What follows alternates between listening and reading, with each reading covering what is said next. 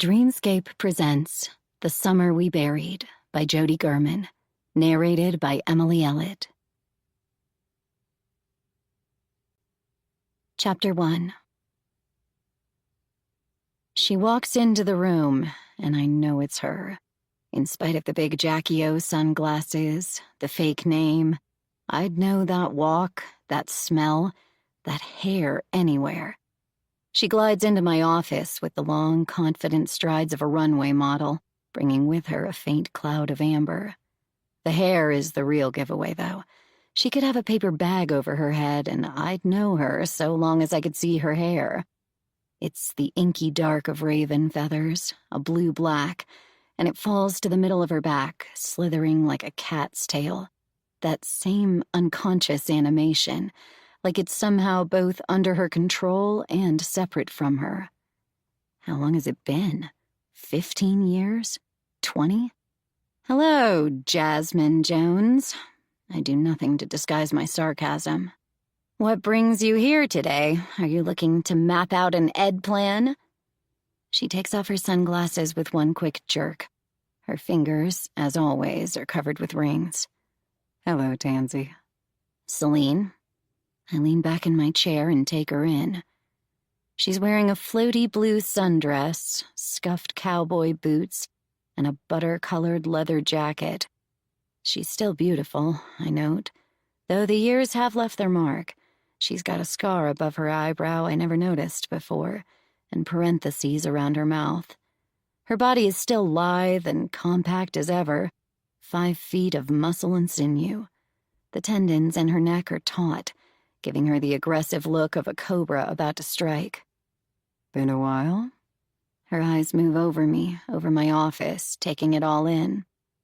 Sure has. Did you move back to Sonoma? I'm renting a little yurt outside of town. Don't worry, though, I'm not here to catch up. I came to ask a favor. She sits in the chair opposite my desk. She doesn't perch on the edge as if ready to bolt, like most of my visitors.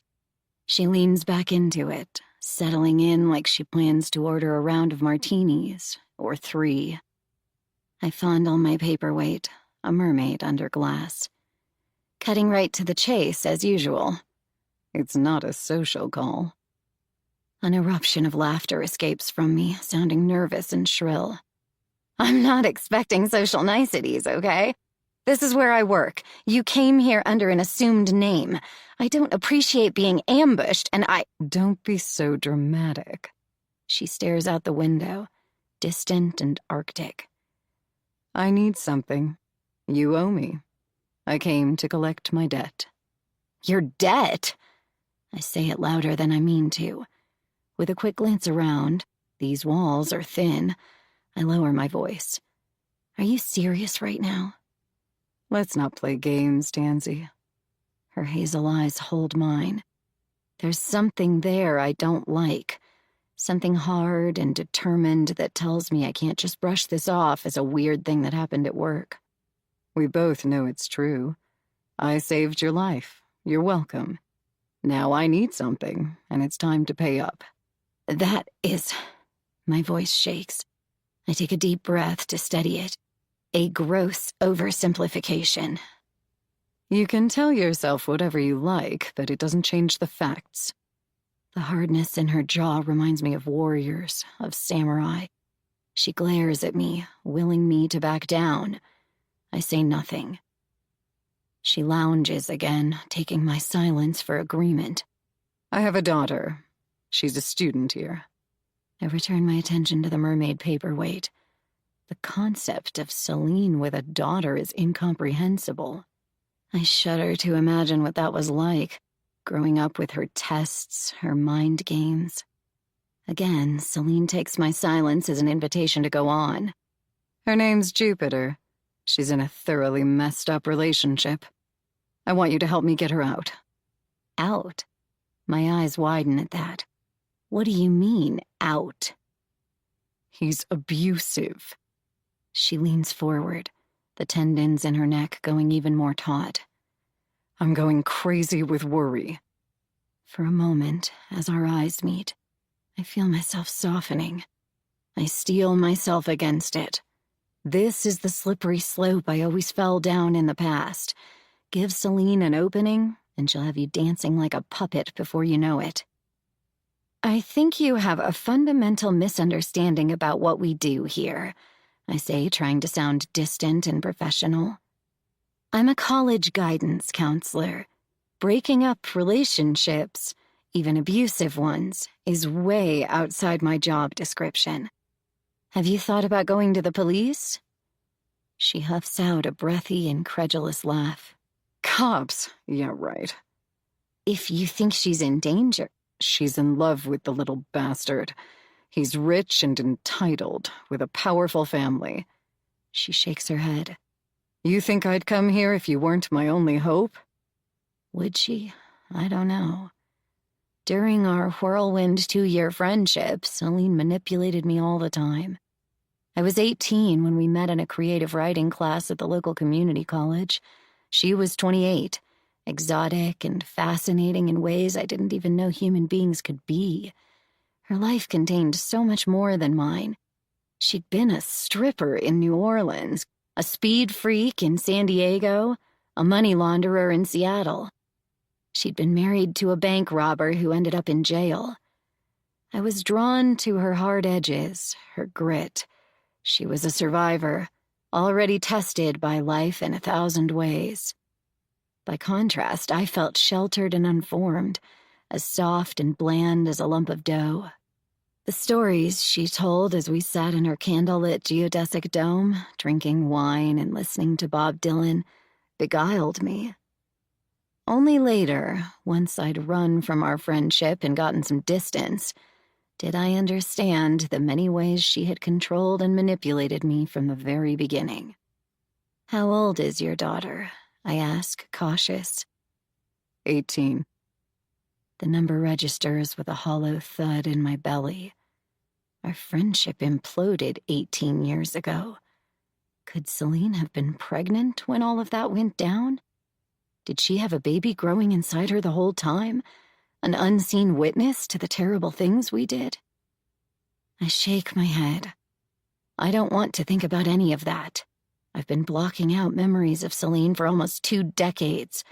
For my own mental health, I plan to keep blocking them, thank you very much. I circle back to my reason for asking the question in the first place. 18 makes her an adult. I know it probably doesn't feel like it. She'll always be your baby, right? But legally... He won't let me see her, she blurts, raising her voice to talk over me. He could have her locked in the basement for all I know. This throws me. Wait, what? Her fingers grip the arms of the chair, knuckles white. The little shit blocked my number on her phone so I couldn't get in touch with her. Naturally, after weeks of silence, I show up at their place just wanting to make sure she's okay. You know what he did?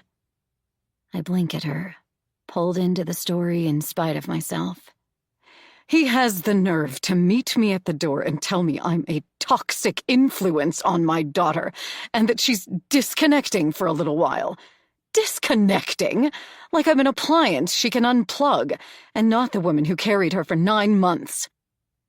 In the pocket of silence, I ask, how long has it been since you've talked to her? Months. Celine glares out the window, simmering with resentment. I get the feeling there's something she's leaving out here. Have you thought about running into her away from the boyfriend? Say, here on campus or her favorite cafe? Her lips curve into a moue of distaste. I shouldn't have to stalk my own daughter. I shrug like it's worth a shot. Again, I sense she hasn't told me the whole story. The Celine I knew would use any means necessary to confront someone she cared about. I let the silence stretch out, wondering if she'll get to the real issue or keep dancing around it. Celine meets my eye, and for the first time since she walked in, I see something vulnerable there, a complicated mixture of need, fury, and embarrassment. There's a restraining order. I can't get within 300 feet of her or I could be arrested. Jupiter took out a restraining order against you? I say it softly, knowing this is hard for her to admit. Colton did. She spits out his name like something rotten. He got her in on it, too, because of the day I went to their apartment. With creeping dread, I ask, what happened? I catch another flash of sheepishness before she buries it under righteous indignation. I may have pushed him. Not hard, but he's a lawyer's son and a spoiled little snowflake, so he knows how to make the most of it. According to the police report, I assaulted him in the foyer of his own home. Neither of us says anything for a long moment. Celine inches closer, lowering her voice to a whisper. I need you to help me do this the right way, or so help me God, I will do it the wrong way. You know I will. I swallow. The aura of danger Celine always carries with her fills the room, making the silence dense. I turn in my chair and open my window, desperate for air. The muted cacophony of campus reminds me I'm here, in my world. I'm safe. A cool breeze pushes through the screen, and the tang of coming rain catches at the back of my throat. I don't see how I begin, but she cuts me off. Get her to come see you, she says. Become her counselor. Normally, students initiate contact. I try to make my tone brisk, matter of fact, a case-closed shrug just starting to take shape in my shoulders. She shakes her head. I know you can figure it out. You like to play by the rules, but you also know how to bend them when you feel like it. Each syllable gets harder and more staccato, like a hailstorm building on a tin roof. I look away. She's got me pegged. And what then? I keep my gaze fixed on the green stretch of lawn outside. Students wander across it in shorts and t-shirts, underdressed for the storm that's moving in from the west, closing fast. The clouds hang low on the horizon, and I can see gray streaks of rain bleeding into the hills. From the corner of my eye, I see her stand and shove her sunglasses back on. One step at a time, Tanzanita. Hearing her old nickname for me, I can't help twisting back around to look at her.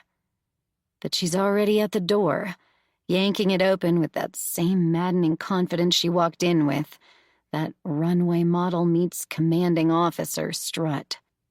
When she's got one foot in the hallway, she looks back over her shoulder and smiles with a radiance that startles me. I'd forgotten she could turn that sort of thing on and off at will. It's one of her more frightening superpowers.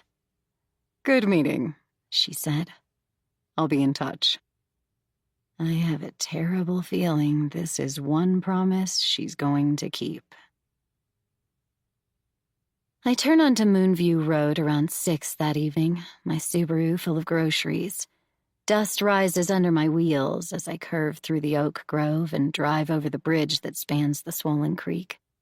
It's Friday, and my brother Tim is coming to visit tomorrow with his husband Jay. Tim's an amazing cook. I know he'll bring plenty of provisions, but I've stocked up on wine, sugar, and carbs just to be safe. Marius stands in his driveway as I pull up, wearing mustard-colored Dickies, his Carhartt jacket, and a wool beanie.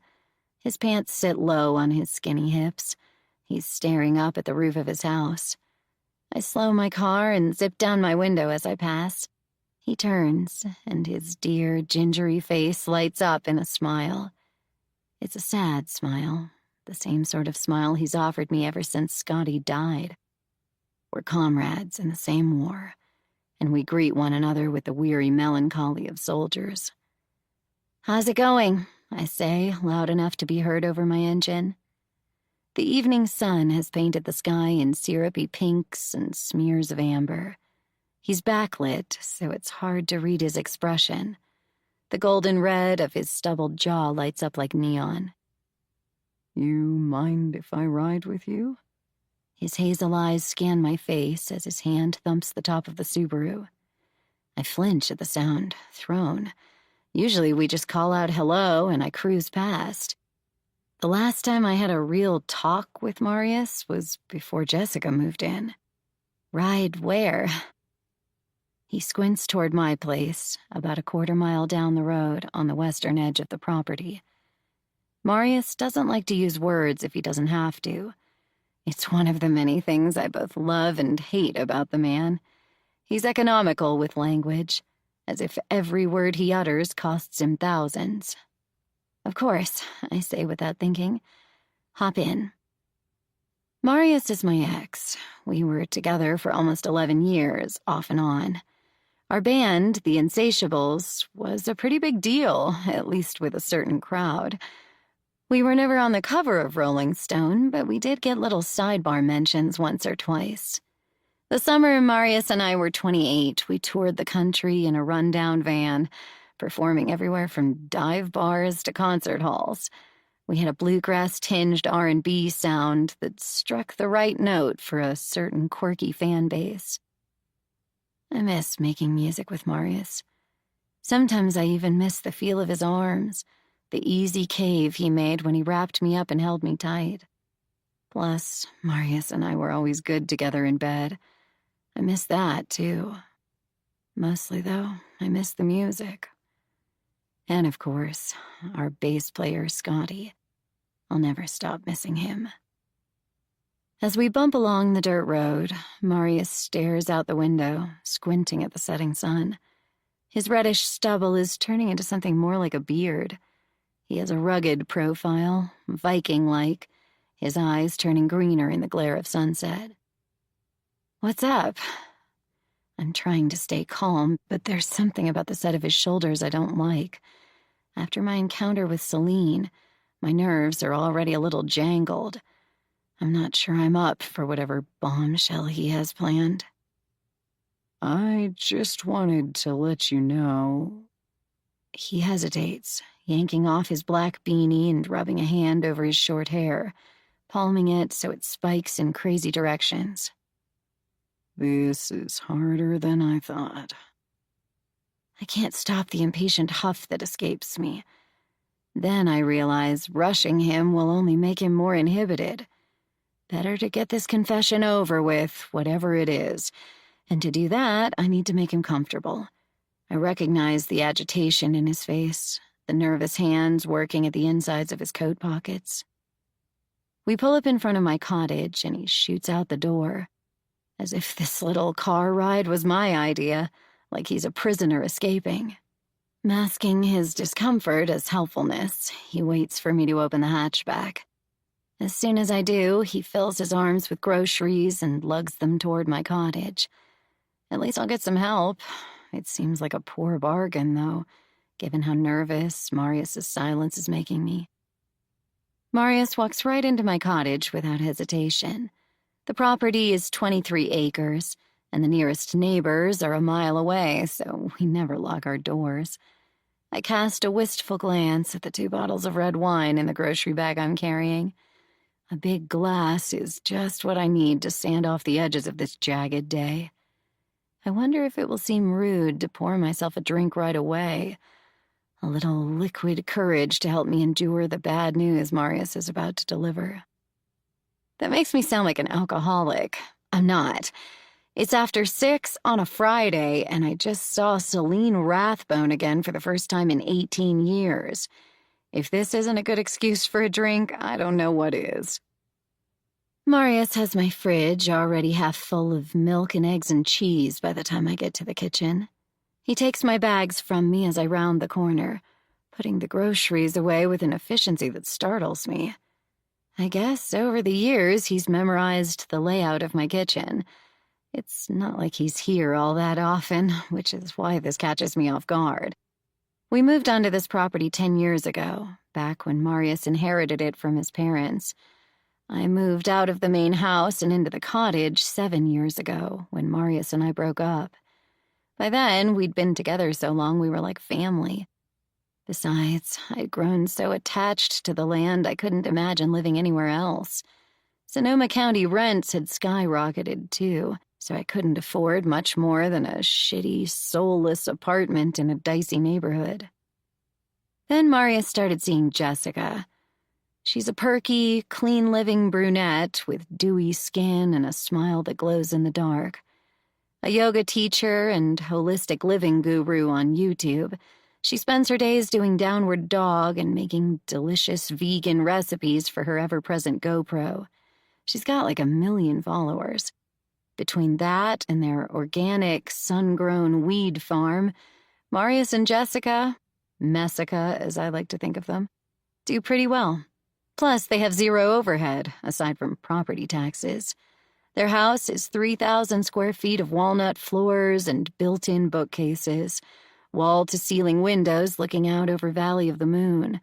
Their deck has been featured in Sunset magazine for its innovative raised beds and eco-friendly solar-lit water fountains. It's a stunning place. My cottage, by contrast, is 500 square feet of cuteness. It's compact, abbreviated, with the same walnut floors and expansive windows as the big house, but scaled down to a dollhouse miniature. It's a studio with a decent kitchen, a trundle bed, a clawfoot tub, and an outdoor shower. I've always loved small spaces. It feels cozy to me, safe, like living on a boat. Plus, it keeps me from acquiring too much shit. Only my shoe collection is out of control. Everything else in my life is remarkably minimalist. Okay, I have way too many scarves, too. And teas. And teapots. But those are my only indulgences, really. While Marius deposits my spaghetti sauce on a top shelf, not where I'd put it, I'll need a chair to retrieve it, and I practically live on that stuff. I watch him with raised eyebrows, waiting for him to speak. He casts a glance over his shoulder at me and flashes his little boy face, a bashful grin playing at the corners of his mouth. This really confuses me.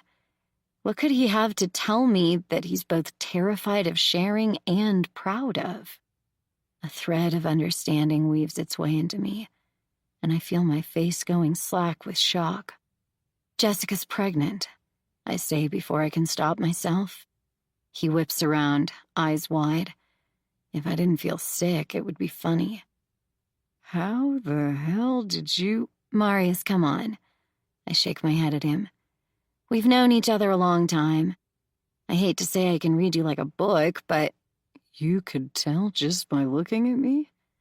He ducks his head and runs his palm over it again, his eyes still astonished. That's amazing. How far along? I fill the electric kettle and turn it on. Outside, the sunset's getting serious. It fills my west-facing windows with an autumnal palette of tangerine and amber. 2 months. She's due in April. A spring baby. I can hear something not quite natural in my voice, overly bright and chirpy. Marius and I were pregnant once. Or rather, I got pregnant when we were still together. I had a miscarriage 5 months in. We'd just started painting the nursery. I was 28, still young enough to know we could try again if we wanted. Not that we were doing much trying when it happened. As it turned out, that miscarriage was the beginning of the end for us. It wasn't the end of our friendship, but it took all the juicy sweetness between us as lovers and dried it to a bitter, pithy husk. I feel his large, calloused hand land on my back. The heavy heat of it is half balm, half brand. My instinct to flinch away fights with my instinct to curl toward it like a cat. It's not like I'm still in love with him, nothing like that. It's just, sometimes my hunger to be held by him again, to feel protected, is stronger than my much healthier instinct to keep my distance. I know this is hard for you. His voice is low and gravelly, honeyed at the edges with compassion. I listen for the dreaded note of pity, but it's not there. This is Marius, my friend, the one who knows the ghosts that haunt me, the one who remembers my pain. Those kinds of friends are rare, and even though his status as my ex is often inconvenient, that hassle doesn't outweigh the value of our deep shared history. With shaking hands, I reach for the cupboard of tea. It bulges with glass bottles filled with tiny black squiggles, cardboard boxes of tea bags, a row of mugs in every shape and size, a jar of honey, and 4 different teapots. These are my everyday teapots. The display of special occasion teapots sits on a shelf a few feet away, sharing a sunny corner with a few succulents. There are 17 pots altogether. What can I say? I have a thing for tea. You must be so excited. I pull out a couple of mugs, then realize this is all wrong. Actually, you know what? Screw tea. Let's have a drink. I flip off the tea kettle and reach for the bottle of wine still nestled in its recycled grocery sack. Pinot Noir okay with you? His face melts into a relieved smile that liquefies my heart. He was worried about what I'd think, how I'd react. There's a mild insult buried in there, I guess. But mostly what I see is how much he cares about me, how much he dreads opening old wounds. For this, I want to hug him. On impulse, I do. I take a step toward him, my hands landing on his chest, and he doesn't even hesitate before encircling me in his arms. I can smell the damp canvas of his jacket, the green, dank scent of weed. It's the smell of home. You doing okay? He murmurs into my hair. I just nod, not trusting my voice. Neither of us says anything for a long moment. With my face pressed sideways against the zipper of his jacket, I watch the windows turning a bruised plum. A raven caws and swoops past the glass, its black feathers reminding me of Celine's hair. I saw Celine today, I say on a sigh. He pulls away from me, studying my face. The Celine? Your crazy stalker friend? Yep. I met Marius soon after my friendship with Celine imploded. The experience was still fresh enough in my history to warrant a fair amount of airtime in our getting acquainted conversations. It had taken me years to sort through the wreckage Celine left in her wake, and Marius had hovered on the fringe of that cleanup. I recounted to him almost everything about our friendship, except how it ended. That was something I couldn't bear to think about, let alone drag out into the light for my boyfriend, who was occasionally virtuous to the point of judgy, to examine. There was even one time a few months after I moved when Celine showed up in Santa Cruz unannounced. Though Marius never met Celine, he knew how spooked I was by her sudden reappearance in my life. She charmed my landlord into letting her into my apartment and scared me half to death. I told Marius about it afterward, and ever since then he referred to her as my crazy stalker friend. How did that go? He leans against the counter, watching me. I uncork the wine, pull glasses from the cupboard, and give us both a generous pour. Taking a long swig before I answer, my voice comes out thick, coated with wine. It scared the shit out of me, tell you the truth. What did she want? It's so Marius, the way he homes in on the dynamic without being told. Somehow he can tell we didn't just run into each other. He knows she sought me out looking for something. That's my ex for you. Laconic, but perceptive. I wave a dismissive hand, not wanting to get into it. Something to do with her daughter. It might be nothing. I don't know. He tilts his chin down to catch my eye as I take another sip of wine. It doesn't sound like nothing. I bite my lip. The truth is, ever since Celine came to see me, I've felt an anxious, ugly dread churning up silt in my stomach, putting me off food and making me crave the numbing warmth of wine. It's not a feeling I want to discuss, though, so I just shrug with a helpless little shake of my head. How is Jessica feeling? I ask, changing the subject. He tilts a hand back and forth. So. Pretty woozy most of the time. Hopefully that part will be over soon. A sad smile passes between us, and I suspect we're both remembering my first trimester. I was sick all the time. The smell of anything more pungent than water made me retch.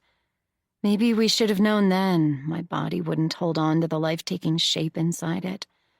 We were on tour, and I had to keep running off stage to throw up into a bucket we kept there for that purpose. Scotty called me their puke-cussionist. Leave it to Scotty to nickname my misery. Anyway, Marius says, fascinated now by the bottom corner of my fridge. we're going to get married. Oh, right. He risks a quick look up, meeting my gaze for just a second, like a dog waiting to be scolded. I wish he wouldn't do that. The puppyish innocence of it slays me. It makes me feel like a ticking time bomb he's dismantling. I'm not in love with Marius anymore. I haven't been, not really, for years. But I still feel my heart swelling with pure affection at the care he's taking, even as I register the sting of it. Congratulations. To my surprise, it comes out warm and sincere. Marius shoves his hands into his pockets and grins. A single word of approval, and his shoulders deflate, not in disappointment, but in relief. That's how much he cares about my position in all of this. We're family, even now. We've been through too much together to let each other wander off into the wilderness. We hold each other's secrets. We know where the bodies are buried. I get that it's weird to live on your ex's property and be a front row spectator to his grand new life. I know it smacks of dysfunction. My only defense against all of this is Marius and I are different. But then, that's what they all say, right? Thanks for telling me. Fondness makes my eyes sting. I didn't want you hearing it from someone else. The unspoken hangs in the air between us. From Jessica. Sweet and earnest, Jessica has no filter. Whatever she's got in her head, it's hitting the airwaves, like it or not. Marius is right. I would have hated hearing it from her. You set a date yet? He studies his fingernails before pushing away from the counter, downing the last of his wine and heading for the door. We're trying to throw something together before she gets too pregnant, but I don't know. Maybe we'll do it after. Keep me posted. At the doorway, with him out on the porch, the remnants of that fiery sunset glinting in his scrubby half-beard, I grab his hand and squeeze his calloused fingers. You're going to be the best dad ever. He half grunts, half laughs. Tears sparkle in his green-gray eyes. How do you feel about Auntie Tansy? It's got a nice ring to it, right? Auntie Tansy, I say, rolling the syllables around in my mouth. I lean back on my heels with a grin. I like it. I sound like the crazy stoner granny with a bong on a crocheted doily. This pulls a laugh from Marius. Not a cynical chuckle, but his hearty belly laugh. The sound warms me. I let go of his hand, and he strolls back toward his gleaming home on the hill. Marius leads a charmed life. Aside from the thing with Scotty, nothing ever seems to mar his fairy tale existence. I watch him go for a good minute or two, enjoying the sweep of tree shadows across the hill as his figure gets smaller. The air smells of fall leaves and coastal rain. I take a deep breath, then shut the door. Chapter 2. It's 5:20 on Sunday morning, and my brother is playing Bohemian Rhapsody at top volume. Irritated at this rude interruption of my beauty sleep, I stumble out of bed and glower down at him from my sleeping loft. Good morning, sunshine! Tim grins up at me, all innocent ebullience, making it impossible to stay mad. That doesn't stop me from complaining a little. It's Sunday morning, I whine. Jay appears beside Tim with a cup of steaming coffee. We've got caffeine, if that helps. He shoots a look at my brother. I told you not to play it so loud. I pull a robe on over my pajamas and make my way down the stairs, lured by the smell of coffee. Jay hands me the cup he's just prepared. Honey and a touch of soy milk. He knows just how I like it. You promised we'd go hiking at dawn, Tim reminds me, turning off the music. No fair, I pout. I was under the influence. Under the influence of Tim's baked chicken? Jay pulls some berries from the fridge. God, that was so good. The buttery tenderness comes back to me, and my stomach growls audibly. Waffles in 10. Jay cracks an egg into a bowl. Can you wait that long? I nod, flashing him a grateful smile before drinking more coffee. One of the things I love about having Tim and Jay over for the weekend is the way they transform my underutilized kitchen into a fully functioning clearinghouse of seriously delicious meals. Tim always does dinner, and Jay specializes in breakfast. I never feel pressure with them to play hostess. They know my kitchen better than I do. Being around my brother and Jay is my favorite form of therapy. Our conversations range from bacon to Buddhism, Sophocles to cat videos. A weekend with Tim and Jay is a high-octane retreat full of amazing meals and long walks. The two of them are so perfect together they make me sick. They're both lawyers. Tim's in criminal defense and Jay does divorce law. They're brilliant conversationalists, and they love it when I pull out my guitar to play a few songs by the fire. When I'm with them, the soundtrack is gentle and acoustic, a nice change from my frantic weekday pace. You want berries in your waffles or on them? Jay asks as he stirs the batter. On. I'm not very loquacious in the morning. Before the caffeine kicks in, I'm downright monosyllabic, especially with a hangover. Last night we killed maybe 3 bottles of wine. Jay hardly drinks, so I know Tim and I managed the lion's share. The coffee is doing little to address the sour cottonmouth stickiness coating my tongue. My guitar is hanging on the wall where I usually keep it. I played for Tim and Jay a little last night, but I was appalled at how rusty I was. I gently unhook it from the wall mount and carry it to the couch before cradling it in my arms and plucking the first notes of Morning Brew, my brother's favorite song. Tim roars, mimicking a crowd going wild, and watches me from his chair. It's a song I wrote when we were just kids, a silly, sophomoric tune that pays tribute to our dad's elaborate Sunday morning breakfasts.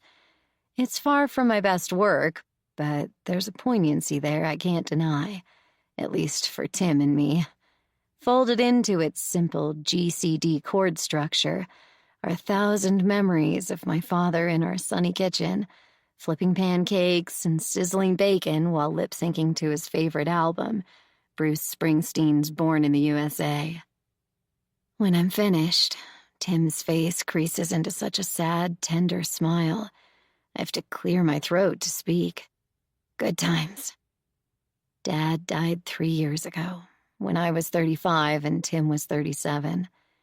Mom left us when we were toddlers, flitting off to Chicago, where she still lives, a stranger to us both. Dad raised us, sometimes with girlfriends in the picture, though never for very long. I suspect he was better at being a dad than a boyfriend. Just before his 70th birthday, Dad was diagnosed with a brain tumor. He didn't linger. There were just a few months between the bad news and his death. He was surprisingly serene about the whole thing, smoking more weed than ever to combat the pain. When he died, Tim and I were both there in the room, each of us holding onto one of his big paws, flanking him like acolytes. I still miss him every day, Tim says, tilting his head back to look at the ceiling. Me too. It comes out hoarse, choked. Just then, Jay saves us from more maudlin displays with a hearty, Come and get it. I rise from the couch, coffee cup in hand, careful not to spill. As I pass Tim on my way to the bacon, hot and crispy on a paper towel, he touches my back, just once, gently, near the nape of my neck. Late September is a gorgeous time in Sonoma, when the light ripens to a mellow gold and the vineyards turn scarlet. Today is no exception. Jay stayed back at the house to get some work done, allegedly, though I suspect his real agenda was to give Tim and me a little time together. We haven't managed a weekend like this since July. As much as I love Jay, I'm eager to have my brother all to myself. We hike north from my place through a redwood forest, then through a sunlit meadow and back into the primordial gloom of the woods. The trail is little more than a deer path through the ancient trees. Beams of sunlight spear the branches here and there, illuminating lazy dust motes swirling like miniature solar systems. I breathe in the cool scent of blackberries and redwoods. A thin ribbon of creek meanders beside us, babbling as the water slips over mossy rocks and forms tiny waterfalls. Tim is a good listener. It's part of what makes him a great lawyer, his innate curiosity about other people's lives. I tell him about Jessica's pregnancy, which he teases out of me with just the right note of righteous indignation. He thinks Marius is making a huge mistake, tying himself forever to Shakti Jess, as she's known online. Tim's only been around Jessica a handful of times over the years, but he has strong opinions about her, none of them very positive. Though I'm not sure he's right about Marius making a mistake, I can't help savoring Tim's snarky quips. It's a balm for my tangle of complicated feelings about the whole thing. How are you feeling about the news? Tim asks as we pant our way up a steep, blackberry-lined slope. I know Tim's not just inquiring about my reaction to Jessica's pregnancy. He's also asking about my ticking clock, the now or never deadline looming as my window for having kids closes year by year. He knows I spend a lot of time worrying at this particular tangle of conflicting desires. The miscarriage left a lot of scar tissue behind, physically and emotionally. I've experienced a good portion of pregnancy, more than half of it, long enough to feel her squirming and fluttering inside me. That sensation was so real, so visceral. It still haunts me. I'd never asked for a baby. Sure, when I was a girl, I saw motherhood as part of my inevitable future. It was one of those things we all assumed about our lives: house, husband, baby. In college, though, studying music at UC Santa Cruz, I started to question the wisdom of motherhood. The creative life I'd forged there was rich and multifaceted, all-consuming. Jam sessions late into the night, bongs of elaborate blown glass, African dance classes, and co-op shopping, and beach barbecues, and organic beeswax candles. These were the currency of my world. Baby wipes and goldfish crackers and sippy cups were not in the cards for me, I decided. I wanted to stay in this land of artists as long as I could. I had a friend who'd dropped out sophomore year to have a kid, and she'd never come back. To me, her life looked like a whirlwind of drudgery. My escape to college had given me a fresh start, one I dove into with deep abandon. I loved my life in Santa Cruz. It was gritty and colorful, and probably unsustainable, but at the time I couldn't see that. Anything that might rip me away from the utopia I clung to, I deemed dangerous and ill-advised. Babies fell into this category. But then Astrid happened. That's what we'd decided to call her. It was my grandmother's name. It means divine beauty. Sometimes I can still see her, with my dimples and blonde curls, Marius's green eyes and straight, slender nose. My half-pregnancy and its traumatic, abbreviated conclusion left behind a Celtic knot of wishes and fears. Sometimes I want a baby so badly it's a physical ache. Sometimes the notion is so repulsive I feel a wave of relief that I've never gotten pregnant again.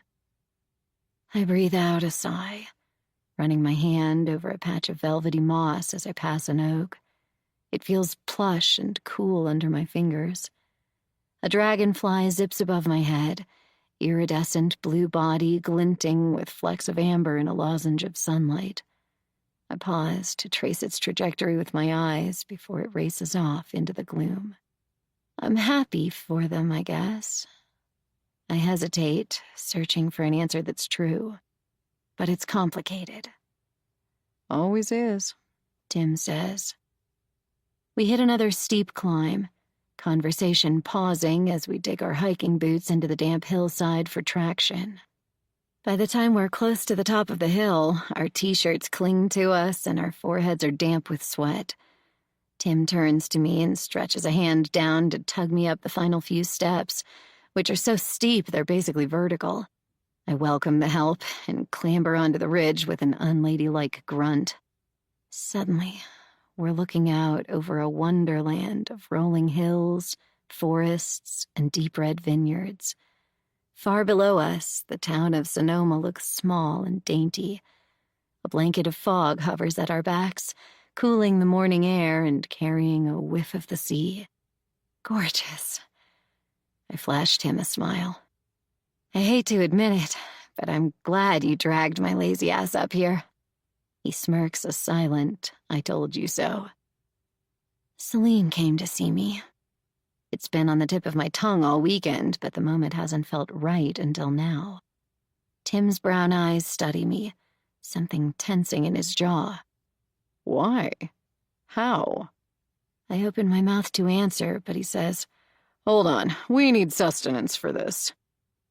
He tugs me over to an oak with a trunk that bends so close to the ground it forms a mossy bench. Then he takes off his backpack, unzips it, and produces a water bottle, a Ziploc baggie of cheese slices, and a box of Ritz crackers. Once we're settled onto the tree trunk, each of us with a cheese and cracker sandwich, I tell him about the appointment, the fake name, the Jackie O sunglasses, the restraining order, the weird command to interfere with her daughter's love life. Celine has a kid? He asks around a mouthful of crackers, incredulous. I know. She was challenging enough as a friend. I can't imagine what she'd be like as a mom. Tim shakes his head and swallows, wiping his mouth with the back of his hand and reaching for the flask of water between us. I don't like it, Tansy. You and me both. He looks at me, squinting like I'm an equation he's trying to solve. You said no, right? My hesitation tells him everything he needs to know. He throws his hands up, spilling a little water from the flask as he jiggles it in his lap. No, no, no. Tell me this is not happening. I didn't tell her yes, I argue, defensive. You know that woman. If you don't tell her no 1,000 times no, what she hears is yes. I shrug. I can't help what she hears. She's going to hear what she wants to hear, and no matter... You're doing it. He points a finger at me. It's happening. What am I doing? My voice comes out as a squeak. Tim's eyes widen like he can't believe my stupidity. You're letting her manipulate you. No, I'm not. You are. He nods, agreeing with himself. You're playing the innocent little Dorothy to her wicked witch of the West. Fuck off. I'm not Dorothy. He stands, handing me the water bottle, and blocks my view of the valley with a wide-legged stance, forcing me to meet his gaze. This is not okay, Tans. I'm older now. Wiser. He pulls a face, which I ignore. I'll admit I felt a tiny bit... I search for the right word. Intrigued, but I kept my distance. I agreed to nothing. Tim studies me for a long moment before puffing out an exasperated breath. I remember what you were like last time this woman crossed your path. It was not pretty.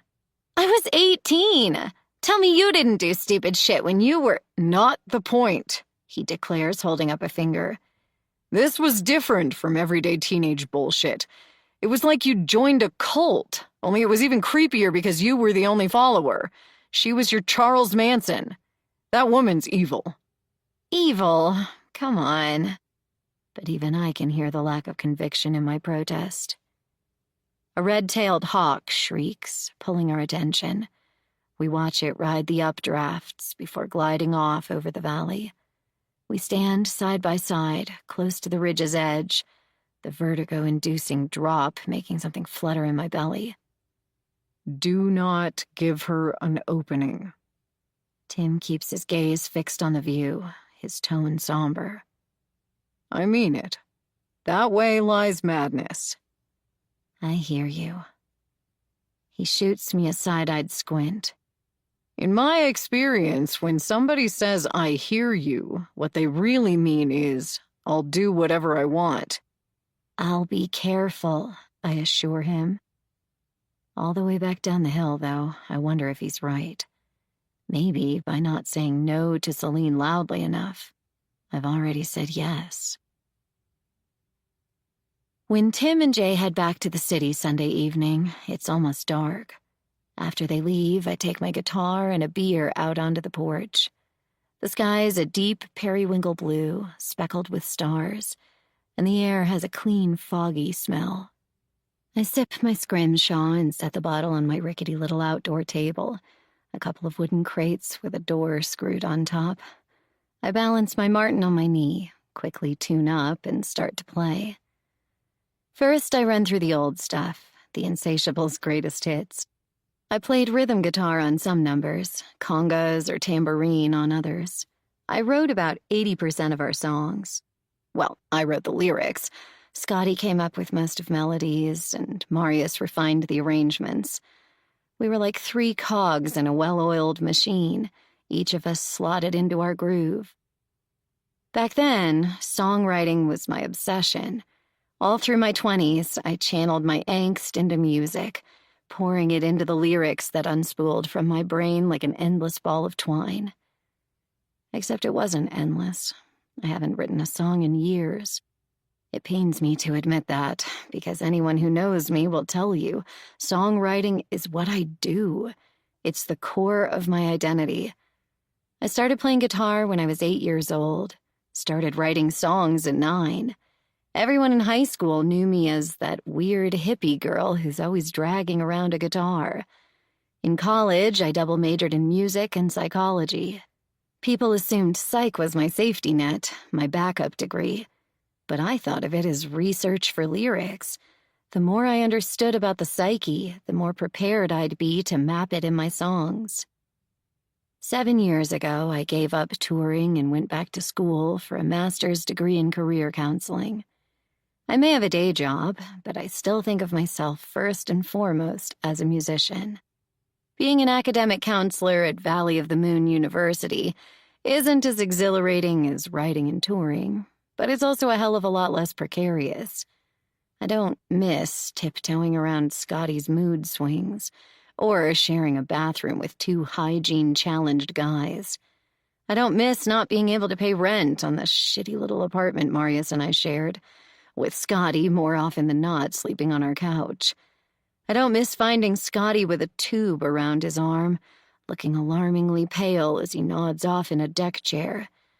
I don't miss the sickening nerves just before a big show, my clammy hands shaking so badly it felt physically impossible to form a single chord. But there's so much I do miss. I miss the nights when Marius, Scotty, and I all curled up on a mattress we kept in the van and told each other funny stories until 2 a.m. I miss the deep satisfaction I felt when a song came together, every harmony and rhythm fitting perfectly like an intricate clock. I miss the pure delight of opening my mouth and hearing my own voice pouring into the microphone and out of the speakers in a cool river of sound. I miss the power I felt when the crowd's drunken roar poured over me like a great warm wave. A soft breeze pushes against my face, and I pause to sip my beer. The usual Sunday night sadness creeps up on me. An owl hoots from the forest across the meadow, a melancholy plea. My cat, Diego, pushes against my leg with his hard little forehead. I reach down and run my fingers along his striped back, tugging gently on his tail. He circles back for another round. I repeat the action, murmuring my hello. Turning my attention back to my guitar, I try a couple of chord progressions, taking a stab at a melody. I can feel the urge welling up like it used to. Everything that's happened in the last few days mixes inside me, and the need to distill it feels like a physical ache. Celine's reappearance, Marius's announcement about the baby, Tim and Jay's visit. It all competes for space and begs to be turned into a song.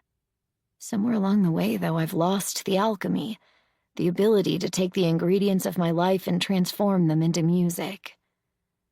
Defeated, I lay my Martin down gently on the deck and lean back into my Adirondack chair, fixing my gaze on the stars.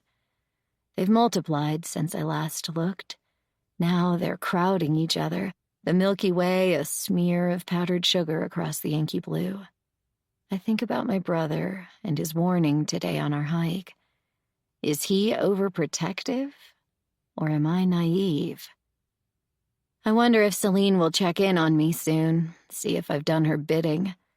How long will she give me? A week? 3 days? If she's anything like she used to be, patience is not one of her virtues. The thought of seeing her again sets off a complicated cacophony of feelings. Fear, dread, excitement, affection, repulsion. The mental real estate I've allotted to her in the 2 days since she invaded my office makes me think Tim was right to issue dire warnings. I'm in dangerous territory. I need to watch myself. The owl hoots again, and its silhouette appears above a towering pine about 15 yards away. Its wings form a ghostly shape against the blue as it glides west. I remember my father's superstition about owls, how he swore he heard one every time big trouble was headed his way. The thought sends an unpleasant chill down my spine. I swig the rest of my beer, scoop up my guitar, and head inside. The frustration about my failure to write a song lingers, but I try not to get too down on myself. After all, I played music this weekend for the first time in months. That's a step in the right direction. Still, it's hard not to mourn the loss of my singer-songwriter self. Back in the day, writing a song was my way of finding out how I felt. Each melody became a map of my inner life, every chorus a big X marking my emotions. Maybe if I carve out more time to practice, the songs will come again, and with them, clarity. Now that Celine's barged back into my life, I'll need that clarity more than ever.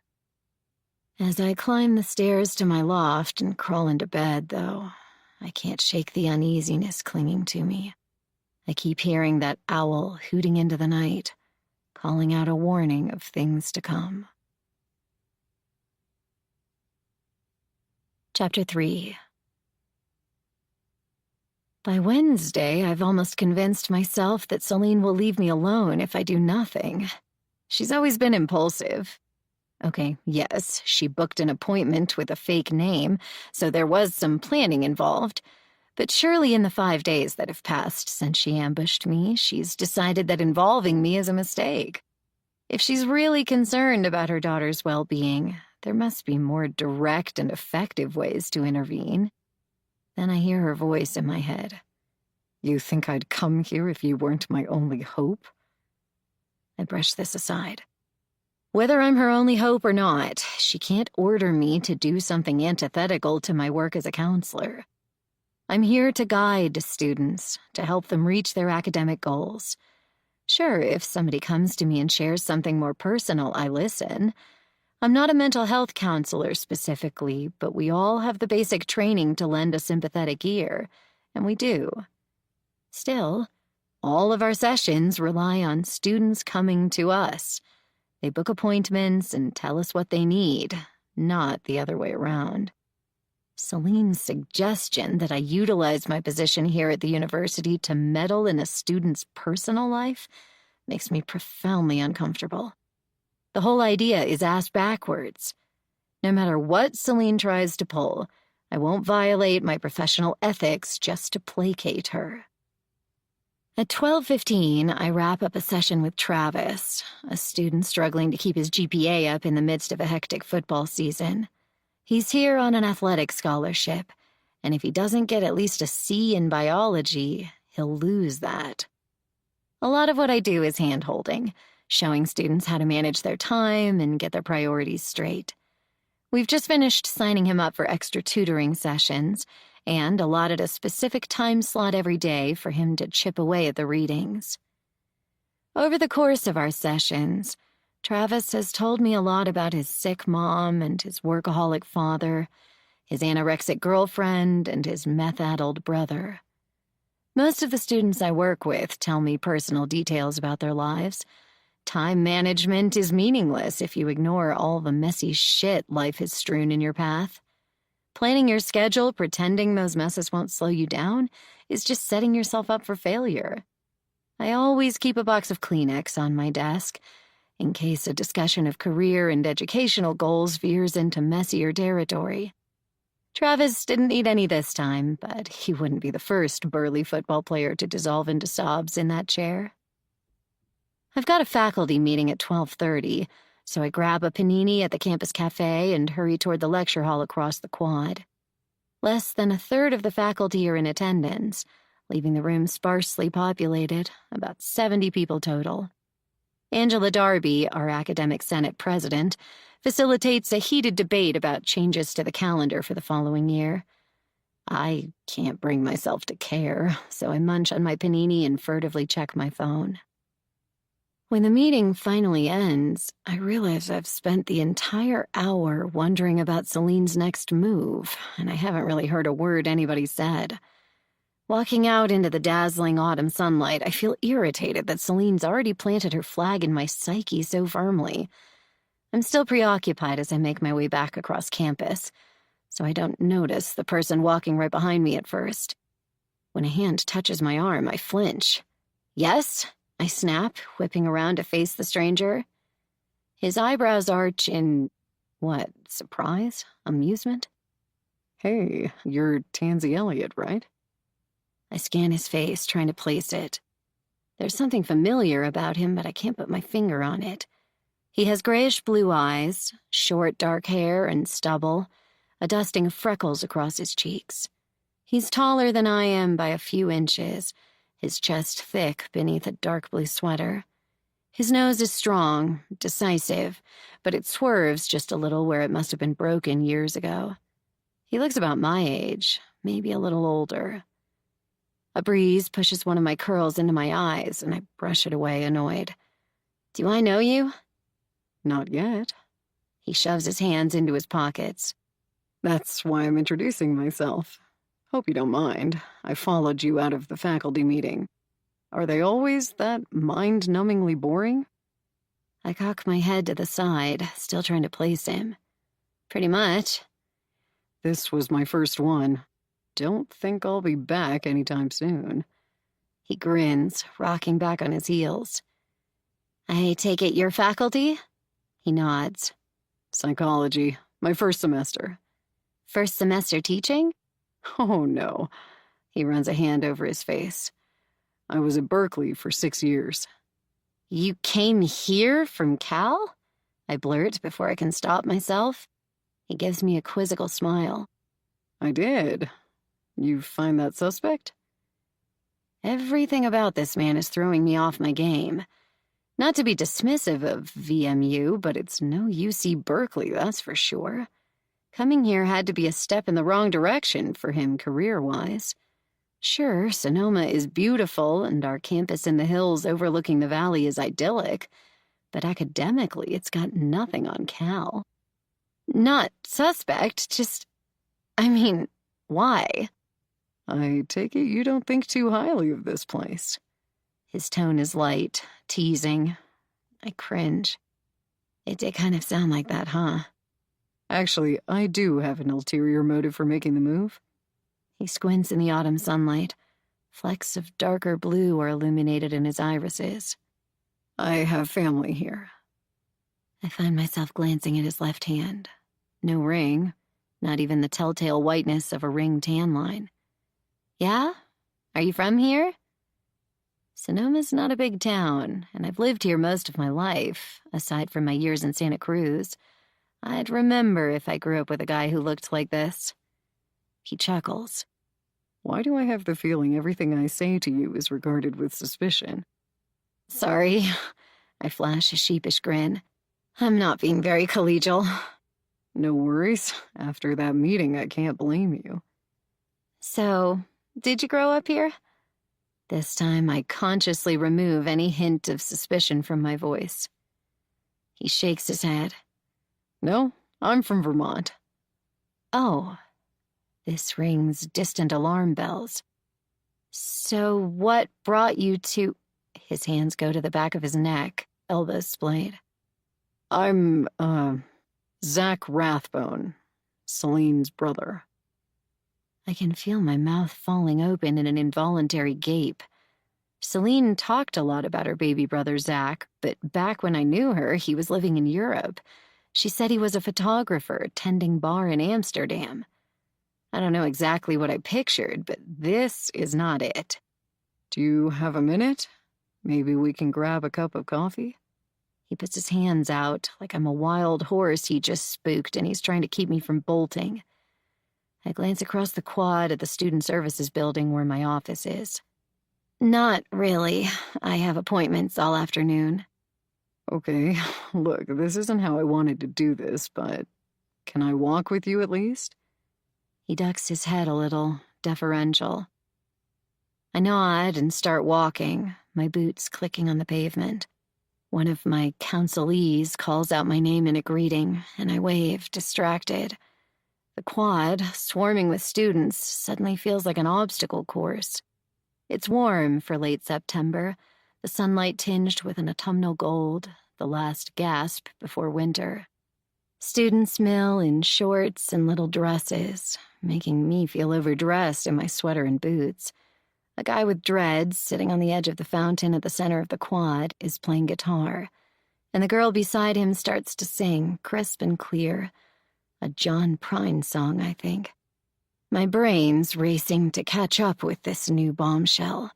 Celine's brother, here, on faculty. And cute. So damn cute. Which is totally irrelevant. What do you mean, do this? I blurt as he struggles to match his pace to mine. Zach looks confused. His forehead wrinkles, a series of lines that are well worn. You said, this isn't how I wanted to do this, I clarify. Do what? He shoves his hands into his pockets. I wanted to talk to you about Celine, but I was hoping we could sit down and... What about her? My tone's gone brittle. He sighs. We've almost reached the doors to my building.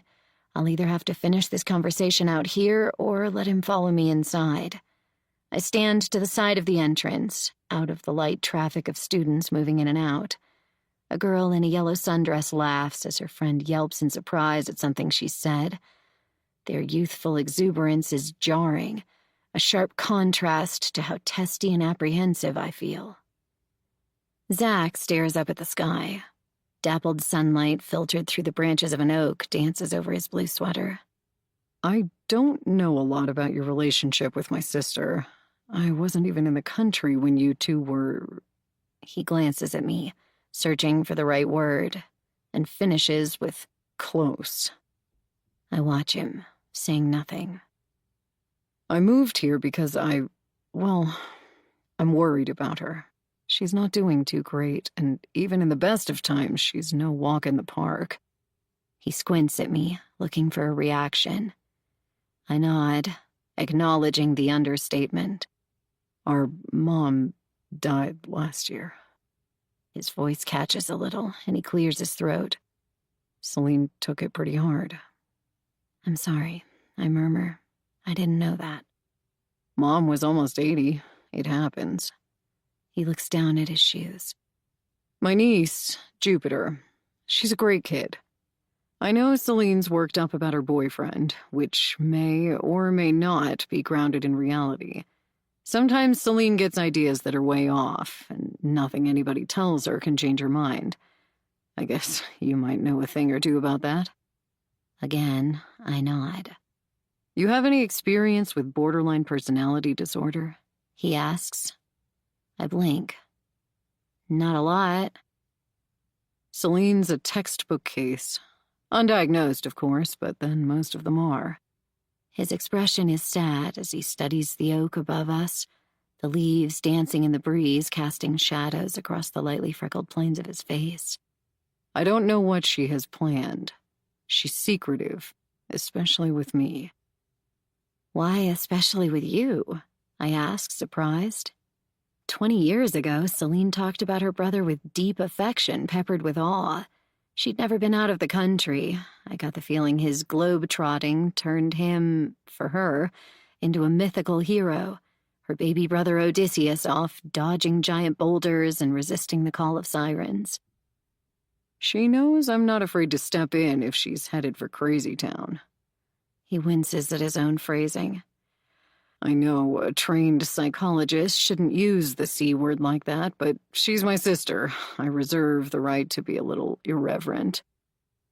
A breeze stirs my hair, sending my curls swirling around my face. I push them back with my hands and glance at the door, aware that my next appointment is minutes away. I'll be late if I don't hurry. Sorry, I know you have to go.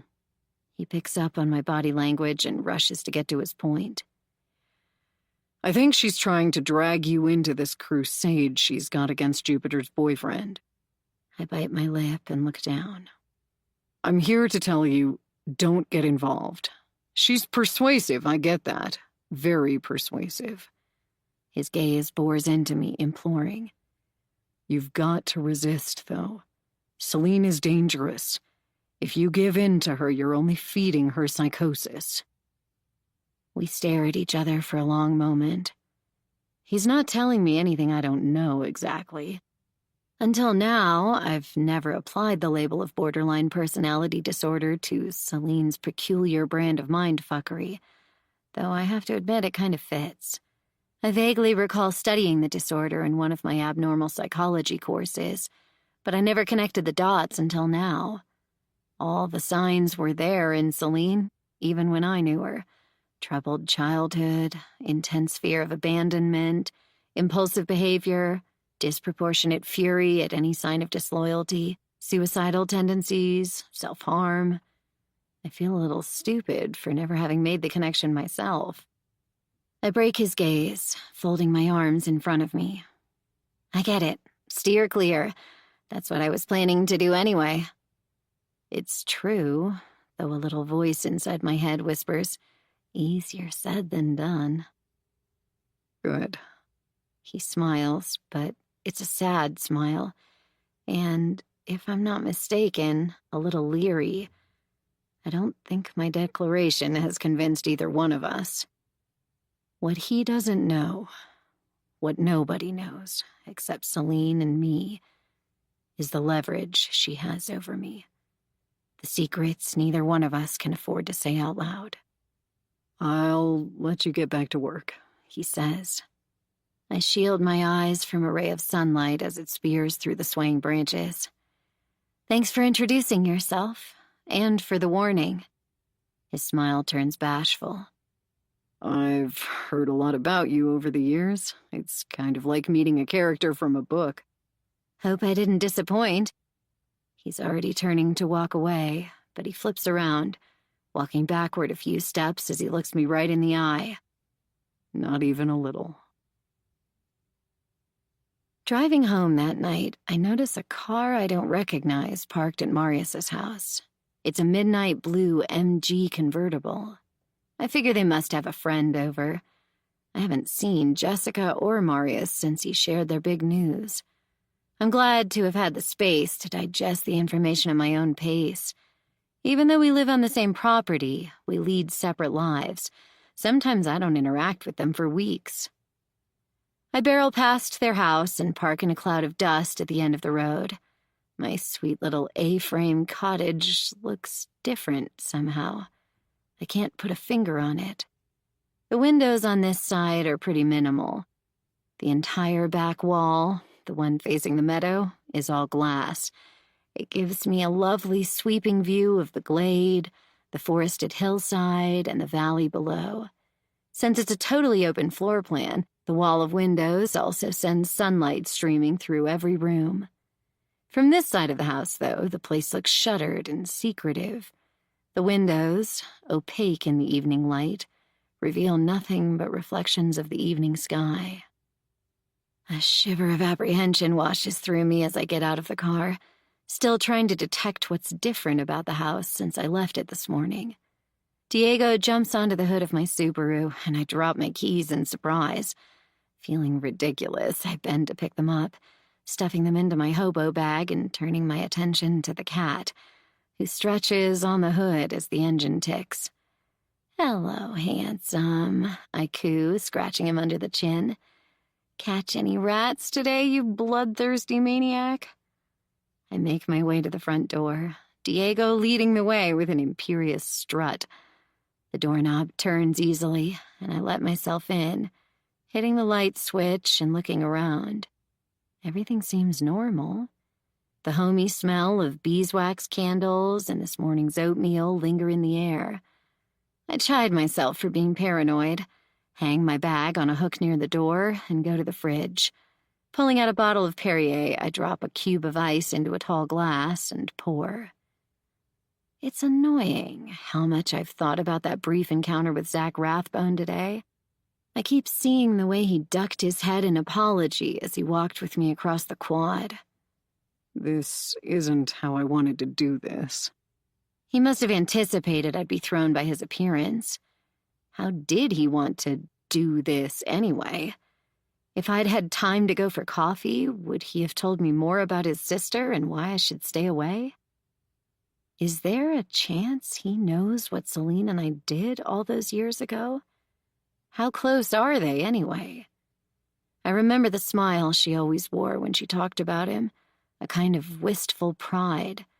She had photos he'd taken all over her little geodesic dome, some of their mother, some of places he'd explored in Europe. I remember one black and white photo of the two of them standing on a porch, her arm wrapped around him protectively. My thoughts still replaying the afternoon's conversation.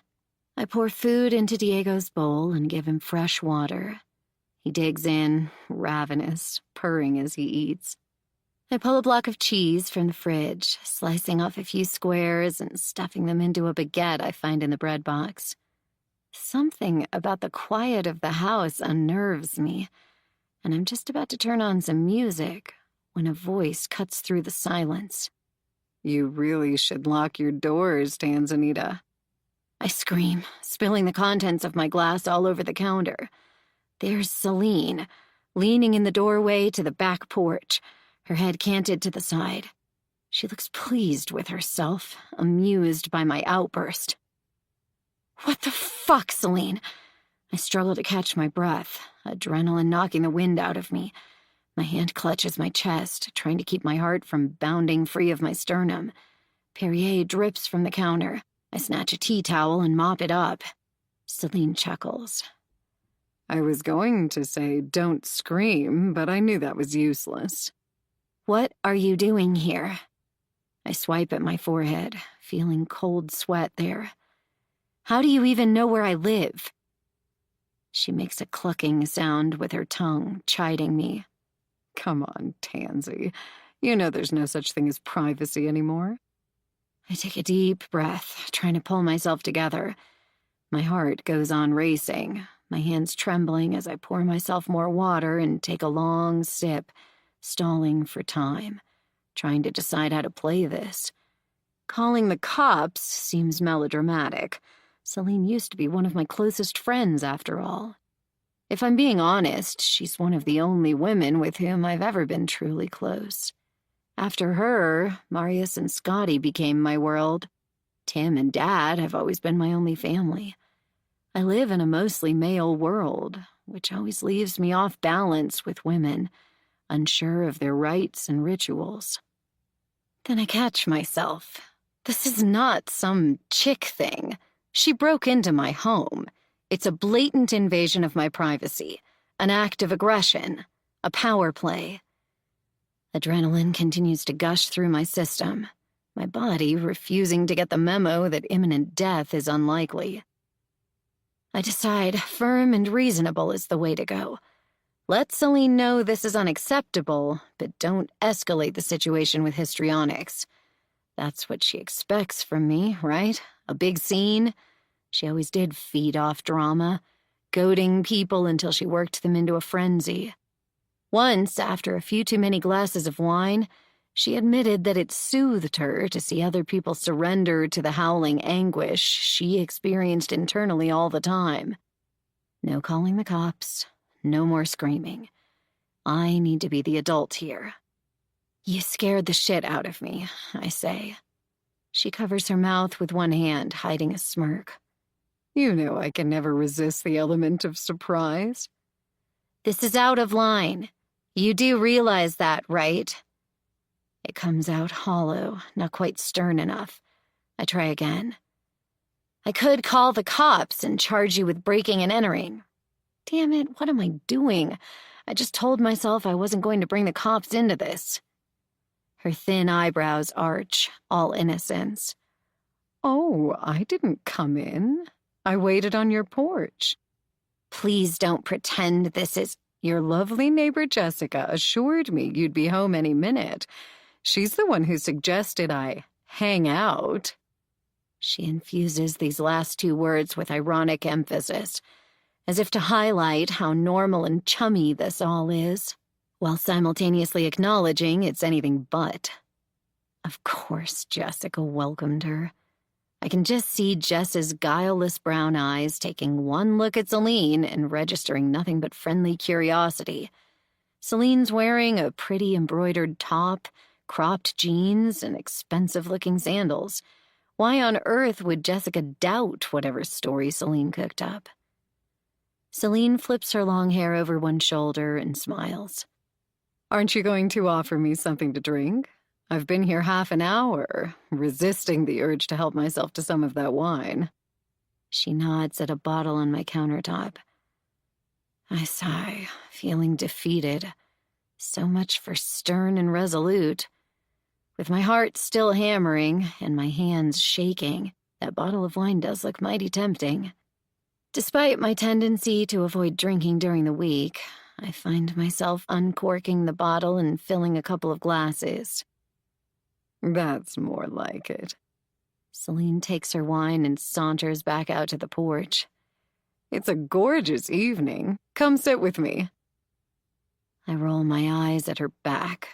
For fuck's sake, this is so Celine. She breaks rules of social etiquette and common decency, breaks laws even, then makes you feel like an idiot for balking at her audacity. I think of Tim and Zach's warnings to stay away from her schemes. I can't help griping inside my head that they have no idea how insidious she can be. Resigned but cautious, I follow her out to the porch, taking a healthy swig of wine as I do. The warm glow in my chest goes a long way to slowing my runaway heart. Celine takes a seat on the outdoor couch, slipping off her sandals and propping her bare feet on my table. Great place you've got here. I sit in the Adirondack chair, cautiously balanced on its edge. Thanks. Does Jessica own the whole spread? She gazes out over the valley, her expression relaxed as she sips more wine. An impatient huff escapes me. Celine, I'm not going to sit here and make small talk with you, okay? Tell me whatever it is you came to say. Or was this all an elaborate way of proving you can pop up anytime, anywhere? Because if that's the point, I got it. You know where I live. Message received. She reels back, though her relaxed expression remains. Damn, girl. I thought the chilly reception you gave me the other day was because I invaded your sacred workplace. So naturally, you figured I'd be much more receptive if you broke into my home? Her hazel eyes spark for just a second, but she keeps her grin in place. We were friends, Tansy. Real friends. Does that mean nothing to you? I swallow hard, fighting the lump in my throat. I think I made it pretty clear our friendship is over. That you did. She studies me, head tilted. While we're on the subject, why did you cut and run like that? You know why. I'd like to hear you say it. She speaks quietly, but I can still make out the cold edge of menace underneath her words. I sigh. I couldn't reconcile the things we did. So you blame me for what happened? She raises an incredulous eyebrow. Doesn't that strike you as a bit unfair? I sip my wine, struggling to find the right words, just as I did 18 years ago when she was my idol. I don't blame you. We both had a part in it. I know that. Yet I'm the one you punished. Her tone is bitter. Honestly, I felt healthier away from you. This isn't an easy thing to say, but the wine is loosening my tongue. Maybe a little brutal honesty will help her accept my decision. It was the only way for me to move on. She considers me for a long moment, then waves a dismissive hand. All of that happened ages ago. We were so young, especially you. Now we're grown-ass women. Don't you think we could start again? I've changed since then. I've done so much work on myself. I feel the old, sick desire to believe her blossoming inside me. This is one of the mysteries of Celine. She's forever working on herself, dealing with her issues, yet the fundamental truth about who she is never changes. Her cruel streak, her ruthlessness is so much a part of her, no amount of work could ever alter it. She knows me well enough to understand this is the card to play, though. I was always a great believer in transformation, so much so that it took 2 years of cycling through her dramatic demands, tests, and mind games to see that cutting her out of my life like a tumor was the only way to feel better. I'm sure that's true, I say, cautious. I'm just not willing to try again. I'm sorry. She smooths back her hair and stares out at the valley. Look at little Tansy, all grown up. What's that supposed to mean? I know I shouldn't ask. I'm just playing into her hands, but I can't resist. The old Tansy would have given me a second chance, though I can't for the life of me understand why I should be the one begging here. Her eyes glint in the twilight, cat-like. What I did was the ultimate proof of loyalty. I think you know that, deep down. I say nothing. This is old territory, a path we've walked down so many times it's well worn beneath our feet. Back when I ended our friendship, she wrote me countless letters stating this same basic tenet in 1,000 different ways. When I didn't answer those letters, she showed up at my apartment in Santa Cruz and screamed about her loyalty until I threatened to call the cops. I know from experience there's no way to talk her out of this conviction. That's why I gave up and went silent, choosing to move in with Marius so she wouldn't know where to find me. She stares at me, her eyes welling with tears. Everything I did was out of love. I steel myself against her attempt to draw me in, remembering my goal here. Keep the drama minimal, find out what she wants, get her out. Why don't you just tell me what you want? My voice sounds flat, hollow. Her eyes glimmer, but she blinks the tears away. In the evening light, the shadows beneath her cheeks are more pronounced, making her look almost gaunt. She shakes her head, sending her hair shimmying around her shoulders. You know what I want. I made that very clear. I can't interfere with your daughter's life. I make my voice as firm and defiant as I can. That's not on the table. My baby is being held hostage by a control freak with a violent temper. Her eyes plead with me to understand. I can't even check in on her or I'll be arrested. I feel a pang of sympathy, in spite of my resolve. That must be terrible. I get that. You know what these guys are like. They all have the same MO. He's cut her off from everyone so he can do whatever he wants with her. Her frustration makes her words come out in a tumble, like she can't get them out fast enough. The very least you can do is meet with her and let me know how she's doing. Celine, that's not how it works. I try to keep my tone firm and rational. College counselors don't report back to parents. It violates student privacy laws. Her neck muscles tense. This is non-negotiable. You're doing it. Or what? I can't keep the goading note from my voice. She thinks I'm still 18 years old, in awe of her. Well, I'm not. She doesn't hold all the cards anymore, and I'm not the insecure little girl I was when she learned to push me around. She leans back, suddenly calm. Her throat relaxes, the taut wires smoothing to a gentle curve. I'm this close to bringing us both down, Tansy. We stare at one another, her eyes shining with a dare. I put my wine on the table. What are you saying? I'll go to the cops if I have to. She tightens her grip on her glass, knuckles going white. I'll tell them everything. My pulse skyrockets again. I shake my head like I can negate what she just said. You wouldn't do that.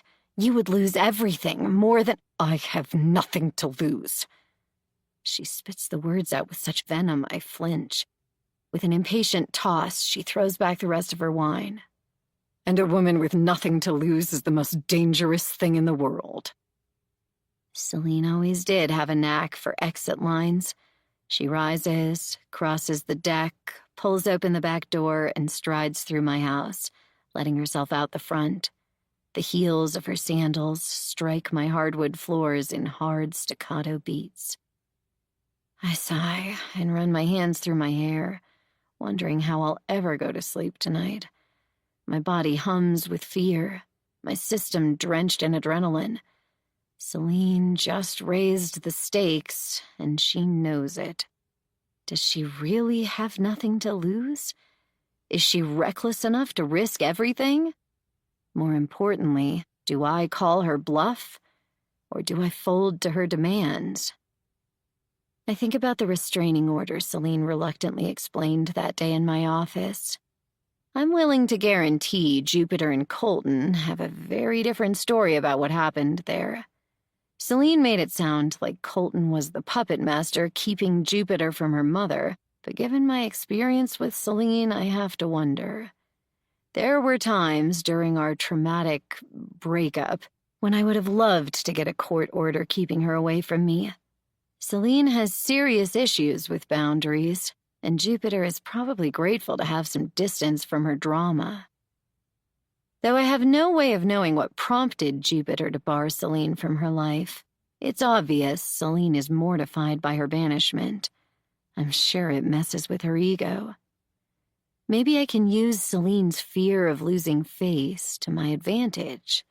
If she sees herself as the victor in our struggle, it might be enough to diffuse the conflict. There's no real harm in meeting with Jupiter, assuming I can arrange it. Whatever we discuss in our counseling session will be confidential, after all. I won't interfere in her relationship. I'll just talk to her, sound her out, see what's going on. Any kid who grew up with Celine for a mother could probably use a little counseling. Celine won't get what she's asking for, but it will look like she's won, which could be enough to get her off the destructive path she's on. I recognize that glimmer in her eye. It's the look she gets right before she burns everything to the ground. I don't want to be the one in flames when she douses my world with gasoline and lights the match. I go inside and start for the stairs, but something about my fridge catches my eye. With my heart in my throat, I creep closer, trying to read the words spelled out with my alphabet magnets. The lurid primary colors and the slightly crooked letters give it the creepy vibe of a ransom note. Harvest, Moon, Ball, Summer 03. You owe me. Chapter 4. Jupiter Rathbone sits across from me, her expression placid. The sunlight from my third-story office windows catches in her hair, bringing out the gold. It's parted down the middle, hanging straight and smooth in two curtains that frame her face. She watches me with that blank-faced innocence only the very young can manage, a trusting serenity in her wide-set crystal blue eyes. I can't help seeing something of myself in her. Not my current self, but the girl I was when I first met Celine at 18. Back then, I'm sure I had this same beguiling air of naive trust. She sits in my visitor's chair with perfect posture, her narrow shoulders erect in her pale yellow tunic. A gold necklace, gossamer thin, drapes over her pronounced collarbones and disappears into her V-necked bodice. Her hands rest in her lap, one wrist adorned with an equally delicate bracelet.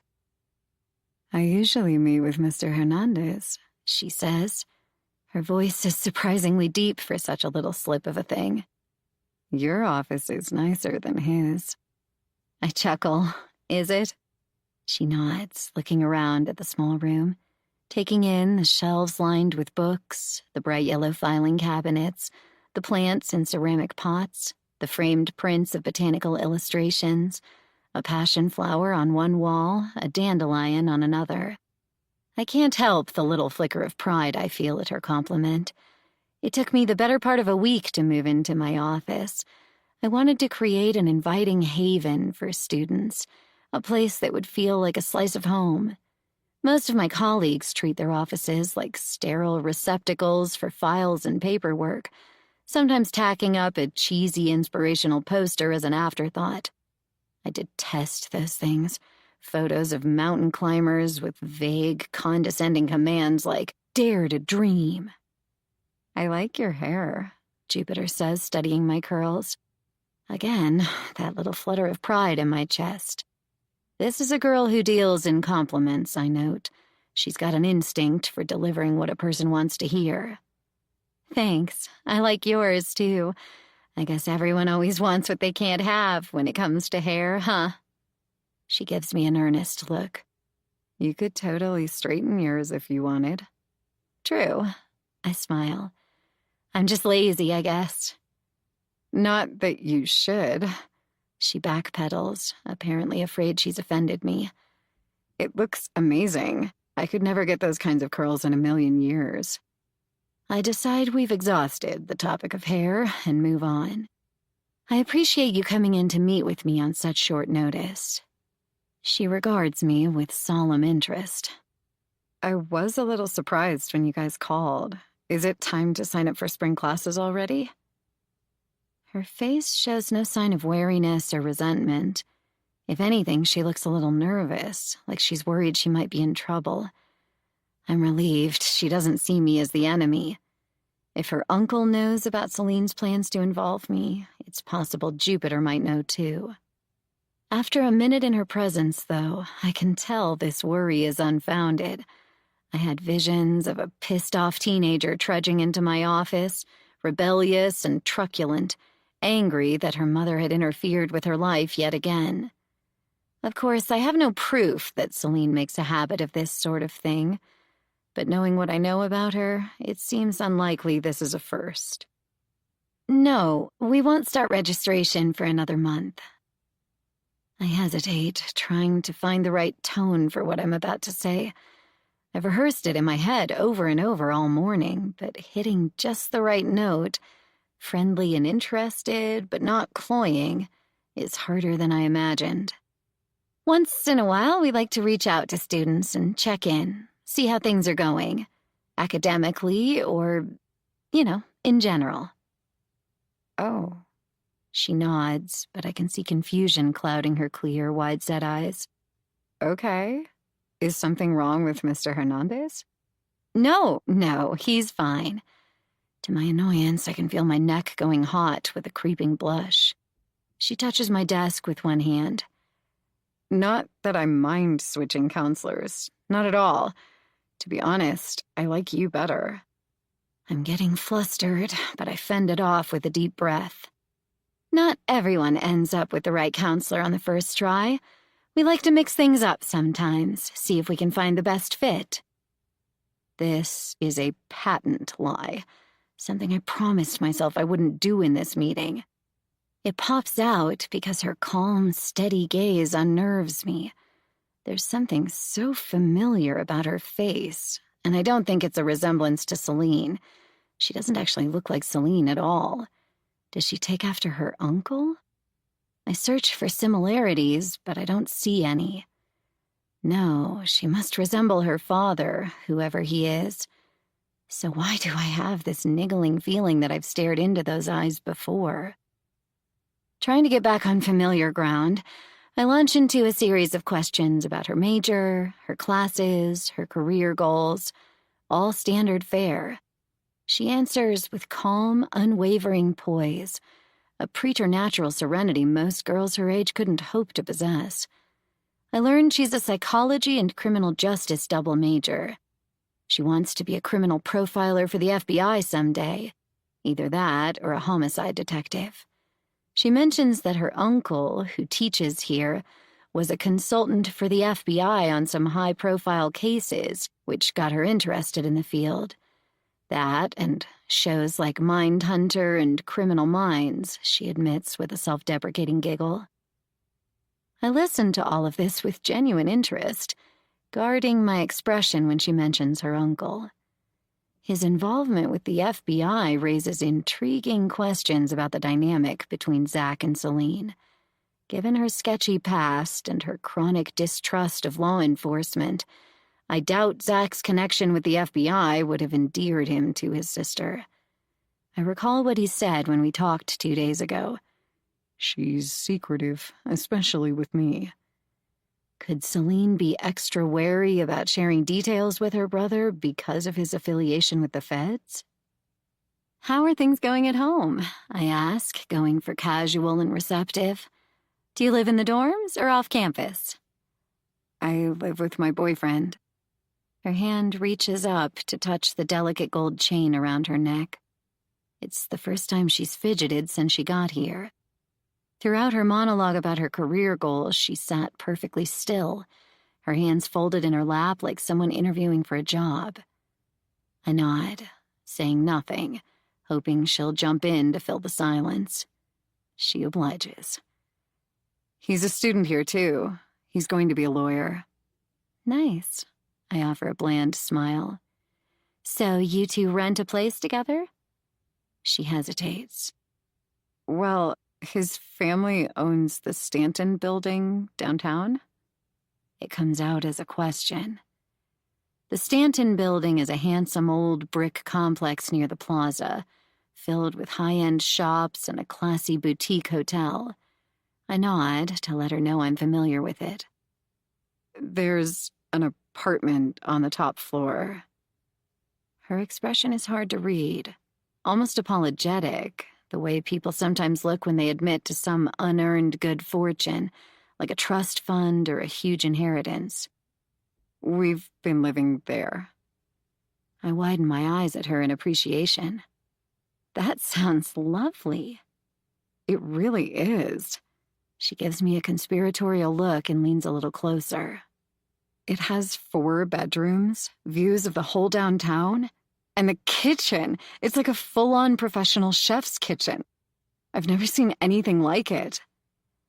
It's hard not to warm to her girlish awe. She's so earnest in her appreciation. That's great. You like to cook? Love it. She looks down at her lap, her fingers going to the gold bracelet around her wrist. I'm not very good at it yet, but I'm learning. I watch videos online to make all kinds of things. Chicken cordon bleu, pot roast, stuffed salmon. I even made my own raviolis from scratch. Colton says they're better than his grandma's. Is that your boyfriend? For a second, her expression clouds over, but it clears almost immediately. Yeah, he loves to eat, but he hates to cook. I wait for her to say more, but she leaves it at that. I wade in carefully, not wanting to seem invasive. How long have you two been together? 7 months. She looks out the window. I know it's not that long, but we just really clicked. When did you move in together? A few months ago. June, I think. She gives me that conspiratorial look again as she returns to the topic of the apartment. Every day I wake up and I'm like, I can't believe I actually live here. I've never even had a living room before. Do you come from a big family? I know she doesn't, of course, but I decide this tiny lie of omission is an acceptable transgression. She shakes her head. No, it was just my mom and me. We never had nice places to live, is what I mean. Like, one time we stayed in this teepee for over a year. She's kind of, well, she's hard to explain. Not a hippie, exactly, just not conventional. Sure, I say. That makes sense. Did you grow up around here? She nibbles at her bottom lip, her gaze going out the window again. We moved around a lot. My mom gets restless. She's a massage therapist, so, like, any place that had a spa was fair game, I guess. We were up in Washington for a couple years, then San Diego, then Oregon. She says she's a free spirit, but really she just messes up a lot, and when that happens, she's got to move on. My uncle says she never crosses a bridge without burning it behind her. That sounds hard. I can't say any of this is surprising. It's exactly the kind of instability I imagined when Celine told me she has a daughter. Celine was constantly moving when I knew her, finding peculiar, quirky places to rent. She always made them homey, no matter how squalid or impractical, but that sort of nomadic, unstable lifestyle couldn't have been easy for a kid. No doubt the financial stability Colton offers feels like an antidote to all that chaos for Jupiter. She pastes on a thin smile. It was okay. I'm sick of moving, though. I just want to settle down. I see my opening and nudge the conversation back to her relationship. Are you and Colton pretty serious, then? Well, we live together. She chooses her words carefully, a hint of wariness edging into her voice.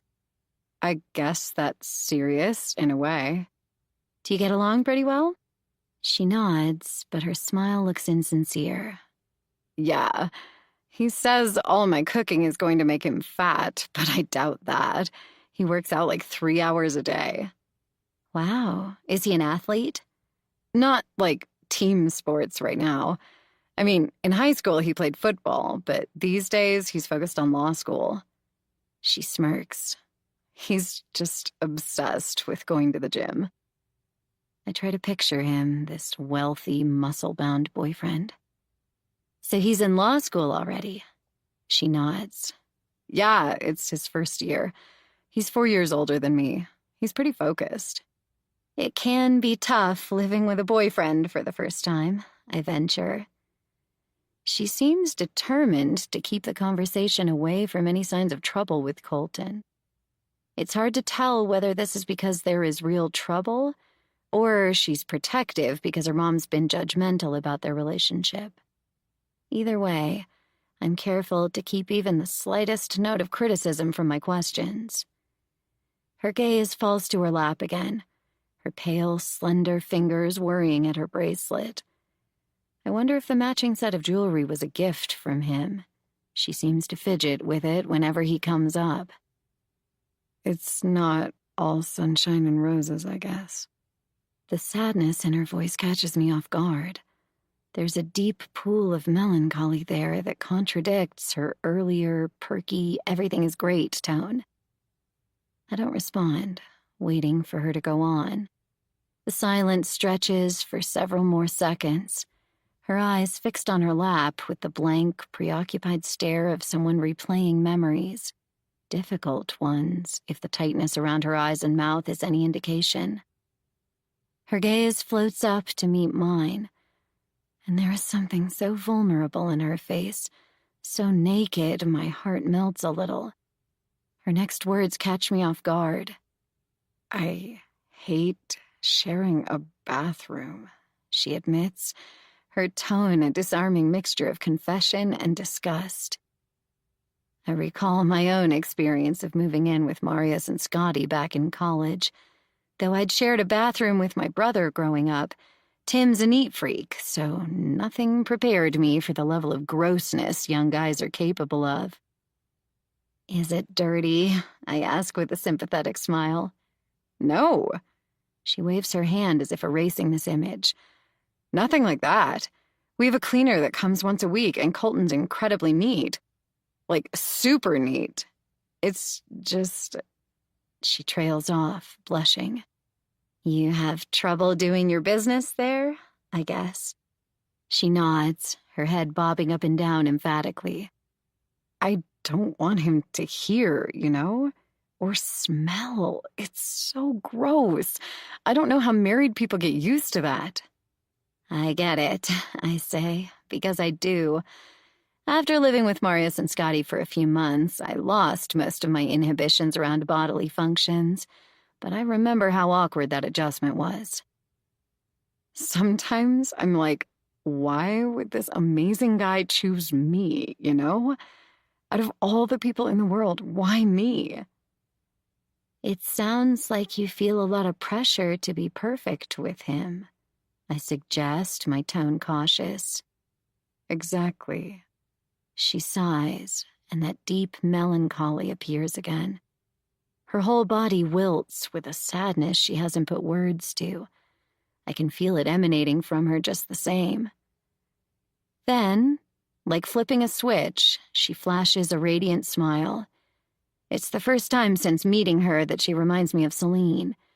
Her abrupt transformation from listless to full-on luminous is exactly like the one I witnessed in her mother last week. That final 1,000-watt smile she flashed right before she left my office. I feel really lucky, though.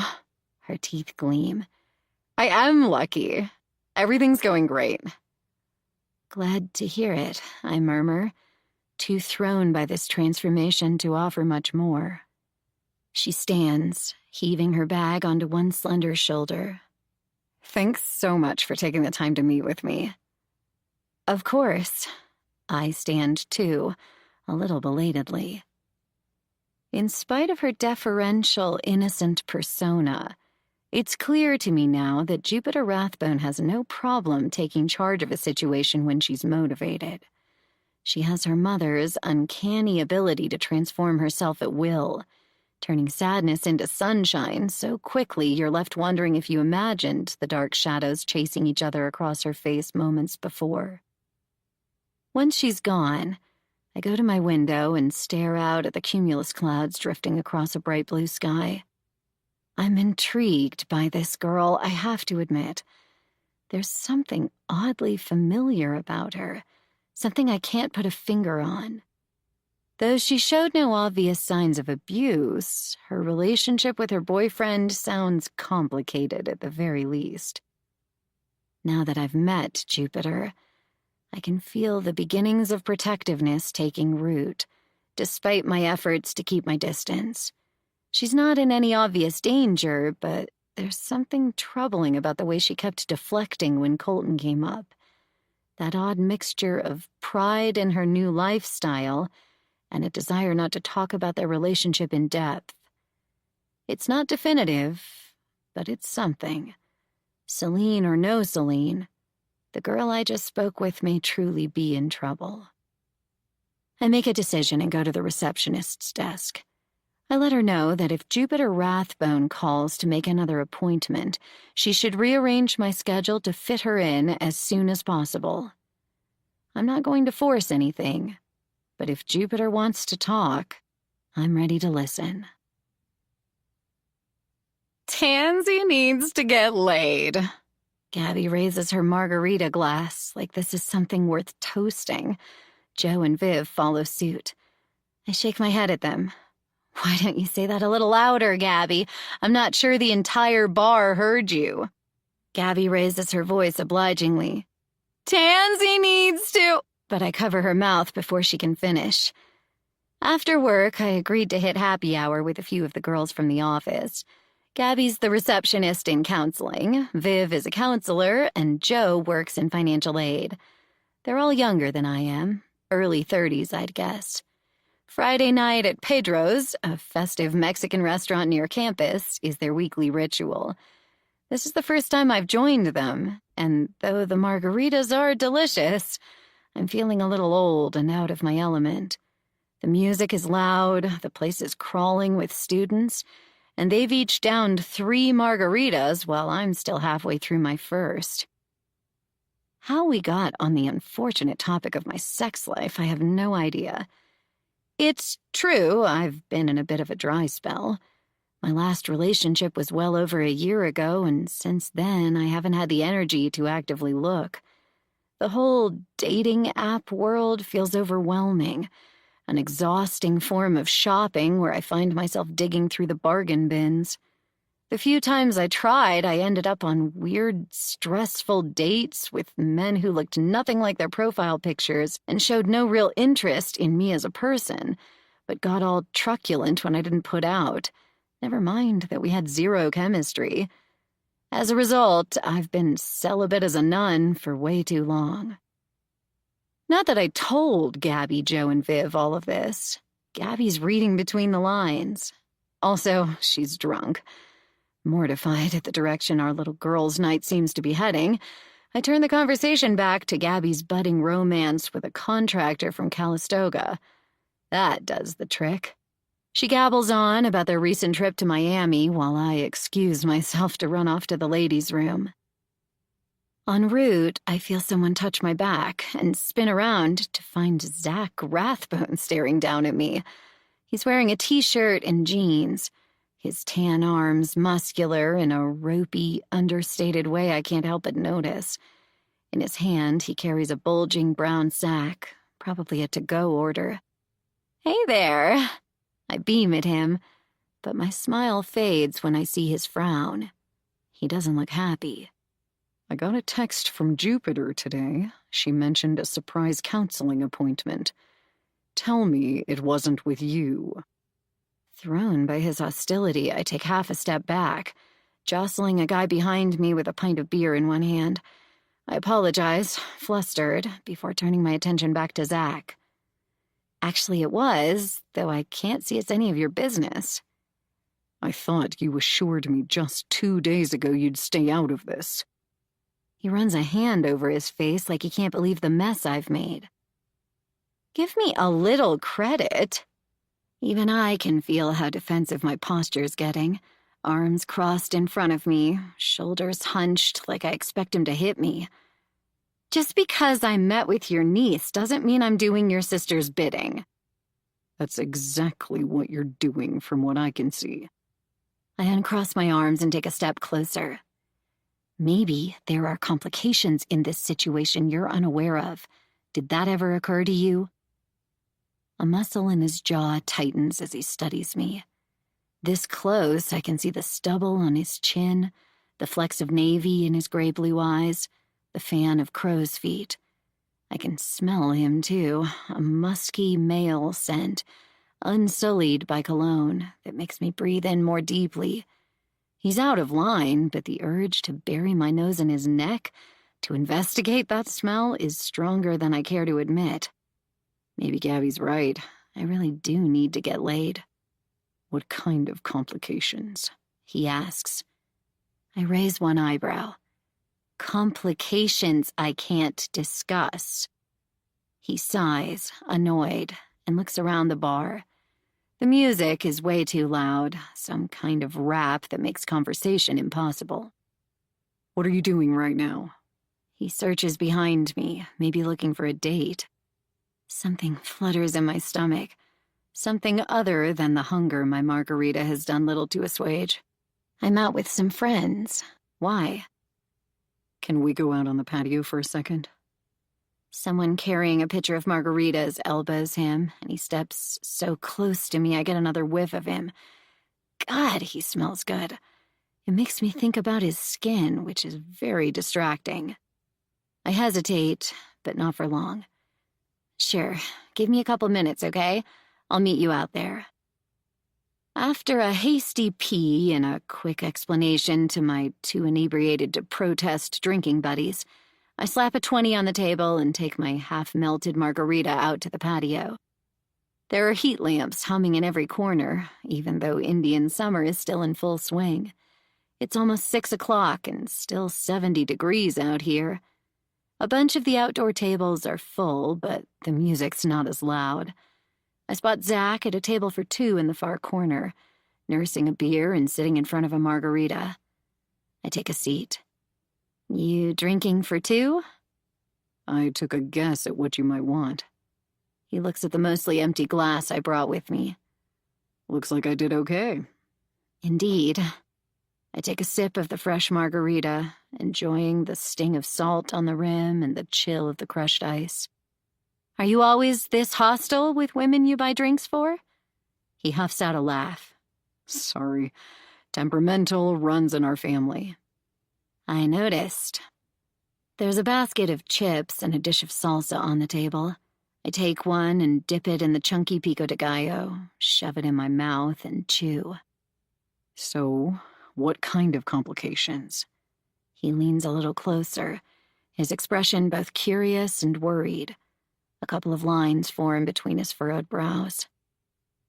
I continue chewing, my slightly buzzed brain searching for a way out of this line of questioning. Jupiter said Zach was a consultant for the FBI. There's no way I can tell him about the leverage Celine has on me. He looks kind and compassionate now, so different from the pissed-off glare he offered inside. But he's still the last person I should admit anything to. I swore to Celine I'd take that secret to my grave. So far I've kept that promise, though she's threatening to renege on our deal. I told you, Zach, I can't talk about that. I search for a way to distract him, but my food-deprived, margarita-blurred brain can't seem to get traction. I settle for a clumsy non sequitur. Sounds like you and your niece are pretty close. He blinks at me, and I can see the wheels turning behind his eyes.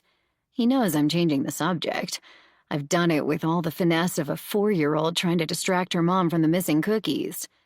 He wants to find out what Celine's got on me, but he suspects grilling me directly is only going to shut me down. I see the exact moment when he surrenders to my ploy. For now. There's still a glint of determination that lingers, an I'm not giving up tightness to his jaw that tells me I've got to keep my guard up.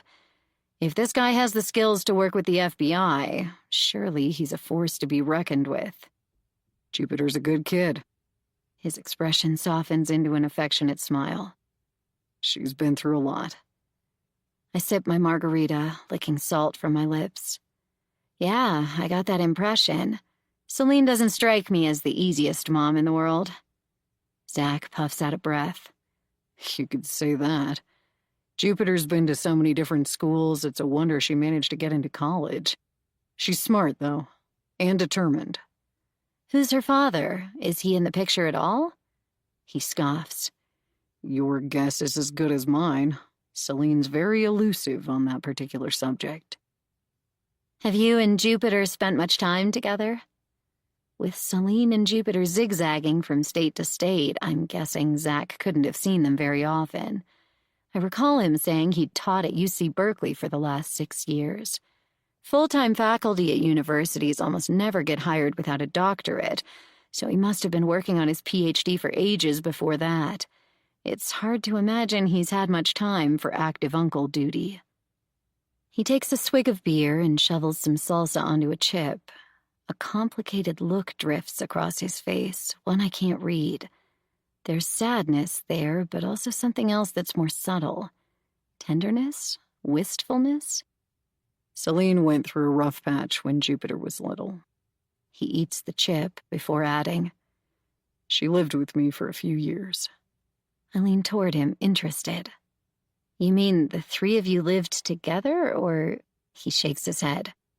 Jupiter lived with me in Oakland from the time she was 3 until about 6. I'd just gotten back from living in Europe and I was starting grad school. Celine went off to... God, I don't know where all she went. It was a crazy time. So you helped raise her, I say, impressed. Professor, FBI consultant, now part-time single parent? This guy's full of surprises.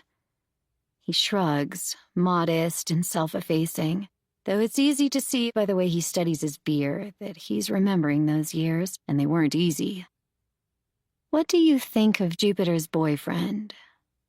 It seems likely Zach knows more about all the players in this drama than anyone else. He's made it clear he doesn't want me to do Celine's bidding, but that doesn't mean he endorses Jupiter's relationship either. His gaze flies up to meet mine. If I thought Jupiter was in danger, I promise you I'd do something about it. Of course. I catch the warning note in his voice and put up my hands to show I'm not prying, even though I kind of am. I was just curious about your impression of the guy. Do I love Colton Blake? No, not at all. He grimaces and drinks more beer. The kid's an entitled asshole. Celine's right about that. A child at a nearby table screams in delight, pulling both of our attentions for a second. There's a breeze picking up, tumbling a discarded napkin across the patio and sending my hair swirling. I smooth it away from my face and turn my attention back to Zach, who's watching me with a look I can't quite read. But you don't think he's abusive, I prompt. He squints at me, choosing his words carefully. He's manipulative. I think Jupiter's attracted to his stability, his lifestyle. Not that she's after his money, nothing like that. She's in love with him, but I think the intensity of her feelings for him has a lot more to do with her messed-up childhood than any particular charms Colton has to offer. With a mom like Celine, it's not surprising she has a slightly skewed vision of what love looks like. I lean back in my chair. I can't help noticing you didn't answer my question. Is he abusive? He sighs. I haven't seen any evidence of that, no. But you think it's a possibility? I press. I think Jupiter is an adult. She's smart and kind, and yes, vulnerable in some ways, but she has a right to make her own mistakes. He drinks more beer, watching me over the rim of his pint glass. Speaking of not answering questions, you're completely avoiding mine. I give him an innocent look. Did you ask me something? His expression says, give me a break, but he keeps his tone polite. What does Celine have on you? Funny thing about secrets, I say, sloshing my margarita around in the glass and studying the ice like it's a delicate experiment I'm conducting. If you tell them, they aren't secret anymore. He plants his elbows on the table and leans closer, his eyebrows knitting together in a frown. Let me explain something about my sister. She's dangerous. Not theoretically dangerous, but actually dangerous. I know that, I say, my voice quiet. I don't think you do. He shakes his head, leaning back. Not really. Otherwise, you'd take my advice and stay as far away from both Jupiter and Celine as possible. I put my glass down and throw him an exasperated look. She broke into my house. For a second, he doesn't say anything, just stares at me, his eyes wide. Seriously? I mean, she didn't smash any windows or break down doors, I amend, but she was waiting for me on my back porch when I got home. As you can imagine, it freaked me out. And then she started throwing down threats, and I figured, what kind of threats? He cuts in.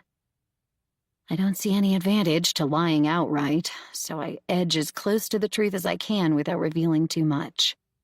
Something happened years ago when we were friends. Something bad, okay? Something irreversible.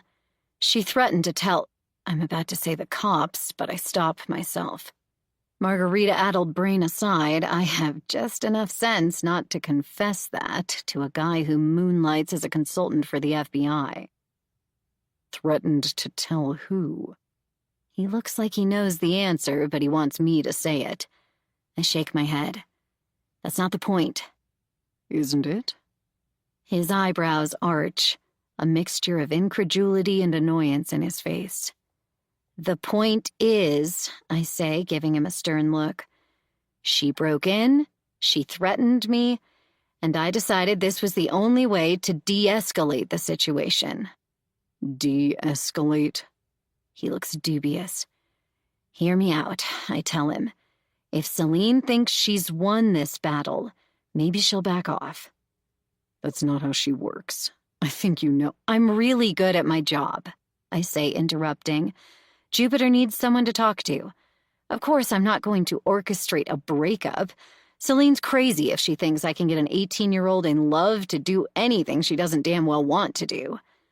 But if Jupiter wants to talk, I'm going to listen.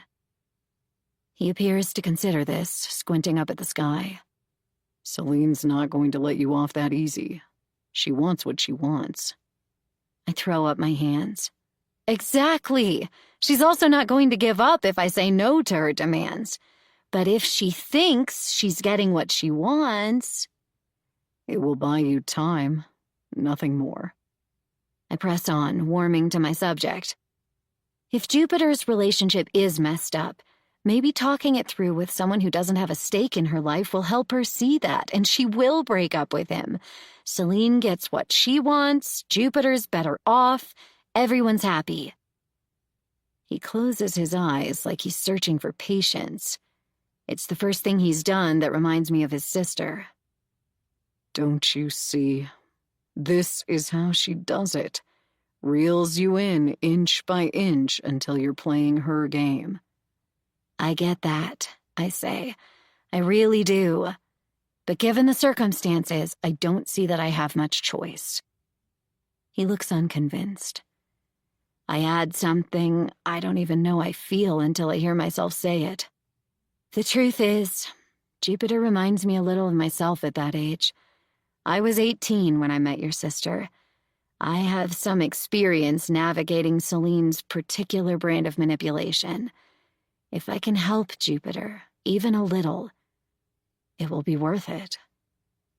Before he can respond, Gabby totters across the veranda, unsteady in her high heels, cheeks pink with a margarita flush. "Oh my God!" she gushes, her voice so loud everyone on the patio looks over. "No wonder you bailed on us! Who's this?" I want to hide under the table. Instead, I make my voice as normal as I can.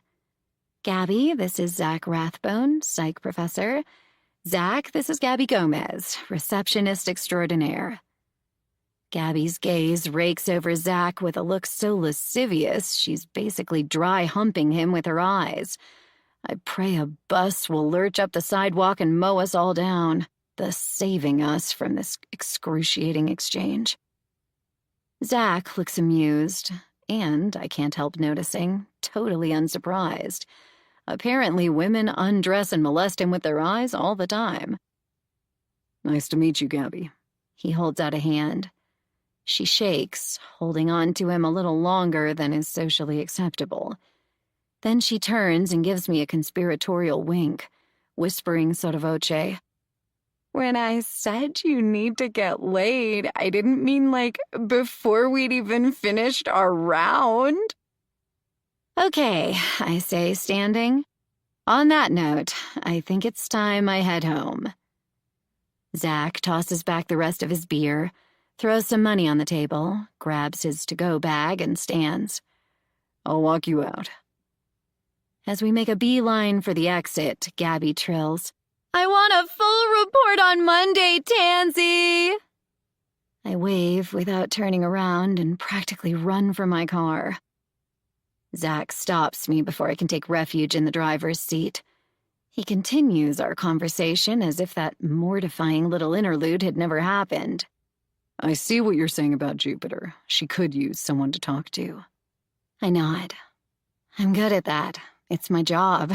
Plus, I like her. I want to help. He gives me a look that says he's not sold on this plan, but he's not going to try to stop me either. He rests one hand on the top of my car as I open my door. You're okay to drive? I only had a margarita and a half. I can't help feeling a little touched at his protectiveness. I'm good. Thanks for checking, though. Listen, can I... He hesitates, then seems to decide something and pulls out his phone. Can I get your number? I raise an eyebrow. He hurries to explain. We both want the same thing. Which is? Trying not to get flustered, I take a seat behind the wheel and close the door, rolling down the window to hear his response. He leans down. To help Jupiter. Oh, right. I shake my head and reel off my number, annoyed at the blush I can feel burning my cheeks. As I drive away, my phone pings with a text. I check it when I'm stopped at a red light. Sorry I was a dick at first. It reads. Blue dots chase each other as he adds something else. I hold my breath. Maybe I can buy you a drink again sometime, though I can't promise the same level of hostility. All the way home, I can't wipe the stupid grin off my face. Chapter 5. Saturday, Tim and I go shopping for his annual Finalicious dinner party. I've driven down to the city early so we can make it to the farmer's market at the Ferry Building. Tim and Jay have a dinner party in late September every year to honor Finn, a friend of theirs who died a decade ago. Finn was a true gourmand, so they vowed when he died to celebrate his life and his recipes every autumn. Tim stresses about it every year, spending most of September drafting and revising the menu, experimenting with recipes from Finn's tome of a cookbook, and generally agonizing over whether or not the food will be up to Finn's impeccable standards. I watch as Tim fondles organic avocados beneath a striped awning. It's foggy, the brine of the bay thick in the mist that drifts over us. A couple of kids chase each other at the edge of the table, dangerously close to a tower of Asian apple pears, while their parents argue in low voices. I try to decide if the language they're speaking is Farsi. Tim's scrutinizing the avocado in his hand like a surgeon feeling for a tumor. You're going to eat it, I say, not marry it. Tim holds up a finger. I'm going to serve it. That's very different. I need more coffee, I say, looking around. You want anything? He waves me away, turning back to the avocados with a worried frown. I forge my way through the crowds of tourists and foodies to Blue Bottle, where the line is 10 people deep. When at last I've procured my latte, I wander to a stand selling hot, cream-filled Italian pastries and buy 2. Tim's trying to lose 10 pounds, so he'll protest, but he's the fittest person I know, and I refuse to enable his neurotic mission to get even fitter. He makes the rest of us look like undisciplined slobs. It's good getting out of town, feeling the youthful throb of the city, the gentle chaos of the farmer's market. Usually coming down here helps me forget everything, and I return refreshed, with a new reserve of energy to tackle the week ahead. Today, though, thoughts of home keep creeping in. Every few minutes, I check my phone for texts from Zach, which is ridiculous. He's not going to text me. Besides, I can't afford to be distracted by Zach right now. Celine's the one I need to keep my eye on. When I finally locate Tim again amid the throngs of shoppers, he's examining a bin of chanterelle mushrooms with the same intensity he brought to the avocados. He spares me a glance when I hold up the white bakery bag and shake it. Get 'em while they're hot. He scowls at a mushroom, plucks it from the bin, and sniffs it before depositing it into a bag he's brought for this purpose. I'm trying Finn's Corn and Chanterelle Crostini this year as an app, but I can't decide which bread to use. I pushed the bag of pastries under his nose. You need sustenance before making such a life-altering decision. For a second, he looks like he's going to wave me off again. But then he gets a whiff of the hot, fresh pastries, and I know I've got him. He buys the mushrooms, and we make our way to a bench by the water. I hand him one of the pastries, and his eyes light up. I really shouldn't, he says, just before he shoves half of it into his mouth. I wipe away the trace of powdered sugar on his upper lip with my thumb. You've been starving yourself, haven't you? He groans as he chews. My God, what is this? I think they called it a sporcamus, but they should totally rename it. I chew, the vanilla cream filling my mouth, thick and rich. How can they saddle something this good with a name that sounds like a fungal infection? It's probably more appetizing in Italian, Tim says, licking cream off his fingers. So, who's the new guy? I do a double take. What are you talking about? There's no new guy. He gives me a bitch please look. There's not. Why would you even— You're distracted, checking your phone every 4 seconds, and you're glowing. He ticks the symptoms off on his fingers. I haven't seen you like this in years. You could double as a flashlight. He must be pretty hot. I laugh. Okay, there might be someone I'm a teensy bit intrigued by, yes, but it's not— I knew it! He finishes off his sporcamus and brushes the powdered sugar from his t-shirt, turning toward me with an eager grin. Tell me everything. A pair of seagulls land on another bench nearby, squabbling over the remains of someone's falafel. The ferry chugs toward the dock, churning the dark bay in its wake. A couple in matching sweatshirts pose for a selfie in front of a stand selling orchids. I'm scared to articulate the tangle of attraction and dread I feel for Zach Rathbone. Crushing on him is a profoundly stupid idea for so many reasons.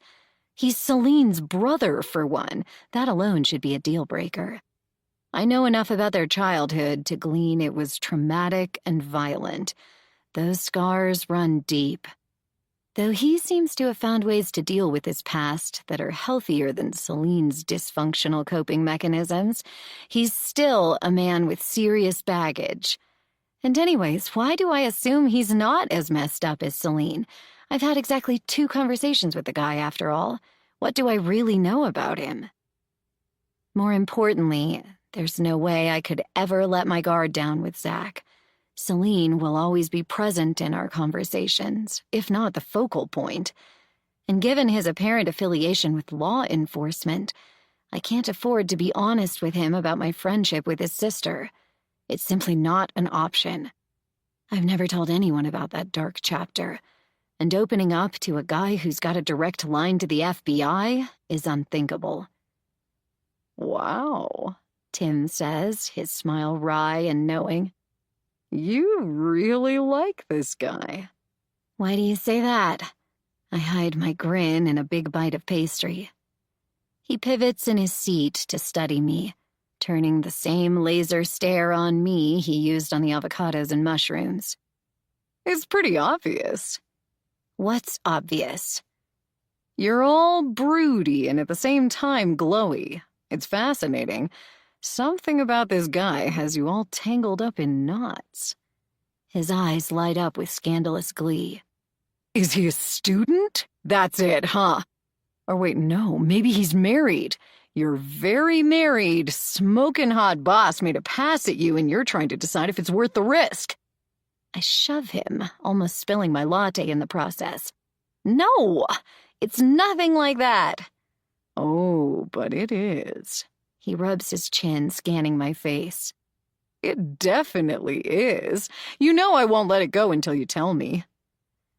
I turn my attention to the ferry emerging from the fog, carving through the tranquil bay. Passengers queue up on the dock, juggling shopping bags, bikes, and babies. The temptation to tell Tim everything, Even the horrors that unfolded 18 years ago is stronger than it's ever been.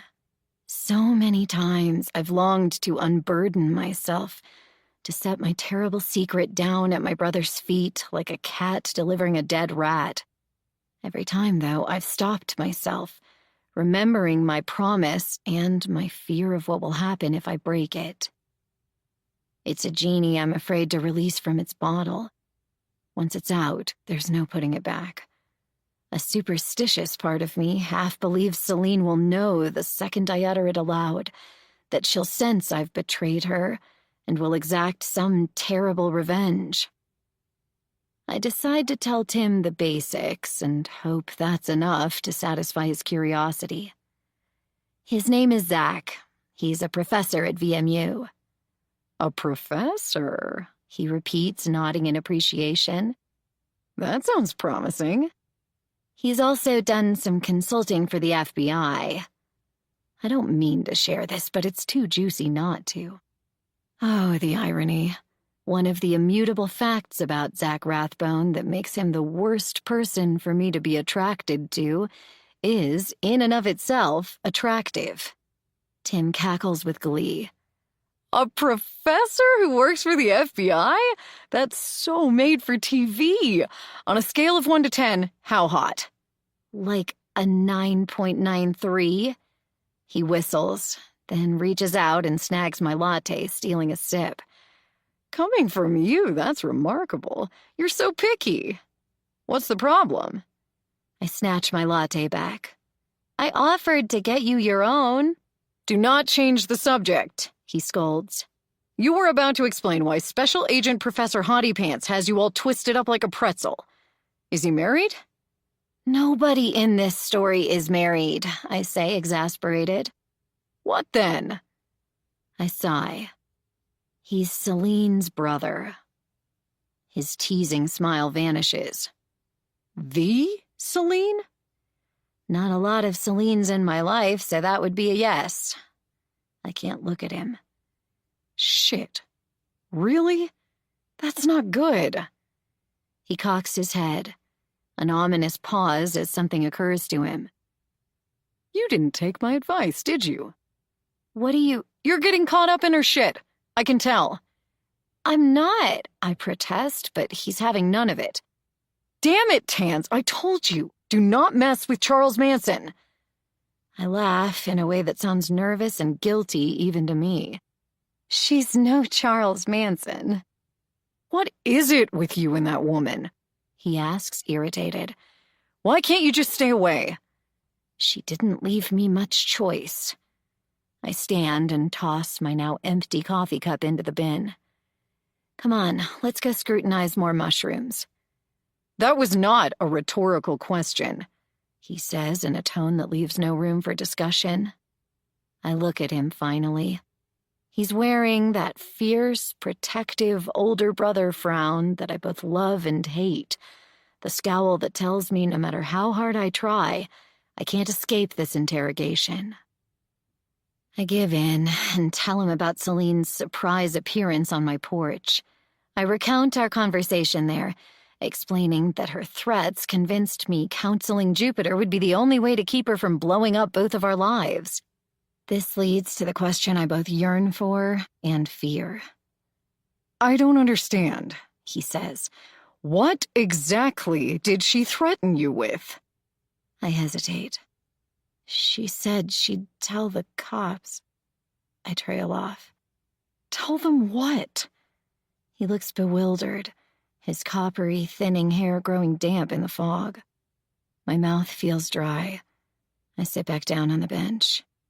If I tell you something I've never told anyone, do you promise to keep it a secret forever? Now he looks genuinely alarmed. Jesus, what is it? Not even Jay, I insist. Nobody. Ever. I swear to God.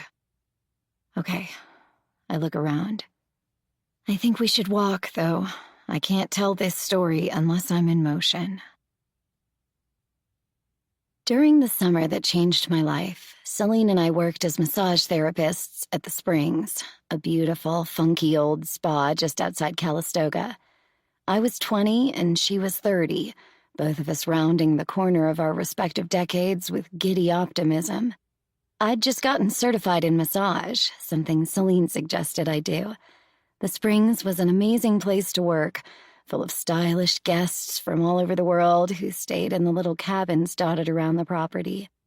We had the biggest hot spring pool in the country, a bathhouse with a steam room and mud baths, and adorable little enclosed gazebos in the back where we did massages and facials. It was a slice of paradise, tucked into the rolling hills a short bike ride from town.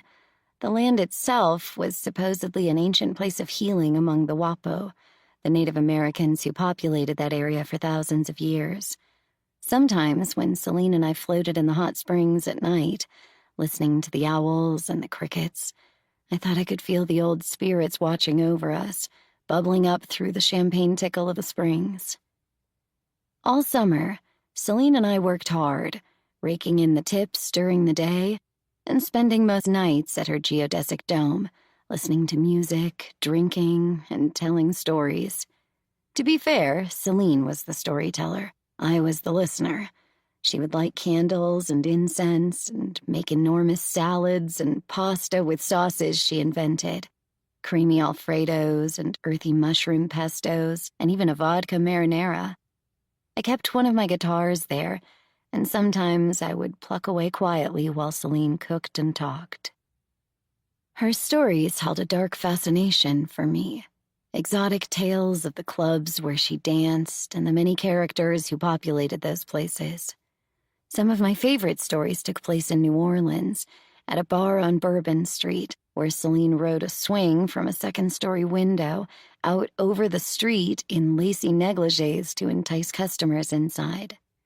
She often talked about Danny, her ex-husband, and when she did, her face became a symphony of wistful memories and thunderous resentment.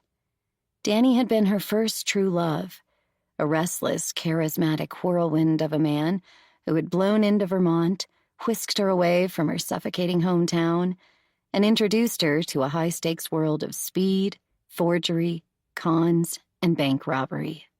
In my mind, he had the reckless charm of Jesse James and the slow-burn sexiness of Kurt Cobain. He was also a feckless and unrepentant breaker of hearts. When Celine talked about catching him with other women, her eyes became luminous with a potent mixture of hatred and adoration. Sometimes, when I look back on that summer, it's hard for me to reconcile the pure, deep pleasure of June, July, and August with the horror of September. The beginning was so fresh and alive, so sensual. Celine and I would take lunch breaks in our favorite little Japanese tea house, spreading out food on the massage table like a picnic. Avocado and watermelon and rice cakes piled high with hummus and dandelion sprouts. We would eat with the single-mindedness of animals, ravenous from our bike ride to work and the deeply physical labor of kneading people's muscles for hours. We would wash our food down with the icy cucumber water the spa kept in big glass pitchers, talking in low voices so we wouldn't disturb the massages taking place in the other tea houses all around us. Our connection with everyone at work was thin and porous compared to the impenetrable bond we shared with one another. Though we were embedded in a community at the Springs, we were wrapped in our private world. The one person who crossed that line, piercing our bubble, was Rob Marsden. Rob is the hardest person for me to remember clearly from that summer. When I try to picture his face, it's a blurry snapshot. Sometimes, though, in my dreams, I see his blue eyes with vivid clarity, so lucid and bright they're seared into my subconscious. He was in his mid-30s, a tall, lanky man with dirty blonde hair that flopped down over his forehead like James Dean. He drove an old BMW motorcycle from the 70s and wore a tobacco-brown leather jacket he'd peel off as soon as he arrived, revealing a white tank top and faded Levi's, his daily uniform. Rob was a massage therapist like us, with huge, hot hands that could melt even the stubbornest knots. He had a black belt in Aikido and taught classes at the local dojo. His wife Carla worked as a waitress at Luigi's, the pizza joint in town, a place Celine and I sometimes went to after work. Celine was obsessed with Rob Marsden all spring. She said he looked like a young Willem Dafoe, an actor she had always loved. It was true, there was a likeness there. The craggy face, the laser blue eyes, the enigmatic smile that always seemed to know more than you did. By midsummer, Rob and Celine were engaged in a highly charged flirtation, a roller coaster ride of tortured attraction that never quite spilled over into a full-blown affair. Rob and Carla lived in a Buddhist community near St. Helena.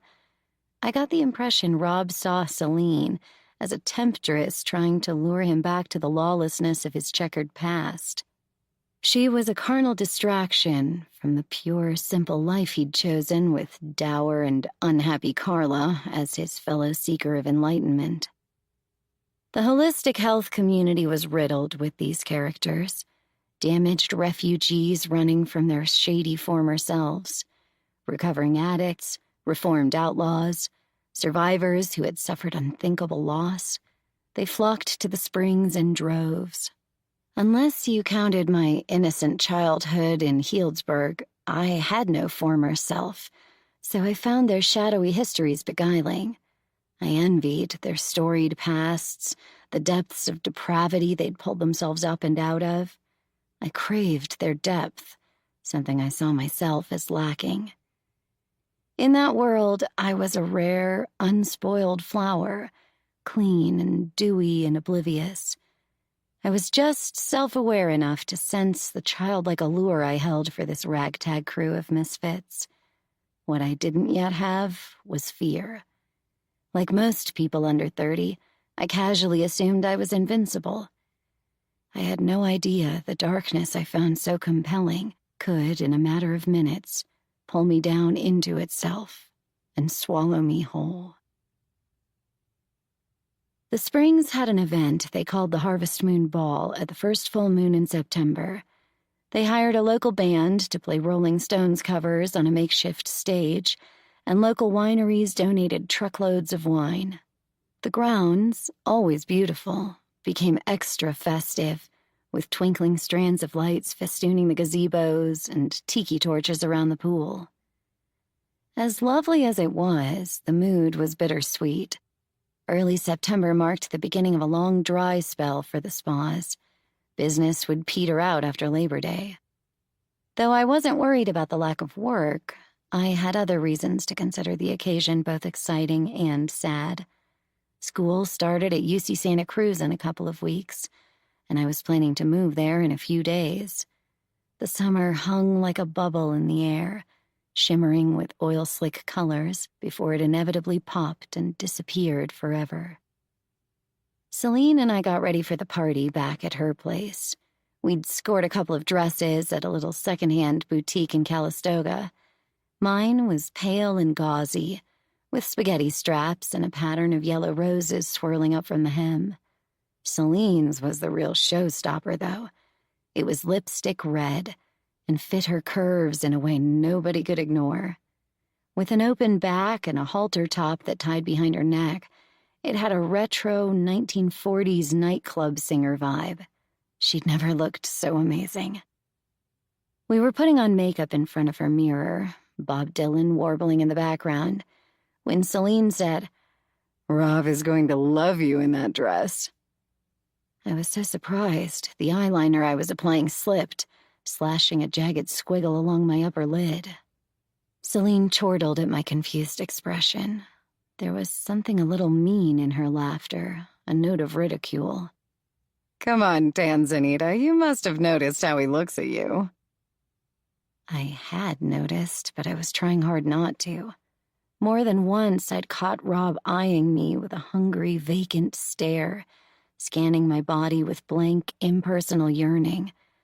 He and Celine were only about 5 years apart, but he was 15 years older than I was, and his languorous glances creeped me out. Before I could answer, she went on. "It's okay. I'm not jealous if that's what you're worried about." For some reason, this didn't reassure me. I busied myself repairing my eyeliner with a Q-tip, saying nothing.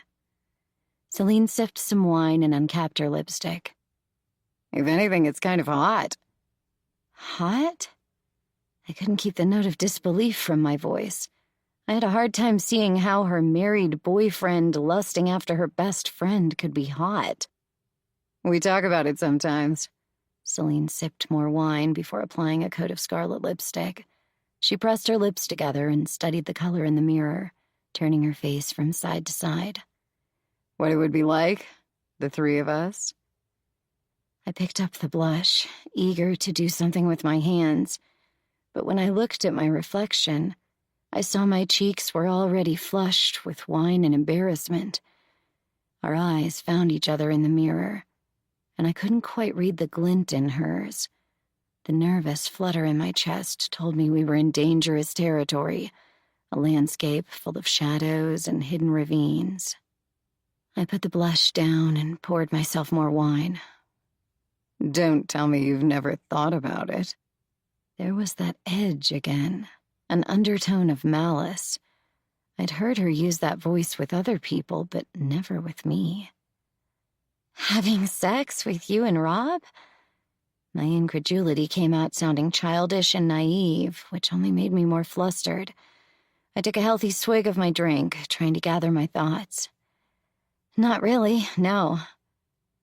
Celine swept her hair into a bun and held it up on top of her head, considered the effect, then let it swing loose again. I just don't see Rob getting this fixated on a menage a trois without a little encouragement. My eyes widened in bewilderment. You think I've been flirting with him? She turned from the mirror, her gaze locking on mine. Have you? Of course not. I took half a step back. There was something dangerous about the way she studied me, a calculating look that made her face hard and unyielding. It was impossible to miss the accusation in her eyes. I swallowed hard.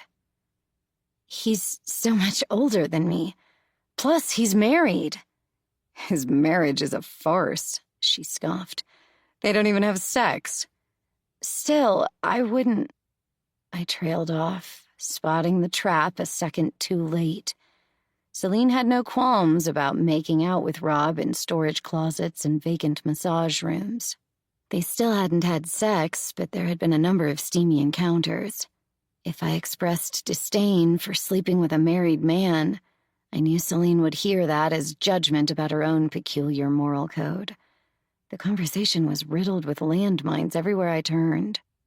Something slammed shut behind her eyes. I'm just teasing you. Ignore me. Ready to go? Without waiting for my response, she tossed back the rest of her wine and strode outside to her truck. I followed, relieved our conversation was over, but still left with a gnawing anxiety about the night ahead. There were so many things I loved about Celine, but her hunger for histrionics made me nervous. If she was in a certain mood, she could decimate the happiness of everyone around her. She wasn't big on harmony. Tranquility bored her. She wanted everything alive and bristling with intensity. We settled into the truck, me pulling the janky old, sun-faded seatbelt across me and buckling it with effort. Celine started the truck. She didn't believe in seatbelts. Are you mad? The ball of nerves in my stomach forced the question out of me. She turned to me, her smile radiant, the hardness I'd seen in her face earlier gone without a trace. Of course not. It's Harvest Moon Ball. Best night of the year. We wound our way down the country roads, dust rising under our wheels. Celine took the curves too fast and blasted Bob Dylan's Everything is Broken. The breeze coming through the open window fanned her long dark hair out and blew it around her face. She gripped the wheel and stared at the road ahead with a tiny crease of concentration between her brows. There was something fierce and determined in her gaze. It made me think of Athena in her chariot, charging into battle. When we got to the party, the sky had the two-toned depth of twilight. Robin's egg along the horizon, Prussian blue overhead. A few stars sparkled, mimicking the tiki torches and the strands of white lights. My dress was so light and airy, it whispered around my hips and thighs as we got out of the truck and strolled around back. The meadow behind the spa looked beautiful and festive. At least 200 people milled about, plucking bacon-wrapped figs and puff pastries from the platters offered to them by catering staff. Somehow, its beauty only made me melancholy. I was already homesick for this place, and I hadn't even left yet. Celine poked me in the ribs. Why the sour face, Tanzanita? The Harvest Moon Ball is no time for pouting. I'm not pouting. I leaned in close so she could hear me over the music. It's just a little sad, you know? What is? Her eyes studied me. The hazel sparked with gold in the light of the torches. End of summer. An imploring note crept into my voice when I added, end of our summer. I wanted her to make this night about us. Celine tucked a curl behind my ear and tilted her head, her smile warm and amused. This is just our first summer. There will be so many more. Still, I trailed off, unsure how to finish. A waitress passed with a tray of wine. Celine grabbed 2 glasses and handed me one. I held it up and admired its ruby red density. Celine raised her glass in a toast. To summers and summers and summers, each one more beautiful than the last. I smiled, and we touched our glasses together, the soft clink lost in the final strains of the song. Wild, wild horses, we'll ride them someday. I took a swallow of wine and felt the way it warmed my chest, loosening the hard knot of sadness into something waxy and malleable. Hours later, I stumbled into the oak grove that stretched out behind the springs, looking for a place to pee. The spa bathrooms were open, but they seemed so far away. Besides, I didn't want to go inside, as if losing sight of the stars spread out in a vast sparkling canopy overhead for even a moment would break the spell of the night. I'd had 3 glasses of wine, enough to make me desperate to relieve my bladder. I knew this crowd wouldn't blame a girl for peeing behind a bush. We spent so much time kneading the flesh of naked strangers, a little public exposure was nothing to us. Already, half the guests had stripped off their party clothes and left them in rumpled little piles as they plunged into the hot springs pool, whooping with delight. I navigated the oak forest, the moon casting lacy shadows through the twisted branches. An owl hooted. A moody blue light gave the sloping hills the melancholy cast of a black and white photo. Veils of Spanish moss twisted in the breeze. Bullfrogs croaked in mournful harmony with the crickets. In the distance, a driving guitar solo wove through the trees. The lead singer raised his voice to join in. Pleased to meet you. Hope you guess my name. My sandals slipped a little as dead branches crunched like brittle bones underfoot. The air was perfumed with oak leaves, weedy summer grass, and the earthy tang of weed. I found a thick tangle of manzanita and crouched behind it, hiking up my dress and pulling down my underwear. Squatting low, looking down to make sure I didn't ruin my sandals, I peed. As soon as I'd pulled my panties back up and fluffed out my dress, a voice to my left startled me. A woodland sprite on the full moon. Lucky me. I spun around and saw Rob sitting on a rock about 20 feet away, smoking a joint. My whole body went hot with shame. How had I not seen him there? He was draped in shadow, the branches throwing intricate patterns over his body. He wore his usual faded Levi's, but had replaced his tank with a white linen shirt. It seemed to glow in the moonlight, making me feel stupider than ever for failing to notice him. I wondered, with a twist of unease, what other signs and omens I might have missed throughout the night. I didn't see you there. It came out sounding prim. He unleashed one of his slow, knowing smiles. In the moonlight, his teeth gleamed. His voice sounded even more gravelly than usual. I'm lurking. Yeah? I tried to relax my shoulders and ease my voice into a less alarmed-sounding register. Is that something you have to study, or does it come naturally? Lurking is pretty basic. Skulking, now that's more challenging. He leaned back, supporting his weight on one hand as he took another drag off the joint, held the smoke in his lungs a moment, and exhaled. It poured from his mouth in a pale, silvery stream. It's not recommended for amateurs. I took a step closer. A part of me knew I should get back to the party. Rob's wife, Carla, hadn't shown. Rob and Celine had danced for the better part of an hour, then slipped off somewhere, probably to one of the empty gazebos. I'd never had an opportunity before now to talk with Rob all alone, and I didn't want to waste it. In a week, I'd be living in Santa Cruz.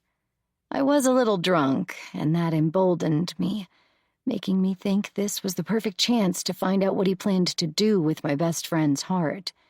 It seemed to me he was playing her, and I knew that couldn't end well. I suspected he had no idea just how intensely Celine worshipped him. To be fair, Celine was intense about everything, but with Rob, she was also illogical and savage. She probably downplayed the depth and breadth of her feelings for him, but the truth was, he dangled her from a thread. I wanted to sound him out, warn him Celine wasn't someone to be trifled with. Even though Celine was 10 years older than I was, in some ways I felt protective of her. She was almost childlike when it came to Rob. She talked about him with a fierce possessiveness I'd only ever heard in her voice when she talked about Danny, her ex-husband. She refused to believe he might continue to resist her. In her mind, they were meant to be together. End of story.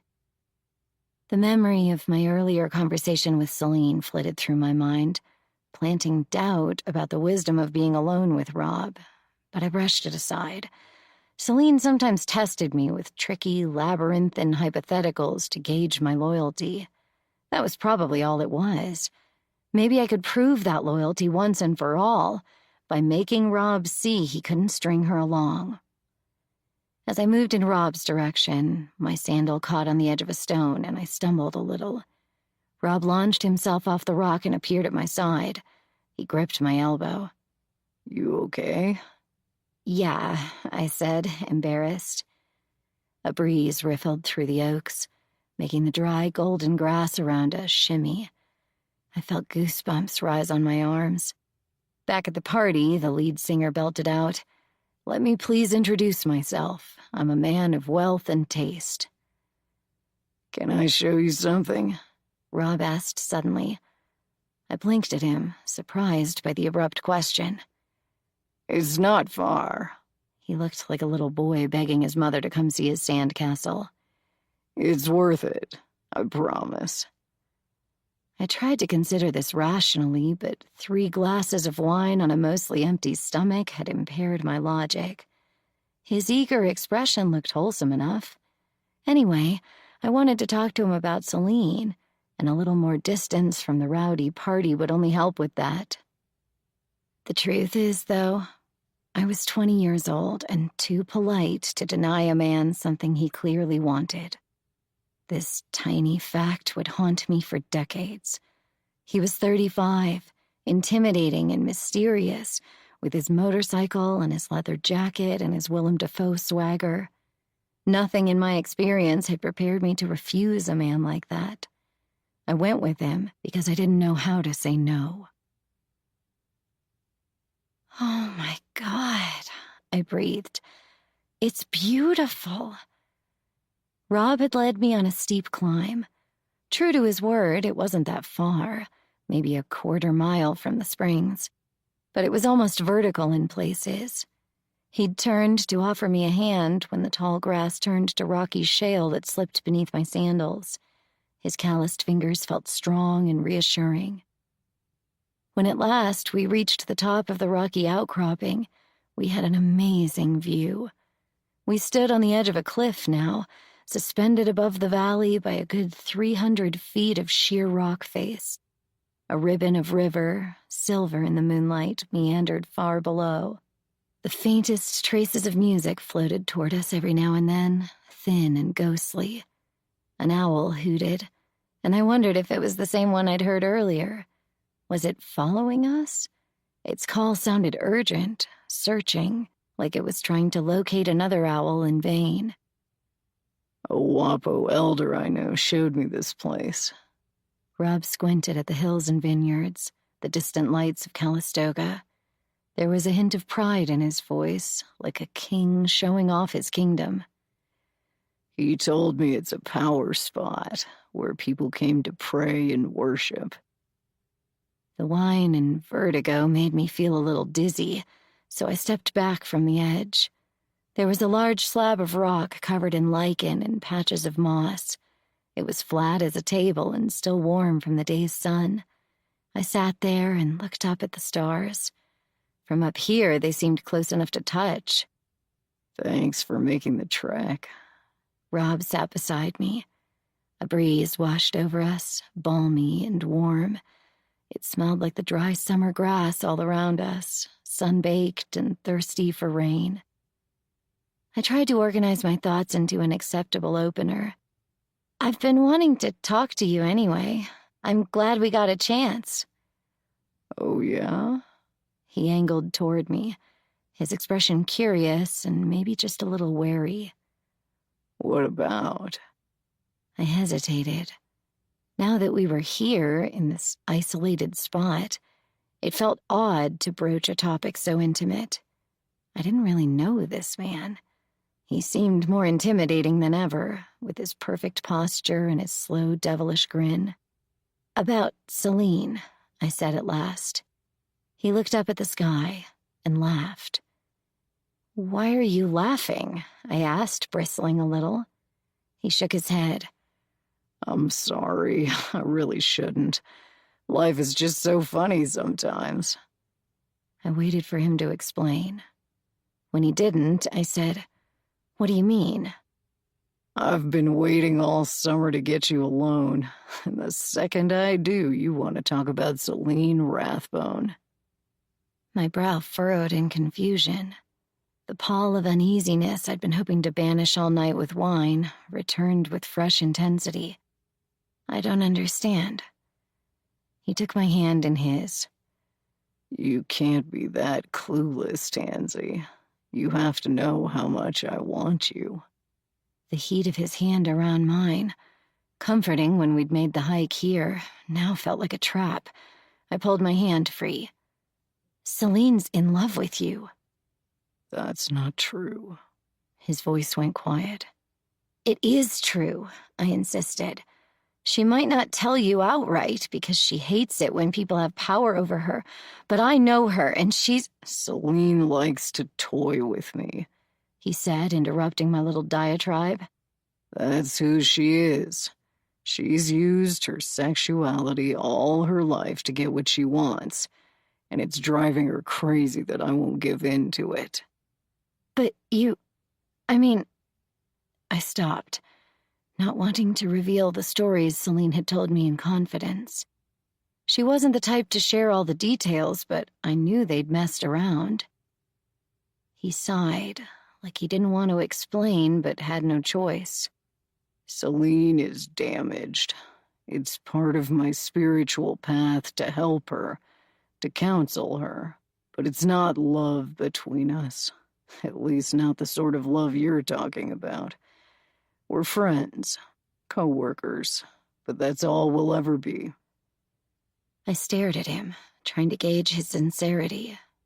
In the moonlight, his skin had a slightly blue tinge, a monochromatic flatness that made his expression hard to read. You, on the other hand. His eyebrows slanted in a vulnerable, pleading way, a look I'd never seen on him before. You're different. From the first second I saw you, I was mesmerized. I stood, veering perilously close to the edge of the cliff. Rob stood too, reaching out to pull me toward him.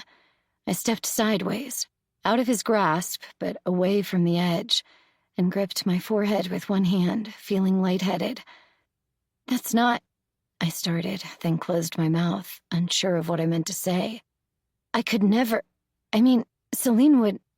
He stood and put a finger to my lips. "Shh. I know. "You don't know, or you wouldn't be." Okay." He ran a hand over my hair, smoothing it. Then he pulled me in, encasing me in his strong arms. It felt good, in spite of everything. The softness of his linen shirt against the side of my face, the feeling of being held tightly. Even the aroma of weed clinging to him was comforting. The smell of my father. "I'm sorry," he murmured into my hair. After a moment, I pulled back and peered up at him. "You're married, Rob." He made a face like I was a very young child, and he was about to break the sad truth to me about Santa Claus. "Carla and I are partners, not lovers. We made an agreement to support one another on our spiritual quest, but we're not connected in that way. Intimately, I mean. We're more like brother and sister." Even at 20, this sounded dubious to me. "So why get married, then?" "Carla has a very fragile ego." He tilted his head back and studied the stars, as if the words he needed were written there. "She needs to feel secure. Marriage gave her that security, so I agreed. I'm starting to think that arrangement has run its course, though. I'm leaving the community to pursue my own path." I stepped out of his embrace and held my hands up in front of me. "We don't really know each other, so none of this is any of my business. All I wanted to say is—" "We do know each other," he said with simple conviction. I suppressed an impatient sigh. "We've never even talked outside work before now." He stepped closer. "When two souls recognize one another, that connection is instant. The second I saw you, I knew you. I've been biding my time all summer, waiting for the right moment." "The right moment for what?" I couldn't hide my confusion. "To come together." He gripped my shoulders hard and pulled me to him, closing his mouth over mine. For a long moment, I was too shocked to move. I was a deer in the headlights, frozen to the spot. Rob moved to deepen the kiss, parting my lips and probing my mouth with his tongue. I wrenched myself out of his arms and held him away from me, palms flat against his chest. "I could never do this to Celine." My voice shook. "She's my best friend." He smiled tightly. "Maybe you should think about yourself for once, Tansy. What do you want? What do you need?" This is not..." Again, I hesitated, flustered. Rob had a way of twisting everything around. My heart was pounding. I couldn't tell if it was excitement or fear that had my pulse racing. Maybe a little of both. Rob was attractive, yes. I'd always thought he had a certain mystique, roaring in to work on that motorcycle, peeling off his jacket to reveal hard, sculpted brown muscles. He strutted around the springs like a reigning prince, his posture regal. But before Celine brought it up tonight, I'd never even considered getting together with him. I wanted to make sure he didn't destroy Celine. I'd always sensed his intentions were half-hearted, and that scared me because it was clear Celine's were anything but. All I wanted was to wrangle a promise from Rob that he wouldn't decimate my friend. I took a deep breath and gathered my thoughts. Celine comes off as tough, but she's got a soft side, too. If you're not in love with her, fine. You can't help that. But I want you to promise me you'll let her down easy. He nodded, all compassion. "Of course. We don't want to hurt her." It took me a second to see he'd intentionally misunderstood me. "We're not going to do anything. I'm talking about how you handle things." I'm not going to tell her about us, if that's what you're worried about. He reached out and tried to pull me close again, but I pushed him away. Rob, Jesus, I huffed. There is no us. There never will be. You don't mean that. This?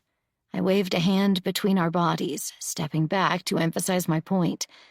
Is not happening. Sometimes, when feelings are this intense, people use words as a smokescreen. He tried to close the distance between us, but I kept my hands out, backing away again. He kept coming. There was a new hardness to his face now, a sour determination. I swallowed around the lump in my throat. My mouth felt dry, and I didn't think it was just the wine. Some animal part of me understood the tide had turned. I'm heading back to the party. I tried to make it sound light, casual, but it came out high and squeaky. With unexpected speed and agility, Rob seized my wrist. It took me a second to understand he was yanking me toward the flat rock we'd been sitting on earlier. Nothing in my life had prepared me for this moment. I'd never been shoved the way Rob shoved me as he bent me over the rock and pulled up my dress. Though some voice at the back of my brain kept shouting, "Run!" I was too stunned to follow that command. Nothing had prepared me for it, yet at the same time everything had prepared me for it. Lewd comments shouted from car windows as I walked down the street. Long, lingering looks from men old enough to be my grandfather. Boys in high school who carved hippie slut into my locker. It shouldn't have been so shocking when all that longing and rage culminated in action. Rob pinned me with his hips, forcing my pelvis against the jagged edge of the rock. With his free hand, he yanked my panties to my knees. That's when something snapped inside me, my animal instincts finally kicking in. I twisted my body around and tried to knee him in the balls. It almost worked. Rob was strong, though, and years of martial arts had trained him to see an attack long before it landed. He sidestepped my clumsy attempt at defense and spun me around again, this time pulling my hair so hard I cried out. He leaned over me, pinning me with the full weight of his body. Still gripping my hair, he whispered into my ear, "Do not fight me, Tansy. You want this. I know you do." "God damn it," I grunted, my voice hoarse with tears. "Get off me!" "You can't hide how much you want me." His breath smelled acrid. He fondled my bare ass and yanked harder on my hair, pulling my head up toward him. My scalp burned. All at once, the fight went out of me. I played dead. It wasn't a decision so much as an instinct. Wriggling and struggling only aroused him, so I let my muscles go limp. I felt myself zoning out. Years later, I learned the word for this: dissociation. At the time, I just felt the numbness creep over me, a resigned blankness. I regarded my own plight with clinical distance, like a dream where you're at once the actor and the observer. The next thing I remember is blurred motion out of the corner of my eye. Something tore free of the darkness and hurtled toward us, moving fast. Rob grunted in surprise, and then his weight lifted off of me. I heard him call out, not in words, but in strange guttural sounds that got louder and then dwindled into nothing. I turned and saw Celine standing at the edge of the cliff, her hair blowing wild like an avenging angel. Her red dress was startling in the moonlight. With painful slowness, I eased myself off the rock and tried to stand. My hands shook as I pulled my panties up from my ankles. It struck me that it was probably less than an hour ago that I'd peed in the woods. Such a short time, yet everything had changed. My knees turned to jelly.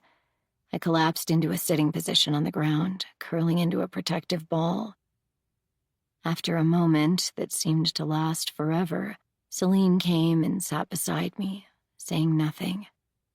"Man," she said into the silence, "I could really use a cigarette right now." I heard a peal of hysterical laughter that seemed to rise all the way to the treetops. It took me a second to realize it had come from me. As soon as the laughter stopped, I started to shiver. Violent, whole-body shivers that made my teeth chatter. The night was still warm, as far as I could tell. The rock against my back still held the summer heat, but I was freezing. Celine wrapped an arm around me. I curled into the warmth of her body, craving her heat. We can never talk about this to anyone. Her voice was low, almost soothing, but there was an edge of warning trapped inside it. I nodded, unable to speak through my chattering teeth. Never, she whispered. I turned and met her gaze. Her eyes were luminous, fierce. Can we go back to the dome? I sounded broken, pitiful. She stood and helped me up. Of course. I'll take you to my truck. Then I'll go back to the party and say our goodbyes so nobody will think it's strange. It was so unlike Celine to worry about what people thought. Then the words sprang into my head from out of nowhere. Alibi. The truth started to seep into me, a new wave of cold spreading like a tide through my blood. Shock had done its job until that moment, cushioning me from reality. But now the facts started to line up, and I was afraid I might be sick. I thought about the cliff, about Rob and me peering over its edge, the way it made my stomach tingle with vertigo. Then I pictured Rob's body splayed at the bottom, his legs and arms akimbo, his skull crushed, his blood soaking into the dry earth. Come on, Celine said, her words brisk and businesslike. We need to get you home. I stared at her, unable to articulate the questions clustered at the base of my throat, trying to break free. She pushed her hair out of her face. Please don't look at me like that. I shook my head, though I had no idea what I was denying. I mean it, Tansy. A muscle twitched in her jaw as she regarded me. Don't. Finally, a question broke free from my lips. Did you have to kill him? Her reply was immediate and sharp. Did you have to wander into the woods with the guy like fucking Bambi? I recoiled. She put a hand on my arm. I'm sorry, I didn't know he was going to. You have to be more careful is all I'm saying. She frowned. Didn't I teach you to watch your six? It was her favorite piece of advice. She said it whenever we parted, instead of goodbye. Another question bubbled up. How did you even find us? She pulled her hair into a messy knot. I saw you wander into the grove, and when you didn't come back right away, I checked on you. I bristled a little at her choice of words. Had I really wandered into the grove? No, I went there with a purpose. She made me sound like a clueless fawn stumbling around on spindly legs. So you followed us here? She nodded. I figured this is where you were heading. It's Rob's favorite spot. You heard us, then? I asked. Our conversation? Not much. Her lips pressed together into a hard, flat line, and I saw what she would look like many years later. The parentheses framing her mouth, the sharpness of her cheekbones. She seemed much older than ever before, her eyes ancient in the moonlight. She seized my arm and started pulling me back toward the trail. We can talk about this later. I let myself be led for a few steps, but then I stopped, planting my feet. She turned back to me, annoyed. I mean it. We have to. Don't you feel? I trailed off, unsure of how to finish. Don't I feel what? She snapped. Anything? She fixed me with a withering look. I feel everything, Tansy. More than you'll ever know. But now is not the time for feelings. Now is the time to act. By the time I finish my story, Tim and I have walked down the Embarcadero all the way to Aquatic Park. We stand at the end of the pier, staring out at the calm water as fog drifts around us. A little man with a face as wrinkled as a shriveled apple casts his line out into the bay. A couple pushing a baby carriage laugh at something the man says as they pass. Christ, Tim says. I had no idea. You're the first person I've told, I say.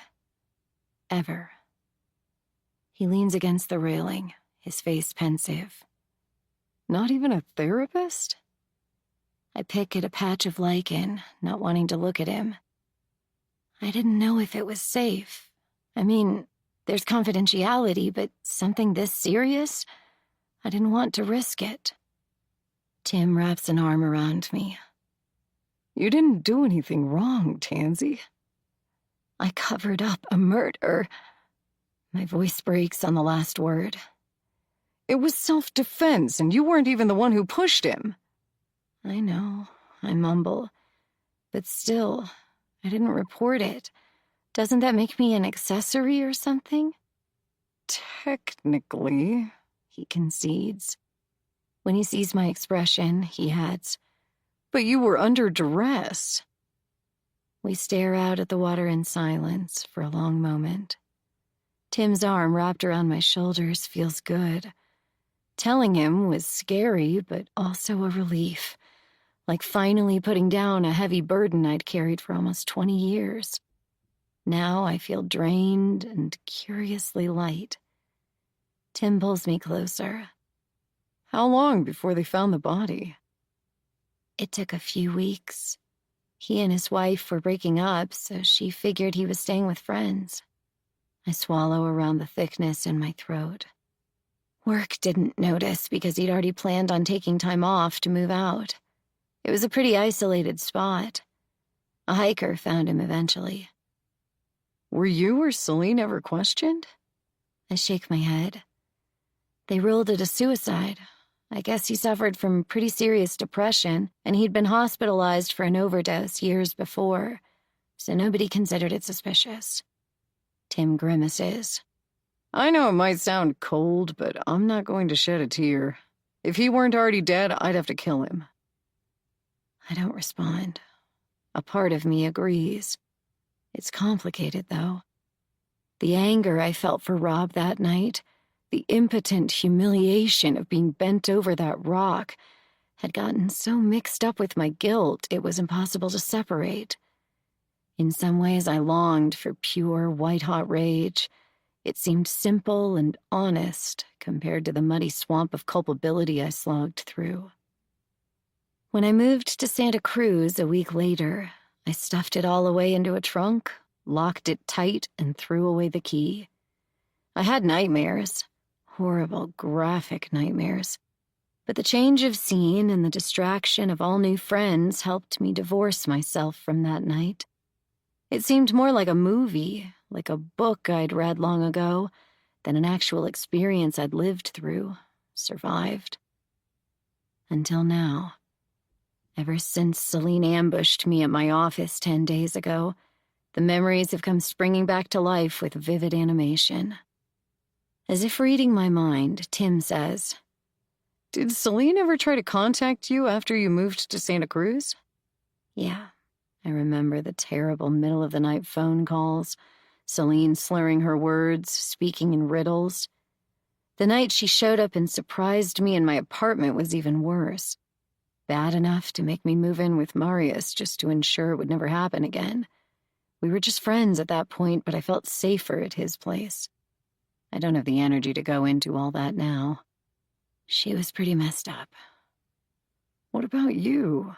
He squeezes my shoulder. Must have been tough for you, too. It was easier for me. I mean, she was in love with the guy. I sigh, imagining how alone she must have felt, how bereft and abandoned.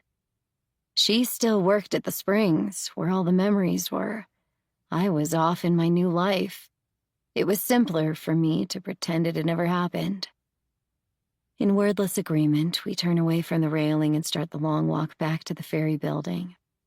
After we've passed a man throwing sticks into the bay for his golden retriever, I say, "She tried to kill herself, you know." Tim stops walking. What? "Celine." I pull my hair back to keep it from flying into my eyes.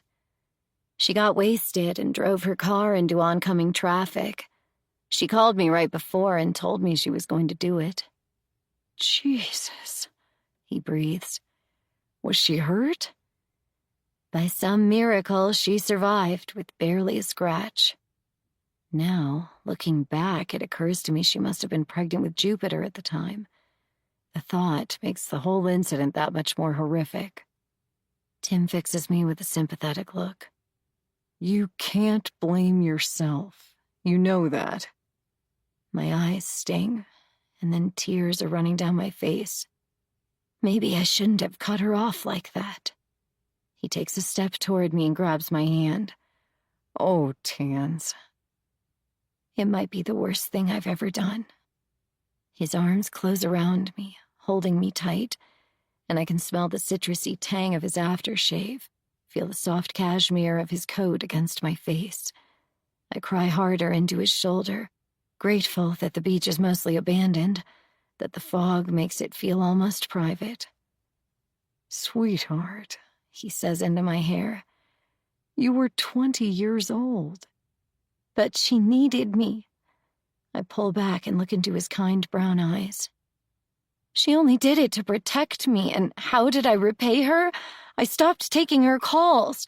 What kind of shitty human being? Shh, he soothes, clutching me tighter and speaking into my hair. You did the best you could. Chapter 6. The following Wednesday, I'm halfway through my lunch and skimming my emails when Jupiter appears in my office doorway. "Hey," I say, surprise making my voice high and squeaky. I reach for a napkin and wipe my mouth. "I wasn't expecting you. Did you—" "Sorry, I don't have an appointment. If it's a bad time—" No, it's fine." I gesture to the chair in front of my desk. Normally, being interrupted during my lunch break would annoy me, but in this case, curiosity trumps irritation. I've had Rathbones on my mind for days. Seeing one of them in the flesh startles me, as if a character from a movie stepped out of the screen and into my office. "Thanks. I had a class downstairs and just had this sudden urge to stop by." She keeps hovering in the doorway, looking uncertain. She has on a teal mini dress with bell sleeves, thick brown tights, and knee-high boots. "Cute dress," I say. "Colton got it for me." She tries to hide her shy smile as she tucks her umbrella into the little stand I keep near the door. "I saw it online, and he noticed I kept going back to it." She saunters in, looking around my office as she did last time. It's as if she sees something in my world she likes, and she's trying to memorize the details so she can recreate it. There's something flattering about that, but also something unnerving. She looks at everything with an avaricious gleam in her eyes. I doubt she's lusting after my file cabinets or framed prints, so there must be some mood here she wants to get her hands on. I stand and close the door she left open, giving her a moment to examine the space. She reminds me of a cat, sniffing the corners and rubbing up against doorways before she finally settles in. Outside, a storm has descended, lashing rain against the windows. I take a seat again behind my desk, putting the lid back on my container of soup. "How are things going?" "Not bad." The gray, rainy light through my windows illuminates her peach-like complexion. She really is one of the most beautiful young women I've ever seen. When she doesn't elaborate, I add, "Is there some reason in particular you wanted to see me?" She looks at her lap.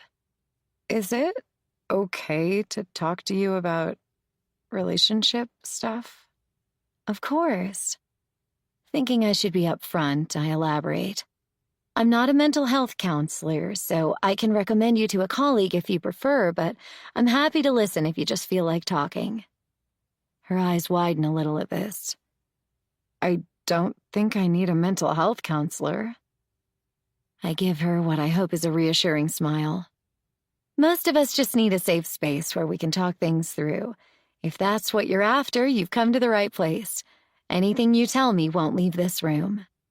I try to ignore the nagging conviction that Celine is bound to show up soon, demanding a report on my meetings with Jupiter.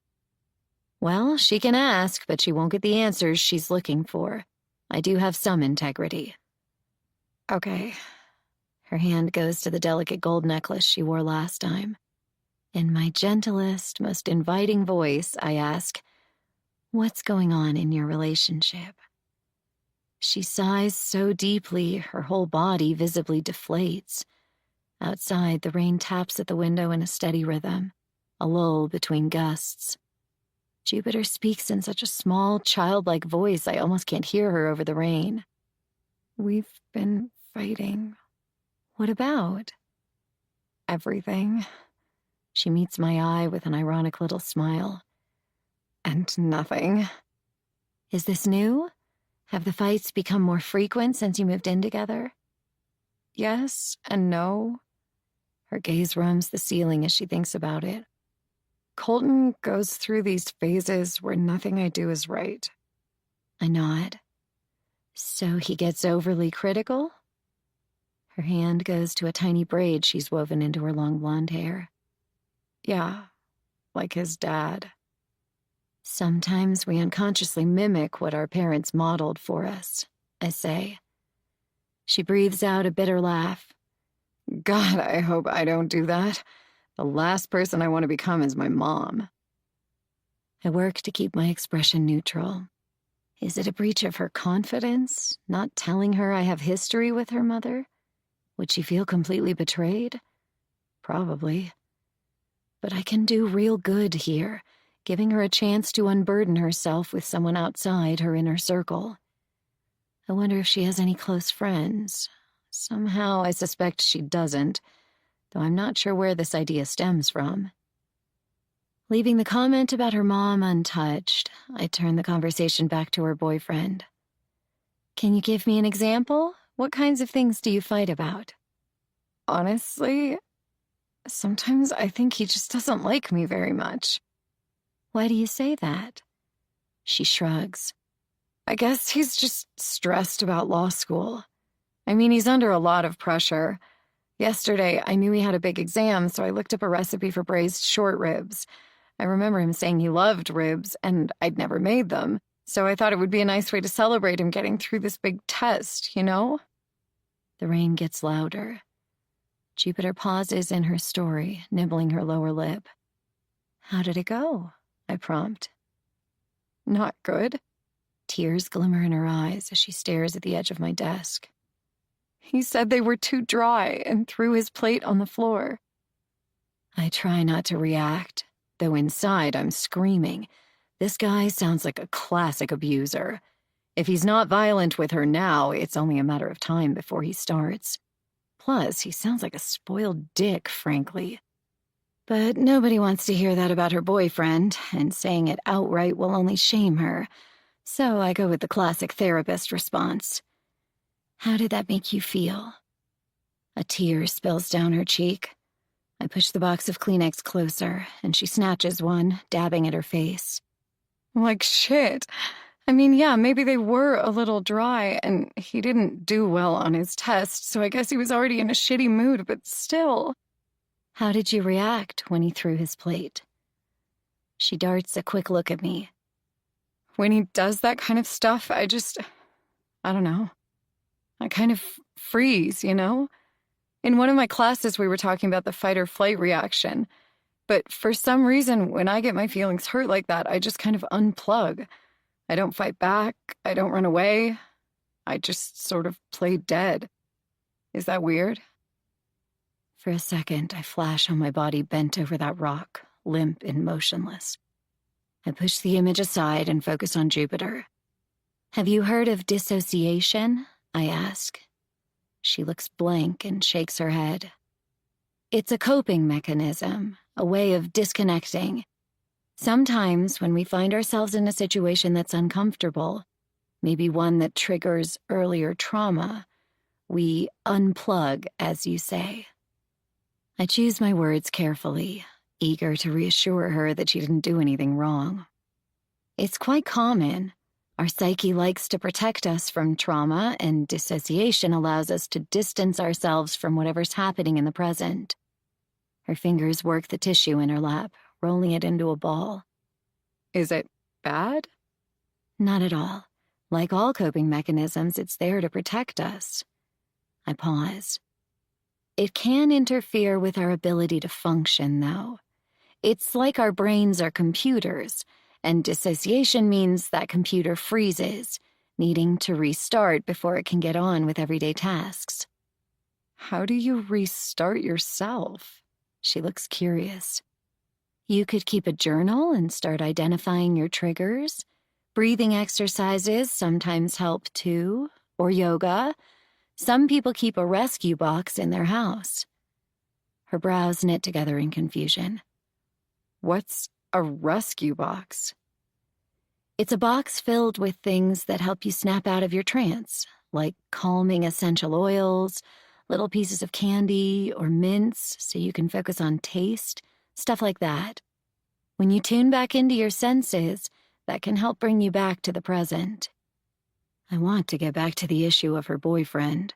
It's one thing to counsel her on how to stop dissociating, but if she's in real physical danger, all the breathing exercises and rescue boxes in the world won't keep her safe. Tell me more about these fights you're having with Colton, I say gently. Does he often do that sort of thing? Throw his dinner on the floor? She squirms a little in her chair, a guarded look coming into her eyes. I mean, not often. You said you'd been together for 7 months? Her voice rises in surprise. Wow, good memory. For a second, I worry she suspects I have a special interest in her. I've played over the conversation we had last week far more obsessively than I would any normal session. I quickly dismiss this notion as paranoid. Everyone likes to be heard, right? So, over the course of 7 months, how often would you say he's lashed out like that? Thrown something, broken something, that sort of thing? I work hard to keep my tone bland as milk, as if petulant man-boys flinging their dinner around is something everyone deals with on a regular basis. Making Jupiter feel judged right now would be the kiss of death. She looks out the window, a slightly glazed look on her pretty face. The rain hammers at the glass, a growl of thunder barely audible in the distance. Is she trying to come up with an acceptable answer? Is she remembering scenes much worse than a sulky boyfriend throwing his dinner? A sharp knock on my office door startles us both. It's so rare for me to be interrupted when I'm with a student. Gabby knows not to give me messages until I'm between appointments. With a quick, apologetic look at Jupiter, I rise and am halfway to the door when it flies open. This is even more startling. Knocks mid-session are rare, but someone barging in is unheard of. I stop and take in the young man filling my doorway. He's wearing an expensive-looking raincoat and jeans. He's not especially big, but he's got classic alpha male posture, standing tall and taking up as much space as possible as his raincoat drips onto the carpet. His gray-blue eyes regard me with haughty disdain, as if I'm the one interrupting him. We're in the middle of, I begin, but Jupiter cuts me off. Colton, she squeaks, standing so quickly her bag falls to the floor. What are you— We were supposed to meet Dad at Little Rome 5 minutes ago. His nostrils flare as he works to keep his anger in check. Did you forget? Jupiter's hand covers her mouth. Oh my God, is it 1 already? How did you find me? I tracked your phone. He says this like it's the most normal thing in the world. I know a lot of young people do that, but to me it seems incredibly invasive. Colton shoots me a quick, annoyed look, like this is somehow my fault. Taking the high road, I offer him my hand. You must be Colton. I'm Tansy Elliott, Jupiter's guidance counselor. With visible effort, he manages to squelch his impatience and takes my hand. His fingers feel clammy, and he shakes with a firmer than necessary grip. I watch his face go from raw frustration to calculated charm. Great to meet you, Tansy. So sorry for the interruption. He shoots Jupiter a mock scolding look with real heat simmering just below the surface. My girlfriend here obviously forgot we have a lunch date. Jupiter scrambles to gather the things that tumbled out of her bag when she dropped it. Hand sanitizer, a tube of lipstick, a prescription bottle, a pen. When she straightens again, her face has gone red, and her eyes are feverish with panic. We better hurry, Colton says, giving her a meaningful look. While his barely concealed ire is focused on her, I take the opportunity to study him more closely. He's got a military bearing, with dark blonde hair gelled into a perfectly coiffed flat top. His face is clean-shaven and tanned. I can see his thick dark eyebrows working hard not to furrow into a deep scowl. There's an old money frat boy prettiness to his bone structure. The high cheekbones, flawless complexion, and full lips give him an all-American look, the natural byproduct of generations of powerful men choosing physically flawless women to mother their offspring. I'm so sorry. Jupiter's eyes dart between her boyfriend and me. She looks smaller somehow since Colton appeared, as if she shrunk to make more room for him, or to disappear. I don't know how I forgot. Colton tosses me a tight, condescending smile, as if to say, You see what I put up with? Don't worry about it, I say to Jupiter. I'll have Gabby reach out to reschedule, okay? She nods, flashing me a quick, apologetic look before the two of them hurry down the hallway. I can hear Colton talking to her in a low, terse voice while she trots along behind him, struggling to keep up with his determined strides. It's not until they're out the door that my gaze falls on Jupiter's umbrella. It's a nice one, a vivid red with a sturdy wooden handle. Seizing it, I hurry after them, ignoring the slow elevator and jogging to the stairs, where I'm pretty sure they were headed. I hustle down the steps, but stop when I hear Colton's voice echoing in the deserted stairwell one flight below me. What the hell were you telling her anyway? You're still pissed about last night, aren't you? There's a murmur from Jupiter, too low to decipher. Damn it, Jupiter, if you'd just keep your mouth shut for once, we wouldn't have these problems. Nobody needs to know what's going on with us, okay? Not your crazy mom, not your overprotective uncle, and certainly not some judgy bitch in the goddamn counseling department. I have to quell my urge to storm down there and whack this entitled little shit upside the head with the umbrella. Interrupting their heated conversation will only infuriate Colton and mortify Jupiter. The cutting edge of his voice tells me she'll suffer for this enough as it is. Still feeling torn, I creep back up the stairs and tell Gabby to schedule an appointment with Jupiter as soon as possible. I wanted to keep my distance from this tangled Rathbone drama, but I can feel myself getting drawn into it more every day. As I walk through campus that evening, my crossbody bag slung over my chest and my raincoat flapping in the stiff breeze, a silhouette peels away from Jack London Hall and slinks toward me. She's carrying an umbrella, one of those clear bubble kinds 5-year-olds favor. Somehow she makes it look like a futuristic fashion statement. Her rubber boots splash through the puddles as she darts to my side, her hair pulled into a thick black braid down her back. How's it going? She asks, chirpy and bright. I don't reply, just walk quickly, hiding my face deep inside the hood of my raincoat. I know you've been seeing her, she says, and her voice is hard to read. Is that gratitude or smugness? She's a good kid, I reply, walking faster. I enjoy talking to her. You see what I mean, right? About the boyfriend? She grips her umbrella more tightly as a heavy gust pushes the rain sideways.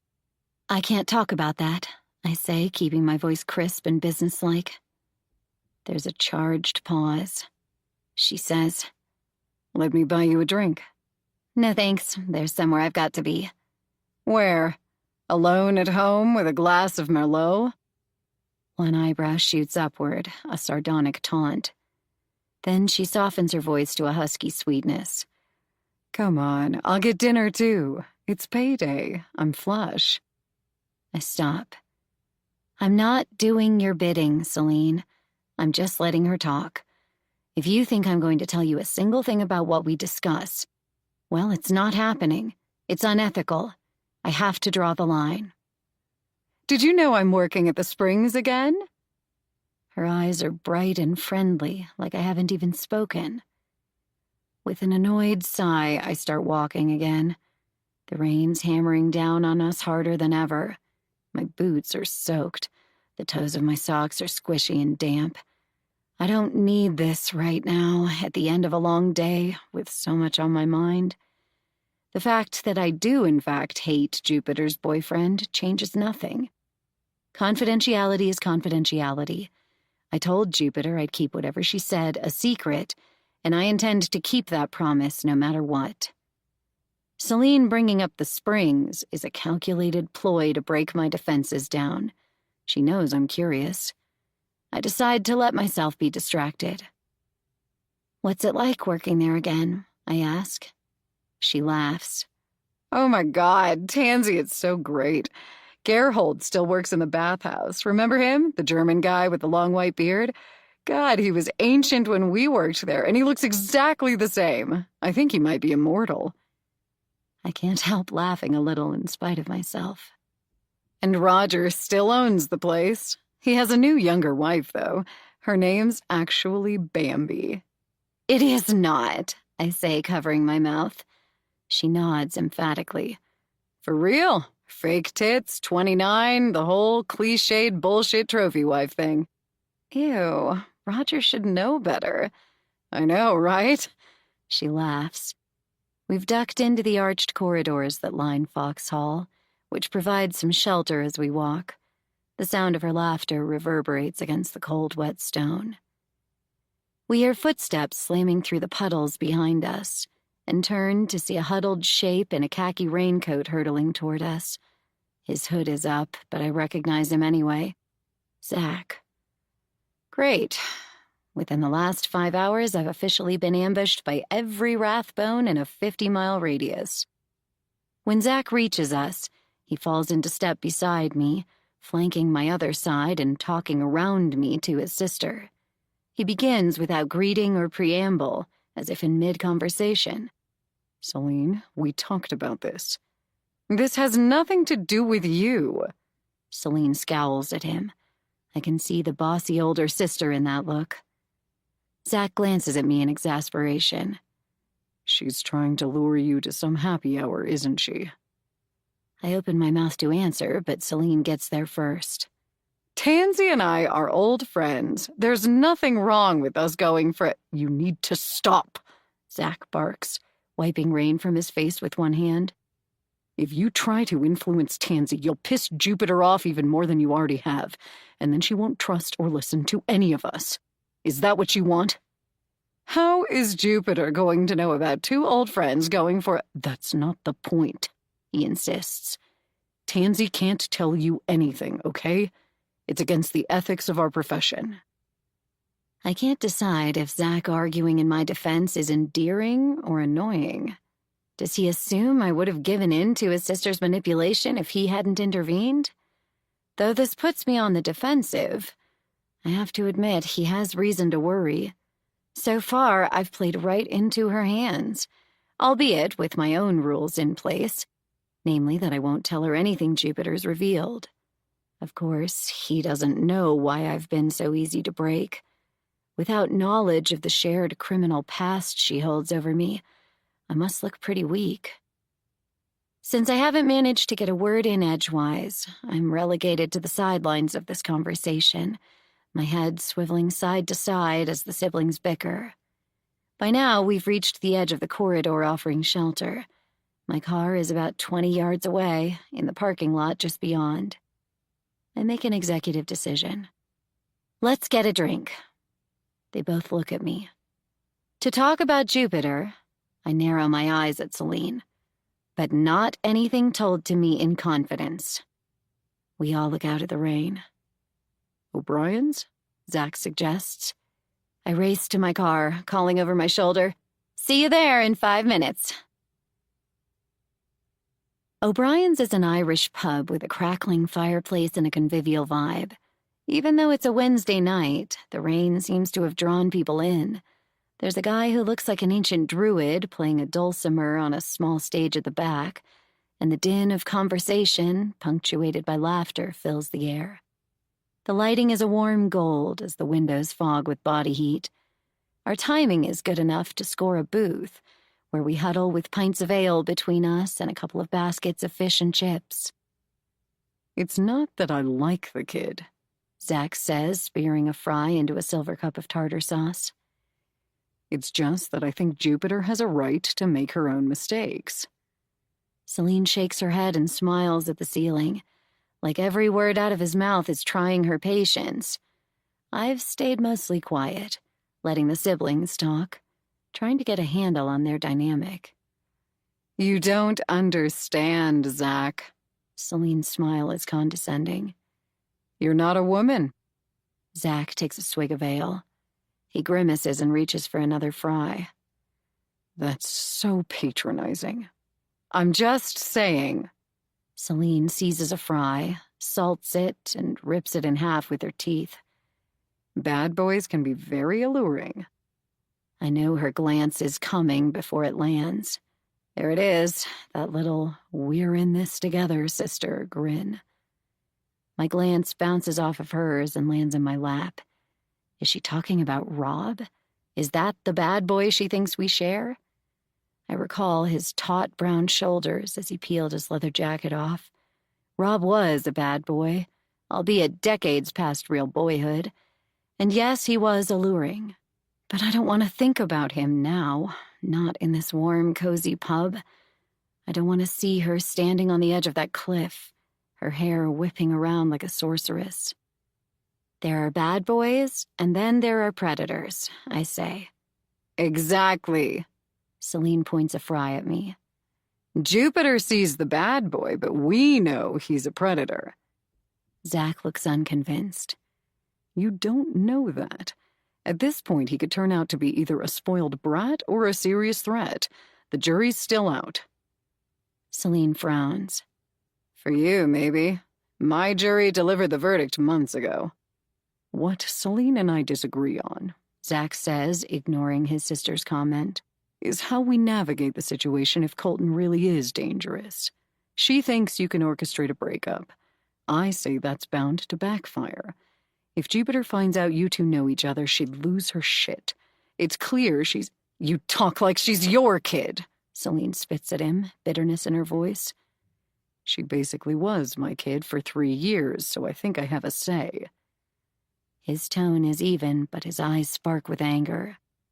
It occurs to me that Celine is jealous of the period Zach spent parenting Jupiter. She messed up, missed some crucial years, and now she sees him as lording it over her, assuming he has a say in how Jupiter should be parented. I motion to the waitress for another round. We need to focus on how we can help Jupiter. I reach for a fry and wind it through a bowl of ketchup. That's all that matters. Celine turns to me with a look of such warmth it takes my breath away. What does she need from us right now? I say, surprised by the slight catch in my voice. How can we help? Zach sits up straighter and points at me, addressing his sister. This is what healthy people sound like. Shut up. Celine throws her napkin at him. Of course we all want the best for her. We just disagree about what that is. Celine thinks we should control her from afar via you. Zach raises his eyebrows at me as if inviting me to chime in. I oblige, which is a really bad idea. Zach gestures at me, turning again to his sister. You see? This is what normal people say. Stop with the healthy normal people shit. Celine's tone is light, but when she punctuates it with a swig of beer so deep she finishes the pint, I know she's being serious. Celine has never liked being compared to normal. She bristles at the very mention of the word. She spits on normal. Normal is the enemy. Zach must know this. Is he goading her? All I'm saying is we should check our egos at the door. I gesture expansively, feeling the beer more than I should. I snatch a piece of fish and dip it in tartar sauce. We shouldn't let our personal agendas get in the way of helping Jupiter. Hear, hear. Zach raises his beer with enthusiasm before finishing it off. The waitress appears with a fresh round of pints, gathering the empty glasses. She's young and buxom, with a low-cut shirt that shows plenty of cleavage. I notice she gives Zach a flirty little smile when she asks, "Anything else I can get you?" We're good for now, thanks.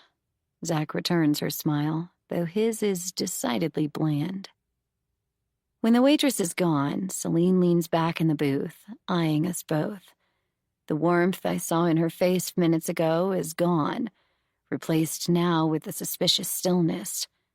When she speaks, she addresses me. So, what? You've met her twice for like 5 minutes and now you're an expert on what she needs? I'm not saying I'm an expert. Sure sounds like it. She throws a quick, annoyed look at her brother. God knows this guy thinks he is. Zach puts a hand on hers. You're her mom. You'll always be her mom. But at a certain point, I have to let go, she finishes, slipping her hand out from under his and wrapping it around her pint glass. I know, you've told me 1,000 times. If Jupiter were in a burning building right now, you'd say, hey, she's an adult, she'll find her way out. She's not in a burning building, Celine. Zach works to make his voice calm. I can tell this is an argument they've had so many times the grooves run deep. There's history here. They're not used to having a third voice in the conversation, and Celine doesn't like that everything I've said so far lines up with her brother's laissez-faire attitude. She feels outnumbered, and it's putting her in a dangerous mood. Celine's gaze slides back to me, her hazel eyes sparking with irritation. I'm floored, honestly. I thought another woman would get it, but apparently I was wrong. I'm not taking anyone's side. I'm the outsider here, I say. That's my strength. Zach nods, but Celine looks at me like she's waiting for more. The dulcimer drones on in the background, a sleepy plucking. Somebody at the bar unleashes a ridiculous braying laugh. I choose my words carefully, holding Celine's gaze. People go to therapists and counselors because they offer a perspective that's different from everyone else in their life, an objective one, free of judgment. It's essential that I stay objective. You haven't seen what I've seen. Celine's eyes burn with frustration. Colton Blake is a monster. I try again. I believe you. But the only way to get Jupiter away from him is to get her to see that. And the only way that's going to happen is if we give her the time and space to figure it out on her own. Time is the one thing we don't have. Celine runs a hand through her hair, a look of disgust twisting her lips into a sneer. He's isolating her. Don't you see that? He's cutting her off from everyone who cares about her. I agree, I say. All the more reason to keep my interactions with her purely professional. If Colton sees me as a threat, he might order Jupiter to stay away. I recall the conversation I overheard in the stairwell, the biting tone in Colton's voice when he accused Jupiter of telling everyone about their private business. It's a classic pattern in abusive relationships. Isolate the victim so she doesn't have anyone to run to when things get bad. With an uncomfortable twinge, I note that Colton's behavior is a lot like Celine's own MO in relationships. At least it used to be. During the 2 years of our friendship, the people around me grew increasingly suspicious of Celine. My dad thought it was weird I chose to spend all my time with someone 10 years older. My brother accused me of joining a cult built for two. Within weeks of meeting Celine, my old high school friendships died off. Celine never told me to stop hanging out with other people, but the frosty way she acted whenever I did sent the message loud and clear. My other friends didn't fit inside the insular bubble we built around ourselves, so they drifted away, and I barely even noticed. I wonder if Celine did the same with Jupiter, raising her in a private, intimate world, dismissing outsiders as average, small-minded people who couldn't understand their unique way of life. Jupiter said they moved around a lot. That probably kept her from forming lasting bonds with other kids. I can just imagine the thrift store outfits, the funky homes, Celine shaming Jupiter for wanting to fit in. Maybe Colton feels familiar to Jupiter in that way. On the outside, he looks like the opposite of her mother, stable, wealthy, ambitious, deeply conventional. But in many ways, she's traded the tyranny of her mother for the tyranny of Colton. For someone like Celine, losing that control would be intolerable. Of course, I don't say any of this, but Celine narrows her eyes at me as if she's read my mind. You don't get it. She's not going to leave him unless we do something drastic. If we do something drastic, that will only push her away. Zach sounds weary. So, what do you suggest? Celine snaps. We just sit back, do nothing, and hope she comes to her senses? I love her too much to wait until it's too late. Zach sighs. The best thing you can do for Jupiter is start dealing with your own issues. Celine glares at him. Let's leave my issues out of it. You know I'm right. He speaks so quietly it's hard to hear him over the din of the pub. The reason Jupiter wants nothing to do with you is... Celine pushes out of the booth and stands, suddenly furious, stopping Zach mid-sentence. Spare me the psychoanalysis. She yanks her coat on, glowering at both of us. While you two sit here doing nothing, going on about what my daughter needs, she's getting buried alive by that prick. Don't go. Zach sounds too tired and resigned to give the words much conviction. Celine fixes me with a look so cold and disdainful it's chilling. I thought you would be different. I thought you'd understand. I do understand, I assure her. That doesn't mean I'm going to compromise my professional ethics. She makes a sound of disgust in her throat. You two make the perfect pair. We're only trying to... Zach begins, but she cuts him off. Go right ahead. Enjoy yourselves. Drink beer and wallow in your psychobabble all night. Meanwhile, I'm going to figure out a way to save my daughter. Alone. As usual. With that, she strides through the crowded pub and out the door. An awkward silence settles over us. The dulcimer player starts a new song, something plucky and upbeat, just as the dart players in the back room let out a raucous cheer. Zach's eyes are sad when they meet mine. Sorry we dragged you into this. I eat another fry, not sure what to say. Am I sorry? I'm no longer sure. Celine scares me for so many reasons. It feels dangerous, edging closer to her, getting to know the people she loves.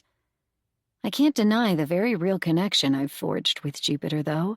A bond that's somehow deeper and more meaningful than our 2 short conversations warrant.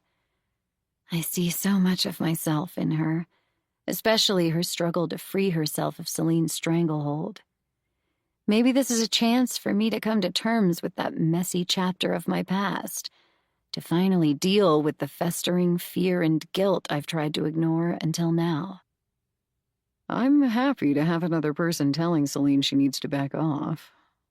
Zach looks around the pub, his face anything but happy. Unfortunately, all she can see is 2 people she cares about ganging up on her. That's a thing for her. It's part of her illness.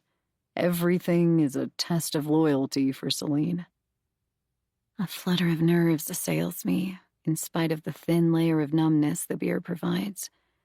I don't want to think about what Celine might do if she feels betrayed. This might be a chance for me to heal old wounds, but it's hard to ignore the very real stakes involved, not just my emotional well-being, but my freedom. Celine holds a weighty secret from our past, one she wields like a grenade. If she decides to blow up my world, there will be no repairing it. Maybe I should have placated her more tonight. I think of the determined set of her shoulders when she bolted just now, the hardness in her face, and repress a shudder. Zach studies me. You're afraid of her, aren't you? What is it with these Rathbones? Am I that transparent, or do they have a special ability to see through me? I'm afraid of what she's capable of, I admit, my voice soft. He leans closer. You should be. She's my sister, but I'll be the first to tell you she's dangerous. All the same, we can't let her get what she wants through bullying and intimidation. She's done that all her life, and it's got to end somewhere. I nod. He's right, of course. Still, he has no idea what's at stake for me. You said something happened when you were friends. Something... What's the word you used? He searches the air, finds it. Irreversible. I'm not trying to pry, but I'd really like you to tell me what that is. Why? I avoid looking at him, fiddling with the paper napkin in front of me. He takes a moment before answering. It will help me understand what's at play here. Maybe it's not as bad as you think. I breathe out an incredulous little laugh. It's bad. Take my word for it. Is it something sexual? My gaze snaps up in surprise. Excuse me? He shrugs. Celine's been with women before. Is it my imagination, or is he blushing? It's nothing to be ashamed of. I know it might feel really private, but if that's... It's not that. Now I'm blushing, goddammit. I'm not homophobic. If that was all it was, I'd be fine with that. Then what? His eyes scan my face, searching every inch of my expression. I'm scared of what my eyes might reveal. I turn my attention back to the napkin, folding and refolding it like my life depends on it.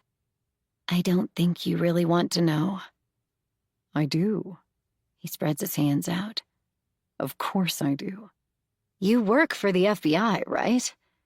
It's out before I can stop myself. He looks a little taken aback. I've consulted on a few of their cases, sure, but I'm not an agent or anything. I exhale loudly, feeling defeated. I've come this far, I might as well spell out what I've already implied. Celine and I committed a crime together, okay? If you knew about it, you might not turn us in, but it's not a fair position to put you in. It's my mistake, and I have to live with it. Celine knows I'm eaten up with guilt about it, and she's threatened to tell the cops if I don't do what she wants. I'm trying to placate her without making anything worse for Jupiter or compromising my professional integrity. He scowls in thought, taking in this new information. You two haven't even been in touch for, 20 years? Surely the statute of limitations... Not in this case.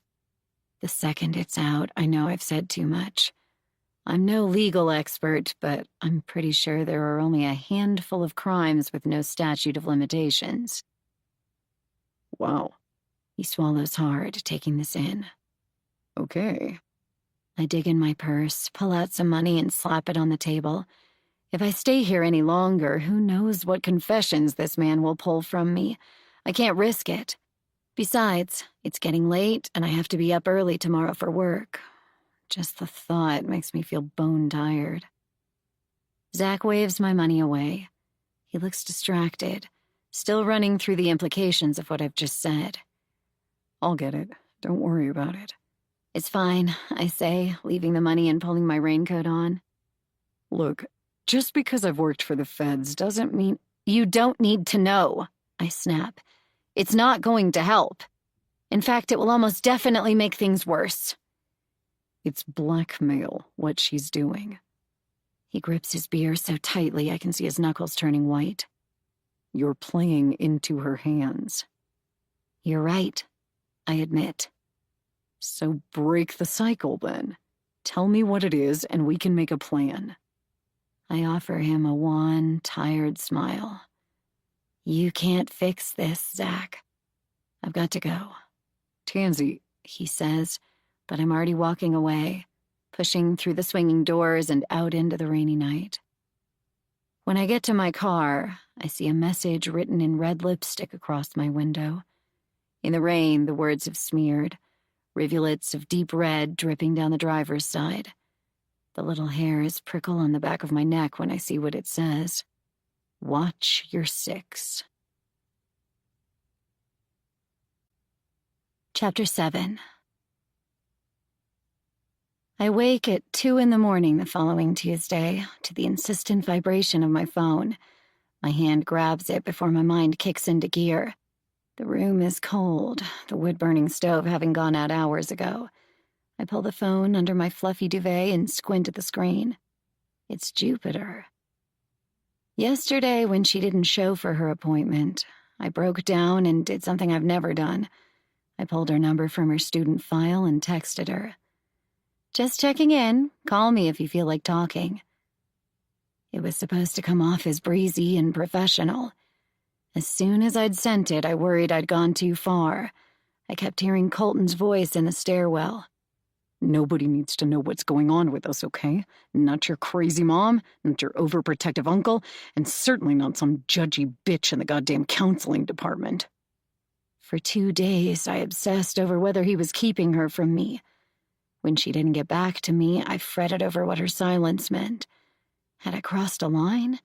Did she suspect I knew her mother? How would she know? I push the green button and hear a loud sniffle. Jupiter? Is that you? She's crying. Hard, broken sobs, the kind that rack your whole body. My chest tightens in sympathy. My heart starts to race, adrenaline kicking in. I sit up in bed, clutching my duvet. Where are you? I can come get you. Some deep breathing, like she might be hyperventilating. Jupiter?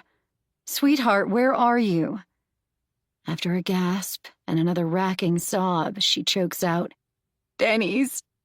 Can I meet you there? She splutters something I can't make out. What's that? I didn't— Thank you, she manages, her voice trembling. I see her from across the room. In the glaring light of Denny's, her golden hair glows like a beacon, a bright, natural thing in the midst of tired vinyl and plastic. She stands as I approach the table. Her eyes are red and puffy from crying. She wears a huge fisherman sweater over jeans. There's a small cut on her lip. I'm so sorry for dragging you here. She won't meet my eye. Hey. I squeeze her hand, wait for her to look up. It's fine. I'm happy to help. Tears spill over her red, raw lids and stream down her face. It's okay, I murmur. Really, I'm starving anyway. I could use a waffle or two. Only the finest dining here at Denny's, she smirks. Exactly. You're just a convenient excuse. I'm here for the sugar, carbs, and bacon. I scoot into the booth. She sits across from me, but all the way in the corner, as if tucking herself into the deepest crevice. I notice she's chosen the booth farthest from the windows. The waitress comes over right away, a tall, dark-eyed woman with stooped shoulders and short red hair. She looks like someone who's done time. I don't know what makes me think that. Maybe the stick-and-poke tattoo of a cross on her wrist, or the defensive posture, like she's expecting to take a punch at any moment. I order waffles with a side of bacon and a hot chocolate. When the waitress looks at Jupiter, she just wraps a hand around her steaming cup of coffee and says, I'm good. You sure you don't want something to eat? I ask. Jupiter shakes her head, her long hair falling around her face like a curtain. When the waitress leaves, I let the silence settle around us before I break it. Looks like you've had a rough night. She lets out a thin laugh, like that's an understatement. I scan her face and neck for bruises, but aside from the cut lip, which looks like it might have been done by her own teeth, she's as flawless as ever. You want to talk about it? Her eyes stay glued to her coffee cup. I thought I did, but now that you're here, I don't know where to start. That's okay. Take your time. She looks up. Tears pool in her eyes. Why are you so nice to me? For a second, my pulse quickens. Because your mother asked me to meddle in your personal life. I can see it in her wide-set, crystalline eyes, simple and sad. This girl isn't used to anyone taking such an interest in her, not without an ulterior motive. The deeper I get into this, the more betrayed Jupiter will feel if she learns the truth. I like you, I say simply. You remind me of myself 20 years ago. One corner of her mouth curves up a little at that, a bashful smile that makes her look like a child. I try to imagine her as a little girl, wearing secondhand dresses and shoes that don't quite fit. Was Celine a fun mom in some ways? Probably. I bet they had some good times, singing along to the radio as they moved from town to town, having impromptu picnics like Celine and I used to have in the tea houses at the spa. Celine has a way of making ordinary days magical, of wrapping old scarves around tired, dusty lamps and transforming a dingy room into a fortune-teller's lair. I bet she wove a story for Jupiter of them against the world, a couple of free spirits dancing from one adventure to the next. It would have been an exciting life at times. But Jupiter's tired of adventure now. She craves normal. The problem is, her system isn't wired for normal. The internal compass Celine gave her leads straight to trouble. I bet your life wasn't as messed up as mine, even back then. Jupiter cradles her coffee cup like she's trying to draw its warmth inside her. I remember how cold I was the night Rob died, the way my teeth chattered so hard I worried they might break. Even when Celine drew me a hot bath and eased me into it, I went on shivering. The cold wouldn't leave my bones. What is it about trauma that sucks all the heat from our bodies? Why does our internal fire go out just when we need it most? I had my share of problems, I assure her. She surprises me with a question. Like what? I hesitate. This is not how counseling works. It's not supposed to be about me. Then again, counselors don't show up at 2:30 a.m. at Denny's either. I've already crossed the line. I crossed it when I texted her. She wants to know who I am, what I've lost, what I've survived. If it will help her to open up, then who am I to deny her? Once, when I was about your age, I was almost raped. It surprises me a little, hearing the words out loud. It took me a long time to get over it, to trust people again. She takes this in, her forehead crinkling with empathy and something else. Confusion, a question she's afraid to ask.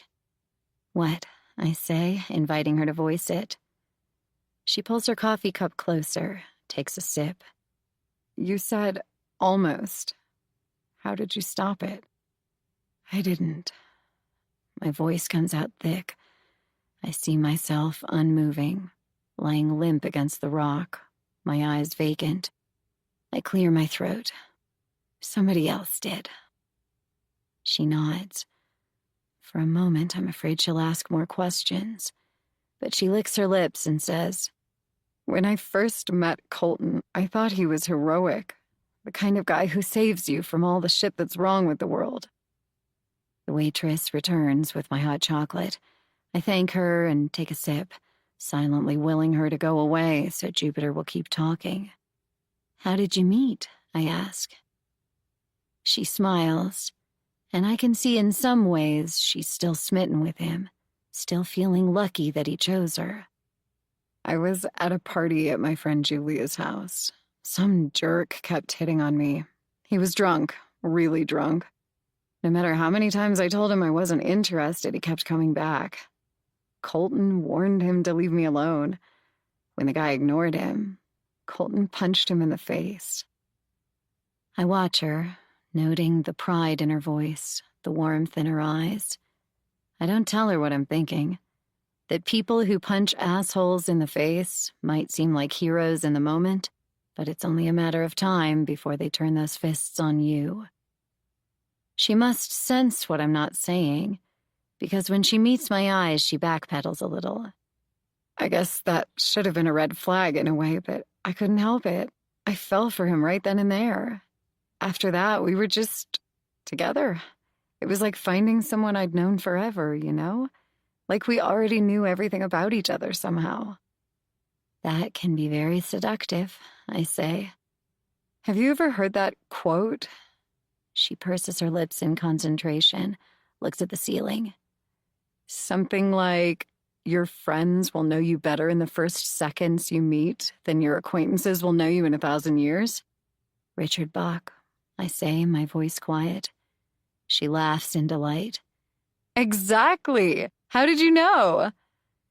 I shrug and hide behind another sip of hot chocolate. The whipped cream has mostly melted, leaving a thick white sugary sludge. Celine told me that the first day we met.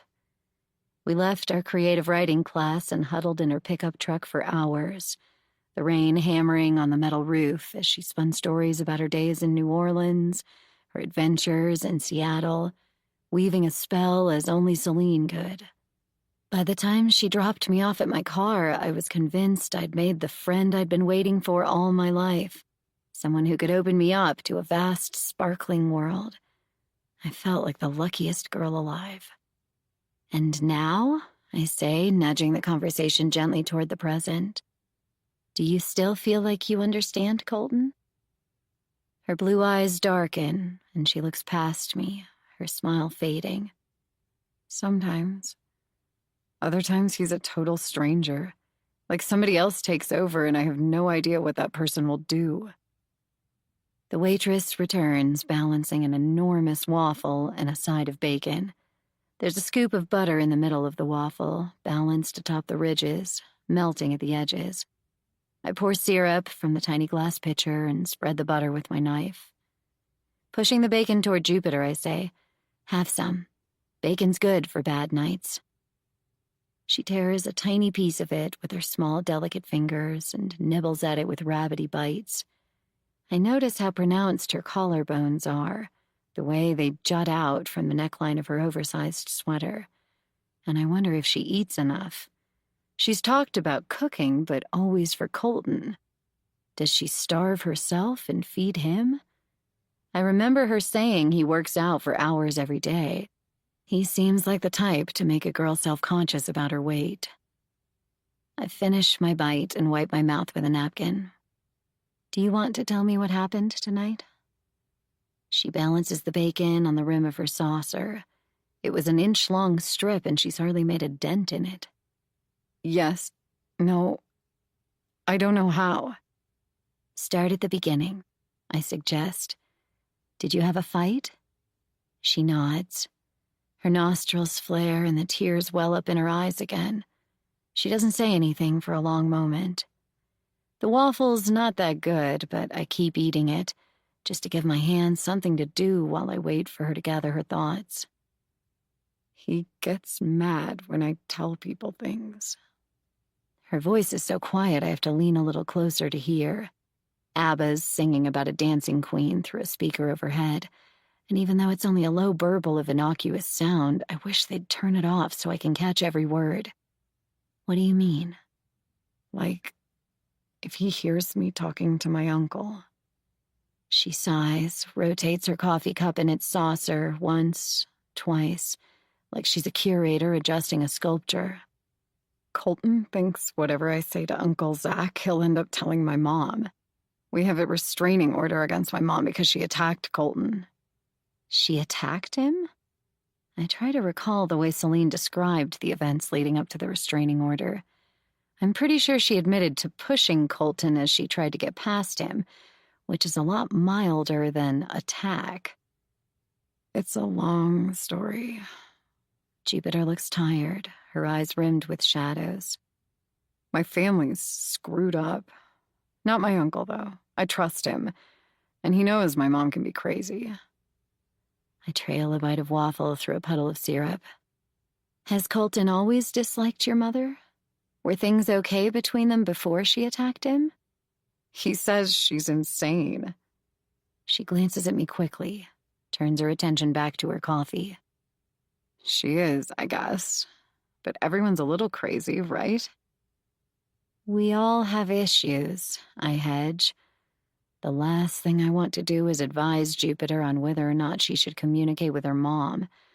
I cut Celine out of my life with a scalpel so sharp and deep she tried to kill herself. No, that's not fair. I can't assume it was my abandonment that led her to drive her car into oncoming traffic. Even though she blamed me at the time, it was her own despair and loneliness that made her do it. I forced myself not to get lost in my own memories. Right now, I'm here for Jupiter, and I'm going to give her my full attention. Is it just your family you and Colton fight about? Does he encourage you to stay close to other people? I wait, and when she doesn't answer right away, I say, "What about your friends? Do you still hang out with them?" Her mouth tightens, and for a second I'm sure she'll start crying again. I don't really have any friends. Even before you started seeing Colton? She nods, her neck flushing with little pink splotches. We moved so much when I was little.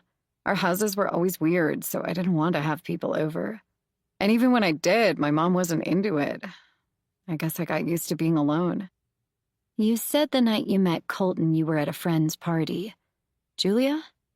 She grimaces. Not a friend, really. An acquaintance.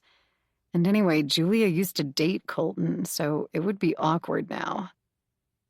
I eat a piece of bacon, thinking hard before I try to articulate what I'm about to say. Sometimes, when you're in love, it's easy to isolate, just focus on each other in your own little bubble. Some of that's natural, especially at first. But in the long run, we need other people, you know? They remind us of our other interests, the parts of ourselves that might not be encouraged by our partner. No two people can be everything to one another. It puts too much pressure on the relationship, putting it in a vacuum like that. She picks up her bacon and takes a minuscule bite. Her eyes fall on my left hand. Are you married? The question takes me by surprise. No. Divorced? I put my fork down, again with the questions. My counseling instinct makes me want to change the subject, but this is something different, and we both know it. She doesn't want a counselor. She wants an older, wiser friend, just like I did when I met Celine. No, I've never been married. I was with someone for almost 11 years, a guy I met in college, but it didn't work out. His name's Marius. We're still close friends. I live on his property, in fact. Why didn't it work out? Her innocent blue eyes are full of guileless curiosity. I think of Scotty. For the second time that night, I tell her something I've hardly told anyone. We were in a band together. Marius, me, and this guy named Scotty. The three of us were really close, but then Scotty died. After that, Marius and I couldn't seem to get along. It was like Scotty was the glue keeping us together. How did he die? It comes out barely more than a whisper. I meet her gaze. Overdose. He had a problem with heroin. I don't think it was suicide, but I guess we'll never know. She nods, and there's something about the gesture that tells me she knows a little something about drugs and what it's like to live with an addict. Celine was pretty careful about drugs after she got clean.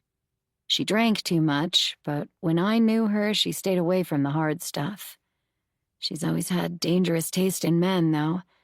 I shudder to imagine the kinds of domestic arrangements Jupiter might have endured. This time I do change the subject back to her. I want her to trust me, and being honest with her about my past, or parts of it anyway, seems essential for that to happen. But that doesn't change the fact that I'm here in this sad Denny's in the middle of the night because of her distress call, not mine. I need to find out if she's safe and what I can do to help. Do you need a place to stay tonight? Before I can overthink it, I add, you can stay with me if you like. My place isn't big, but it's cozy. She finally polishes off her mouse-sized portion of bacon. I push the plate toward her again, but she shakes her head. I can go back. He'll be apologetic for a while. Alarm bells go off in my head. Apologetic for a while sounds like another red flag, a textbook example of the cycle of abuse. The tension builds, the abuser explodes, followed by a period of prolonged apology and sweetness. The more I hear, the more obvious it becomes that Celine's instincts about Colton might be right. My stomach turns at the thought. The sickly sweet waffle feels heavy inside me. I'm going to ask you a question, and I want you to tell me the truth. She holds my gaze, gives an almost imperceptible nod. Does Colton ever hurt you? The song switches from ABBA to Elton John's Candle in the Wind. She doesn't answer for a long time. When she finally does, her voice is reedy and thin. This is the first time he's hit me. Before tonight, he'd do other stuff. Throw things, punch walls.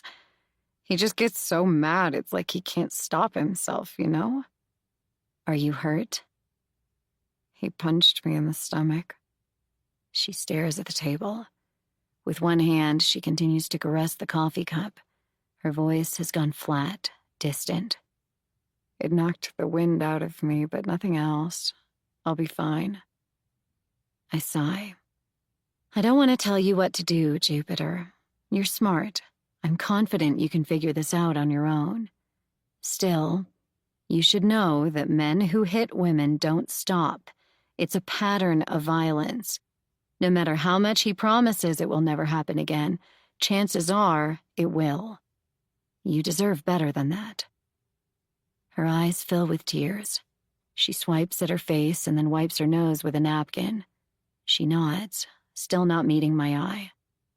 If you don't want to stay with me, I could pay for a hotel. She shakes her head. You don't have to do that. I'd feel terrible. It's no big deal, I assure her. Can you give me a ride to my uncle's? She stares at her lap. He's cool. He won't ask a lot of questions. I keep a toothbrush there just in case. Of course. An image of a sleepy Zach stumbling to the door in his boxers flashes through my mind. I push it aside and focus on the other part of her statement. How did you get here if you didn't drive? She makes an embarrassed little snorting sound. Or walked. I don't have a car. I like to walk at night anyway. It clears my head. I take some money from my purse and wave Jupiter away when she offers to pay for her coffee. Once I've settled with the waitress, we step out into the cool night and make our way across the parking lot to my car. It's almost 3:30. The air smells of fog and something sweet, maybe fresh donuts from the little bakery across the street. I get behind the wheel and wait for Jupiter to buckle herself in. Ready? I ask. As I'll ever be. She sounds tired, but I think I hear a note of something else in her voice, too. I'm hoping it's determination. For the second time that night, I fumble for my vibrating phone in the darkness to find a Rathbone speaking directly into my ear.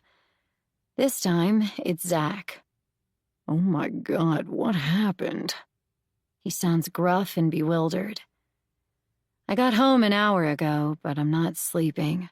My body is so exhausted, it's close to hijacking my mind, but it hasn't yet managed it completely. I'm just lying in the dark, staring out my skylight at the stars. When I dropped Jupiter at Zach's house, I offered to walk her to the door, but she insisted she didn't need an escort. I waited until Zach let her in, but he was little more than a shadowy figure in the doorway, so I couldn't gauge his reaction to her unexpected appearance.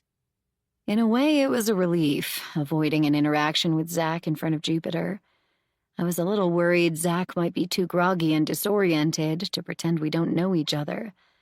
If that happened, Jupiter would no doubt suspect I'm more embedded in her family than I've let on. I feel a nagging guilt about my deception. I keep seeing Jupiter's face, the way her flawless complexion, even pink with tears, was so beautiful, but her eyes so sad. They were like deep pools, so luminous and trusting. When Zach calls, I'm happy for the distraction. "Can you be more specific?" I ask. He clears his throat, and I picture him in his boxers, his torso broad and sloping in the moonlight. "I'm sorry to call you at this hour." "Now you remember your manners." It comes out with more sass than I'd intended.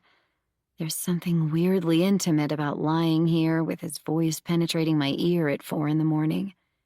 It reminds me of high school boyfriends, all that uncertainty and yearning. "Rathbones are moody bastards," he says, his voice a scratchy whisper. "We've established that. I just need to know what's going on with Jupiter." I hesitate. It's not like our conversation at Denny's was an official counseling session. Still, I am Jupiter's counselor. Do professional ethics dictate I keep everything to myself, even with Zach, who I'm pretty sure has her best interest at heart? He must hear the hesitation, because he sighs and softens his tone. "Sorry, I'm being a dick. I'm tired and I'm worried is all."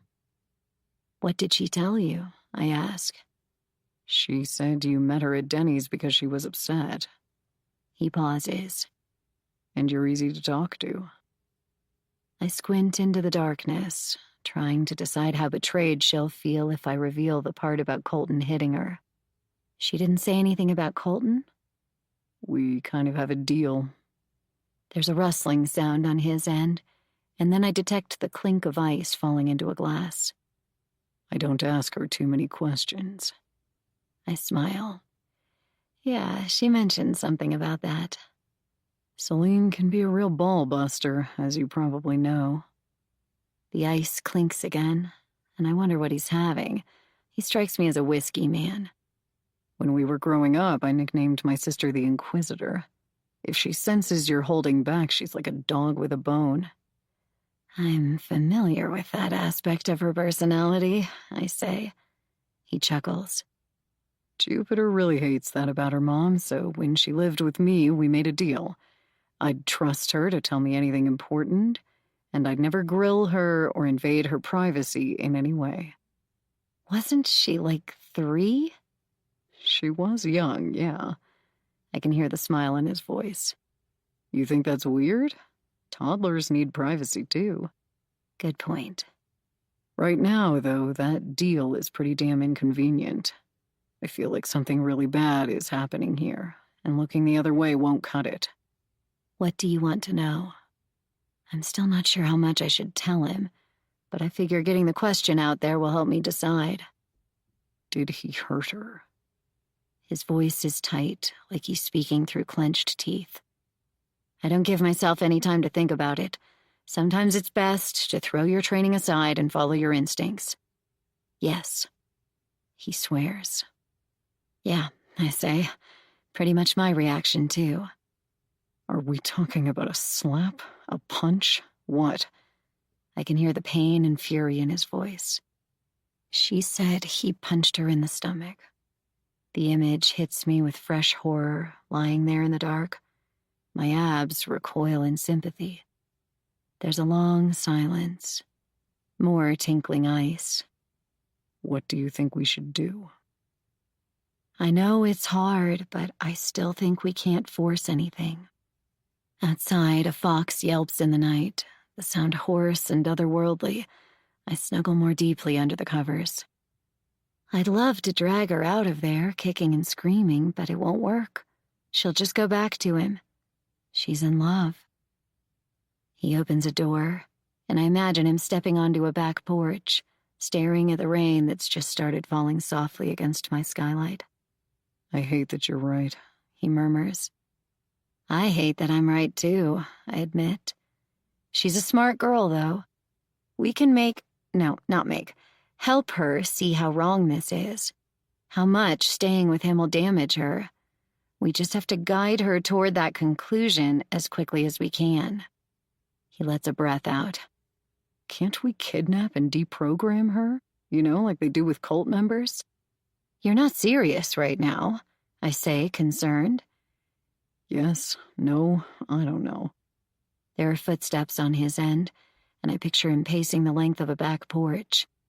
The rain's coming faster now, tapping against my roof in a jaunty rhythm. Damn, this is exactly the kind of crazy shit Celine would dream up. Kidnapping Jupiter. She wants him dead, Colton? Something in me slithers with cold, wet unease. I reach out, find Diego's warm body in the dark, and stroke his fur. Celine told you that? Yeah, pretty much. I run a hand along my cool, soft sheets. I just changed them yesterday, and they smell divine, like lavender. Did she actually say that, or are you interpreting? Her words were, if that little shit doesn't leave my daughter alone, I'm going to slit his goddamn throat. My gasp is involuntary. That's pretty clear, then. He makes a sound somewhere between a cough and a laugh. I'm scared, Tansy. Of what? My throat aches with tenderness. I'm scared Jupiter will stay with this douchebag and he'll beat the shit out of her. His voice breaks. He gets even quieter. I'm scared Celine will kill the bastard and go to jail for it. Neither of those things is going to happen, I assure him. He groans. How can you know that? I just do, I say, with more certainty than I feel. We won't let them. It's so weird. His breath down the line sends shivers along the length of my arms. What is? He drops his voice again. Having someone on my team. I can't think of a snappy retort. There's a warm tingle in my chest, like I'm the one drinking whiskey. Thank you, Tansy. I hear him swallow. For everything. I've just opened my mouth, searching for words, when I realize he's dropped the call. After staring at the dark screen a few seconds, I set my phone down on my bedside table and pull Diego close, ignoring the indignant sound he makes in his sleep. I breathe in his scent and run my hand over his velvety fur again. The situation with Jupiter is getting way too complicated way too quickly. Suddenly, I'm occupying this weird space in her life between therapist and older sister. I've landed a leading role in this Rathbone drama, like it or not. Maybe it's time to stop fighting the inevitable and just accept that they're in my life. I care about Jupiter. She's sweet and smart and funny, and she deserves so much better than Colton Blake. Then there's Zach. He's intriguing, though I know getting close to him will mean Celine's in my life more than ever. In spite of my efforts to keep my distance, there's a definite attraction there, something smoldering between us that no amount of good sense can put out. That glow Tim noticed last weekend is alive and well as I lie in bed, replaying the cadence and swell of his voice. My cheeks feel hot as I run a hand down the length of my body, rolling around in the memory of his final words. When I think of Celine again, my fizzy warmth goes flat. She said she wants to slit Colton's throat. It's such a violent image, one I can imagine all too easily. I see her blue-black hair in motion as she yanks him backward and slashes a knife across his jugular. It's a graphic, terrifying mental picture in full color. I can see the profusion of blood as it fountains from his throat. Most of all, though, I see the victorious, feral sparkle in her eyes as she does it, the same one she had the night she stood at the edge of that cliff. I try to get back to sleep, but it's no use. Just before the sun comes up, I finally give in to the insomnia and drag myself out of bed, navigating the loft stairs carefully. The moonlight coming through the skylights and the wall of windows is just enough to illuminate my martin hanging on the wall. It calls to me, its pale wood gleaming, its curves faintly outlined in the gloom. I unhook it from its wall mount and carry it to the couch, tuning up quickly before strumming a few chords, the sound bright and airy, heightened by the acoustics of my high A-frame ceilings. I start to reach for the lamp beside the couch, but decide to stay in the dark. Something about the moonlight and the deep quiet of pre-dawn feels delicate, as if I'm wrapped in a silvery bubble that lamplight might break. For the first time in years, I managed to pluck a melody from the ether. It's a simple chord progression, nothing fancy, but it feels right. Before I know what's happening, lyrics are tumbling out of me, my voice soaring toward the ceiling, resonant and deep. It's a song about that long-ago summer, but it's also about Jupiter and Zach, all the Rathbones who haunt me. Without forcing it, the words spring up unbidden, just like they used to. No, that's not exactly right. When I was younger, I would tease the lyrics out, like tugging at a ball of string, unraveling each line with careful patience. This time, the song has a force of its own, rising like something long buried, finally floating to the surface of a deep lake, something heavy but buoyant that refuses to remain submerged. The next evening, when I get home from work, I see Celine's car, this time not hidden up the road, but sitting right there in front of my house, gleaming in the dying light with an inky, self-satisfied glow. I'm so not in the mood for Celine right now. After getting about 4 hours of sleep last night due to the Denny's escapade and my late-night chat with Zach, my eyes ache with exhaustion. My vision kept blurring as I drove myself home, making me roll down the window to stay awake. The very last thing I want right now is to spar with Celine. I feel too naked and raw in this grimy, sleep-deprived mood. She'll shred me like a tiger pouncing on a child, and I'll just flop around limply while she does it, too weak with fatigue to put up a fight. With a sigh, I grab my bag and head into my house. She's out on the deck again, a bottle of Dos Equis in her hand. On the funky outdoor coffee table, there's a bowl of guacamole, another of pico de gallo, and a platter covered in nachos. They're just the way she used to make them for me, smothered in cheddar cheese and tiny cubes of avocado, with sour cream and salsa sitting on top like the peak of a snowy mountain.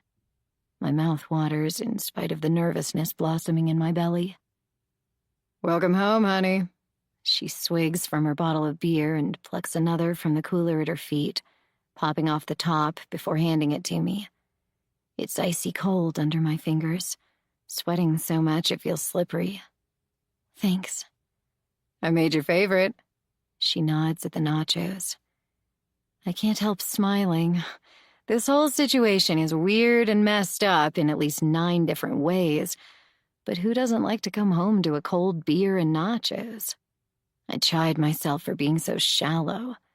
Still, I take a long pull from my beer and then grab one of the cheesiest chips, swooping it through the chunky homemade guacamole and cramming it into my mouth. Hot cheese liquefies on my tongue. I can't help groaning in appreciation. Right, she says, looking smug. You are the nacho champion of the world, I concede. But what are you doing here? She leans back against the cushions of the outdoor couch, beer bottle cradled between her thighs. Do you plan to go on hating me forever? I don't hate you, I say automatically. What then? She's very still, waiting for my reply.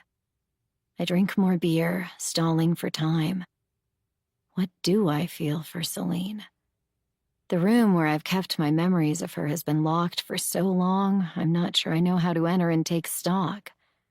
There's so much in there. The closeness that sprang up between us and became my whole world for a while, the darkness of that night in the woods, the self-preservation that made me shut her out when I moved to Santa Cruz, barely letting her anguish touch me, even when she tried to kill herself. It's been so much easier to keep it all in a secret compartment, to move on without looking back. Until now. What I feel for you is complicated, I say finally.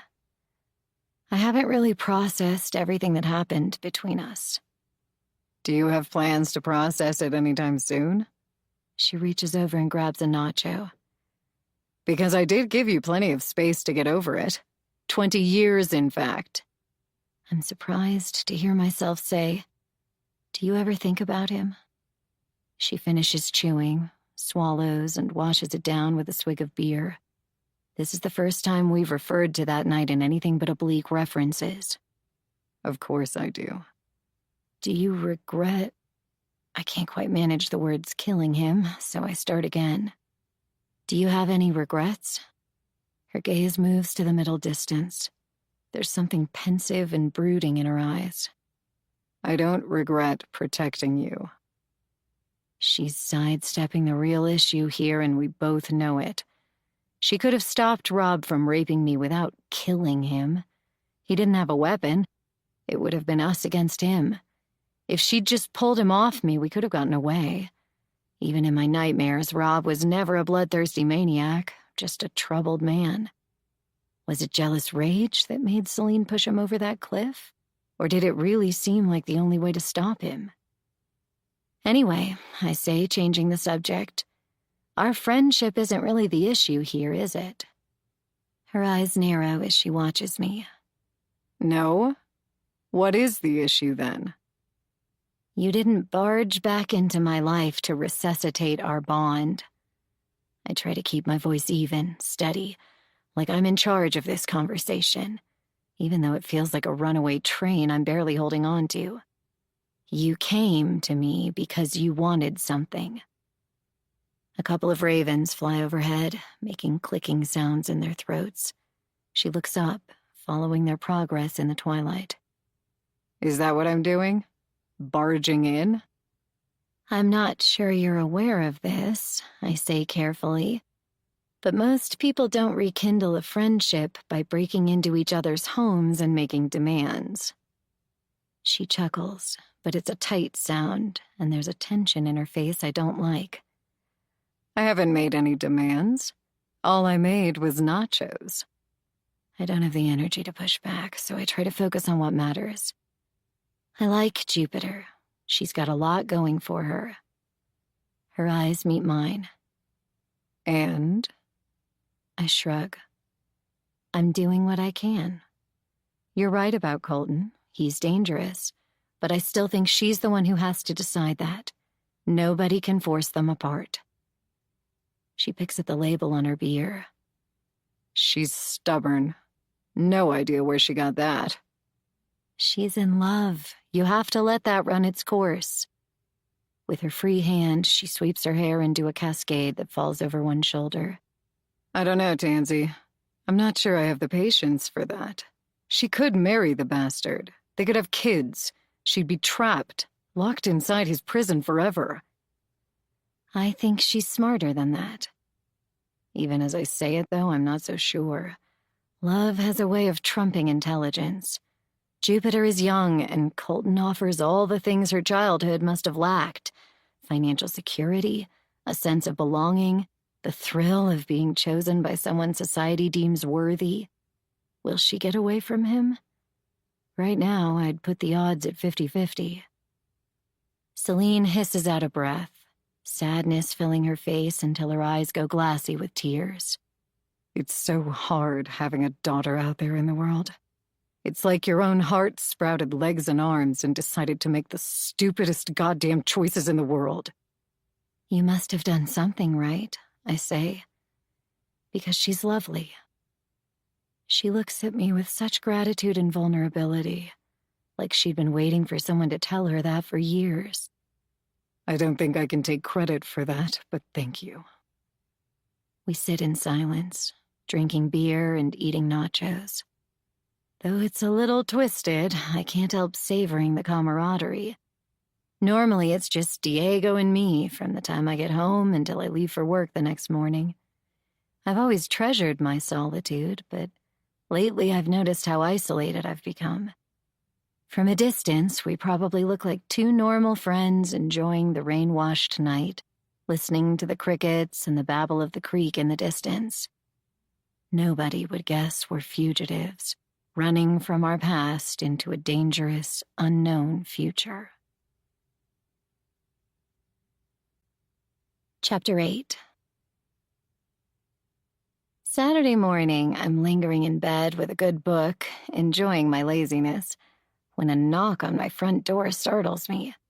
Surely it's not Celine. She was just here Wednesday night. And anyway, it's more her style to sneak in through the back door and give me a heart attack. I get up and glance at myself in the mirror. Old pink pajama pants and a sleep-rumpled camisole. My phone tells me it's after 9 o'clock. Well, whoever it is, I'm not changing my clothes for them. This is my lazy weekend, damn it, and if they're going to interrupt, they can just deal with me in PJs. When I open the door, Jessica's standing there, looking impossibly fresh and perky. Her long brown hair is styled in luxurious, shiny waves, and her olive skin seems to glow. In one hand, she carries a basket filled with vegetables: kale, cauliflower, bok choy, eggplant, and tomatoes. She's wearing a cropped hoodie that shows off her tiny baby bump, which draws my eye like a beacon.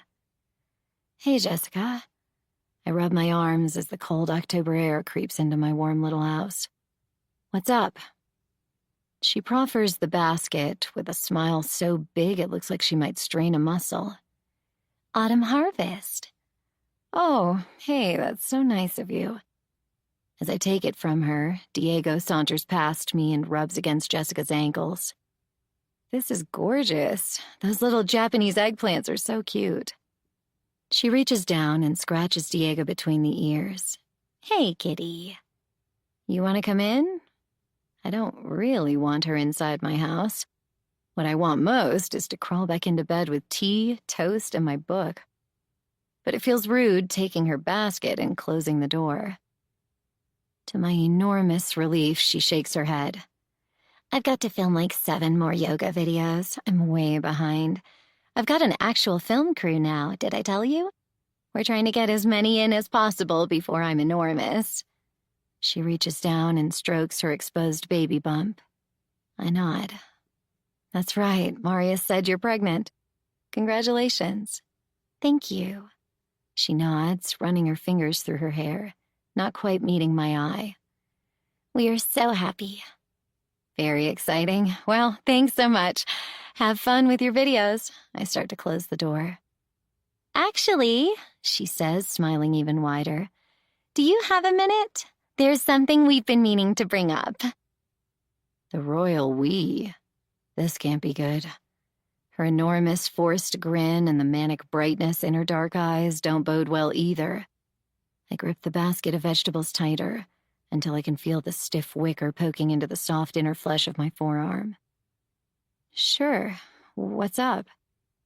Even I can hear the slight quaver in my voice, the premonition of something I don't want to hear. For a second, I fantasize about slamming the door in her face, running back upstairs, and diving under the duvet. Instead, I stand there, leaning against the door jamb, trying not to stare at her exposed, nut-brown belly or her deranged smile. Marius was supposed to say something, but I think he's scared. She winces a little, and I can't help but notice that her face remains taut no matter what expression she makes. I rub my forehead, feeling haggard next to her. He said you guys are having a baby and getting married. Right. Well, because of that, our situation has changed. She purses her lips in a pout, though I see no evidence in her shining eyes that she's actually sad about what she's going to tell me. I know Marius has been renting this place to you for almost nothing, but we can't afford to do that anymore. Interesting sentence structure, I note. It starts with Marius as the subject, but switches post-conjunction into the mighty we. Then it hits me. This woman is jacking my rent up. A rush of anger pushes through me, leaving a bitter, acidic taste in my throat. We'd love to, but we can't. She does that little girl scuff one toe against the ground and look up sideways thing. It's such a calculated move, I'm sure she practiced it in a mirror. You're paying $1,500? I nod, swallowing hard against the fear tightening my vocal cords. See, that's way too low. She shrugs one shoulder like it's out of her hands. We've got to double it. Double it? I echo, tilting forward a little. A tomato escapes from where it lies wedged between an eggplant and some bok choy, tumbling toward the ground in a death plunge. It splatters on the flagstone walkway in a violent burst, seeds flying up to freckle the hem of my pajama bottoms. Oh, too bad. She stares at the mess with a regretful frown. You're going to charge me $3,000? I can't keep the edge of panic from my voice. Believe me, we wouldn't if we had any choice. She does that face again, half wincing and wrinkling her nose like she smells something rank. With the baby coming, though, we've got to be smarter about money. Marius, the goddamn coward, was supposed to tell me this 3 weeks ago, when he caught a ride down the driveway and helped me with my groceries. That's definitely what happened. I feel sick. It would have been bad coming from him, but not this bad. Jessica, glowing with health and flashing smiles that could blind you, rubbing her baby bump like it's a magic lamp, is the worst person to hear this from. I wish to God I'd never answered the door. It's nothing personal. She smiles, her eyes seeking approval. Seriously? It's not enough for her to rob me of my home? I'm supposed to make her feel okay about it? An unruly burst of anger makes me want to hurl the entire basket of vegetables at her head. I take a deep breath, gathering my thoughts. She's already starting to back up, though, hands still wrapped around her belly protectively. Okay, well, great. You can just leave my basket on the porch when you're done with it. Jessica, I can't pay $3,000. It's not... I can't.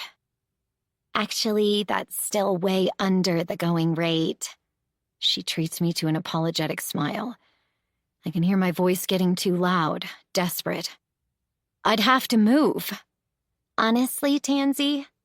She takes a step back toward me, lowering her voice like what she's about to say is confidential. Maybe it's time to think about moving on. I'm not sure living here is really serving you anymore. What the hell does that mean, serving me? The bitch wants me out. Forget hurling the basket. I long to take one of the overripe tomatoes. She always gives me the ones so far gone their skin ruptures at the slightest touch, and smash it into her superior, compassionate little yoga goddess face. I resist the urge to slam the door so hard it rocks in its hinges. Instead, I manage a polite goodbye, pull it firmly closed, and stagger to my kitchen, dazed. I can't believe this is happening. Rental prices in this area are unreal. There's no way I'll ever find something as stylish and perfect as this in my price range. Not even close. I can't believe Marius would do this to me. His girlfriend basically told me to pack my things and skedaddle. She always did resent my presence here. Now that she's knocked up, she must feel empowered to lay down the law. No wonder Marius couldn't tell me. He could never look me in the eye and kick me off the property we've shared for years. With a sigh, I heave the basket onto the counter, glaring at it. But then, a faint, timid voice in the back of my head suggests Jessica might be right. Maybe it's creepy to hang around after your ex has a wife and a kid. Pathetic. She may have a point about me needing to move on. Still, I'm furious with both of them about the way it went down, forcing me to confront imminent homelessness and Marius's betrayal, all before I've had my first cup of tea. I pop a couple of pieces of bread into the toaster, absently pulling the butter from the bread box and flipping on the electric kettle. Is it possible there could be a place out there that would represent a new start? I've lived here 7 years. Maybe it would be exciting, finding new digs, someplace funky and charming close to downtown. I could walk to the movies, ride my bike to get groceries or a cup of coffee. After ages spent at the end of a winding dirt road, the thought of walking somewhere to buy pastries or Chinese food seems exotic. A place in town, small but cozy. A mother-in-law unit or a garage apartment. Maybe there will be exposed brick walls involved. The water boils, and I make myself a cup of tea. Slathering butter on my toast, I shove a bite into my mouth. It's comforting. Then Jessica's news comes back to me, and I feel the room spinning. This is so unreal. I'm at home here, more than any place I've ever lived since childhood. It's so me. I can't picture myself coming home to some other place. Blank walls and shag carpet, depressing blinds, the smell of other people's cooking rising up the stairwell. It sounds appalling. No, I can't give in to that despair. I have to believe there's a place that will check all the boxes and feel like a fresh start. It's a tall order, but if I don't cling to it, I might sprint down the driveway and tackle Jessica to the ground. Not a good look, considering she's with child. God, did she have to rub her belly every single second? You'd think she invented pregnancy. Okay, clearly the wound is too fresh. I need to give myself at least a day to feel pissed off about this, and then I should start looking, see what's out there. The rental market might not be as bleak as I imagine. God, maybe I should even think about buying a house. I don't have much in savings, but I've heard there are great loans out there for first-time buyers. Tim's been nagging me to invest in real estate for ages, and I know he and Jay would lend me the down payment, though I'd rather not have to ask. Maybe, once I'm done feeling hurt and angry, I'll see this as a gentle push from the universe, guiding me away from the past and into my future.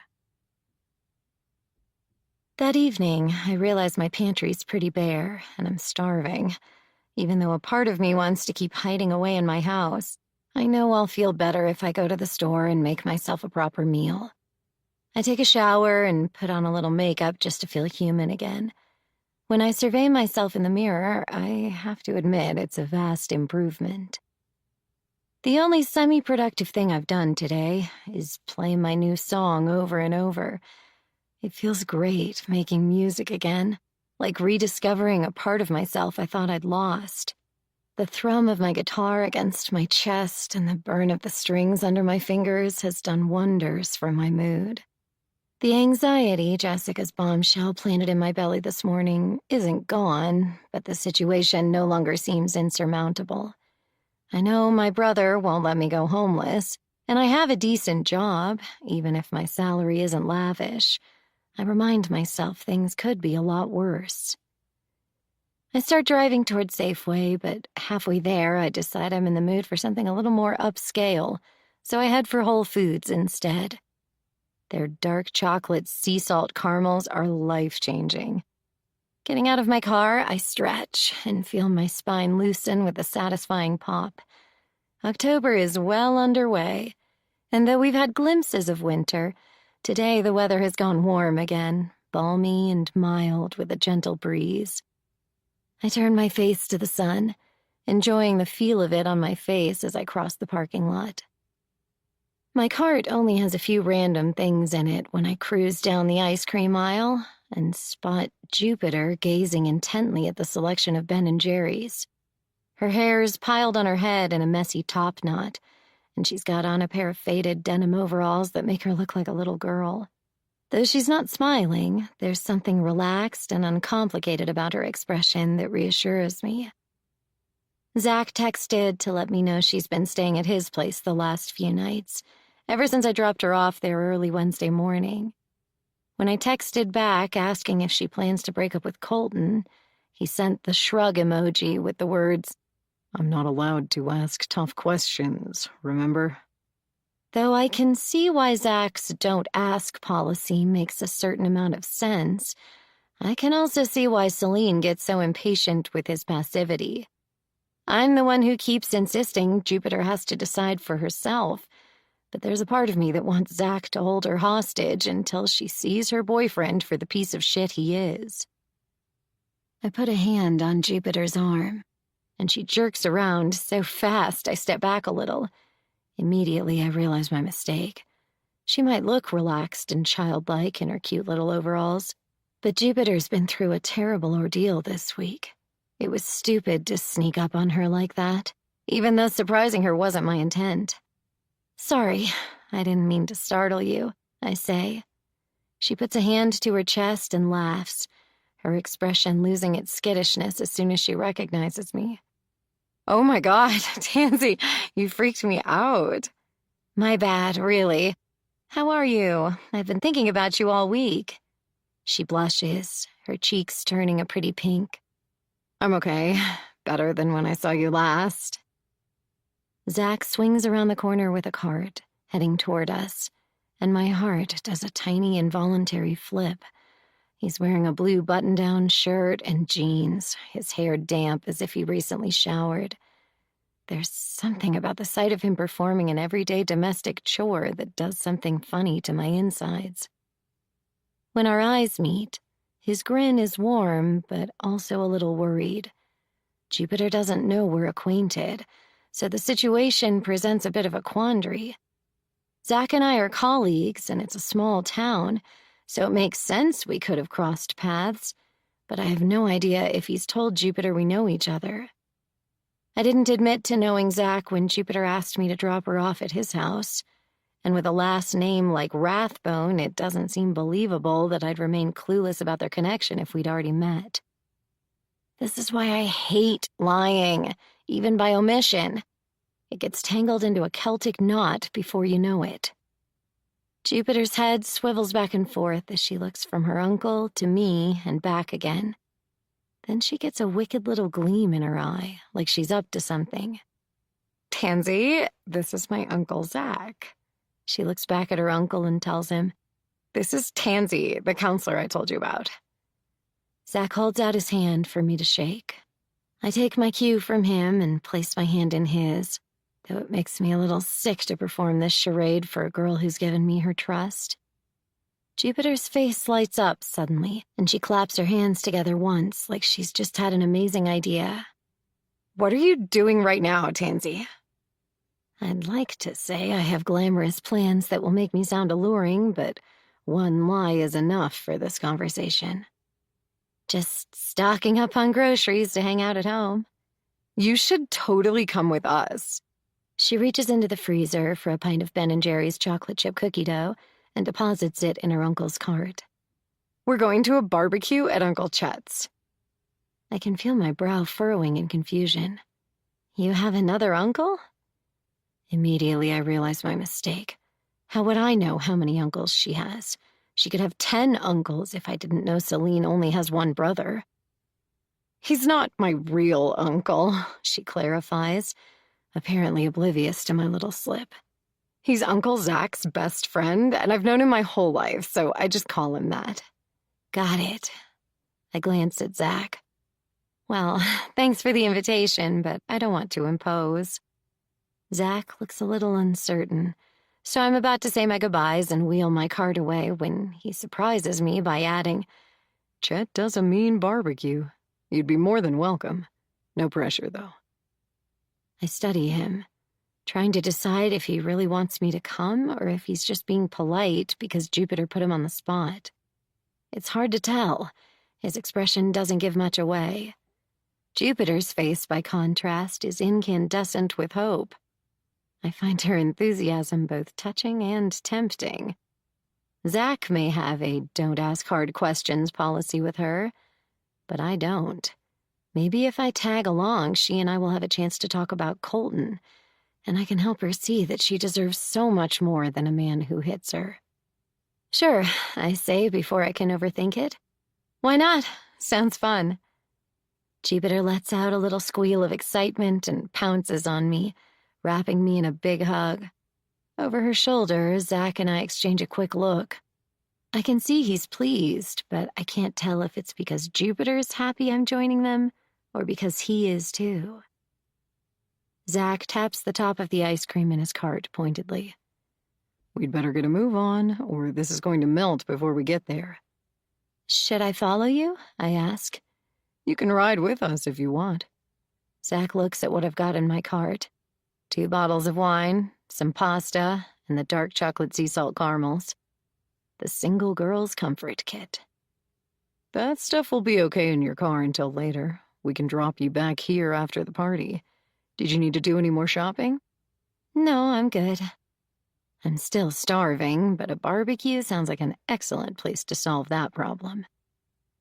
Jupiter strides toward the registers, leading the way, casting quick looks back over her shoulder at me like she's worried I might try to escape. It occurs to me that she could be attempting a little matchmaking here. Maybe that's why she's so excited. The thought is both nerve-wracking and flattering. I know she thinks the world of her uncle, so if she considers me worthy of him, that's a big compliment. At the same time, I've told myself over and over that getting involved with Celine's brother is a big mistake. Somewhere along the way, that resolve has started to wear thin, along with my determination to stay away from all Rathbones and their complicated issues. Maybe everyone is complicated, and jumping into their mess is the price you pay if you don't want to be alone. Zach pushes his cart beside mine and asks in a low voice, You okay with this? Yeah. I keep my tone light as I glance at him from the corner of my eye. You? More than okay. A little grin tugs at the corner of his mouth, and I feel my resolve getting flimsier every second. The party is in full swing when we get there. Chet's yard is green and expansive, with fragrant clumps of lavender rimming its borders and a circular stone patio taking up center stage. A dozen chairs are arranged around a big fire pit, and there's a huge trampoline where little kids bounce, their laughter and screams of delight filling the air. The scent of grilled meat floats on the breeze, mixing with the aroma of the lavender and the perfume of dead leaves. The backyard is surrounded by vineyards, their leaves now golden red. Starlings swoop and dive in elaborate formations, hunting for the last of the grapes. Most of the adults are either gathered around the barbecue or sitting around the fire pit, drinking wine or beer, munching on hot dogs and burgers. It's a warm, convivial scene. And though I feel a little flutter of nervousness about meeting Zach's friends, I'm also glad I came along. Zach introduces me to Chet, a big, affable guy with a red beard and a hearty laugh. His wife, whose name I immediately forget, is his exact opposite, a tiny, bird-like woman with short dark hair and a brittle, nervous laugh.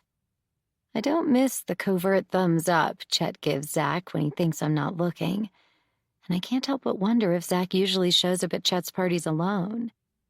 The thumbs up could be a blanket endorsement of Zach bringing any woman along, or it could be a specific endorsement of me. Either way, I'll take it. It beats a thumbs down anyway. After the 3 of us have polished off our share of burgers, coleslaw, and potato salad, Zach gets pulled into a conversation by the grill with Chet and a pretty redhead who seems to be chatting him up, flipping her hair and touching his arm for emphasis. Jupiter and I sit near the fire pit as dusk deepens and a string of lights festooned around the patio blinks on. There's a small gaggle of girls in their teens who have made brief appearances before disappearing back into the house, their phones cupped in their hands. But Jupiter didn't show any sign of interest in or familiarity with them. They're probably too young to draw her eye.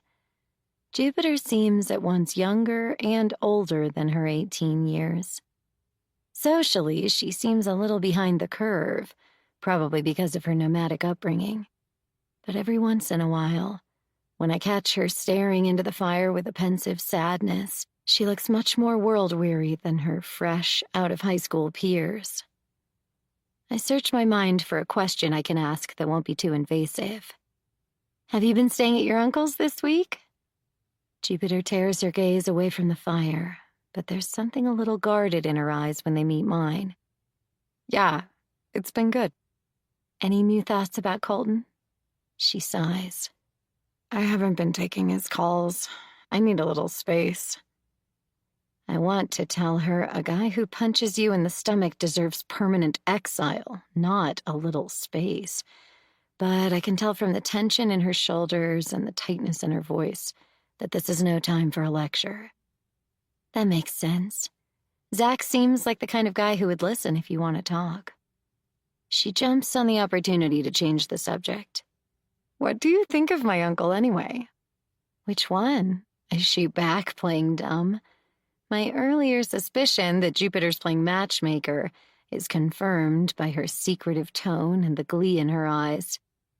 I cast a quick look at the grill, just as Zach meets my gaze and holds it just a beat longer than usual.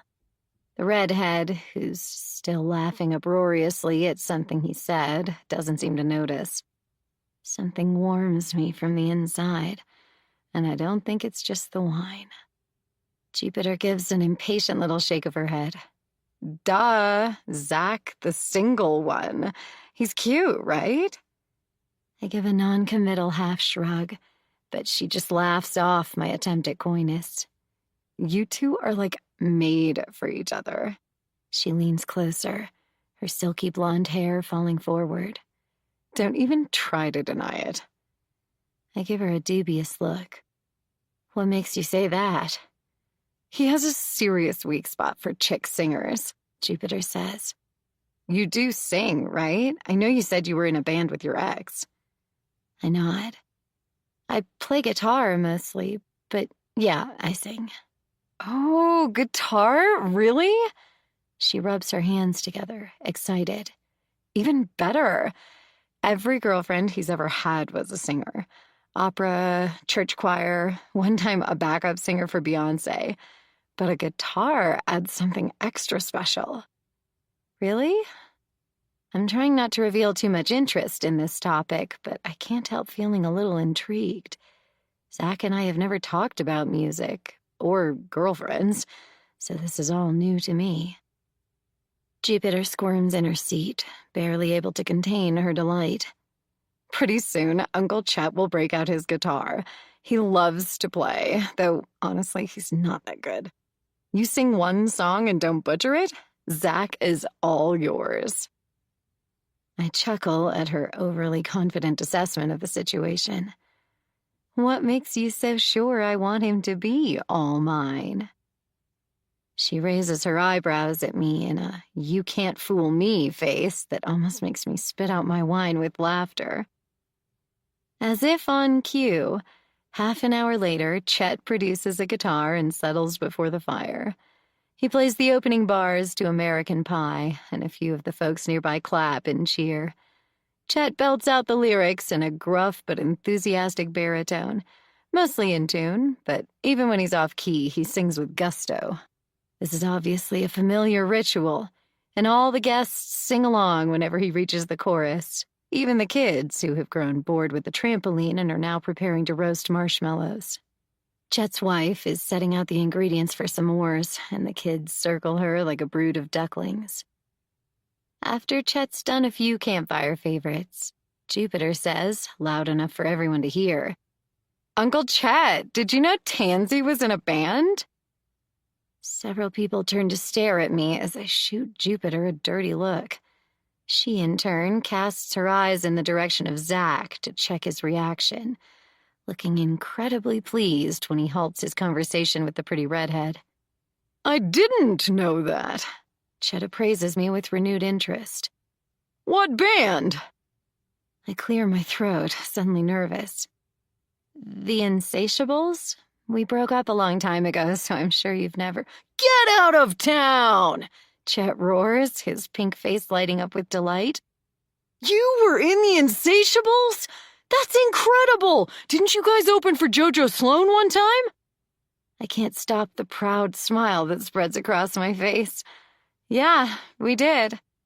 I saw you guys, Chet says. You were unbelievable. Chet's booming voice and his obvious excitement has drawn the attention of people scattered around the yard. They edge closer, pausing their conversations to observe our exchange. Jupiter smiles winningly at Chet. Can she play your guitar? Of course. Chet stands and holds his gorgeous old Gibson out to me. I've been admiring it from across the fire pit. It's a vintage J45 with a sunburst finish, probably worth at least $5,000 or $6,000. Every time a spark broke free and floated anywhere near it, I found myself holding my breath. I couldn't, I demur. I'm sure you don't want a stranger playing your beautiful— Nonsense, Chet says, cutting me off. He's clearly had a few, and I worry as he dangles the Gibson in one hand while gesturing expansively with the other. First of all, you're not a stranger. You're here with my man Zach, my children's godfather, my best friend ever, so you're practically family. Second, everyone here is sick of my 2-bit covers. Let's hear one of your originals. If I remember correctly, you guys wrote some damn good stuff. I hesitate, unsure, but when Chet practically shoves the Gibson into my arms, I realize it would be bad form to say no. It's been years since I've played for anyone but my brother and Jay, so I feel a pang of stage fright. I strum a few chords, checking out the feel of the stately old guitar. As I suspected, she's a beauty, with brand new strings and warm, buttery tones only vintage guitars seem to pull off. After a moment's thought, I play Feckless, the only Insatiable song that ever made it to the radio. It's upbeat and bright, a real crowd pleaser that always gets people dancing, and tonight is no exception. A couple of hipsters I saw sharing a joint earlier climb onto the trampoline and dance like people possessed. I keep half expecting Marius and Scotty to join me on the chorus, doing our signature 3-part harmonies. Their absence makes me a little sad, but I realize it sounds pretty good solo, too. When I've finished, the whole crowd hoots and hollers their approval, making me blush. Jupiter's beaming at me like a maniac. I shoot her an "I'll deal with you later" side-eye. I don't dare look at Zach, or the redhead who, last I checked, had scooted her chair even closer to his with a possessive air. I try to hand Chet's guitar back to him, but he waves me off. Come on, he says. Play us another. This is the best thing to happen at my backyard barbecue in forever. Again, I hesitate. I can't deny this feels good. Not good, fucking amazing. Playing for an audience for the first time in 7 years. Sure, it's no more than 30 or 40 people scattered around a fire pit, but that does nothing to diminish the joy flaring inside me like a match. I spent my 20s chasing this feeling, the delicious high that only comes from making music for people who want to listen. It feels different now, but delicious all the same. I realize with a burst of gratitude what a gift it is to suddenly find myself in this yard, under the stars, with a bunch of eager faces staring back at me, their smiles bathed in firelight. Something comes over me, and I decide to just go for it. I play the song I wrote the other night. I don't know if Jupiter or Zach recognize themselves in the lyrics. If I think about that too much, I know I'll mess it up, so I just close my eyes and belt it out, feeling my whole body expand, making room for the song and all the emotions that go with it. When I finish the final note, I open my eyes and find myself staring right at Zach. For a long moment, the rest of the guests disappear, dissolving into the night, and we're the only ones here. sharing a moment so intimate it almost hurts. He raises his beer in a toast, and the spell breaks, leaving me awash in the sweetest sound in the world.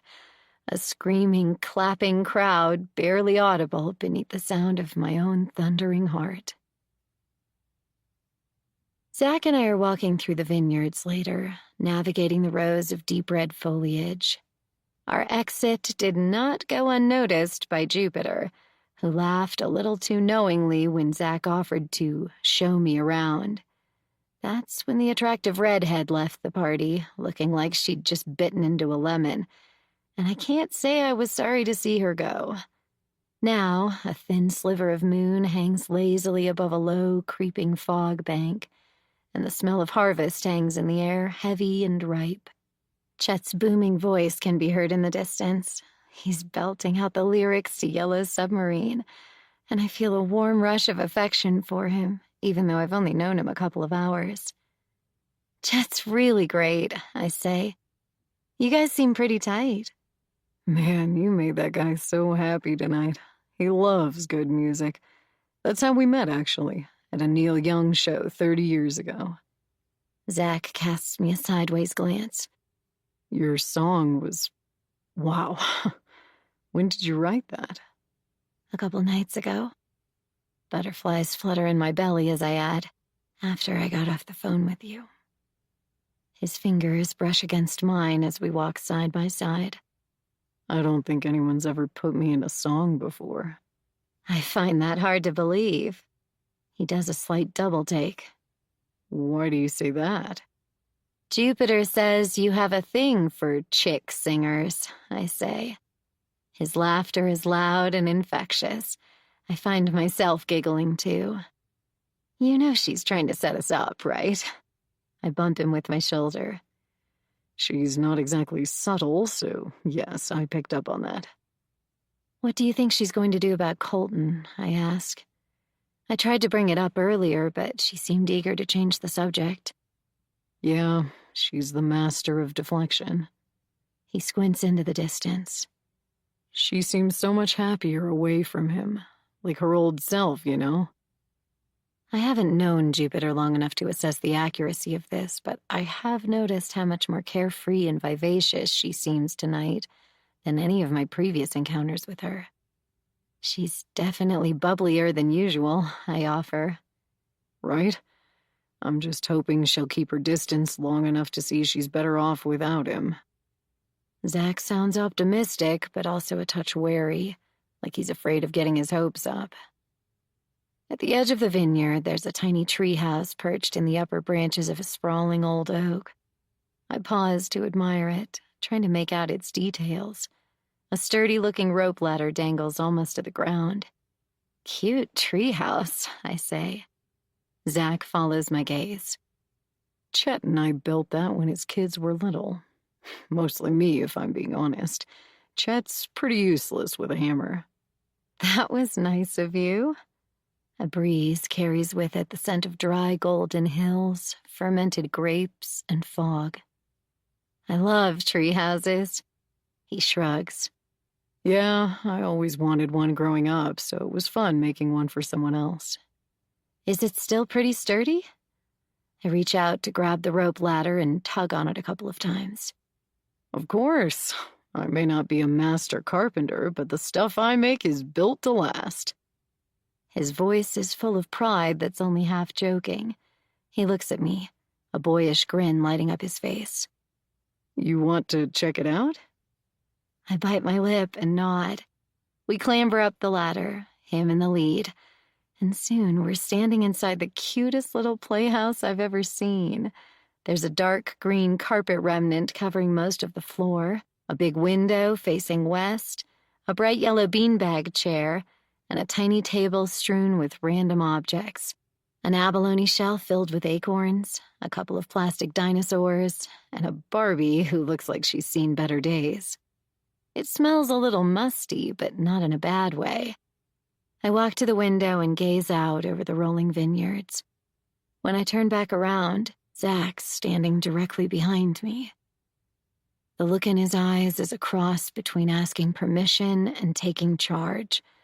His gaze moves from my lips to my eyes and back again several times before he lowers his mouth to mine and kisses me. My whole body melts into him, my skin tingling with a giddy effervescence.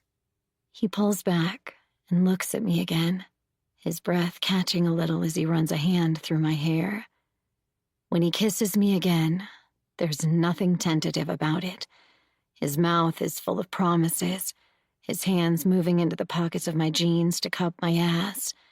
I feel my body going liquid in his arms. Liquid, but also electric, like a sea churning with phosphorescence. After a long moment of surrendering to pure bliss, I pull away and look at him. All the doubts I've harbored about the wisdom of falling for Zach suddenly reassert themselves. This is a bad idea, isn't it? What? He whispers, his face inches from mine. Making out in a rickety little treehouse I built for my godchildren? I take it you're not impressed. I snort with laughter. No, us. This. Getting involved. He squints at me, scanning my face for clues. Because of Celine? Yeah. I'm too electric with longing to think straight, let alone articulate the hazy swirl of fears I've sequestered at the back of my brain. He gives me a peculiar look. She's not the boss of you, Tansy. I know that.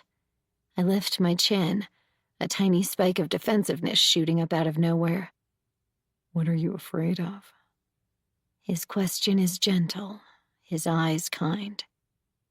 I pull away, leaning back on the windowsill in an effort to think more clearly. There was definitely a reason this was a bad idea 3 minutes ago. Now, though, I'm struggling to remember what that was. It feels safe to think aloud, so I open my mouth and let the unedited thoughts tumble out. Celine and I have all kinds of history, and because some of it was bad, really bad, I cut myself off from her for a long time. He nods, listening intently. I realized with a start that I'm expecting him to interrupt with something dismissive, the way Marius used to whenever we got into emotional territory he felt ill-equipped to handle. Zach doesn't, though. He just looks at me, waiting for me to go on. Now, I feel myself getting all tangled up in her family, and it scares me. I pause, trying to gather my thoughts. You said yourself she suffers from borderline personality disorder.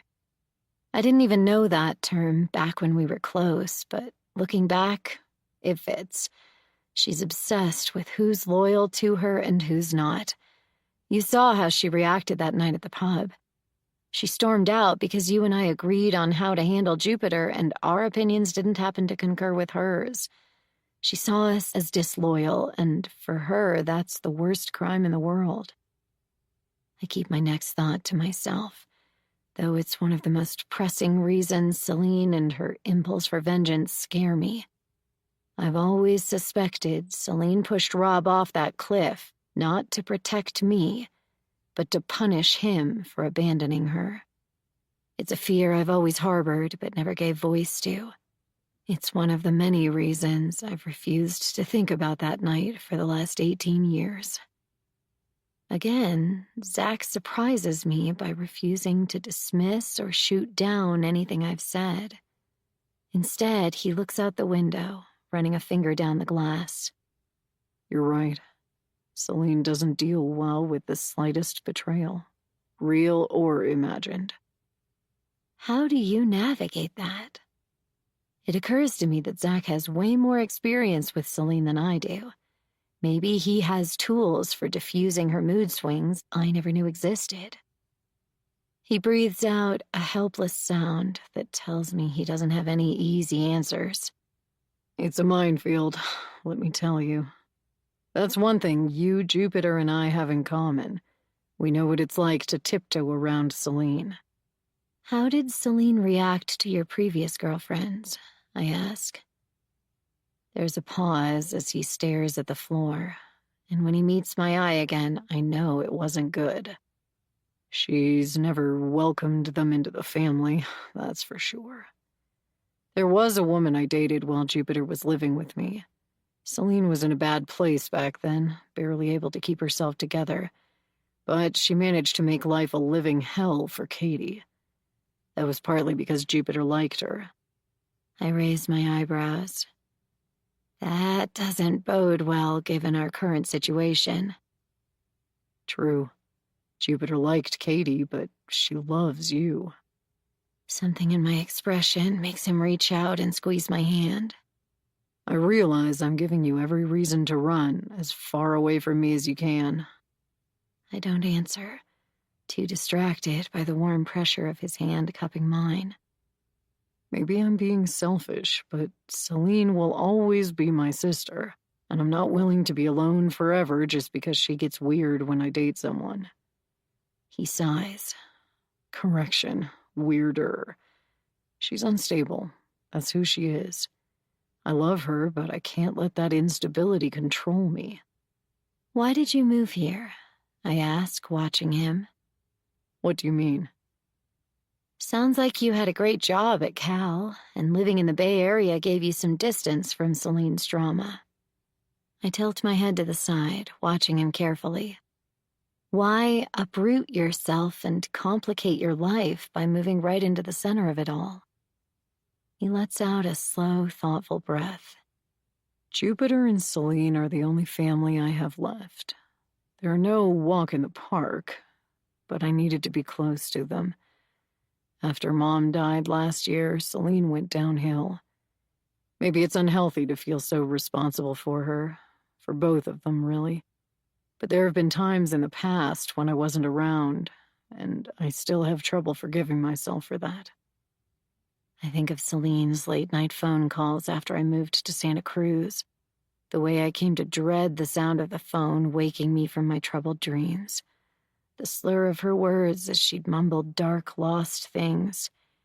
You're the only one who knows me, and now you've left.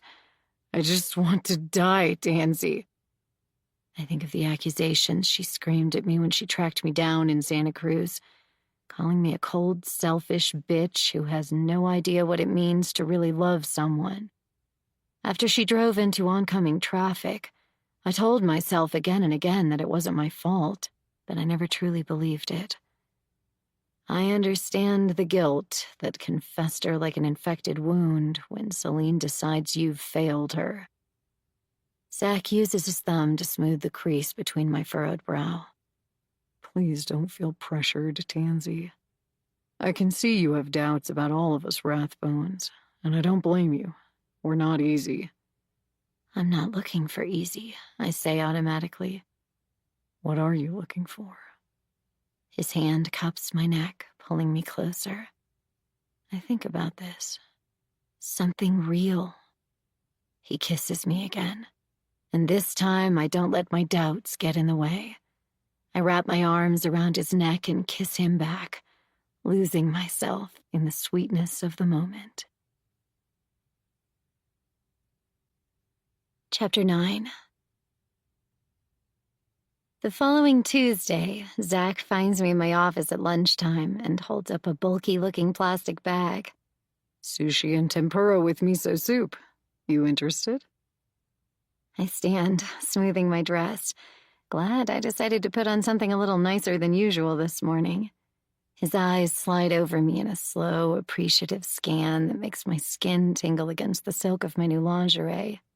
On Sunday, I went shopping and spent a fortune on exorbitant underwear. Today, I'm wearing a Kelly green wool-sheath dress with a matching blazer and knee-high boots. I've even got on lipstick, candy apple red just for the hell of it. Underneath, Agent Provocateur black lace balconette with matching panties. I feel indestructible. I'm ravenous, I say, smiling. Come in. He gestures at the exit. I have some place I'd love to take you, if you can get away. I glance at my computer and see I don't have another appointment for almost 2 hours. I'm all yours. Zach leads me across campus to the science building. High clouds cast the day in a gray gloom.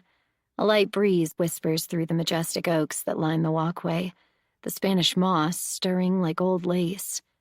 I look up to see a woodpecker hammering away at a sturdy old pine, his beak moving so fast it's a blur, the sound amplified as it bounces off the buildings. Zach's expression is inscrutable when a gaggle of pretty girls in tight jeans walks by giggling. I catch myself studying his profile for the telltale movement of hungry eyes taking in young skin and gleaming hair. Then I scold myself for being so paranoid. Still, it's gratifying that he doesn't even seem to notice them.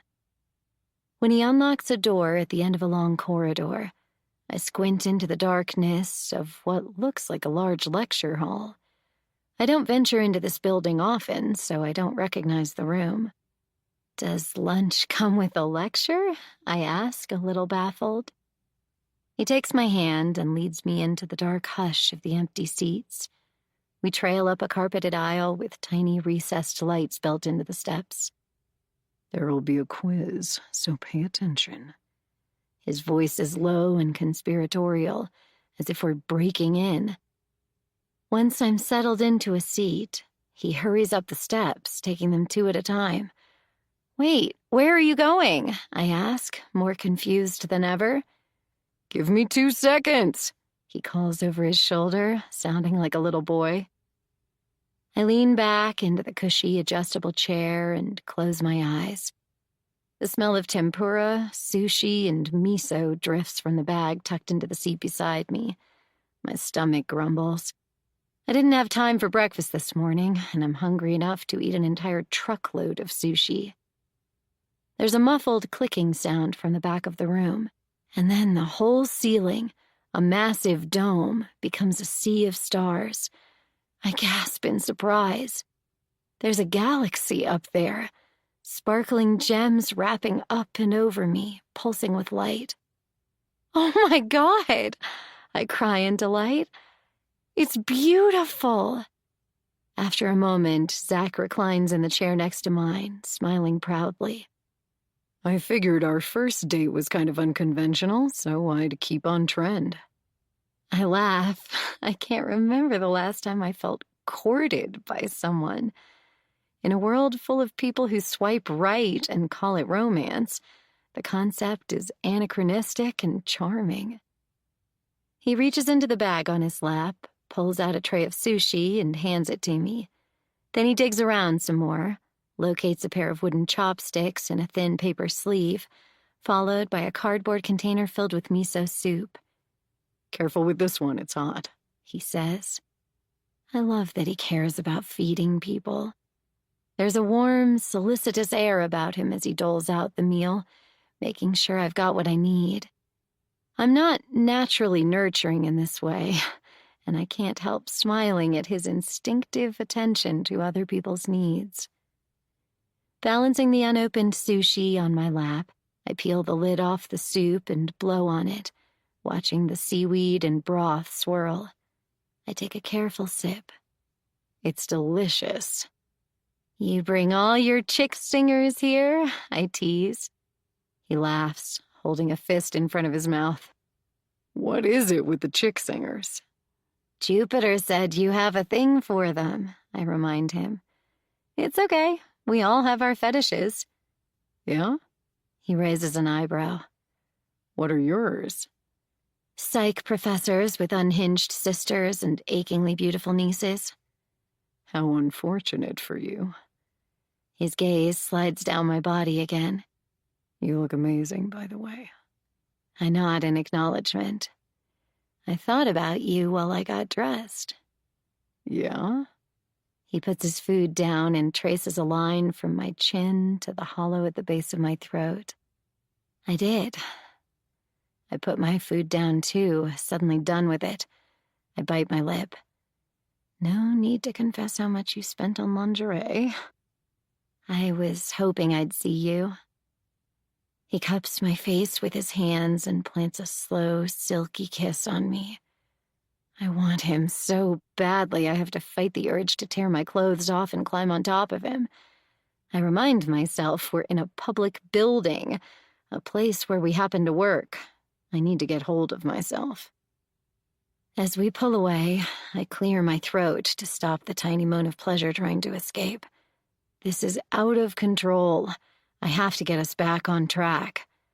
I pick up my sushi again, glad the dark room conceals the heat flooding my cheeks. How's Jupiter? If he's thrown by my abrupt return to conversation, he doesn't show it. She's hanging in there. Colton's been texting and calling incessantly, but so far she's keeping her distance. He pulls apart his chopsticks and seizes a California roll with one deft movement. She's been staying with me almost a week now, and I've made it clear I want her to move in. So far, she's non-committal, but I think we're making progress. I recall Colton's efforts to seem polished and polite the day he cornered Jupiter in my office. In spite of his obvious irritation, he struck me as the kind of guy who can launch a formidable charm offensive when he puts his mind to it. That can't be easy for Jupiter to resist. Has he tried to see her? I ask. Zach's lips curve into a rueful grin as he chews and swallows. He wouldn't dare show up at my place. He knows I'm not his biggest fan. I'm sure he's probably cornered her on campus, but Jupiter hasn't mentioned it. He sent a big-ass bouquet of red roses, though, which I was this close to throwing in the trash. I smile, imagining his moral dilemma. I take it you resisted the urge? Barely. He sips his miso soup. It's pretty distracting, worrying about her all the time, but trying to pretend like everything's cool so she won't feel scrutinized. It's kind of driving me crazy. My lecture made no sense this morning. I might as well have been speaking in tongues. I flash him a sympathetic frown. Does Celine know she's staying with you? He makes a sound in his throat. Yes, but I'm trying not to be her bitch, as Jupiter says. That's my other balancing act. Feeding Celine just enough information to calm her down, but not anything that will violate Jupiter's privacy. They're keeping me on my toes, I'll tell you that much. He eats another roll and shakes his head suddenly like a dog climbing out of water. Man, that wasabi's intense. I think my nasal cavity just exploded. I love that feeling. I spear a smoked salmon roll and trail it through a puddle of soy sauce laced with wasabi. We eat in companionable silence for a while. The underwater light of the spectacular starry sky overhead casts his features in pale blue. I sneak glances at him, trying to read the shifting expressions on his face. There's worry there, a touch of exhaustion. But there's also hope. The kind of hope you feel when the sun comes up and you sense its warmth on your face for the first time in what feels like forever. Being Celine's baby brother has been hard on Zach. It's been a full-time job lately, safeguarding Jupiter and keeping Celine from doing something stupid. I put my food down again and slip my hand between the headrest and his neck, massaging gently. You're a very giving person, I tell him. An amazing brother. Celine might take issue with that statement. He puts his food down and tilts his head a little in my direction, his smile coy and bashful. I do try, though. Thanks for noticing. You're also a stellar uncle, I add. He bangs his armrest decisively. That I will take full credit for. As you should, I agree. With a flip of his torso, he lies on his side, facing me. I don't want to brag, but I'm told I make a pretty fucking wonderful boyfriend. Fucking wonderful, huh? I trace a finger down the line of his nose. Is that a direct quote from one of your reviews? It's more like the general consensus. He strokes my hip with his palm. Well, are you going to sell me on it? I ask, mock serious. He grins impishly. You want the hard sell or the soft sell? The hard sell, for sure. His hand glides up my body, tracing my waist and my rib cage before finally cupping my breast. I can lock the door. Oh Oh my God, are you serious? I widen my eyes at him. He looks alarmed. What? We're going to have sex in the planetarium on our lunch hour? His brow furrows. Too much too soon? You have a condom? I whisper, feeling like a naughty schoolgirl. With one hand, he reaches into his pocket and produces a Trojan. His expression lands somewhere between proud and sheepish. I widen my eyes at him. You really do bring your chick singers here, don't you? Every one of them, he taunts, stopping my giggles with a long, torturous kiss. When he pulls away, he fixes me with a serious look. Really, though, we don't have to if you're not. Oh, so now you're chickening out? I catch his earlobe between my teeth, one hand stroking the fly of his jeans, and he lets out a soft groan. You can't throw down a dare like that and not deliver. His voice is strained as I plant a trail of tiny kisses down the side of his neck. It's just that Jupiter's staying at my place, and ever since Saturday, I can't stop thinking about... Me too. Just so you know, he says as I unbutton the top few buttons of his shirt and kiss my way down his chest. This isn't my fetish, as you so charmingly put it, sex in public places. I'm just as happy in a bed. Though I think I could get used to... You better lock the door before I change my mind, I warn. With a wicked grin, he crosses the room, flips the deadbolt, and strides back to me. His mouth closes over mine, and suddenly we're making out like teenagers. Long, delicious, hungry kisses. My shoes tumble to the floor with a clatter. After some awkward negotiations with the armrests, I straddle him, my knees digging into the upholstery. His hands slide up under my wool skirt and toy with the edge of my silk panties. I gasp when he finds my center. He shoots me a look of adorable surprise. You're so wet. I throw back my head and laugh. If you must know, I've been thinking about this long before Saturday. Really? He quirks an eyebrow, one finger reaching inside me, bolder now, making me catch my breath. How long have you been thinking about it? Since the day I have to stop talking as he circles my clit with his thumb. He grins, enjoying my incoherent sounds of pleasure. Since the day I... accosted me outside the faculty meeting? I didn't accost you, he protests, but he shuts up the second I unzip his fly. When he slides inside me, I can't bite back my groan of pleasure. I feel torn apart and made whole all at once. I look down just in time to catch the expression of wonder on his face. How can you be so beautiful? He whispers.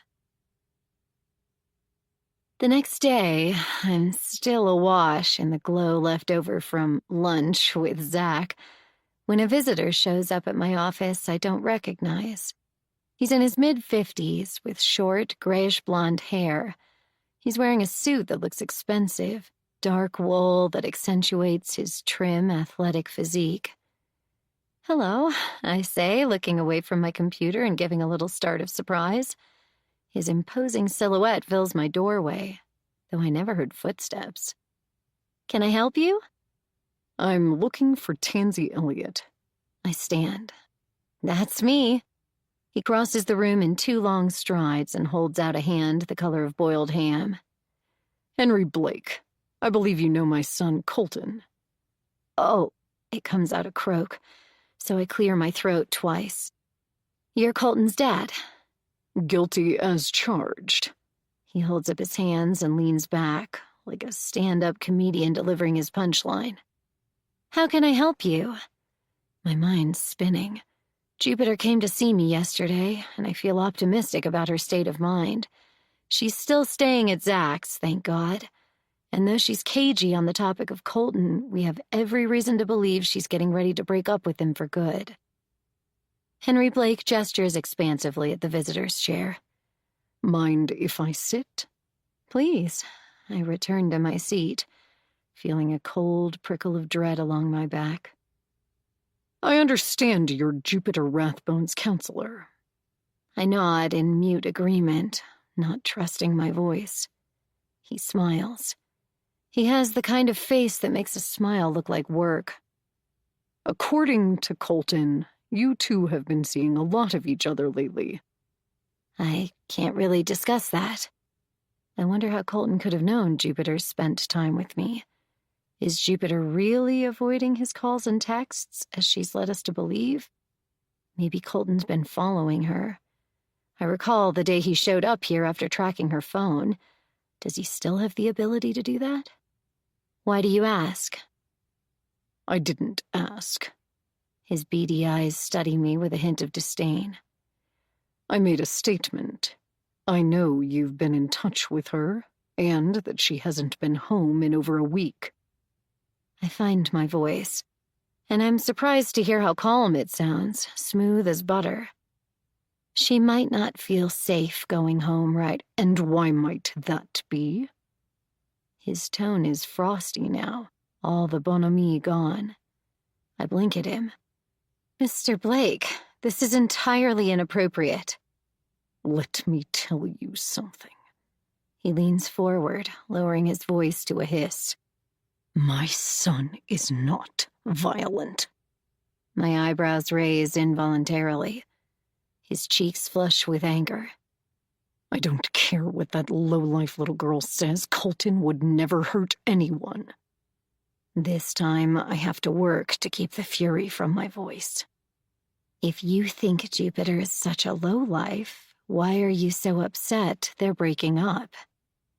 My son... He stops, pressing his lips together with what looks like sincere grief. The forced joviality he put on earlier has now vanished.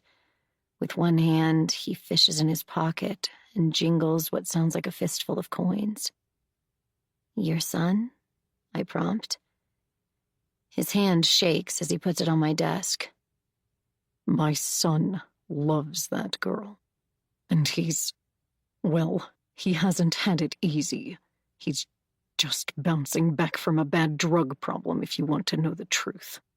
I'm not proud of it, but there it is. He can't take a breakup, not right now. Colton is an addict? This does complicate things. It explains the mood swings Jupiter described to me. If he's coming down off hard drugs, some of his erratic behavior makes sense. People can get mean as rattlesnakes when they're trying to kick. Henry Blake looks pretty straight in his starched white shirt and bespoke wool suit, but I don't think he's talking about a little weed and pills. Colton's addiction had to get pretty harrowing for a man this proud to admit something like that to the likes of me, a perfect stranger, within minutes of meeting me. But if Colton's a newly recovering addict, how could Jupiter not mention this? Is she ashamed of it? Or does she somehow not know? You're afraid if they break up, Colton will start using again? He nods, his expression clouding. I know for a fact that's what will happen. I'm not sure I believe him. I tilt my head sideways and give him a dubious look. We've been through hell and back with that boy, my wife and I. He grips the arms of the chair so tightly his knuckles turn white. I have to do whatever I can to keep him clean and sober. He's my son. I understand. He shakes his head like my empathy is infuriating. You can't possibly understand until you've... I've been through it. Scotty's laughing face streaks through my mind. Believe me. Then you should understand why it's essential Colton not be alone right now. I sigh. If Jupiter doesn't feel safe around your son, that's my main concern. He looks incredulous. You think I feel safe knowing my son could overdose any day now? Every single night she's gone, he gets a little closer to breaking down. I'm sorry. I know that's hard. No, you don't. He spits through clenched teeth. Or you wouldn't be doing this. I'm not doing anything, Mr. Blake. Jupiter is an adult. She makes her own choices. He squints at me, his all-American good looks going pinched and twitchy. You're telling her to break up with him, aren't you? That wouldn't be my place, I say, holding up my hands. Do you know I'm on the board of trustees? He leans back in the chair, knees splayed. This change of subject is so startling, all I can do is stare at him for a long moment. Finally, I choke out, "For VMU?" He nods. Small world, huh? I offer a tight smile in response. I'm also district attorney, so I'm not a good enemy to make. He yanks his phone from his pocket and glowers at it. I've got to get going, Miss Elliot. I trust I've made my point. After he's gone, I sit at my desk for at least 3 minutes, twirling back and forth in my chair, trying to recover. I can't decide who's more toxic, the father or the son. Most likely, Colton learned his violent tendencies from his father. The man oozed menace. Colton's addiction does shed new light on his behavior, but it's not a game changer. If anything, it makes me more convinced than ever that Jupiter's got to stay away from him. I don't have tenure, though. Making an enemy on the board is not a good idea. Not just some random guy from the community, either. The DA. If Henry Blake wants to make my life difficult, I have no doubt he has the power and sway to do it. Why do all these people assume I can influence Jupiter's life choices? She's her own person. All I do is listen. She's the one figuring things out.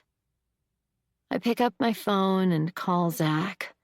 He's the only person I can think of who will know how to handle this situation.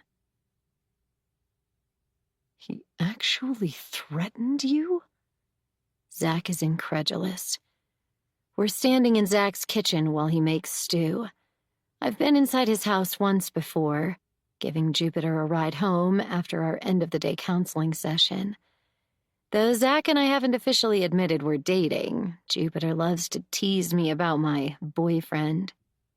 Unfortunately, my relationship with Zach hasn't progressed past our one steamy encounter in the planetarium, which feels so high school. It's too weird to think of having sex at his place while Jupiter's sleeping right next door, though. And staying at my place isn't an option, since we don't want to leave Jupiter alone until things with Colton settle down. As a result, all week I've been in a state of feverish longing. It's excruciating, but also kind of fun. Zach's stew smells divine. A rich aroma of browning onions, garlic, and beef filling the warm, cozy kitchen. He owns a 2-bedroom house downtown, a short walk from the plaza. It's a quaint, pale green Tudor with ivy creeping around the mullioned windows. His kitchen is the color of butter, and a Bluetooth speaker is playing Motown. Aretha Franklin's singing about respect as Zach moves around the kitchen with fluency and ease. He likes to cook, I can tell. He didn't openly threaten me, but the subtext was pretty obvious. He let me know I'm in danger, like a predator baring its teeth. I shudder at the memory. Zach stirs the stew with a wooden spoon, sprinkling it with a dash of salt. He's not a measurer, I've noticed. So let me get this straight. Basically, he's saying his son has a drug problem, and if said son doesn't get to keep his girlfriend, he might go back to the junk? Pretty much, I say. Colton's drug habit must have been bad. His dad seemed authentically terrified he would OD. Zach shakes his head. That is so not our problem. I feel for him, and I'm sorry Colton's struggling, but you're right. I sip my wine, appreciating the cherry and vanilla in every sip. It's the best Syrah I've had in ages. I hold the glass up to the light and swirl it around. Good God, what is this? It's so good. He grins. You like it? My buddy Chet makes it. God, I love California. Delicious. Go Chet. I pull my cardigan open a little, feeling hot. Underneath, I'm wearing a camisole, so I'd feel too naked taking off my sweater. The heat of the wine in my blood has turned my cheeks pink, I'm sure. Jupiter is not home yet, so we have the place to ourselves. A part of me wants to drag him off to the bedroom, but I resist. She could come home any second. I lean forward onto the butcher block kitchen island. What am I supposed to do, though? This bastard could cost me my job. That's tough. He rubs his chin with one hand. We can't tell her to go back to the douchebag just because his dad says he'll kill himself if she doesn't. That's crazy. I nod, rotating my wine glass as I consider the problem from every angle. I guess if he wants to get me fired, he'll get me fired. He might as well find a reason to lock me up, too. Otherwise, I'll be homeless. What would he lock you up for? Zach asks, looking at me sharply. I'm joking, I say too quickly. There's an awkward silence. Just as it's starting to blossom, I hurry to fill it. How's it going with Jupiter? Good. He nods and pours a mason jar full of what looks like homemade canned tomatoes into the soup. I'm my usual non-invasive Uncle Chill. She appreciates how supremely incurious I am. I study him. So, are you talking? Yeah, sure. Mostly about books and movies and bands, but we talk all the time. He chuckles. The other day I started telling her about a book I'm reading with an abusive relationship in it, and she quickly changed the subject to Hellboy. The music transitions from Aretha to Nina Simone. I sip more wine, wondering if he'll think it's weird if I take off my sweater. What the hell, I tell myself. You're overheating here. Live dangerously. I shuck off my sweater, throwing caution to the wind. Zach's head swivels toward me so fast I let out a bashful laugh. Sorry, it's hot in here and my sweater is really not a problem. Zach's face goes red. That was lame. You caught me off guard. I take a step closer. I can feel my body pulsing with the wine and the delicious aromas. That's a pretty color. He closes the distance between us and reaches out to touch the spaghetti strap.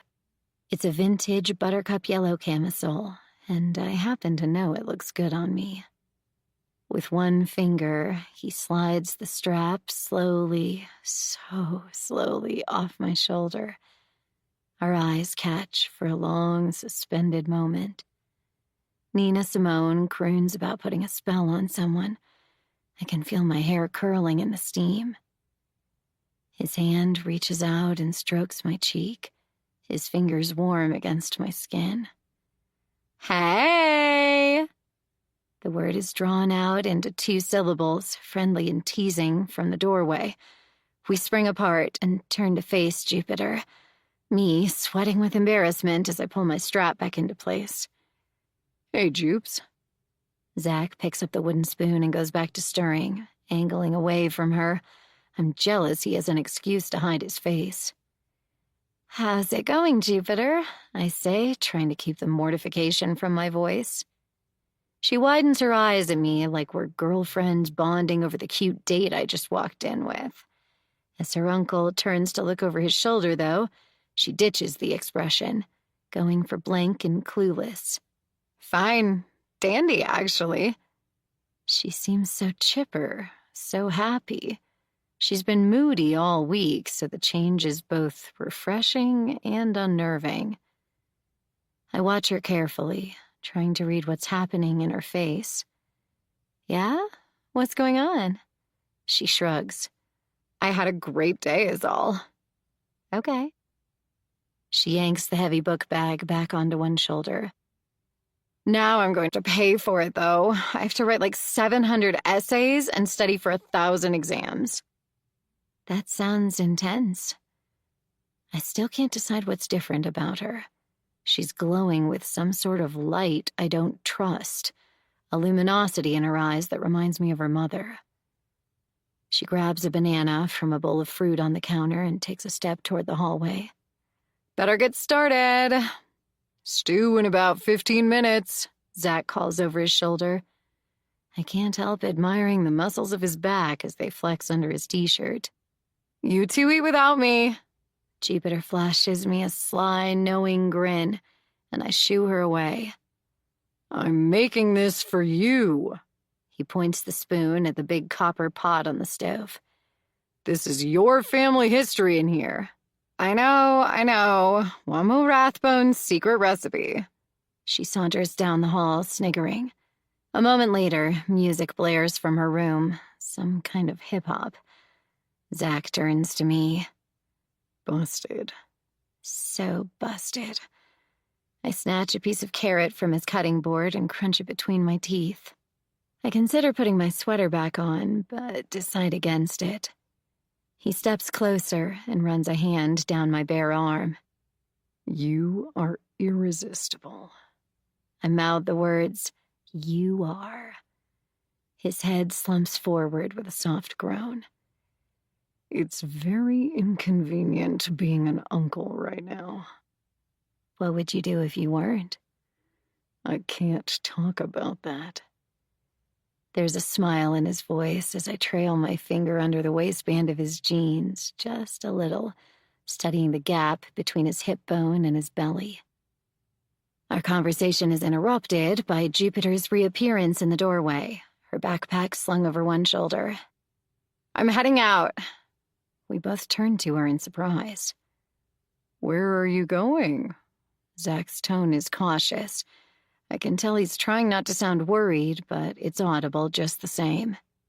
Home. She smiles brightly. There's that glow again, the curious radiance I don't trust. She's put on a pretty deep violet blouse that brings out the purplish hues of her vivid blue eyes. Zach turns the heat down on the stove and takes a step toward her. What's going on, Jupes? Colton and I made up. She holds up a hand to ward off anything we might try to say. Her gaze darts to me, then back to her uncle. I know what you're thinking, but he really is different now. People change. They have to, right? Otherwise, what's the point of working on yourself? I bite my tongue, feeling my stomach sour at her words.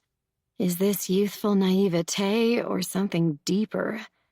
I hate to think Jupiter's the sort of woman who accepts violence as something normal and expected. I haven't had a chance to ask her yet about Colton's alleged drug problem. It's still not clear if she even knows about that. I'm not sure if it's my place to bring it up. Zach gives an exasperated sigh. People do change, but it's been less than 2 weeks since your big fight. Maybe you should give it more time. What fight? She blinks at him, her expression going cold. I never said we had a fight. He looks wrong-footed, but recovers quickly. I kind of assumed, since you showed up in the middle of the night and you'd been crying. Jupiter's face is guarded now, an angry flush creeping up her neck. Her eyes move from him to me and back again, her jaw tightening. When her gaze finally lands on me, the cornflower blue goes 2 shades darker. You told him, didn't you? I open my mouth, but no words come out. Jesus Christ, Tansy! Zach steps between us. Hey, now, let's not take it out on Tansy. I begged her to let me know if Colton was hurting you, okay? That's all. She didn't divulge any details. Jupiter's having none of it. She sidesteps Zach and fixes me with an accusing scowl. I thought I could trust you. I was worried, I say, but it sounds weak and ineffectual. You needed backup. I'm sorry. She shakes her head, her lip curling like I disgust her. Colton's right. You just want to break us up. Come on, Jupiter, let's talk about this. Zach tries again to step between us, but Jupiter spins on her heel and hurries toward the door. I hear a stifled sob on our way out. From the street, a jaunty car horn tells us Colton's out there waiting for her. She slams the front door behind her. Shit. I cup my forehead, feeling overwhelmed. This isn't good. No. Zach stares at the ceiling, looking as devastated as I feel. She hates me. He looks at me. She's 18 years old. Her psyche is subject to tropical storms that move through quickly. Two things both the Rathbone women have in spades: moodiness and resiliency. Jupiter will be over this before you've even had time to figure out what you did wrong. She feels betrayed. I rub my arms, suddenly cold, and cross the kitchen to pull on my sweater. I don't blame her. I shouldn't have told you. You had to tell me. I'm her uncle. He says it like I had no choice. I shrug. I'm her counselor.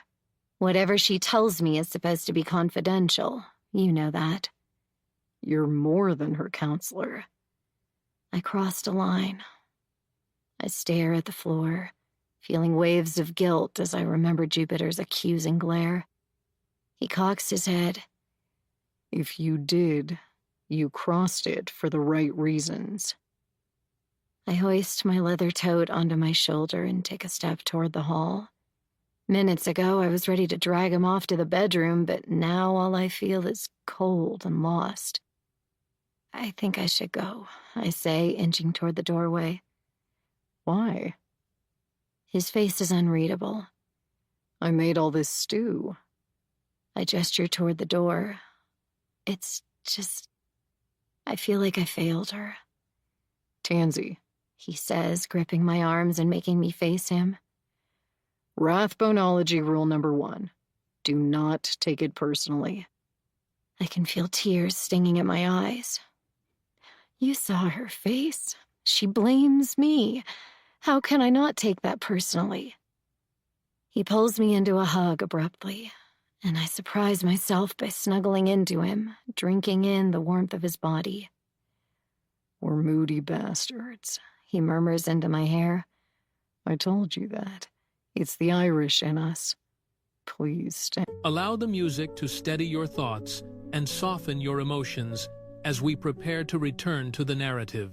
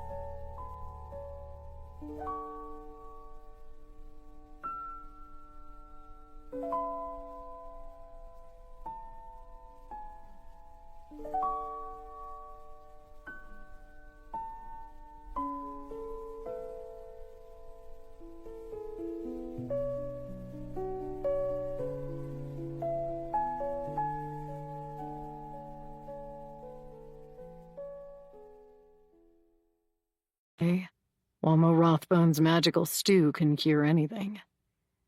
I blink away tears. It's like I drove her right into Colton's arms.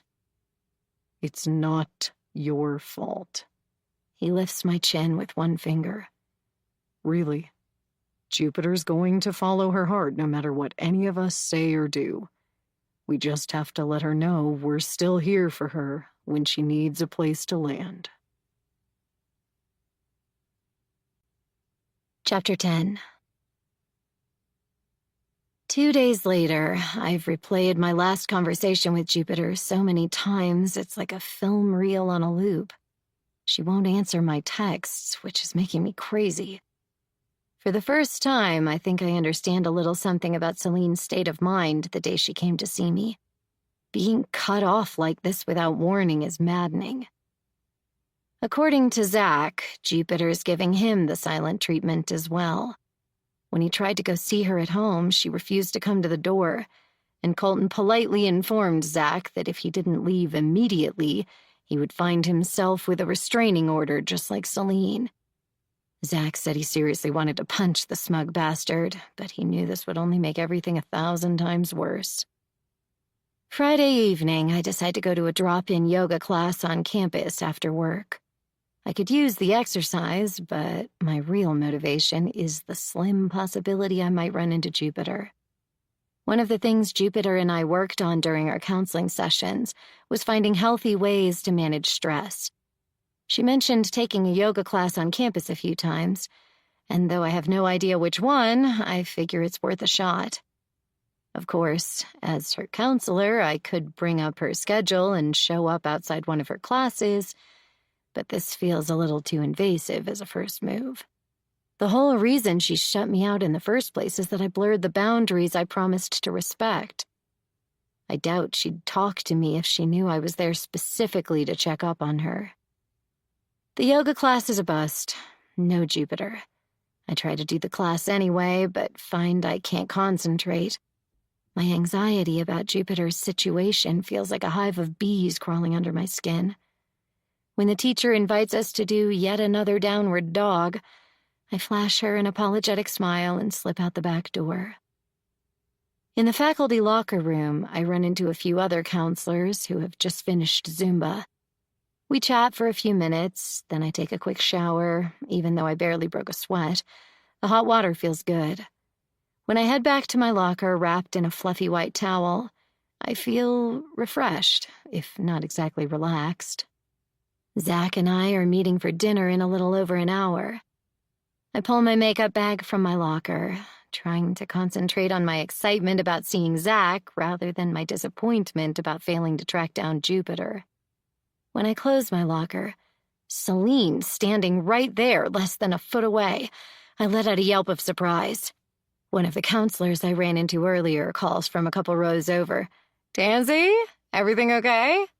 "Fine," I call back automatically. "My friend just startled me." Celine's lips curve in a slow, sardonic grin. "Oh, I'm your friend now, huh?" Celine's a mess. Her normally olive-toned skin is so pale and drawn, she looks a little ghoulish. I smell something sharp on her breath, possibly vodka. She's wearing a strange melange of clothing, black leather pants that have seen better days, a plaid flannel shirt 2 sizes too big, and a bright green beanie that conceals her hair. Celine always had a knack for putting together eccentric, unexpected outfits, but this feels different. Like she threw on whatever she could find with zero regard for how it looks. If I saw her on the street, I might even think she was homeless. "You know this is a faculty locker room, right?" It comes out a little bitchy, even sotto voce, but my pulse is still racing after the jump scare, and it's making me prickly. She chuckles. "What are you going to do? Call security?" "How did you find me?" Let's just say you're not very stealthy. I followed you here and waited. Easy peasy lemon squeezy. She slurs this last bit, confirming my suspicion that she's drunk. I hope you didn't drive. She smirks. Why is that? Come on, Celine, you smell like a distillery. I pull on my panties under my towel and turn away from her as I put on my bra.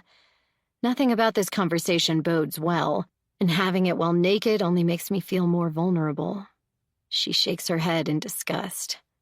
So easy to judge when your life's not falling apart. What's up? I ask as I button my blouse. What do you mean, what's up? She repeats my words with a mocking lilt that gets my hackles up. This whole situation is reminding me way too much of the night she ambushed me at my place in Santa Cruz. She was drunk then, too, and it didn't end well. I pull on my pants and buckle my belt. That was then, this is now. You're a grown-ass woman, Tansy, not a frightened 20-year-old with PTSD. Well, I say, keeping my voice calm, almost clinical. You went to the trouble of following me here, so I'm assuming you have something to tell me. Her eyes look a little unfocused. She sits on the bench behind her, but misjudges it and almost falls on her butt. She's marrying him. That power-hungry shit for brains. What? I stop zipping my skirt to gawk at her stupidly. Celine nods, apparently pleased by my shock. Jupiter's engaged. You happy now? Is this what you and Uncle Chill had in mind? I sit beside her. How do you know? Little thing called Instagram. She burps softly. I can't go anywhere near my baby, but I can see her life online. She's got a very expensive engagement ring. I cut my face in my hands. God damn it. Yep, pretty much. I'm so sorry, Celine. I put a hand on her arm. That's terrible news. She yanks off her hat, and I gasp. Celine's head is shaved bald. For all the years I've known her, she's worn it long enough to reach her waist. Now, her exposed scalp shines in the fluorescent lights of the locker room, pale and hairless as an egg. Christ, Celine! Her smile is mean and joyless. You like my new look? Why would you— Military chic! She laughs like this is hilarious, then stops abruptly, fixing me with her gaze. You know what this means, right? I just blink at her, not sure where she's going with this. What? Your haircut? Not my hair. Fuck my hair. I don't give a shit about my hair. She's getting louder, and I can't help but think about my colleagues 2 rows down overhearing us. Listen, I touch her shoulder, trying to calm her down. I'm meeting Zach tonight for dinner. Why don't you come and we'll talk strategy? There has to be a way to stop this. There's only one way to stop it, she growls. The laughter 2 rows down has faded. My heart's hammering so hard in my chest it feels like it's spasming. I use my stern but not angry emergency voice, the one I use to talk down hysterical students. You need to lower your voice. She puts her fingers to her lips in a pantomime of shushing. Then she whispers, You know these guys. He thinks he owns her now. This won't end until someone ends it. Jesus, Celine, I whisper. You're hardly making sense. Whatever you have in mind, it's not the answer. Oh, yeah? She narrows her eyes at me, raising her voice again. Then tell me, what is the answer? I shake my head, at a loss. That's what I thought. She jumps up and strides away from me, surprisingly steady on her feet, making a beeline for the exit. Wait, I call. She doesn't even turn around. I shove my workout clothes and makeup bag into my duffel as quickly as possible, but by the time I dash outside, ignoring my coworkers' worried looks, Celine is gone. What the hell is she thinking? Zach scowls at his pasta, his face stormy. The busy restaurant bustles around us. We're perched at a table before the plate glass windows, our entrees and salads virtually untouched. The waitress has checked in twice to make sure our food is okay, since we've barely made a dent in it. A baby keeps crying at a nearby table. Long siren wails that echo my own distress. After I filled Zach in on my encounter with Celine, we drove around for over an hour, checking at her yurt and all her favorite haunts. We finally gave up and came here for dinner, though neither of us has much of an appetite. She's out of her mind with worry, not to mention drunk. I take a bite of bread, but it tastes like paste. Maybe we should drive around again, see if we can— Not Celine, Zach snaps, cutting me off. Jupiter. Why would she agree to marry that frat boy dickhead 2 weeks after he punched her in the stomach? I pick at my ravioli, a little taken aback by his sharp tone. First, Celine shows up acting like this turn of events is my fault. Now Zach's tone implies I've missed the point. Celine's got every right to be pissed off at me. Zach swigs his wine, looking grim. I should have done more. I swallow a bite of ravioli, trying to read his mood. This is a side of Zach I've never seen.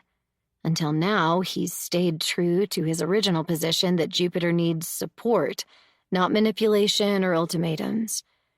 I've always agreed with that approach, but after my run-in with Celine, my convictions about how to handle this have started to erode. I keep hearing her words echoing in my head. You happy now? Is this what you and Uncle Chill had in mind?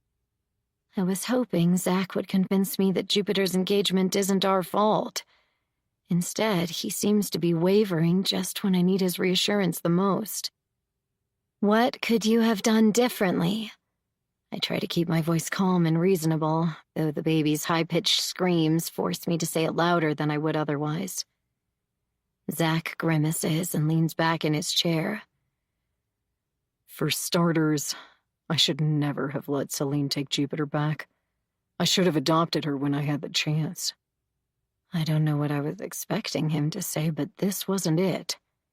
Until now, it never occurred to me that Zach considered raising Jupiter indefinitely on his own. Celine dragged that girl around like she was just another cardboard box filled with crystals and tarot cards. Zach glowers at the ceiling. You can't raise a kid like that. God only knows what kind of men she was exposed to. If I'd insisted on keeping her, raising her, she might not have such a twisted view of love. I choose my next words carefully. I didn't know you considered adopting Jupiter. Of course I did, he says, his tone gruff as if this should be obvious. Celine was a mess. I knew that. She'd cleaned up a little, but she still wasn't a fit mother. Not really. I should have fought for permanent custody. His tone stings a little, though logically I know he's not angry with me. He's pissed at his inability to fix this. I share that frustration, but it bothers me that he's treating me more like an annoying bystander who doesn't get it, rather than a partner who's also invested in Jupiter's fate. I take a sip of water and try to nudge the conversation in a more productive direction. We all have our regrets. The question is, what do we do now? Is there any way we can stop her from marrying him? Zach grips his wine and stares out the window, distant and brooding. I'm starting to think Celine's right. My stomach drops, like when you're driving too fast and the road dips unexpectedly. Right about what, exactly? He keeps his gaze fixed out the window. A muscle in his jaw flutters. Maybe the only way to keep Jupiter safe is something drastic. My mouth has gone dry, and what little food I've managed to eat roils in my stomach. Like what? When he doesn't answer, I press the point, unwilling to let it drop. Celine said this won't end until someone ends it. I know what that means in Celine speak. Tell me you're not saying you agree with her. Come on, Tansy. He shoots me a quick sideways glance before staring out at the street again. You know how these guys work. This is just the beginning. Before long, Jupiter will get pregnant. She'll drop out of college. He'll probably take her away somewhere so she's even more isolated. She might as well be facing a prison sentence, because Colton's going to keep her under lock and key. The baby at the next table howls with renewed vigor, the sound slicing through the din of conversation and drawing dirty looks. I massage my temples, fighting a headache. Jupiter might come to her senses any day. This is not a done deal. Lots of women get away from their— No. Zach slaps his hand on the table, making me flinch. That's the wishful thinking that got us into this mess. Well, I hate to break it to you, I say, my tone matching his. But in spite of what you and your sister seem to think, you can't just go around killing people because they're assholes. He blinks at me a couple times, like a man waking from a dream. His expression softens for the first time since I told him about my conversation with Celine. You're right. I'm sorry. Jupiter's an adult, I remind him. We can't make her choices for her. He nods. The aggressive posture he showed seconds ago deflates into one of defeat. I know. I'm not thinking straight. His words catch in his throat, and he starts again. I love Jupiter so much, you know? It kills me to see this happening to her. And Celine? He runs a hand through his hair and breathes out a long, ragged breath. I just know she's going to do something crazy. A part of me thinks I should do it for her just to... He breaks off. I put my hand on his, my anger instantly dissolving. I know. I feel so powerless. Tears glitter in his eyes.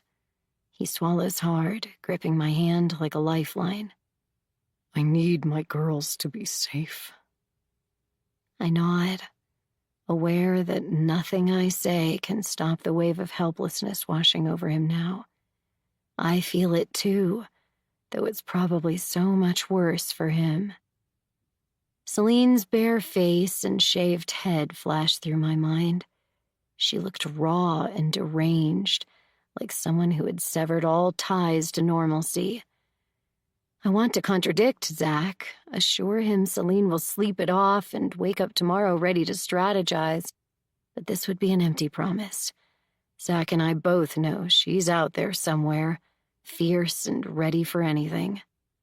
I pushed my plate aside. Let's go look for her again. We can drive around town one more time, cruise past her place, then park near Colton's just in case she shows up there. His smile is sad but grateful. I guess you're right. It's not doing us any good pushing food around our plates. I'll ask for a couple of boxes and the check. I try to sound brisk and efficient, though the pain in his eyes is killing me. He stares out the window while I summon the waitress and tell her we've got to go. When he turns to face me again, I can't quite read his expression. What? I ask gently. It takes him a couple of beats to respond. When he does, his voice is thick with emotion. I'm just so used to doing this alone, worrying about them, trying to ward off disaster. I can't tell you what it means, having you here. I reach for his hand again, covering it with mine. I'm not going anywhere. You guys are stuck with me. It catches me off guard to realize just how much I mean it. My eyes fly open, heart pounding, trying to swim to the surface of consciousness from the depths of a disturbing nightmare. Rob had a kitten, which he cradled lovingly at first, but then he became Colton and threw the kitten hard against a wall, leaving a smear of blood as it fell lifeless to the floor. I shudder at the memory, blinking hard to clear my head. That's when I notice I'm not in my bed. A surge of panic flutters through me like a trapped bird before I remember I'm at Zach's. It's been a week since our tense dinner at the Italian restaurant, and it feels like we've both been holding our breath, waiting for the storm to break. In spite of our efforts to find Celine, she's remained MIA. Zach and I managed to track down the guy who owns the yurt she's renting outside of town, but he hasn't seen her for at least a week. Jupiter has continued to evade us as well. Even when I broke down and looked up her class schedule, I wasn't able to intercept her on campus. It's as if both Jupiter and Celine have disappeared into thin air. I reach over in the darkness and touch Zach's smooth, muscular back. Still sleeping, he turns over and pulls me close, enveloping me in warmth. I snuggle in, loving the feel of his bare skin against mine, his smell filling me with a narcotic blend of pleasure and peace. That's when I hear a loud banging sound downstairs. Someone's hammering on Zach's front door. Zach's gentle snores stop abruptly, and he sits up, rubbing his face. Did you hear something? Yeah. My voice comes out thick with sleep. Someone's at your door, I think. I'm mentally cataloging the possibilities. Jupiter? Colton? Celine? I fumble around in the dark until I find my phone on the bedside table. It's 3:15 in the morning. There's a click, and the room floods with light from Zach's bedside lamp. He's already up and out of bed, pulling on a pair of sweats. Who do you think? I begin, but he cuts me off. Maybe Jupiter's back. He looks hopeful. She has her own key, but she's always losing it. I find my clothes strewn around the room and hurry to put them on. It's okay, he says. You can stay in bed. I wonder for a moment if he's trying to keep me hidden from whoever's out there. He must read something in my face, because his brow smooths and he offers me a warm smile. Or not. If it is Jupes, she might feel more comfortable talking to you. I scoff. I doubt it, given the way she's been ghosting me. He looks at me as he pulls on his sweatshirt. You can stay here or come with, whichever you prefer. I just want you to know, you're not a secret. I can't help smiling at the way he's read my mind. I'm jolted out of my moment of pleasure by another barrage of angry knocks downstairs. Whoever's out there is either angry or in a hurry or both. Exchanging a glance, we make our way along the hall, down the stairs, through the living room, to the front door, Zach turning on lights as we go. Zach wrenches the door open just as another hailstorm of knocks begins. Celine's standing there, wild-eyed. She's wearing a turquoise silk kimono over a white tank top and black yoga pants. Her face is as white as her shirt. Her hair is grown just enough to cover her scalp in dark stubble. Jupiter's right behind her, crying and shivering, hugging herself and hunched over like she's in pain. Celine's MG is parked along the sidewalk, one wheel up on the curb, canting the little car at a crazy angle. When Celine's gaze slides from Zach to me, something changes in her expression, but it's hard to read the exact emotion there. I pull my hoodie a little tighter around me, the chill of the October night breathing through the open door, the smell of dead leaves and wet pavement filling my head. Zach wraps a protective arm around each of them and pulls them inside. Once they're in the brightly lit living room, I see Jupiter's face is covered in fresh bruises. Her blouse is torn at the neckline, exposing the edge of her white lace bra. "Oh my God, Jupiter!" I gasp. "You're hurt!" Zach examines her in the light, swearing under his breath. Celine massages her temples. I killed him. Mom, no, Jupiter murmurs. Please don't. You what? Zach spins around, his voice an incredulous croak. I did. I wanted him dead, and I floored it. Celine's gaze ping-pongs between Zach and me, manic, waiting for our response. I hit him with my car and drove off. Everyone starts talking at once. Zach holds up a hand, his voice cutting through the noise, his question aimed at Celine. Are you sure he's dead? Should we call an ambulance? Celine's answer is flat and final. I'm sure. Zach walks Jupiter over to the couch. I run to the kitchen to get some ice, wrapping it in a clean tea towel. When I get back to the living room, Celine still looks like she's in shock. Her complexion has regained some of its color, but there's something alternately vacant and frenzied in her eyes, like she has an internal switch that keeps flipping on and off. You've got to turn yourself in, Zach's saying. Celine gives him an arch look. You know how many hit and runs are solved every year? Zach runs a hand over his face, blinking with exhaustion. 8%. Celine leans back in her chair, retying the sash of her kimono. I read that in one of my trashy thrillers you're always making fun of. That means I have a 92% chance of getting away with it. Jupiter says in the smallest voice possible. I can't believe he's dead. She's sitting alone in the leather club chair near the gas fire, which Zach has turned on. I hurry to her, perching on the arm of the chair and pressing ice to her bruised face. She flinches away from me at first, but then her eyes catch and she surrenders to my ministrations. What happened? I ask, looking from Jupiter to Celine. Celine plucks a silver flask from the pocket of her kimono, unscrews the cap, and takes a generous pull from it. You beat the shit out of her is what happened. Colton did this? I examine the bruises on Jupiter's face and throat more carefully. There's a necklace of purple bruises forming around her throat, and for a second, I'm glad he's dead. No, Tansy, the Easter Bunny did it.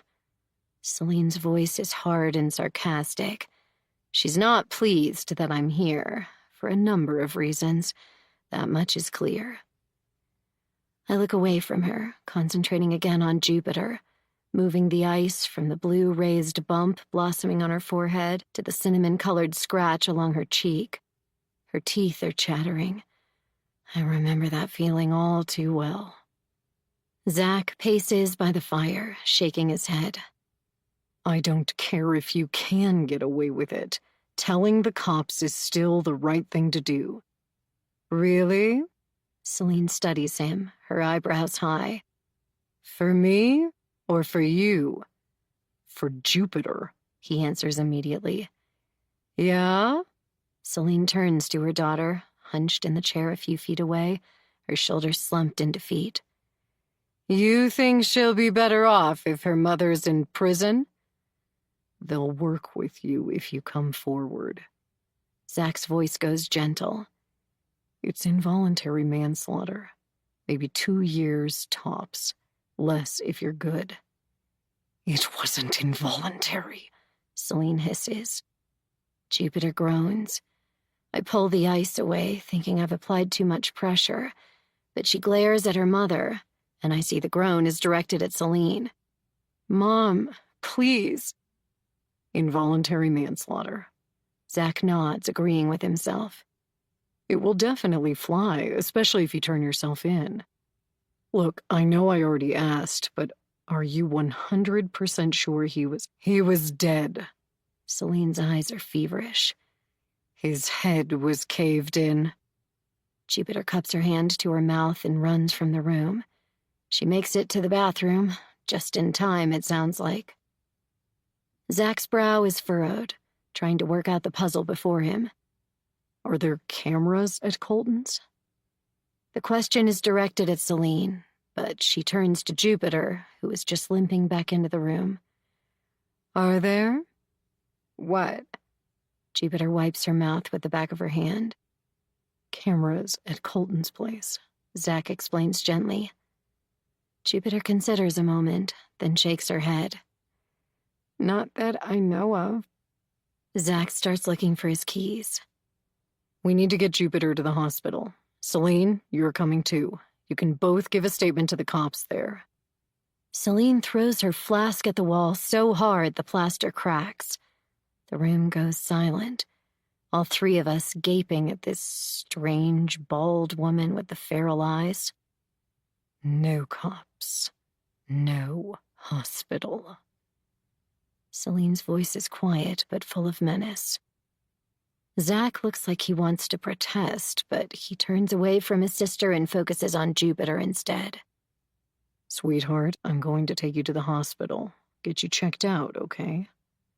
Jupiter shakes her head, her gaze darting back and forth between her mom and her uncle like a trapped animal. Just to be sure nothing's broken, I add, wading into the fray. A quick exam. You probably won't have to stay there long. Jupiter's lip quivers. I'm okay. Really? You don't know that, Zach says. You might have a concussion or internal injuries. It's not always easy to— She said no, Celine barks. For God's sake, it's her body. Leave her alone.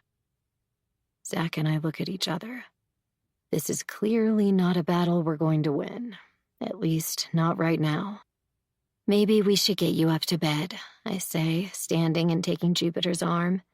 She looks ready to wilt to the floor any second. Zach nods. Do you mind? She needs to lie down at least. Let's go. I guide her toward the staircase.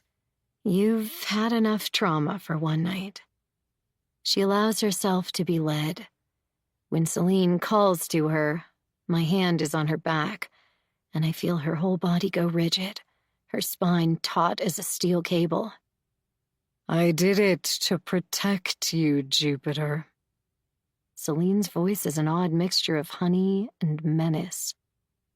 Jupiter resumes her slow, shuffling progress up the stairs. I grip her elbow, trying to assess her injuries without crowding her. She blinks away tears, her jaw working like she's grinding her teeth. Jupiter takes a long, hot shower. When she comes out of the bathroom, her hair damp and parted in the middle, she looks like a little girl. She's wearing an old t-shirt of Zach's with the scabby remnants of a Cal logo across the chest. I pull back the covers, and she climbs into bed, wincing a little at her injuries. After a moment's hesitation, I sit by her side and tentatively touch her wet hair.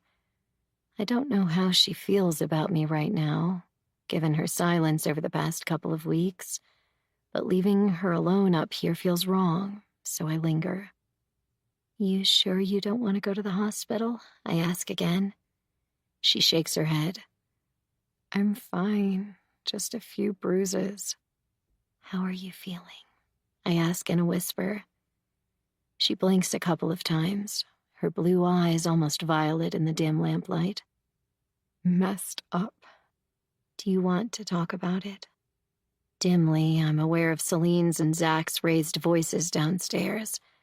I wonder what they're talking about. Is he still trying to convince her to turn herself in? They're too far away to make out any specific words. Jupiter starts to cry. Silent, pretty tears that slide down her temples toward her golden hair. Not really. You want me to hang out for a bit? I whisper. That's okay. She blinks up at me, her eyes full of a bottomless sorrow. Thanks, though. Try to get some sleep. I stand and turn out the light. Everything will seem less chaotic in the morning. You promise? Her voice is soft and childish, a kid making a wish. I promise. I only hope my vow isn't an empty one. Is she going to turn herself in? My voice sounds too loud in the darkness. Zach squirms, trying to get comfortable between the sheets. I don't know. I tried my best to convince her, but she's on a different planet right now. I rest my hand on his chest. His skin feels hot, almost feverish. You tried. Maybe I should just call the cops myself. He sighs. I don't think I can do that, though. She'd never forgive me. How's Jupiter? Still in shock, I say. They both are, probably. I don't think any of her injuries are that bad, but it's hard to be sure. He could have killed her, Zach. Those bruises around her neck look like he choked her. Zach makes a sound in his throat, part growl, part groan. I hesitate before I pose my next question, unsure of how he'll react. Are you positive Celine should confess? His head turns toward me, surprised. You don't think she should? Colton's dad is the DA, I remind him. They're going to throw the book at her. It happened a couple blocks from downtown, he reminds me. There were probably witnesses. It's going to be worse for Celine if she doesn't offer herself up. But it was like 3 a.m, I counter. On a Friday night. All it takes is one person coming home from the bars or watching TV, glancing out a window. He sits up, fluffs his pillow, and lies back down again, restless. Maybe it's because I've worked with the feds, but even a bastard like Colton deserves some kind of justice, don't you think? I'm quiet, curled against him so he can't see my face. It's the question I've asked myself about Rob all these years, wondering if Celine and I should have paid for his death. Zach doesn't ask the question again, thank God, because I don't have an answer. Instead, he cups his hands behind his head and sighs. Maybe it's my duty to tell them what I know. It's better if it comes from her, I murmur into his shoulder. He wraps an arm around me, his words falling gently into my ear. I'm so glad you're here right now. Yeah? I look up at him, his face lit by the moonlight streaming through his mullioned windows. Celine wasn't happy to see me. She's ashamed. He falls silent, thinking. I sit up on an elbow, studying his face, sensing there's something he hasn't told me yet. What are you thinking? She did promise to turn herself in if suspicion falls on Jupiter. He watches me, his eyebrows tilting. And that's pretty much inevitable. Though I hate the thought of anyone going to jail over the death of the bastard who did that to Jupiter, it's better for Celine to pay the price than her. I picture the ring of bruises around Jupiter's delicate pale neck and shudder. How are you doing? He scans my face. I nod. I'm okay. It was hard to see Jupiter like that. He swallows and nods. It's got to be tougher for him, seeing his niece beat to a pulp. Physically, I'm sure she'll bounce back, I assure him. The blessing and the curse of youth, he says with a mirthless chuckle. Resiliency. I lie back down and snuggle in, trying to soak up his warmth. I still have so many questions, but it seemed cruel to quiz Jupiter. How do you think Celine ended up at Colton's apartment anyway? Do you think Jupiter called her? Maybe. Or Celine could have been staking the place out. But the restraining order, I remind him. He scoffs. My sister doesn't have a lot of respect for law and order, in case you haven't noticed. We lie there in silence for a long moment. The wind pushes through the trees outside, rattling their branches. A dog barks somewhere in the distance, then falls silent. If Jupiter did phone her mom, why do you think she'd call Celine instead of us? I ask. Zach shifts under the covers, his hand reaching out to rest on my hip. He takes so long to answer, I wonder for a moment if he's fallen asleep. Sometimes a girl needs her mom, I guess. There is a lot of love there. It's just messy. His words swim through my head as I drift off to sleep, wondering if all love is messy in its own way. Chapter 11. Tansy, wake up. My eyes pop open, and I find myself staring into Celine's face. She looks older, her face haggard and her eyes shadowy in the dim pre-dawn light. In my groggy delirium, I think for a moment that we're back in her geodesic dome and it's the morning after Rob died. She woke me early that day, too, whispering my name, her face hovering over mine in the gray light creeping through the skylight, her blue-black hair hanging around her face like a shroud. I blink at my surroundings, disoriented. Zach's fast asleep beside me, his body turned away from me and his head buried underneath a pillow. He goes on snoring softly, oblivious to his sister's presence. Celine glances at him, then locks her eyes on mine again. She's kneeling beside the bed, keeping her voice low. I need to wash my car. I sit up, rubbing my eyes and yawning. Now? Yes, now. She's agitated, high-strung in spite of her obvious exhaustion. I wonder if she slept at all. Before anyone sees it. What time is it? I run my fingers through my hair, trying to wake up. Just after 5. If an early morning jogger notices my car, I'm screwed. She keeps casting nervous glances at Zach, like she doesn't want to wake him. I look out the windows. The sky is still dark. You need my help? She nods. Can we do it at your house? I can't take a chance with a car wash, and my yurt has too many neighbors. You're out in the country where nobody will notice. Jessica and Marius might, I point out. Still, it's the best option we've got. Celine bites her lip and darts another nervous look at her brother. I study her. You don't want Zach to know? She shakes her head. He wants me to turn myself in. But you're not going to? Her head tilts to the side like she's trying to decide if I'm being serious. You know me, Tansy. Do you really think surrender is in my playbook? Zach stirs in his sleep, one arm reaching out to hug the pillow more tightly over his head. Celine gestures toward the door, whispering, Come on, let's go. I hesitate. The thought of Zach waking up to find Celine and me MIA makes me nervous. As if reading my mind, she says, You can leave him a note. If we get out of here now, there's a chance we could get it washed and come back before either Zach or Jupiter have woken up. I'm hesitant to help Celine, even though a part of me thinks what she did was justifiable. The words accessory to the crime flash through my mind, bringing with them the usual flutter of fear. There's always that line with Celine, the one she didn't have to cross but did anyway.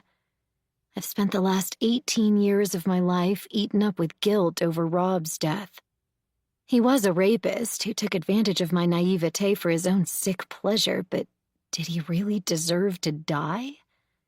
Colton was an entitled, screwed-up mess, violent, controlling, but getting run down in the streets still seems extreme. It's like Celine and I are caught in this recurring cycle of revenge, some kind of karmic loop where we keep playing similar roles in different dramas.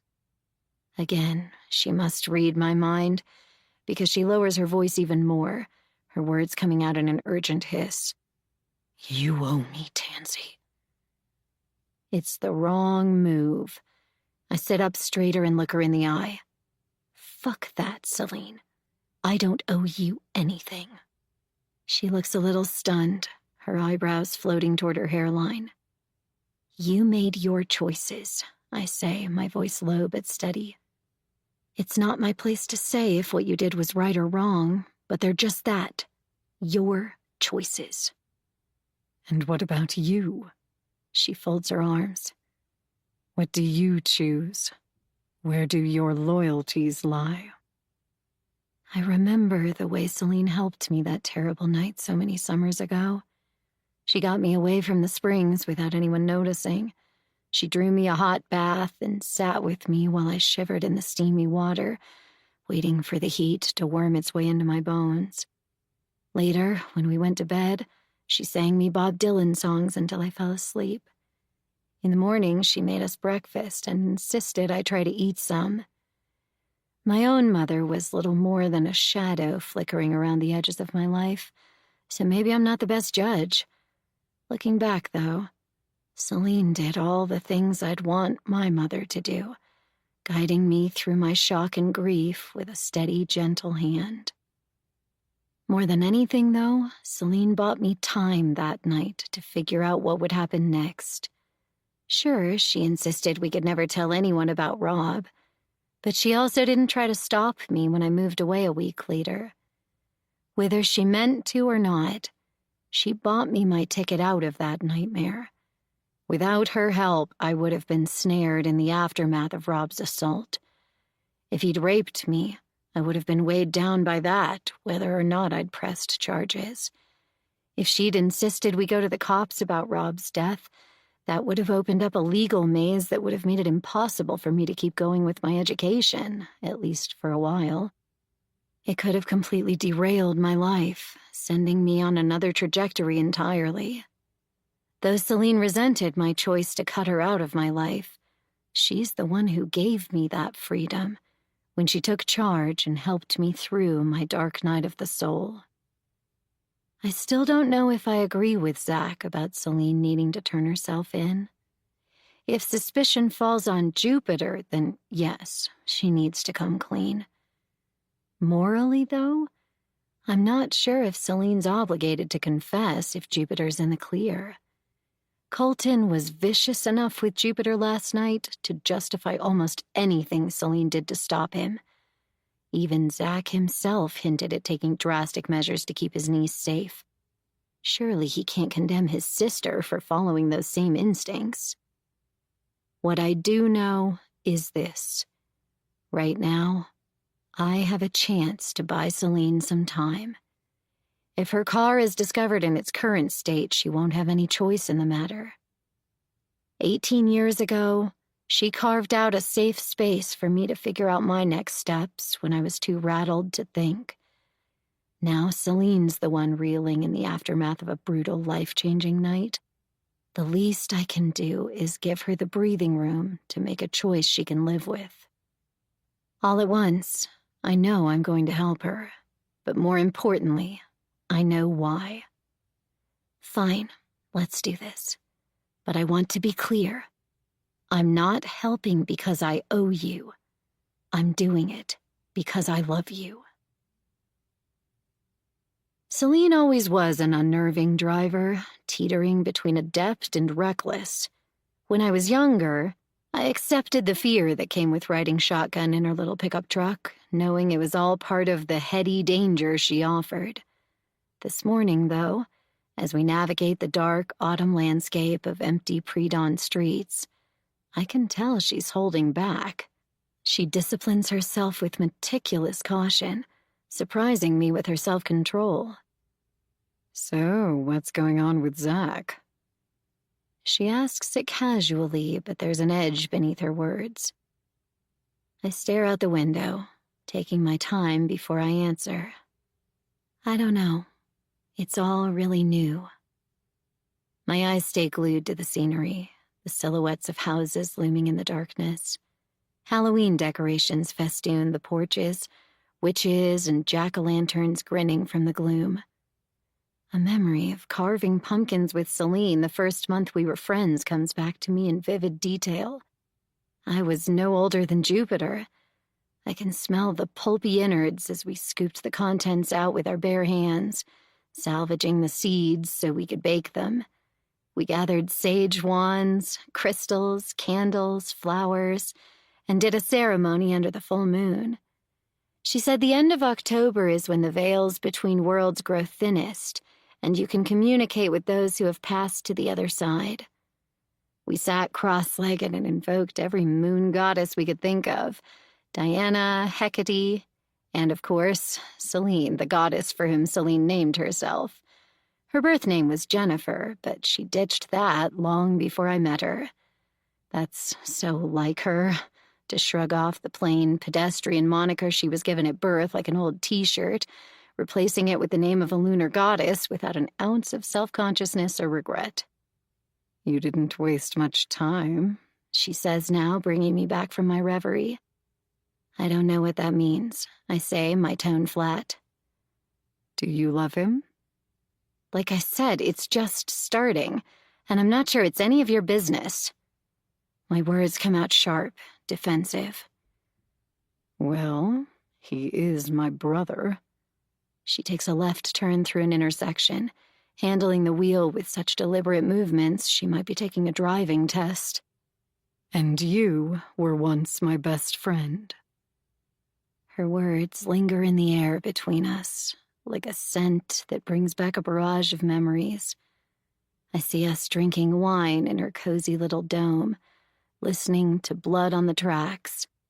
I picture the little tea houses where we would spread our picnics on a massage table, smearing hummus and avocado onto rice cakes, eating strawberries so ripe and sweet they exploded in juicy, sugary tartness on our tongues.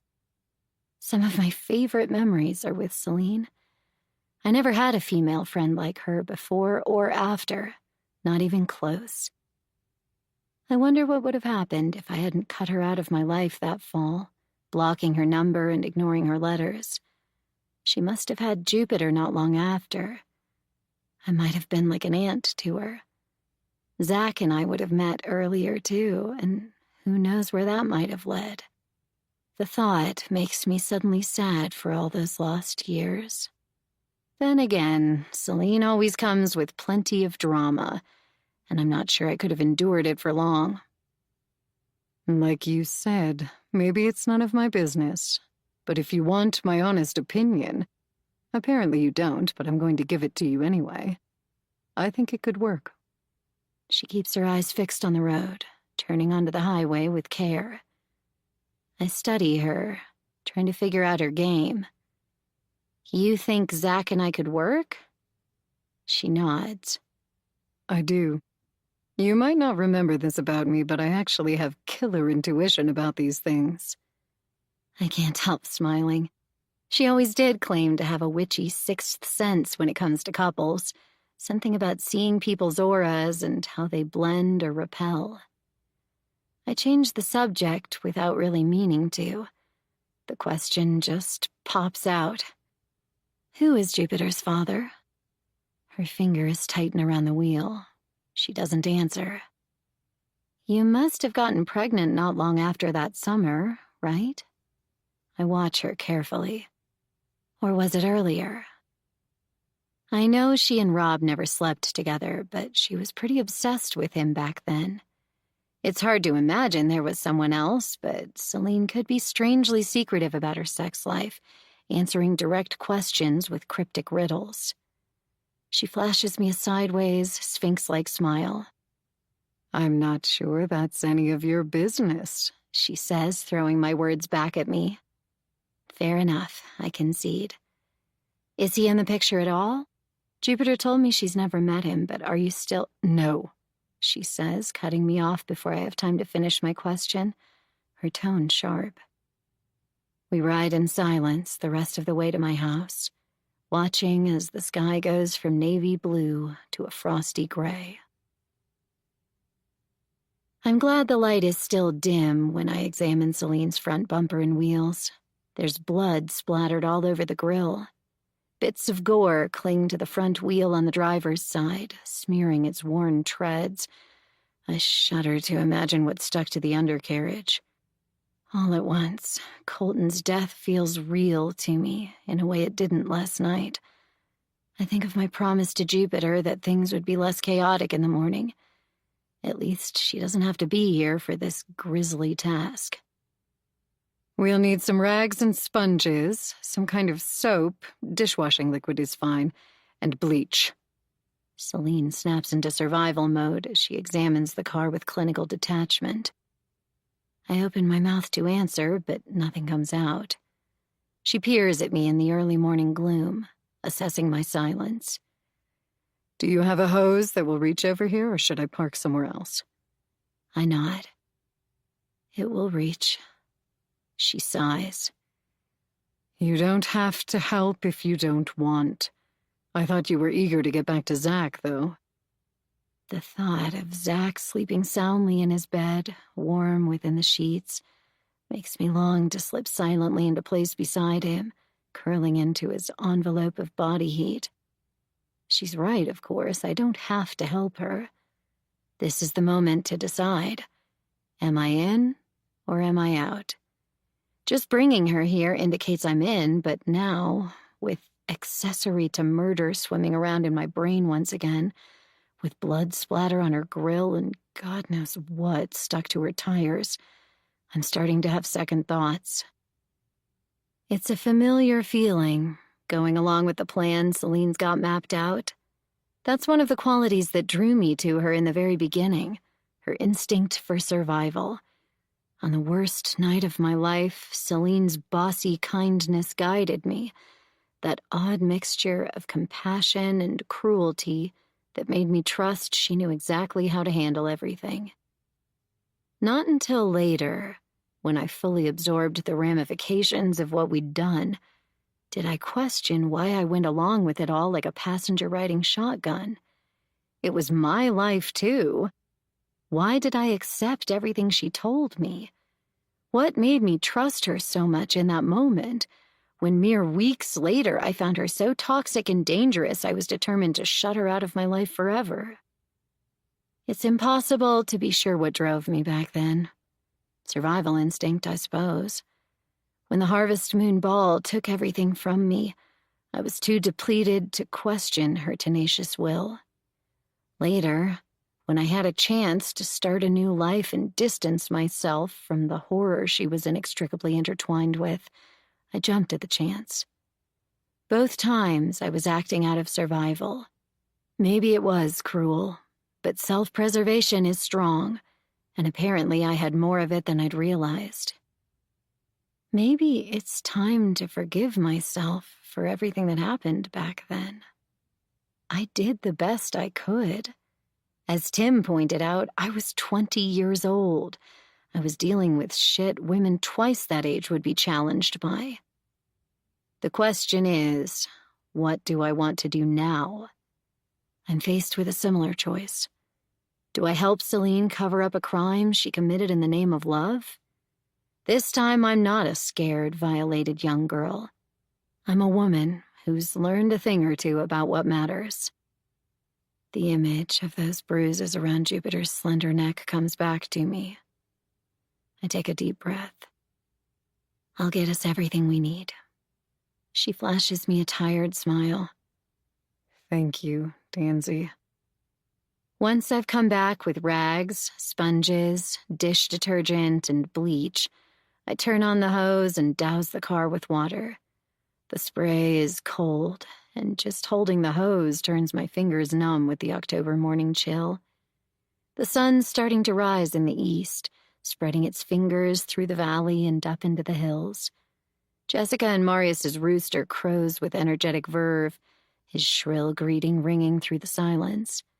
As we scrub, Diego comes trotting over, his whole body radiating indignation. "Oh, cutie," I say, scratching under his chin. He has an automatic feeder that drops food twice a day, so I know he didn't go hungry, but he gets cranky when I'm out all night. "Are you lonely, handsome? I'm sorry. Don't be mad." He sniffs at the pinkish water in the bucket.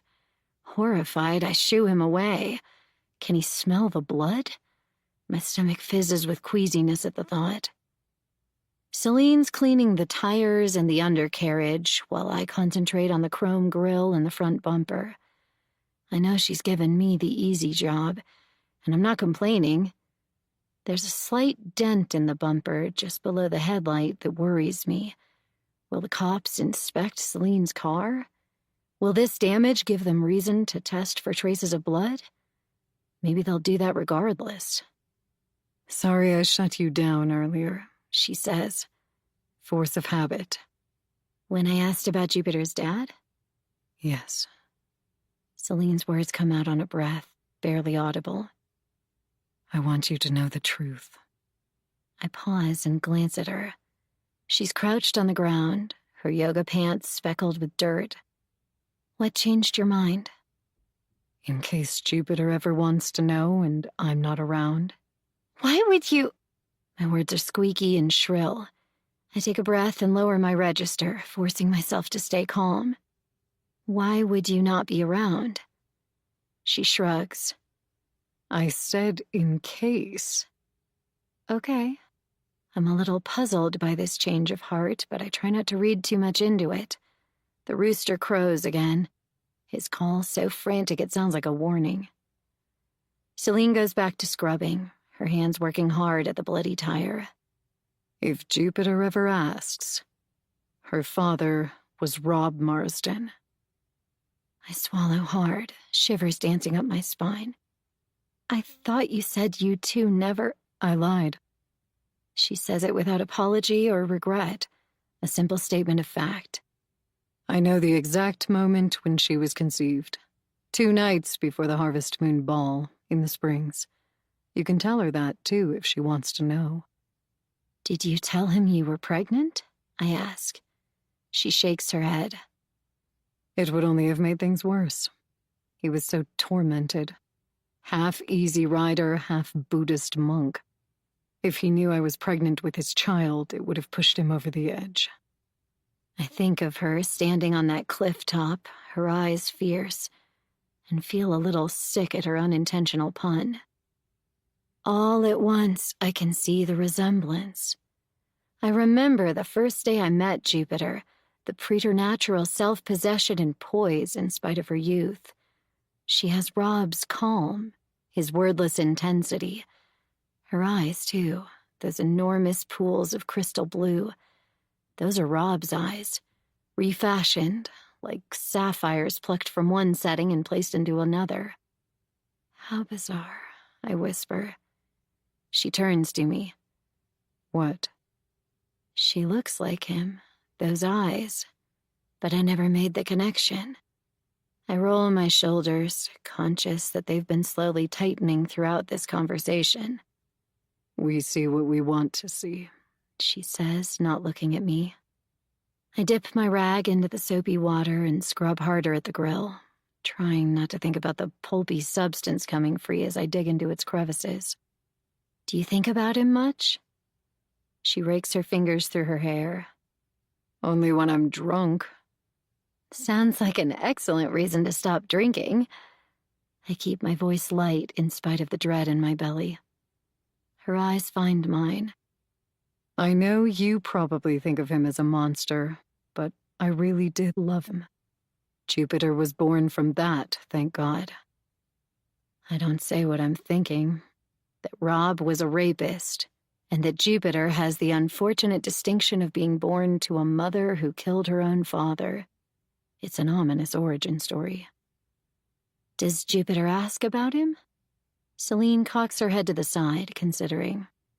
When she was little and first started noticing most kids have dads, she asked. I snapped at her, and after that the question stopped. I'm surprised you didn't just make something up. I don't mean it as an insult, but her eyes snap to mine with a rebuke. I wouldn't do that to her. She wrings out the rag she's using and returns to her work. I have a code of honor, even if it is twisted. I'm focused on dissolving an especially stubborn streak of blood lodged between the tines of the grill. When I hear Celine release a quick, strangled sob, it catches me off guard. I look over to where she's kneeling in the dirt, her forehead pressed against the side of the car, her body shaking. I toss my rag into the bucket of water and go to her, putting a hand on her back. She doesn't look up. Hey. Gently, I tug her to her feet and pull her into my arms. It's okay. Let it out. She clings to me, sobbing into my sweatshirt, her shoulders heaving. For a long moment, I just hold her, rubbing her back and letting her cry. When she's gotten the worst of it out of her system, she pulls back and looks at me. He wasn't going to let her walk away. It takes me a second to realize she's talking about Colton now, not Rob. I know you think I'm crazy, She says, her hazel eyes still streaming tears. and maybe I am, but I can't sit back and watch the people I love get hurt. It brings out something fierce in me, and once I turn that corner, I can't stop myself. I fold her back into my arms, holding her tight. After a long moment, she pulls free, wiping her eyes and trying to compose herself. Shit, sorry. She plucks a rag from one of the buckets and gets back to work, embarrassed. Celine? I stare at her until she looks up and meets my gaze. I'm sorry I cut you out of my life. I was young and confused, and I didn't know how to deal with what we'd done. I was trying to protect myself by moving on. I'm sorry I abandoned you. She holds my gaze for a long moment. You did the best you could. You weren't equipped to deal with my particular brand of crazy. Can you forgive me? Hot tears roll down my cheeks. I wipe them away with one hand. There's a surprisingly tender smile on her lips. I forgave you a long time ago. We turn our attention back to cleaning. I feel a little lighter, but the buckets filling with pinkish blood are a sober reminder. We have bigger problems now than the ones buried in our troubled past. When the car is clean, we climb back inside, and I see my phone's been blowing up. 3 missed texts from Zach, 2 from Jupiter, all wanting to know where Celine and I are. They sound worried and a little pissed off. It was too much to hope they would sleep through our absence. I make a decision to be as transparent as possible with both of them. Sending a text about where we are and what we've done is too risky, but when we get back to Zach's, I'm not hiding anything. I made my choice to help Celine, and this time I'm taking responsibility for that decision. Long ago, my frightened 20-year-old self stumbled through the aftermath of Celine's violence. I can forgive myself for that, but I'm no longer that girl. This time, I'm not ready to condone Celine's crime, but I can understand it. As we head back to Zach's, I send them both texts saying we'll be back soon. When we pull up in front of his tutor, Zach's framed in the arched doorway, I feel a warm ache as I see him there in jeans and an old fisherman knit sweater. Everything is happening so quickly, blurring together. Celine and Jupiter showing up in the wee hours, the story they told, the raw remorse and tenderness I felt as Celine and I scrubbed away Colton's blood. There's a niggling voice in the back of my mind insisting it's an ominous start to a relationship. Zach and I have been dating less than 2 weeks, and within that time, all hell has broken loose. I don't want to be superstitious, but the thought is there just the same. Zach eyes Celine's MG as it sparkles in the morning sunlight. The rain of last night has blown through, and it's turning into one of those unseasonably warm October days, complete with a lemony sunshine that feels totally out of sync with my mood. You washed it? Zach's jaw is tight. He's got one arm up as he leans against the frame of the stucco archway, and though the pose should come off as casual, he looks anything but. Celine breezes past him into the house. We had to. And you helped her. Angry lines form at the corners of his mouth. I've never seen that look on him before, and it stops me in my tracks. I stay out on the porch with him, pulling myself up to my full height. I know it might not make sense to you, but I had my reasons. Care to share them? He doesn't raise his voice, which somehow makes his fury even more intimidating. He has every right to be angry, but I don't appreciate the way he's looking at me, like suddenly I'm the enemy. I sigh, overwhelmed at the challenge of articulating the complex web of reasons that led to this moment. A long time ago, Celine gave me the space to make some hard choices. If we left her car on the street the way it was, she wouldn't have a choice. It would be made for her. I wanted her to have the power and the space to choose. It's what she would have done for me. What she did for me. His expression remains hard and impassive, unmoved by my words. I wanted to do this for her. I needed to.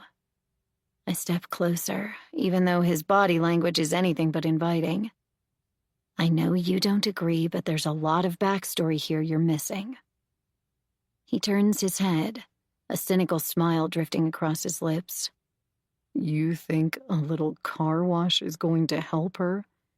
If they're looking, and they will look, they're going to find it. A single hair, the dust of a crushed tooth. I've worked with these guys. I know what an investigation looks like. You've worked with the FBI, I remind him. This is a hit and run in a small town. It's the DA's son. He barks the words at me, then looks around to see if anyone's heard. I back up, flustered by his anger. I'm aware of that, and you might want to keep your voice down. You're helping her cover it up. He lowers his voice to a soft, menacing rasp. The boy is dead, Tansy. Does that mean nothing to you? Does it mean nothing to you that your sister could go to jail? And for what? For killing the sadistic bastard who strangled your niece? He looks away, squinting into the distance. I step closer and speak softly. You even said it yourself. Doing something drastic was the only way to keep Jupiter safe. If I'd chosen that road, I would face up to it, he says through gritted teeth. Good for you. Except you know what? That's theoretical. Right now, Celine's facing real consequences. I'm a little breathless, so I take a moment, trying to gather my thoughts. I didn't help her so she could get away with it. I just wanted to buy her a little time. This is what she does. Zach sounds distant, remote, as if he's already retreated from the conversation. She blows shit up and gets other people to clean up the mess. I study my fingernails. Have you called the cops yet? He doesn't reply. I know this means he hasn't. Why not? My tone is getting a little belligerent in spite of my effort to stay calm. Failing to report a crime and actively concealing it are two different charges. His eyebrows arch. I don't think I have to tell you which one is more serious in the eyes of the law. Maybe you're right. I feel tired suddenly, exhausted. Maybe I did something really stupid. All I can tell you is I did it out of love. I'm sure that will be very comforting when the two of you are sharing a prison cell. He rubs a hand over his face, looking as tired as I feel. I shrug, not backing down. I made a choice, okay? It seemed like the right one in the moment. If I regret it later, you can say I told you so. He spits out every syllable. I don't want to say I told you so. That is exactly what I don't want. Can't you see that? I shake my head, not sure I understand his point. His expression goes distant, as if he's remembering something. Once you decide to help her, you can't turn around. You find yourself doing worse and worse things just to cover her tracks. Jupiter appears in the doorway, her face taut with panic. It's on the news. Together we head into the house, just in time to read the headline scrolling across the bottom of the TV screen. District Attorney's son killed in hit and run. Henry Blake holds a press conference later that morning. He looks 10 years older than he did in my office less than 2 weeks ago. He's wearing a suit, and his white shirt looks starched and ironed, his burgundy tie knotted in a perfect triangle at his throat. In spite of his impeccable grooming, there's a hollow exhaustion in his eyes, and his complexion looks waxy. He stands at a podium, light bulbs flashing, addressing the cameras with a solemn air. Just behind him, in a tasteful black dress and pearls, stands a woman with silvery blonde hair and red-rimmed eyes. She must be Colton's mother. I study her, fascinated, my heart aching as I think about what they must be going through, the terrible pain they'll have to endure for the rest of their lives.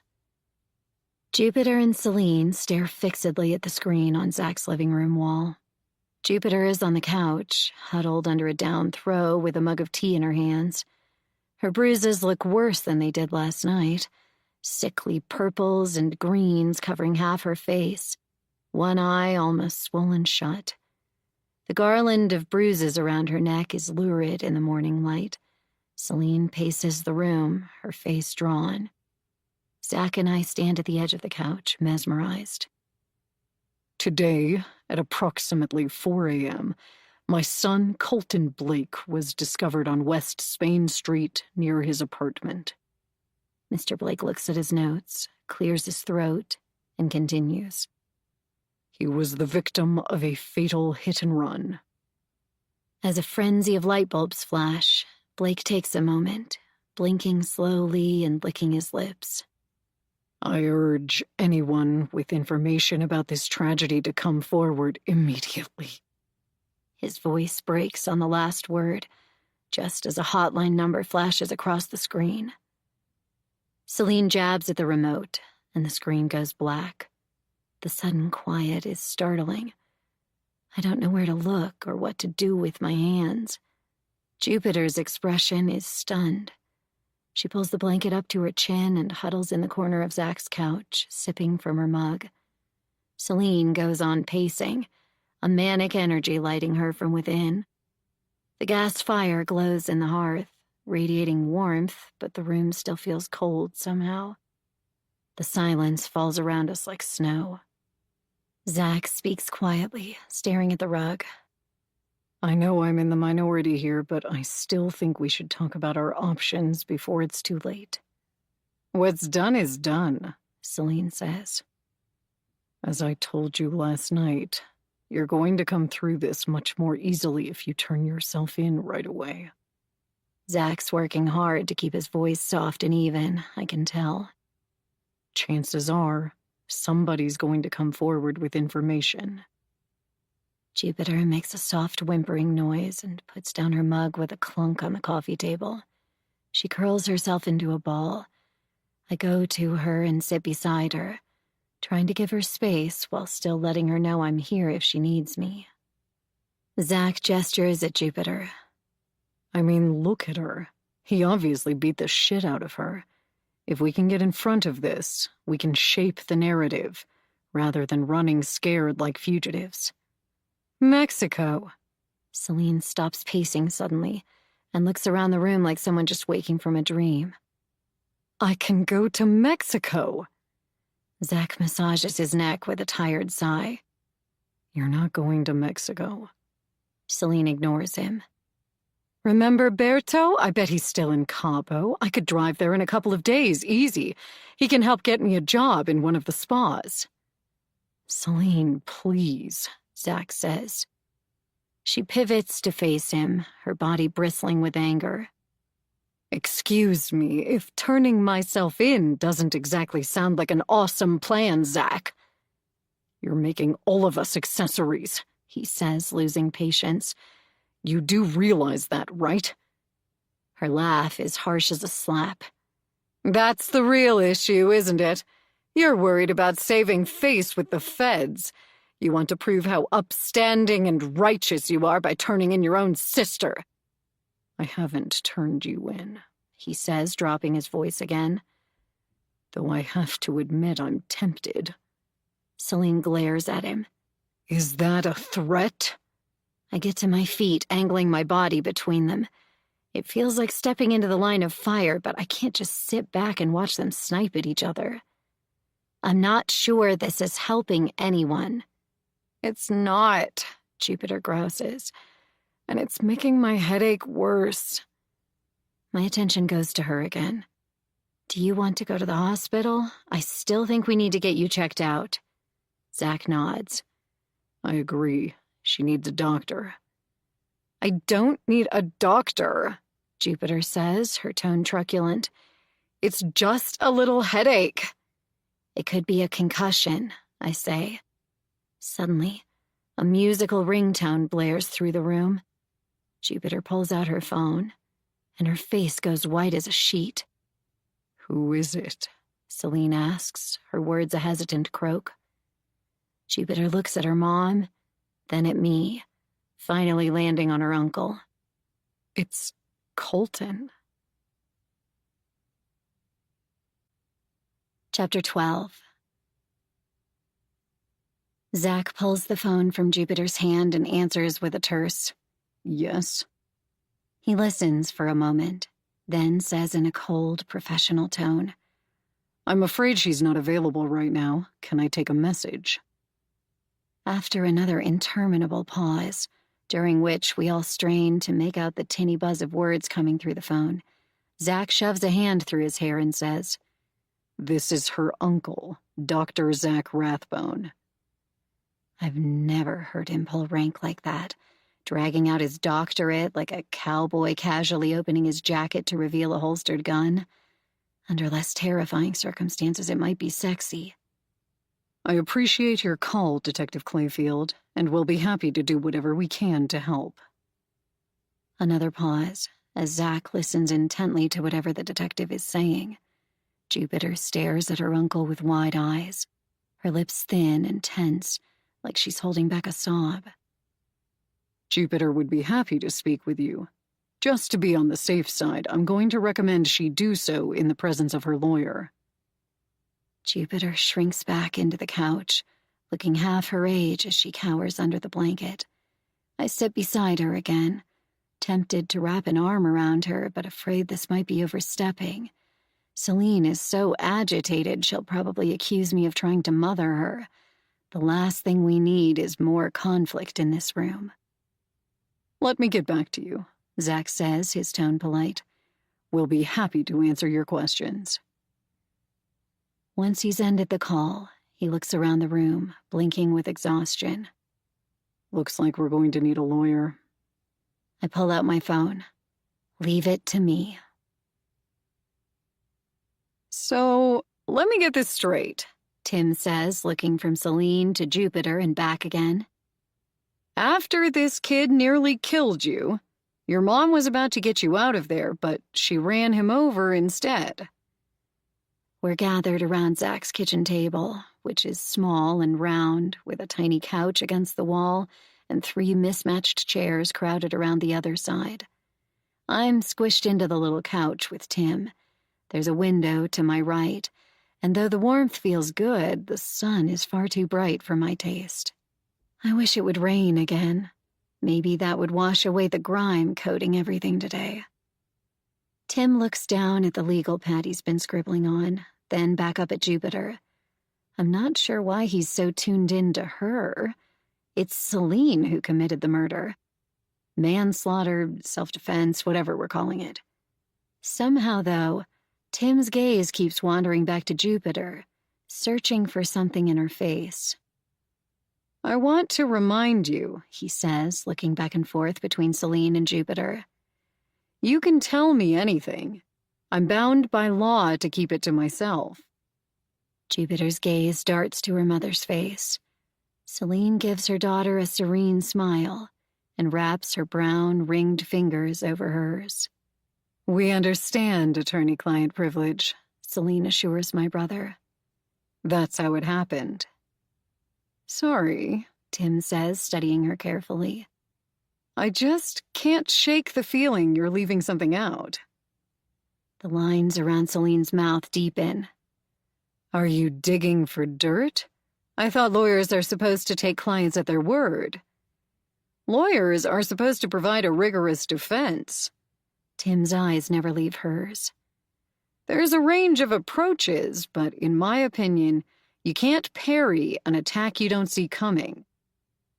There's a long, tense silence. Celine and Jupiter exchange a complicated look I can't quite read. When Jupiter speaks, her voice is barely audible. Colton didn't just beat me up. He raped me.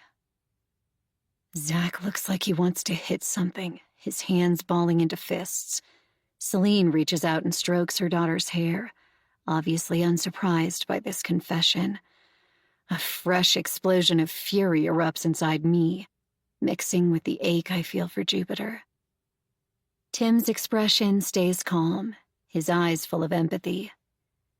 Thank you for sharing that, Jupiter. I know this must be a nightmare for you, but you're being very brave. The more you tell me, the better equipped I am to help you. Well, there you go. Celine's tone is decisive and final. Those are the facts.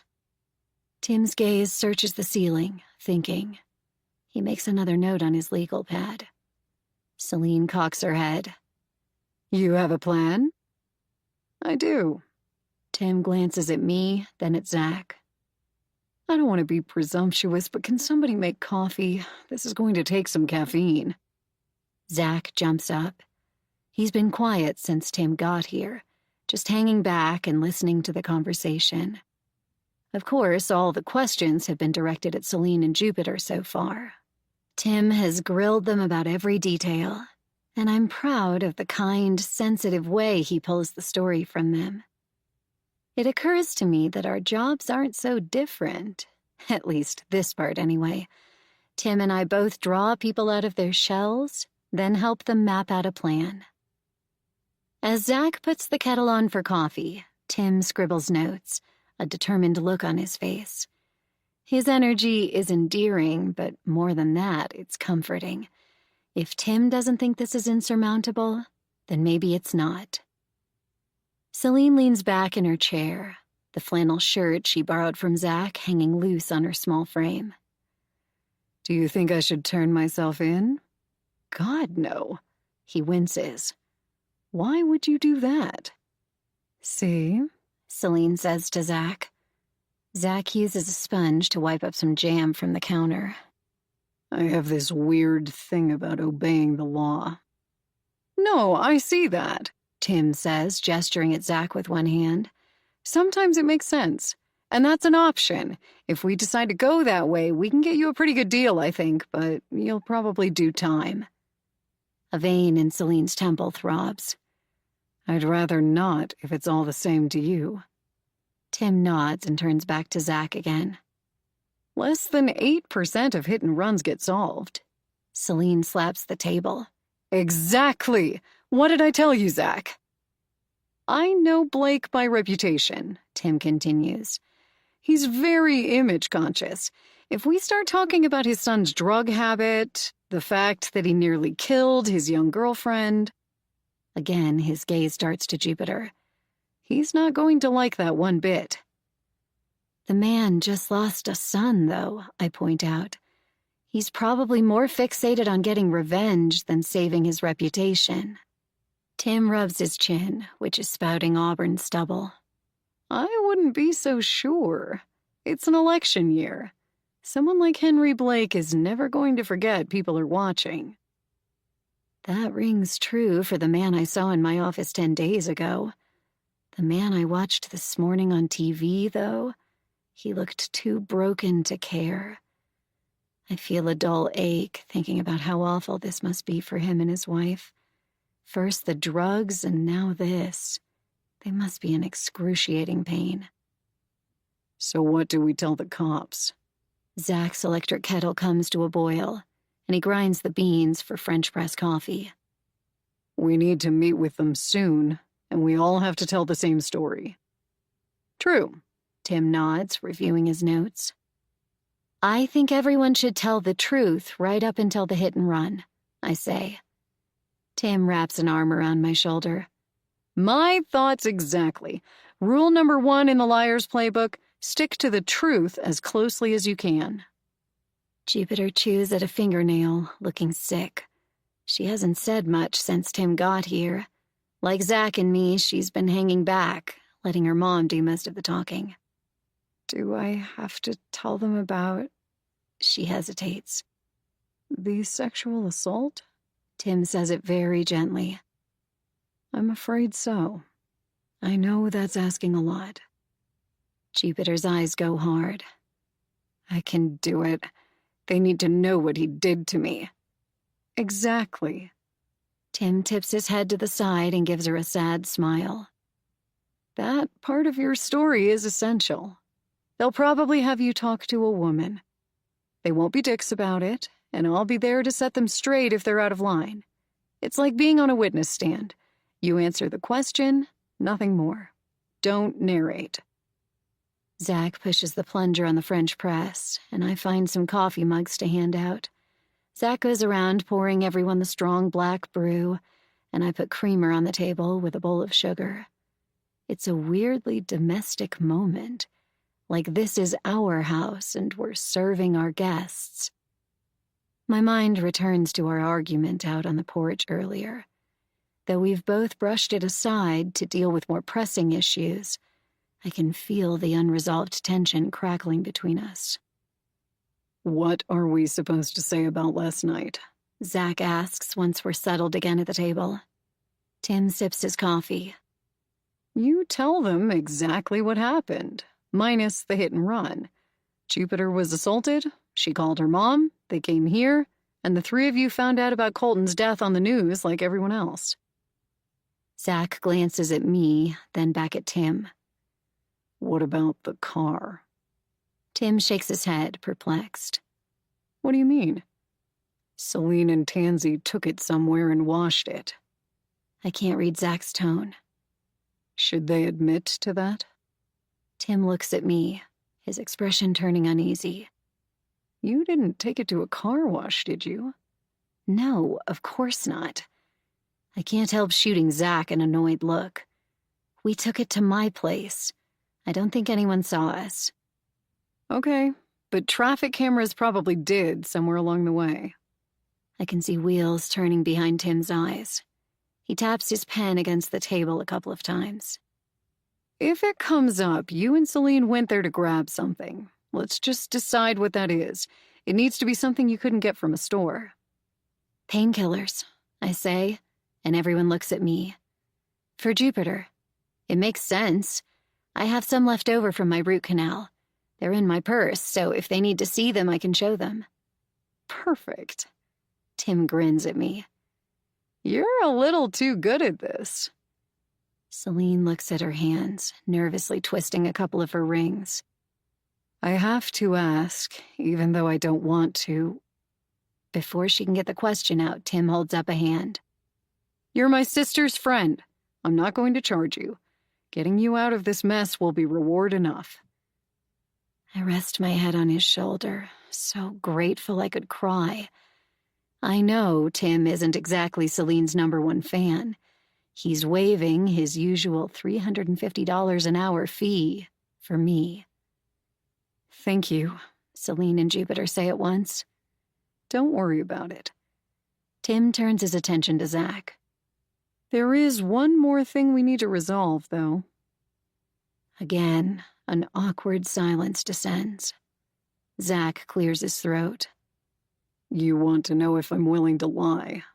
Lie is such a strong word. Tim's half joking, but there's a seriousness under his words. I prefer to think of it as editing. You're obviously of the opinion that Celine should confess. Are you willing to go along with this plan? Zach grips his mug so tightly his knuckles blanch. He looks at each one of us in turn, then lets out a long, defeated sigh. I'm obviously outnumbered, so yes. Celine mouths, "Thank you," but he just looks out the window, his expression brooding. Josh Clayfield is an almost cartoonish man. His square jaw, barrel chest, and broad shoulders so perfectly fitting the image of a detective, I have to suppress a nervous giggle when I see him marching up Zach's walkway toward the house. His partner, on the other hand, Anya Patel, is barely 5 feet tall and looks a bit like a girl playing dress-up in her matching navy blazer and slacks. They arrive in the afternoon. When Tim called to set up the interview with Jupiter, he explained that all of us are willing to answer questions if needed. They said that would be helpful, and they'll want to interview each of us separately. On the doorstep, Tim introduces himself and tells them he's representing the whole family, which makes them exchange a cryptic look. I feel so thankful Tim is here, a beacon of familiarity. When the detectives catch sight of Jupiter, with the bruises still fresh and her right eye nearly swollen shut, the ring of greenish blue around her neck looking like a ghastly choker, they exchange another unreadable glance, but offer no comment.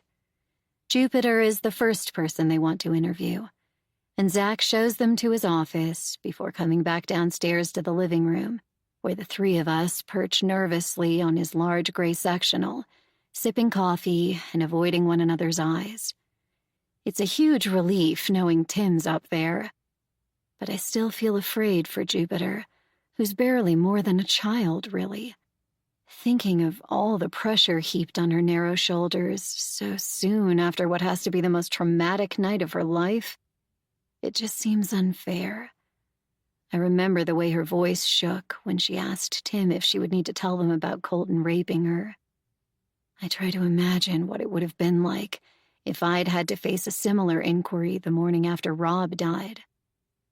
Then I think of Henry Blake and his wife. The terrible grief they must be going through, the shock and horror of their only son crushed beneath the wheels of a car. I look at Celine, who's staring out the window, her face a mask. Tim's really good, I say to her. He won't let her say anything she shouldn't. Celine's eyes dart to meet mine, then return to the window. A bunch of finches have gathered around a hanging bird feeder in the yard, pecking at the seeds and grousing at one another as they try to force their way into better position. There are a couple of Japanese maples out there, one with dark red leaves and another that's bright yellow. Some of the finches settle amid the fall foliage, cleaning themselves and chirping amiably in the dappled sunshine. Zach sits a couple of feet from me, elbows propped on his knees, face cupped in his hands. He looks more exhausted and stressed than I've ever seen him. Celine's gaze slides over to her brother, then back out the window. Go ahead. Say it. Zach shakes his head slightly, like someone trying to wake himself up. I've already said everything I need to say. I can feel you judging me, Celine murmurs, her voice tired but also dangerously coiled, like a snake getting ready to strike. Just like you judged Auntie Maeve. Zach's head snaps around so fast I flinch. He looks at his sister with cold bewilderment. How is bringing that up going to? Did he tell you about that? Celine cuts him off and turns to face me, though I have a feeling she's still speaking to her brother. About Maeve? I look from Celine to Zach and back again, shaking my head in mute reply. The birds are still chirping happily outside, at stark odds with the new tension in the room. Maeve was an addict, like pretty much everyone in our family. She was a mess, but we loved her. Celine's smile goes fond at the memory. She was almost 10 years younger than our mom, so she was more like an older sister. I glance at Zach, feeling uncertain and awkward. Zach obviously doesn't want his sister telling this story, but I don't know how to stop her. Also, there's a part of me that wants to hear it. I know precious little about their shared childhood.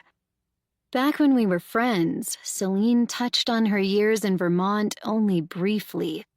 Quick, cursory sketches of the dark, tangled family she escaped from. Her brother, the only bright spot in that whole landscape.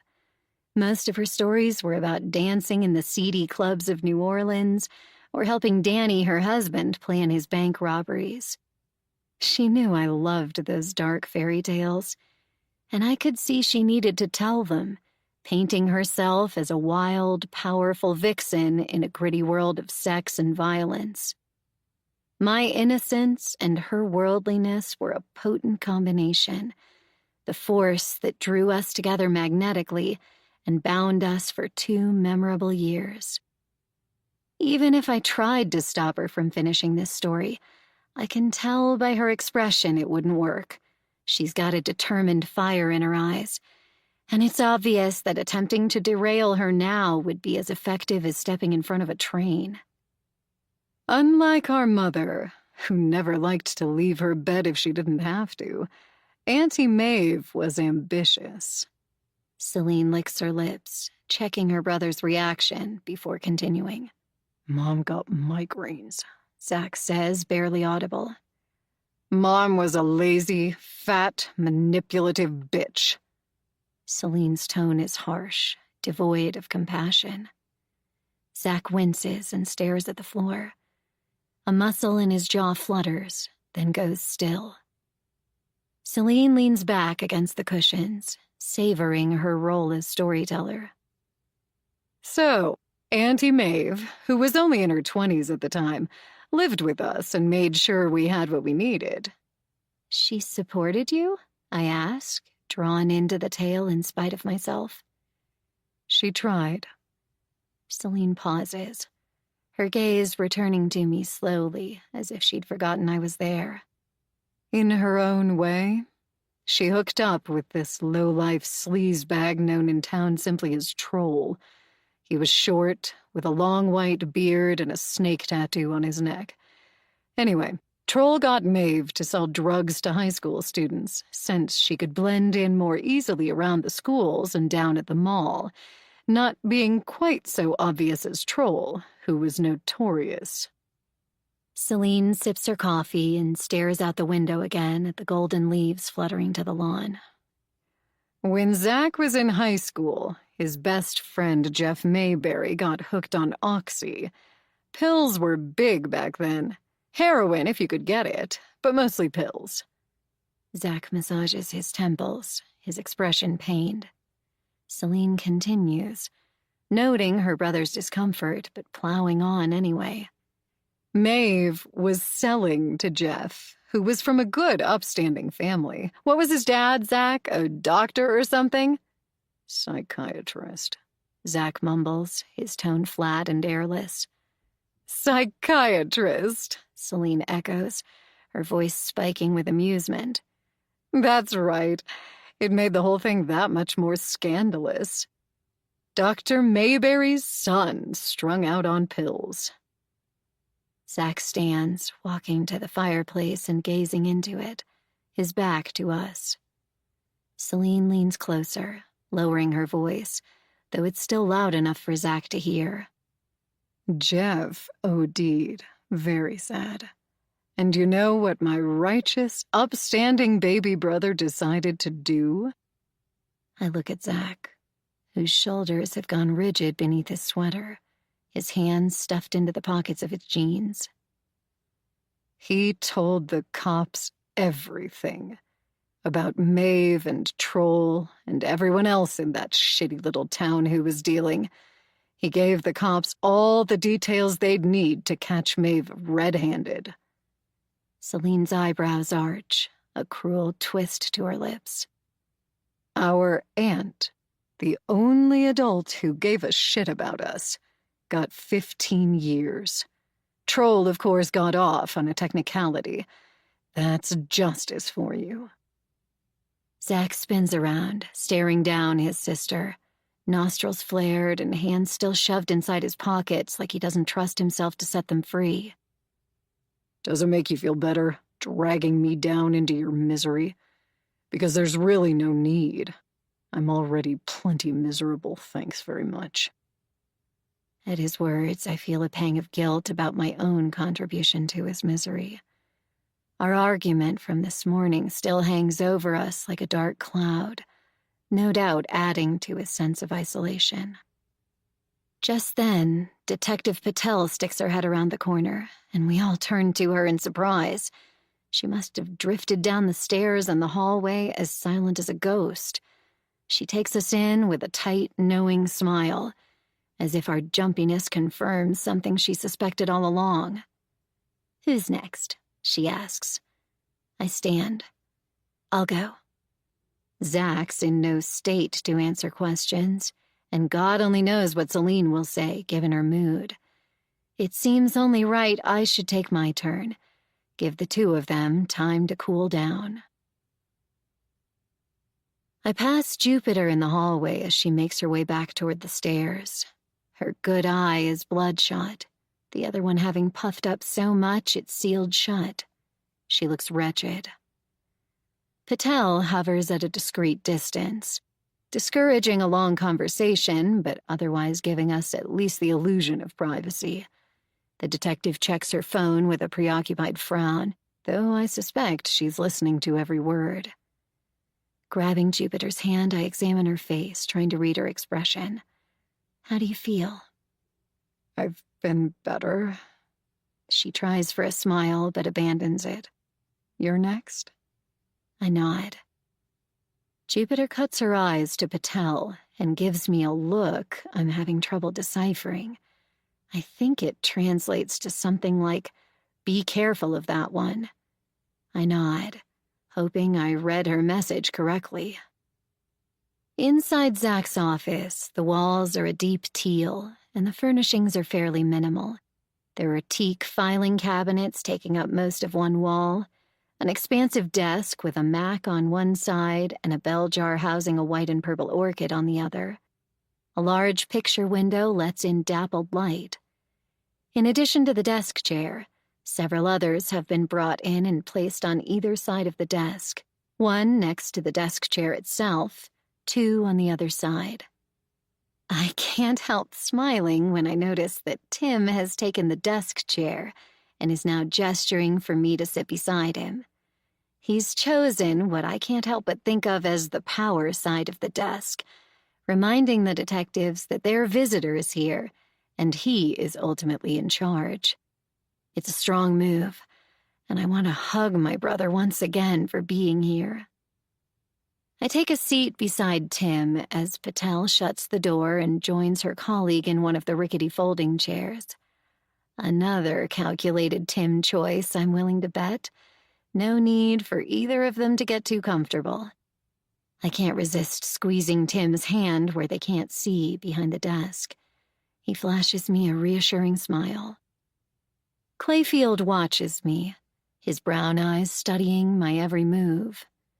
I give him what I hope is a friendly, open look, but his expression remains impassive. Beside him, Patel scrutinizes me, her posture and attitude panther-like, sleek, and casually dangerous. Patel takes a notepad and pen from the pocket of her blazer. In the deep quiet, I almost flinch at the sound of her jabbing the ballpoint into position, but I manage to catch myself. Even though it's reassuring having Tim here, I still feel edgy and vulnerable, desperate to say all the right things, and, more importantly, none of the wrong ones. So, Miss Elliot, I understand you're a friend of the Rathbones, is that correct? Yes, I nod. I've known Celine a long time. Patel squints. And now you're dating her brother, Zach. Is that right? I hesitate, glancing at Tim. He gives an almost imperceptible nod. Sort of, I say. We just started seeing each other. When? Clayfield asks. I blink at him. When what? When exactly did you two start dating? I clear my throat. A few weeks ago, I guess. Tim, picking up on my discomfort, leans forward, propping his elbows on the desk. I'm reasonably sure Tansy's love life isn't the focus of your investigation. I know you're just getting the lay of the land, but we've still got two more of my clients to interview. Patel flashes him a polite smile and turns her attention back to me. Tell us about last night. Okay. I lick my lips, feeling how dry my mouth has gone. Starting from where? What time did you arrive here at the house? Clayfield demands. I close my eyes, trying to picture that far back. It feels like a lifetime ago. After work? Around 6, I think. Had you been here before?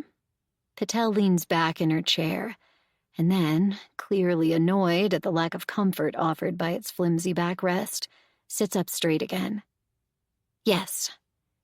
I recall Tim's earlier advice to stick to the facts and squelch my urge to babble.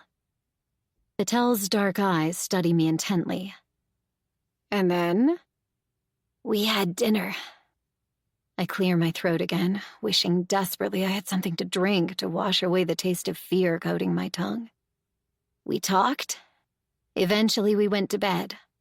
Together. Though her tone is matter-of-fact, Patel's mouth curves down at the corners. I hope to God she wasn't this snide with Jupiter. If she brought even an ounce of this tartness to the retelling of Jupiter's nightmare, I'll kill her. Since murdering a detective is generally frowned upon, I take a breath and try to let out my frustration so it's not obvious when I reply. That's right, Detective. Together. Clayfield jumps in. And what happened later? Can you tell us about that? I glance at Tim, and he gives me another nod. I launch into my account. Jupiter and Celine showing up a little after 3, Jupiter injured, both of them upset. I tell them everything I can remember, aside from the pesky little detail about Celine telling us she killed Colton. When I'm finished, Patel looks at me like I'm a moldy piece of cheese she's considering tossing. You say you're the one who took Jupiter upstairs? Yes. Something in my gut twists. Why was that? I stare at her, confused. I'm sorry, I don't understand. Here's this young girl, obviously injured. She nearly died, in fact, according to her story. And yet nobody offers to take her to the hospital? We did offer, I say, but she refused to go. Why is that? I frown. Nothing was broken, she wasn't in much pain, she didn't need stitches. But wouldn't you want her to get checked out anyway? I nod. I did, but I wasn't going to take her against her will. She's an adult, after all. Not everybody has health insurance, and sometimes going to the hospital doesn't seem worth it. Patel leans forward, warming to this line of inquiry. The question still remains, why were you the one to take her upstairs? Again, I flounder, trying to understand where she's going with this. Why not me? She had her mother and her uncle right there, but it's you, her uncle's brand new girlfriend, who offers comfort after this deeply personal, traumatizing event? Patel shakes her head, glancing at Clayfield in a quizzical way, as if looking to him for answers. That doesn't make sense to me. I'm her counselor at VMU, I say. She likes me. We get along. My mind starts racing at 100 miles an hour. Should I say that's how I met Zach, through his niece? Jupiter thinks she introduced us, so if it came up in her interview, that's what she no doubt told them. But what if Zach or Celine contradicts that? I already mentioned I've known Celine for years. A headache starts to pound in my temples, making it hard to think straight. I decide to play it safe and offer nothing on this topic. Patel arches an eyebrow. So you're her counselor? I nod, not trusting my voice. Is that how you met Jupiter's family? She asks, her tone casual. My gaze swivels to Tim. He nods, and I take this to mean stick to the truth. Like I said, Celine and I were friends a long time ago. I met Zach recently, at work. Patel's eyes narrow. You were friends with Celine a long time ago, but not anymore? We haven't been close for a number of years. I keep my voice soft and even. Though images from the past are cartwheeling through my brain, Celine driving too fast to the Harvest Moon Ball, Rob's leering face, Celine standing at the edge of the cliff, her muscles coiled. And why is that? Patel's words come out almost a purr, her feline stealth making the little hairs on the back of my neck stand at attention. Tim steps in. I'm sorry, but is this relevant? What does Tansy's friendship with Celine have to do with what happened last night? I don't know. Patel's eyes stay locked on mine. You tell me. I went away to college. My voice sounds too loud in the small room. That's it. We lost touch. You see? Patel's smile is slow and superior. Was that so hard? Clayfield steps in, his big fingers thumbing through his notes. I thought Jupiter said she introduced you to Mr. Rathbone. My heart sinks. Yes, that's what she thinks. Patel's eyes light up. That's what she thinks? I knew Celine from years ago, and I met Zach recently. He's a coworker at VMU. I can feel myself talking too fast, over-explaining. When Jupiter came to me for counseling, I didn't see any reason to mention I already knew her family. Really? Patel's tone is downright bitchy now. Isn't that against a professional counselor's code of ethics? Don't you have to disclose? To be clear, I'm an academic counselor, I say, cutting her off, not a therapist. But Jupiter needed someone to talk to. I knew she'd feel more comfortable discussing her issues if she had no fear of me sharing those details with her family. Patel seizes on this. And yet you did, didn't you? I stop talking, a wave of adrenaline flooding my system, making it hard to breathe. Patel glances at Tim, perhaps wondering if he'll let her continue, then says, You told Mr. Rathbone that Colton Blake punched Jupiter in the stomach, didn't you? Again, my mouth refuses to open. I just stare back at her, feeling pinned by her steady, searching gaze. That's why Jupiter left her uncle's house on... She consults her notes. October 13th, isn't it? She was angry when she realized you'd told her uncle about the abuse. Patel looks smug, her whole body telegraphing victory. Tim says, I think we're getting off track here. What could any of this possibly have to do with last night's hit and run? Patel flashes him a condescending smile. Just getting the lay of the land.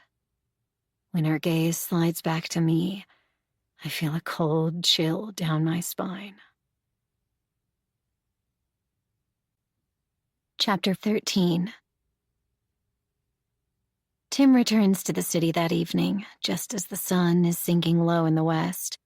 A coastal fog has rolled in, smelling of the ocean, and I'm grateful that the weather at least matches my mood now, still and ominous. I walk my brother out to his car, a spotless white Volvo.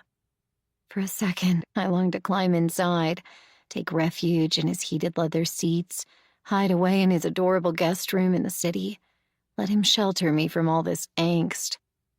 It feels like once he's gone, all the dangers of the world will crash down on us, drown us in the repercussions of what Celine has done. Hey, Tim says, his voice gentle. Don't look so down. You did great. We stand on the sidewalk, feeling the cool fog on our skin. I'm trying to decide if the kind, optimistic expression he's wearing is sincere, or if it's for my benefit, an effort to keep me from the despair I feel rising all around me like a dark tide. Be honest with me. I look down at my hands, which are fidgeting with the zipper of my hoodie. What do you think is going to happen? He gazes past me, his brown eyes running calculations. It's hard to say. Under normal circumstances, hit and runs are notoriously difficult to prove. You could be right about the DA, though. He might throw a lot of muscle at this, which could make things tricky. I can't stop zipping and unzipping the hoodie. My body feels heavy with exhaustion, but the fear and adrenaline snaking through my veins have me itchy with nerves. Tim reaches out and cups my hands in his, forcing me to be still. This has got to be hard for you, he murmurs, his glance darting to the house. I turn and follow his gaze just in time to see the curtains twitch closed. It feels like déjà vu. Except this time, I'm trying to make real choices, adult choices, not just get pulled along by the current. Celine's a powerful character. Tim's eyes are sympathetic. She's got me dancing on a string, as you can tell. What do you mean? He grins. Pro bono? Me? You think that's normal? I smile, knowing he's trying to make me feel like I don't owe him for this, which I totally do. His hands rub up and down my arms like he's trying to warm me. I can hardly fault you for falling under her spell when you were barely more than a kid. She's got serious charisma, something few people can resist. I wish she had a little more self-control. I mean, it's crazy, right? This is the second time she's... I trail off, unwilling to finish that sentence. Zach thinks we're going about this all wrong. He's a real law and order type, Tim says, his expression thoughtful. I nod.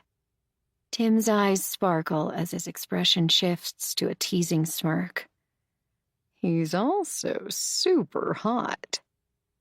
I shove him off the sidewalk, feeling a blush rising to my cheeks. You really like him, he says, his tone going more serious. Don't you? I sigh, starting to run my hand through my hair, but giving up as my fingers snarl in the tangled craziness of my curls. It's a hell of a way to start a relationship, I say. Tim shrugs. Crisis reveals character. I like him, tell you the truth. He's got integrity. My eyebrows arch at that. Wait a second. You're saying you actually like someone I'm dating? Don't get me wrong. Nobody's good enough for my little sister. He cups his hands behind his head, eyes dancing. But I can tell he's crazy about you, and that goes a long way with me. I can't deny the warm glow that sparks in my chest. Glancing back at the house, I catch the curtains fluttering again, this time in one of the upstairs rooms. I turn back to my brother. What do you think of Jupiter? Tim considers my question for a long moment. She's kind of fascinating. I know, right? Even with all those bruises, it's obvious she's gorgeous, but it's more than that. He watches the house, considering his words carefully. She's the kind of girl people underestimate. She's so delicate and waifish, that's all some people ever see. But I have a feeling she's tougher than she looks. Yeah, I say. Me too. His expression darkens. She's going to need plenty of grit to get through this. My mood sours again as his words sink in. I pull him into a hug. Thank you for everything. Chin up. He pulls away and examines me before folding me into another hug, this one even tighter. We're going to figure this out, okay? Together. There are tears stinging at my eyes. I just nod, not trusting my voice, and blow him a kiss as he gets in the car and drives away. Zach makes a delicious dinner that night. Salmon, roasted vegetables, and a big green salad. We all pick at our food in silence. The mood in the house a prickly combination of anxiety and suspicion. Part of me wants to grill each one of them about their interviews with the detectives. But I'm limp with exhaustion and wrung out by the intense effort it took to keep my guard up all day. The tension between Celine and Zach continues to simmer, and I can't help dwelling on the story Celine dragged out earlier about their aunt. It underlined just how deep their past goes, how much more history they have together than I have with either one of them.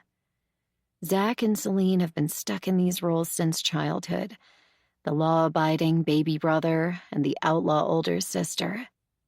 Though I'm curious about that dynamic and how it will play out here, I know better than to bring it up directly, especially when we're all so tired and threadbare. It's a hornet's nest I don't dare poke at, swarming with family secrets and ancient resentments. Celine drinks too much wine, and Jupiter covertly scrolls through her phone under the table. Zach flashes me a smile that I think is meant to be reassuring, but it only serves to highlight his discomfort. I wonder if he longs to kick us all out so he can be alone with his frustration. He's angry that nobody is doing what he thinks is right, that we've all ignored his advice and spent the day building a tower of deceit. It's obvious this whole situation is pushing old buttons for him. Family buttons, which are the deepest and most dangerous. It's pushing old buttons for me, too. Rob feels like a fourth presence at the dinner table, wafting like a bad smell, morphing with Colton just like he did in my nightmare. When Celine pours herself yet another glass of Merlot, Zach says, "You've had too much to drive. You guys should stay in the guest house tonight." "I'm fine." Celine drains her glass, watching him over the rim, eyes defiant. He grimaces. "Another DUI is the last thing you need right now." "I said I'm fine." Celine wipes her mouth with the back of her hand and stands. "You're not fine." Zach's tone is hard, unyielding.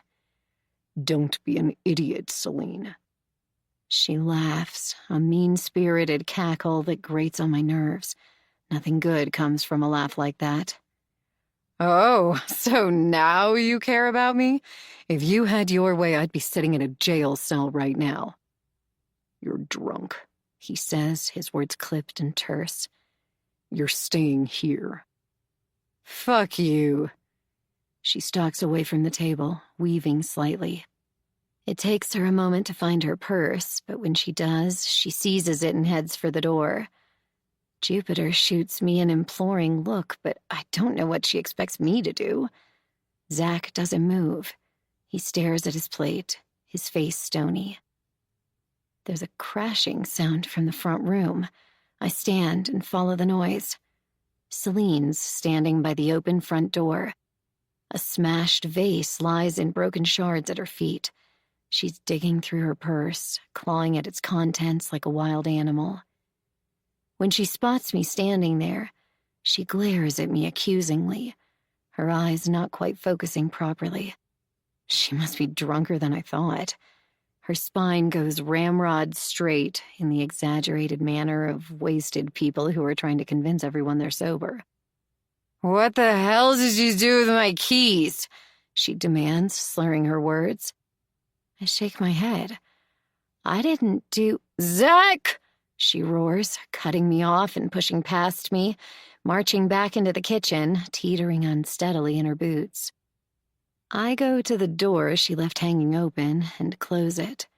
Then I follow her back to the kitchen, though a big part of me just wants to slip out, climb into my car, and escape all this drama. They're not my family, after all. I'm the outsider here, the interloper. Maybe they're all wondering what I'm even still doing here, waiting for me to leave so they can finally relax. When I get back to the kitchen, Celine's glowering at Zach with fresh intensity. She runs her hands over her buzzed head. "Give them back, you asshole." "I'm not giving them back until you're sober." "What the hell?"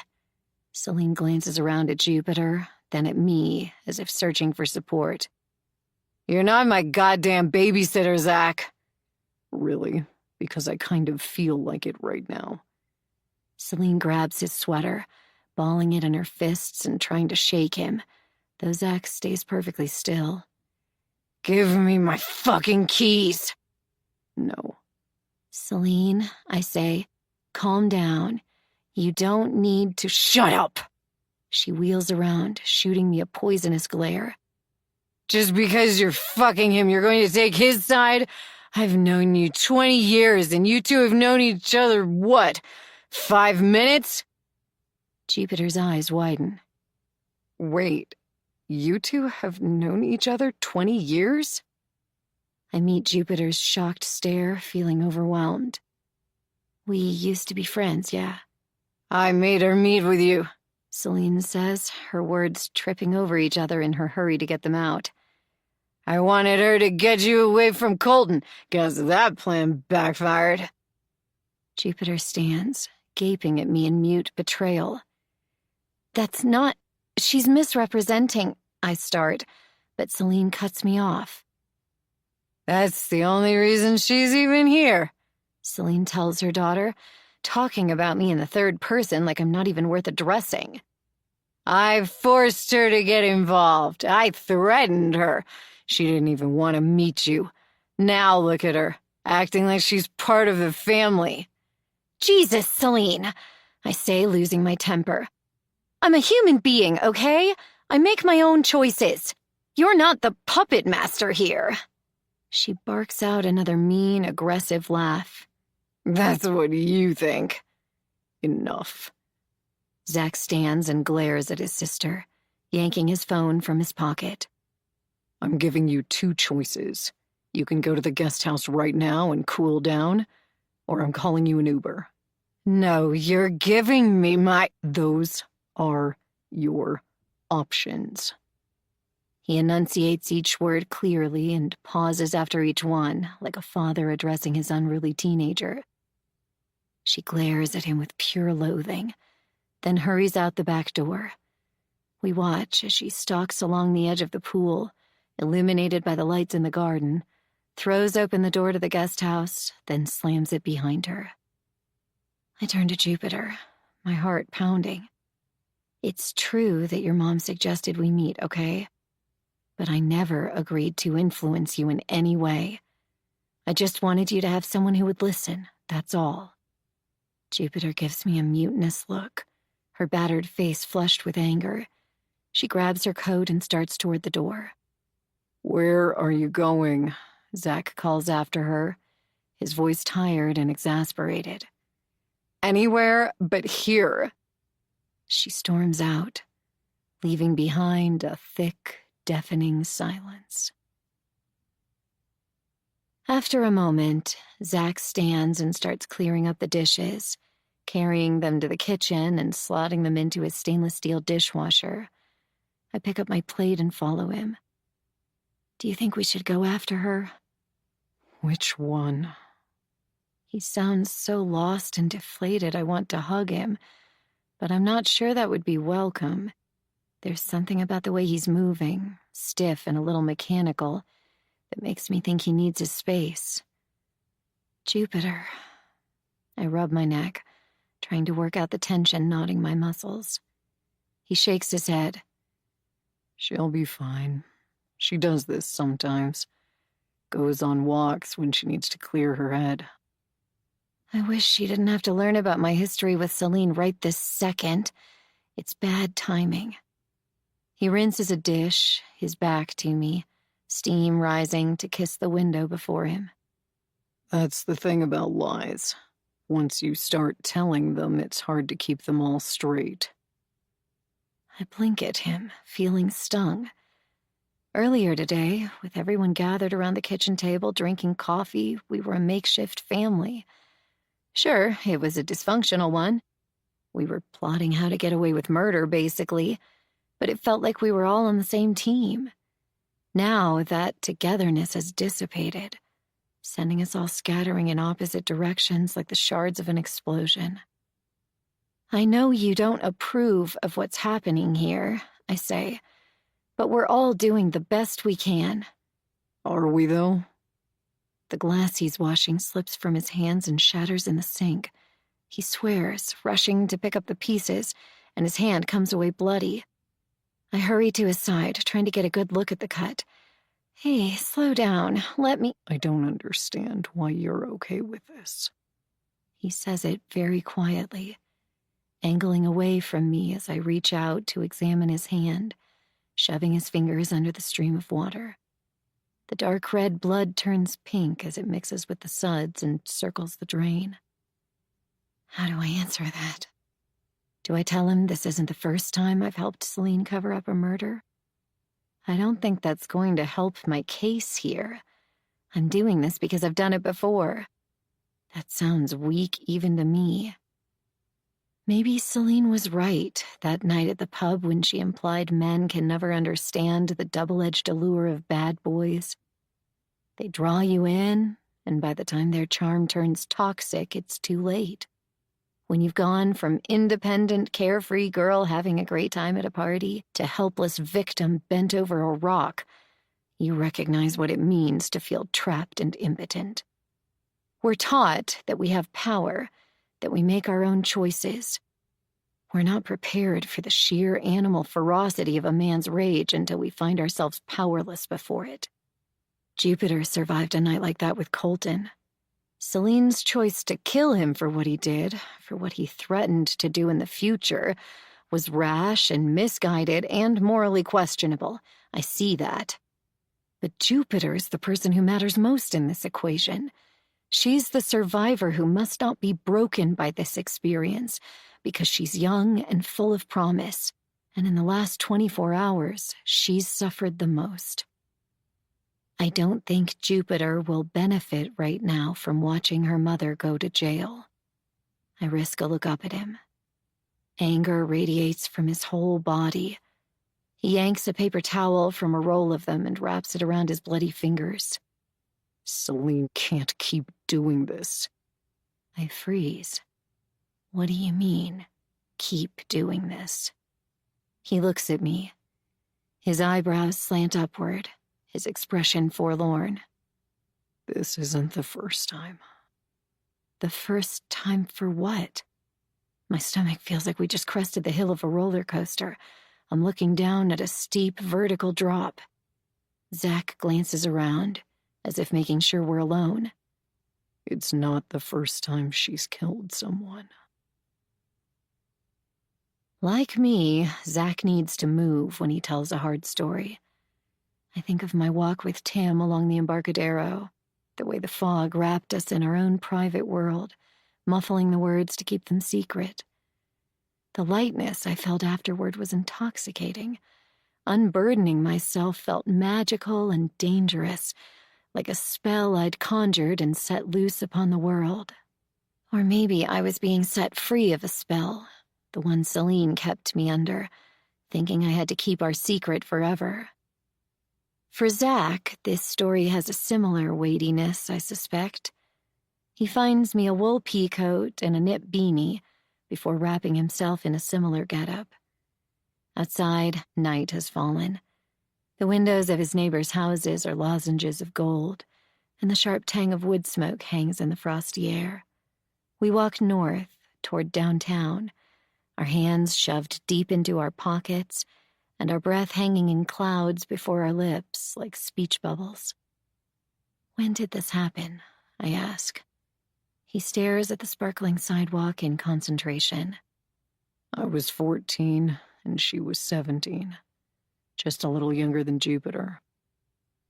I want to ask him 1,000 questions, hammer the story out of him fact by fact, but I know it doesn't work like that.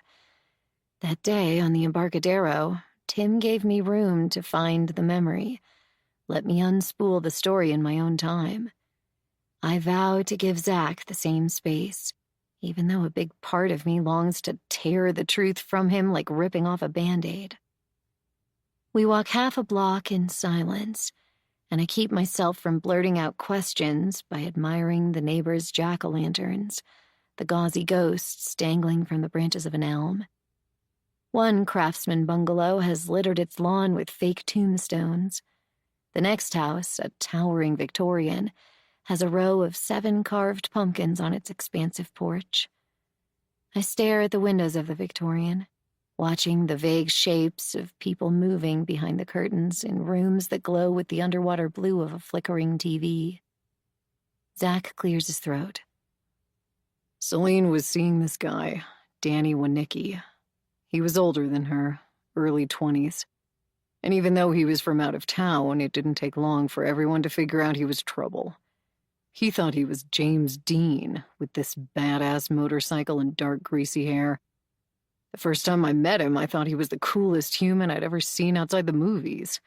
He gave me a pocket knife. Never seen the guy in my life, and he hands over this beautiful knife with real mother-of-pearl inlay in the handle. Said he didn't need it anymore, that I should keep it safe until he did. He's silent for a long moment. We hang a right at the next corner, and before long a park comes into view, its jungle gyms and monkey bars looming out of the fog like skeletal monsters. Danny was her husband, right? Celine told me countless stories about him, all of them bittersweet and laced with longing. Zach turns and squints at me. Celine's never been married. I feel my brow scrunching up in confusion. That can't be right. She told me she married Danny. They split up right before he went to jail for bank robbery. She's never been married, Zach repeats, shoving his hand into his hair and looking away. I hesitate. Why would she? One of the hallmarks of borderline personality disorder is pathological lying. His eyes meet mine, and I think I see a flicker of pity there for my naivete. Danny's dead. He died that winter. What winter? I feel sick. The salmon Zach lovingly broiled writhes inside me like it's coming back to life. The winter I'm talking about, when Celine was 17. I swallow hard, trying to absorb this. Zach takes my hand and leads me toward a swing set. We trudge through the sand pit and take a seat on the strips of rubber dangling from chains. He twists toward me on his swing, studying my face. Streetlights tinge the fog a sickly yellow. Celine was madly in love with Danny. They dated for, I don't know, maybe 2 months. Then she caught him with another girl, and she lost her mind. What did she do? I whisper. They were at this spot she and Danny used to go to. We called it Twisty Woods. Celine saw them there, lying on a blanket in a clearing, and she freaked out. She got back in her car and floored it, mowed them both down, just like Colton. I put my hand to my mouth, bile rising in the back of my throat. Are you sure? Yeah, I'm sure. He breathes out a harsh, unhappy laugh. I helped her clean her car just like you did this morning. Oh my God. That's why she didn't ask me. He looks up at the sky just as a curl of fog wraps around the moon, darkening his face. She knew better than to call in that favor twice. I curl forward on the swing, my stomach churning as I clutch at it. Jesus Christ. Her entire marriage to Danny was pure fiction, the product of a pathological imagination. The details she shared about their life together were so vivid, though, so real. It gives me vertigo looking back on those stories and realizing she made every one of them up. Why? What was the point? But I'm trained enough to know lying isn't logical when it's pathological. The rest of us might lie to cover our asses, to get out of something or into something or away from someone. Pathological liars weave stories because they can, because it gives them power and pleasure. Understanding spreads through me like the first chills of a fever. Zach's tone becomes apologetic. I probably overreacted this morning when you helped wash her car. I just hate to think of you living with the shame I've dealt with all these years. If only you knew, I think. Was she a suspect? I ask. Zach shakes his head. There wasn't much of an investigation. The spot was pretty remote. Danny and the girl he was with were both drifters from out of town, criminals, so they disappeared pretty frequently. There was a heavy snowfall that night. By the time they were found the following spring, Everyone just assumed they got too high, passed out, and died of exposure. She got away with it, I say, my voice faint. Zach puts his hand on my shoulder. I know it's a lot to take in. I nod, wondering if I should tell him about Rob. Will it make him feel better knowing he's not the only one keeping her secrets? I worry it will only cause him more pain. He swings a little, dragging his feet in the sand. This is why I can't justify Colton's death as a freak, heat-of-the-moment, once-in-a-lifetime crime of passion. Celine isn't getting better, and she might be getting worse. I've been cleaning up her messes all my life. I'm starting to wonder if I'm really just enabling her to keep doing this. His expression is so regretful, so full of anguish. I go to him and take his hands, tugging him up out of the swing. I wrap my arms around his neck. You're a good brother, Zach. He sucks his teeth and looks away, unconvinced. You are. I pull his head back so he has to meet my eye. She's a hard person to love, but you do it beautifully. His eyes search mine. What should I do? I know this probably isn't what you want to hear, but I think we should let Tim do his thing. He hangs his head. I'm thinking about Jupiter here. I slid my hands inside his coat, feeling the warmth of his body through his shirt. She's going to suffer more than anyone if there's a huge, messy trial. Can you imagine what that would do to her? Taking the stand? Talking about Colton raping her? She shouldn't have to go through that. And if Celine is convicted, I'm not sure she can handle that on top of everything else.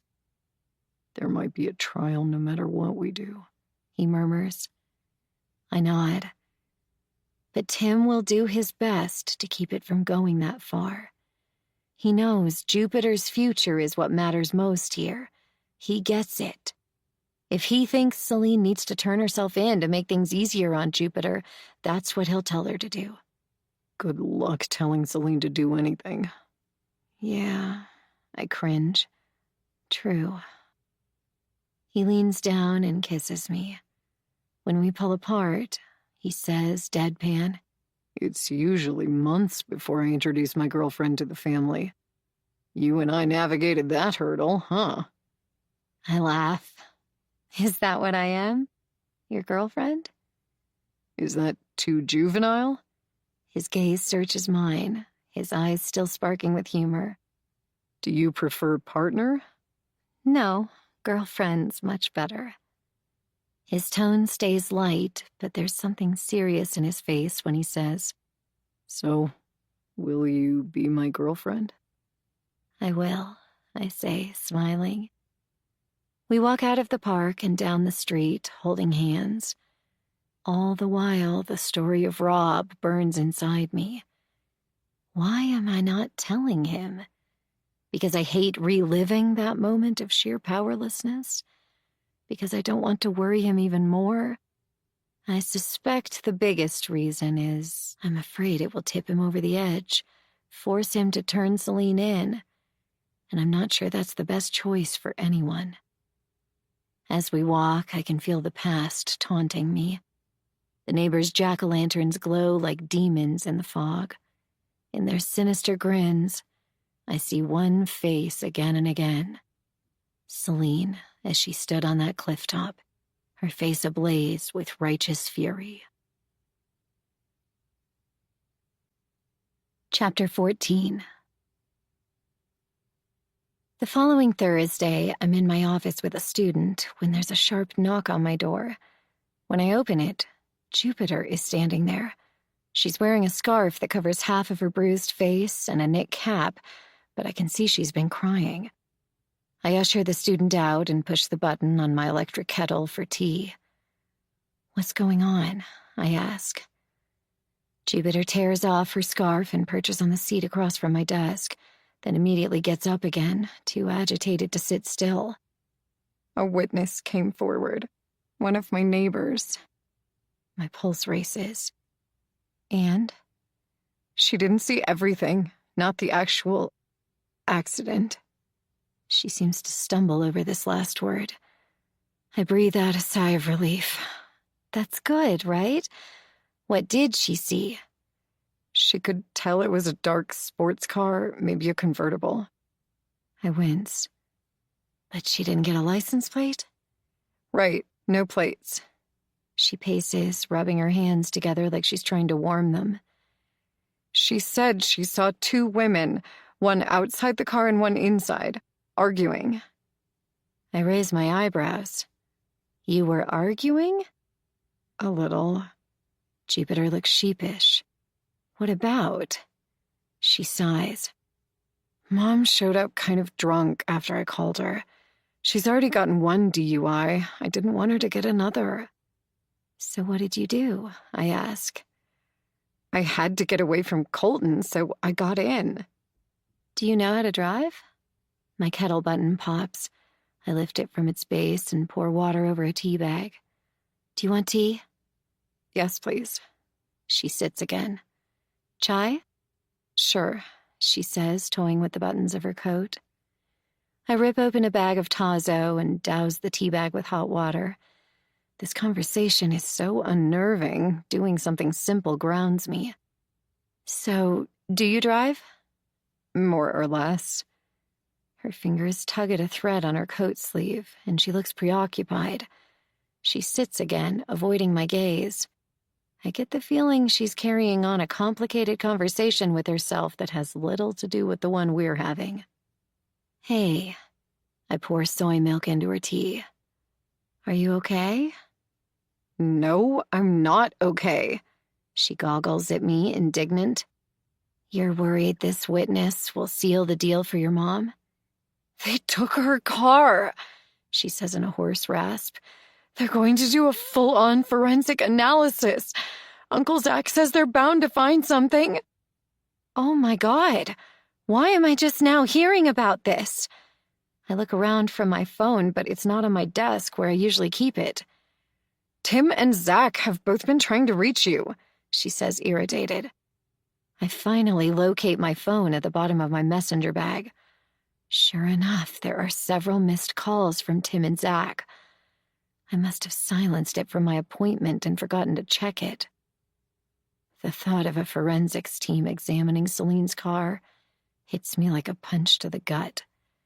It felt like we were being thorough at the time, but Zach's right. No way could we have gotten every hair, every bone chip. I picture somebody in a hazmat suit using a pair of tweezers to pluck a speck of brain tissue from the grill. The banana nut muffin I had this morning threatens to make a second appearance. What does Tim say? I ask, my voice shaking. She looks down. He's looking into it, but he suggested Mom might want to confess. She doesn't want to do it, but it's looking more and more like they'll have a solid case against her. I hand her the mug of tea and wait until she meets my gaze. What do you want her to do? Tears stream down her face, long dark rivulets of mascara. I don't know. I wish I knew. Tim's pretty smart. I put my hand on her shoulder. You can trust his advice. If he says it's time, it's time. She nods, raises her mug to her lips, and blows, sending wafts of steam snaking into the air. I just can't see her in prison. It would probably be low security and not for very long. Her eyebrows tilt at sharp angles. My mom can't live in captivity. She's like a wild animal. If you put her in a cage, she'll die. Don't say that. I try not to reveal that I've had the same thought myself. Human beings are adaptable. Your mom's resilient, like you. She looks like she's going to cry again, but blinks hard and grabs a tissue, dabbing at her damp face. Is it true you only talked to me because my mom made you? Here it is. I wondered if we'd get around to that question. This is the first time I've seen her since she fled Zach's kitchen last weekend. I've been hoping for a chance to explain myself, and now she's giving me exactly that. I take a deep breath. Your mom and I hadn't seen each other in years. She showed up here in my office and demanded I pay her back for a favor she did me a long time ago. What favor? Jupiter looks intrigued. I grab my mug and walk back over to my side of the desk, take a seat and sip my tea. It's too hot, so I put it down on my desk. She saved me from a terrible situation. I think I told you that story. She was the person who saved me. She looks impressed. My mom? How did she save you? She pulled the guy off me. I look away. We're getting off topic, though. The point is, she felt like I owed her, which I kind of did, and she came here to collect on that debt. She was worried about you, so she asked me to meet with you. Jupiter's eyes narrow to slits. She told you to break us up. She did. I raise a finger. But I told her I'd never do that. But you did meet with me. She's still wary, unconvinced. Because I wanted you to have someone to talk to. I blow on my tea. As soon as I met you, I adored you. I wanted you to feel safe and listened to by somebody with no agenda. You totally had an agenda, she says, her face full of accusation. You're basically Mom's bitch. I'm not her bitch. It comes out louder than I intended. With a paranoid glance at the door, I lower my voice. I sincerely wanted to help you. But yes, I met with you initially because I felt like I owed your mom after what she did for me. It's a sanitized version of the truth, but nothing in it is a lie. Jupiter scans my face, gauging my sincerity. Finally, she sips her chai and says, I guess that makes sense.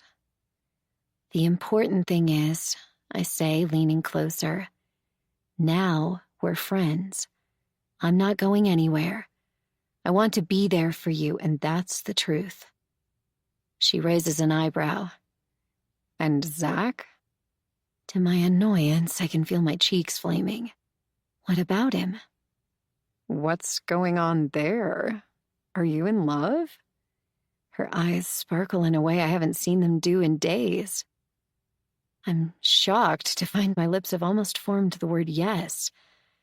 What the hell is this? Me in love with Zach Rathbone? It's way too soon. It makes no sense. I look down, wrestling with my thoughts. I think it's a little early for love. Zach always says, when you know, you know. She flashes me an impish grin.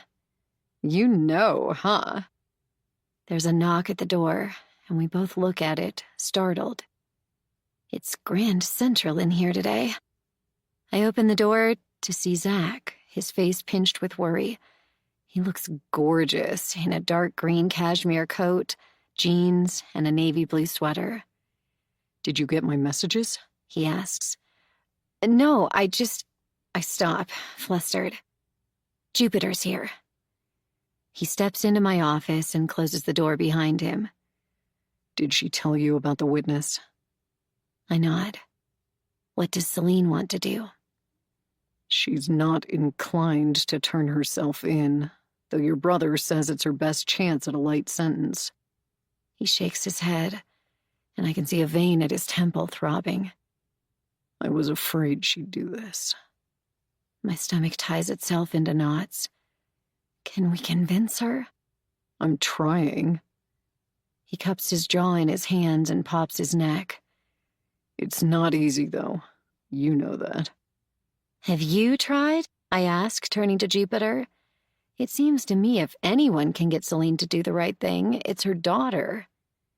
Jupiter squirms. I'm not good at convincing her. That's not true, Zach says, his brow furrowing. Jupiter looks uncomfortable. Maybe Tansy can do it. I take a step back. She won't listen to me. You can try. Zach throws a stern look at Jupiter, then transfers it to me. We can all try. This could be the difference between a year in prison versus 5 or even 10. That's how important this is. We need her to strike a deal so we can get her in and out of there as soon as possible. Jupiter nibbles her lower lip. You really think she'd survive in prison? Your mom? He raises an eyebrow. She's tough. In a year, she'd be running the place. Celine's at my house when I get home that night. I'm not surprised, but my stomach does a little swan dive at the sight of her there on my porch. The cops still have her car, so the MG doesn't give me my usual warning. She must have gotten a ride out here. I spot her in profile through the windows, leaning back in the Adirondack chair, her gaze distant and pensive.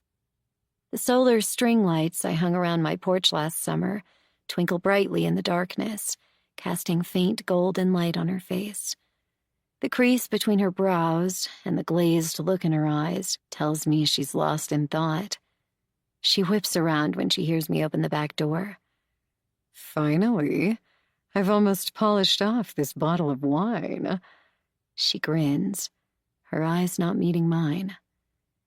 I toss down my bag and collapse into the couch. God, pour me some. I need it. You okay?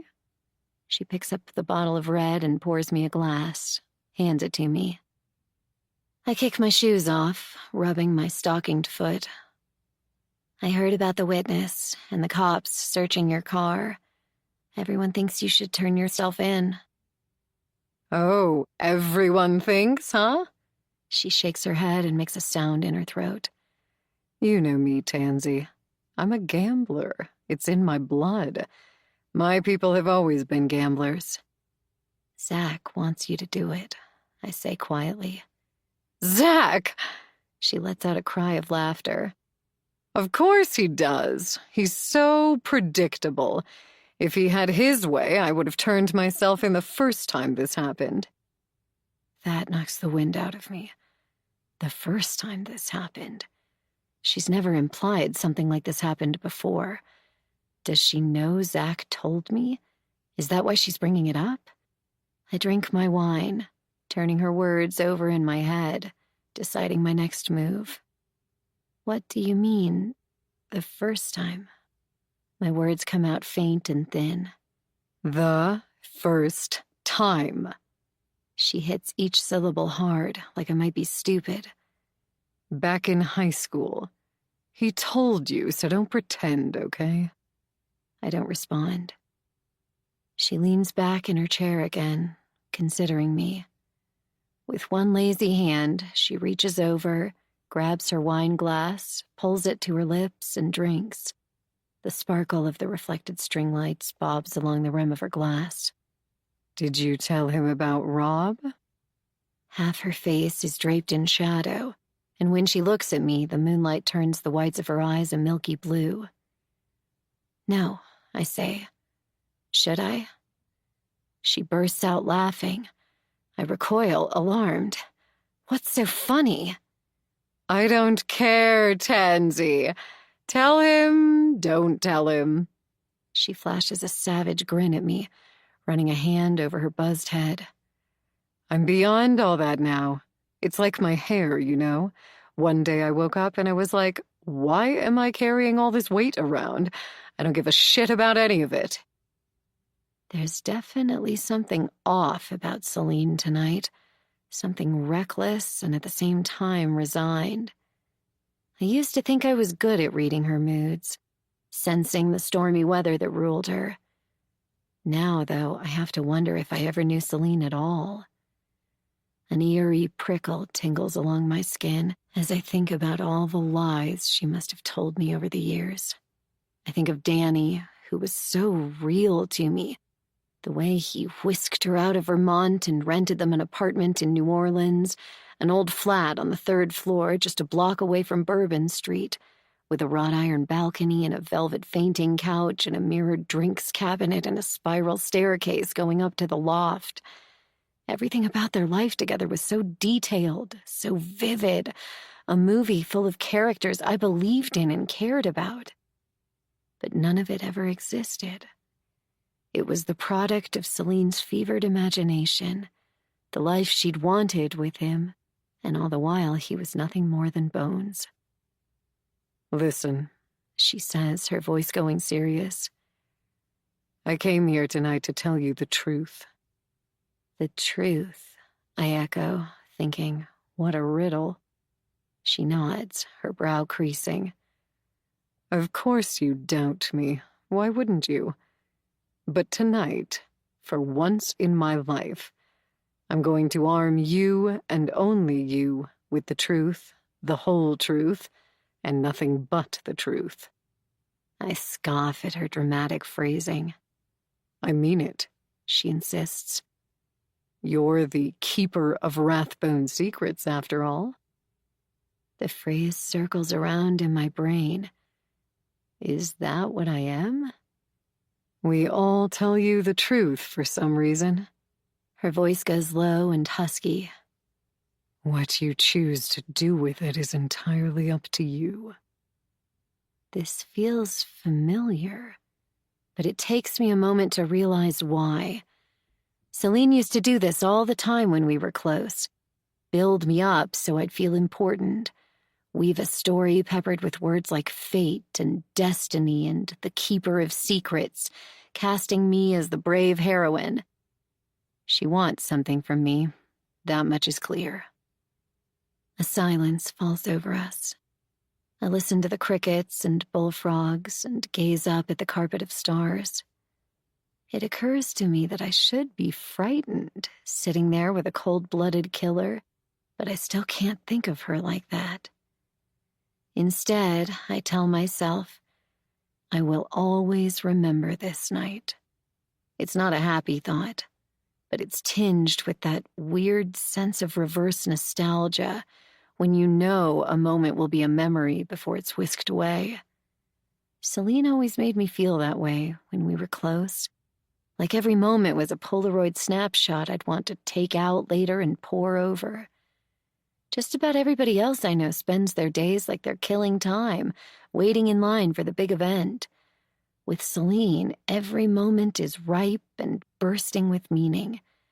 It's addictive, even if it's all built on lies.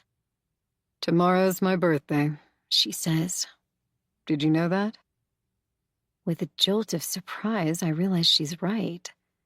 I've never been good at remembering birthdays, but I do remember hers. October 29th, 2 days before Halloween. Well, I remember now that she's reminded me. She makes a sound that's part laugh, part sigh. Last year of my 40s. Who would have thought I'd make it this far? I fully intended to be dead by 27, like Janis Joplin and Jimi Hendrix. And Amy Winehouse, I add. Don't forget her. You, on the other hand, She slides me a sly, knowing look. you're going to be a wise old woman someday. Another silence blossoms between us, softened only by the babble of the creek in the distance, swollen with rain, and the ever-present chorus of crickets. Are you going to turn yourself in? I ask, my voice quiet. She gives me a stern frown. That's not what I'm here to talk about. I have something I want to tell you, and I refuse to be sidetracked. All that legal shit just gives me a headache. Okay. I have to admit, to myself at least, I'm curious. Her gaze falls to her glass. She swirls her wine like a fortune teller studying her crystal ball. I want you to know what really happened. I'm not entirely sure what she's talking about. I say nothing, waiting for her to continue. She pauses, looking at me. With her hair gone, her eyes have a new gravity. They look huge and solemn. I'm not the one who killed Colton.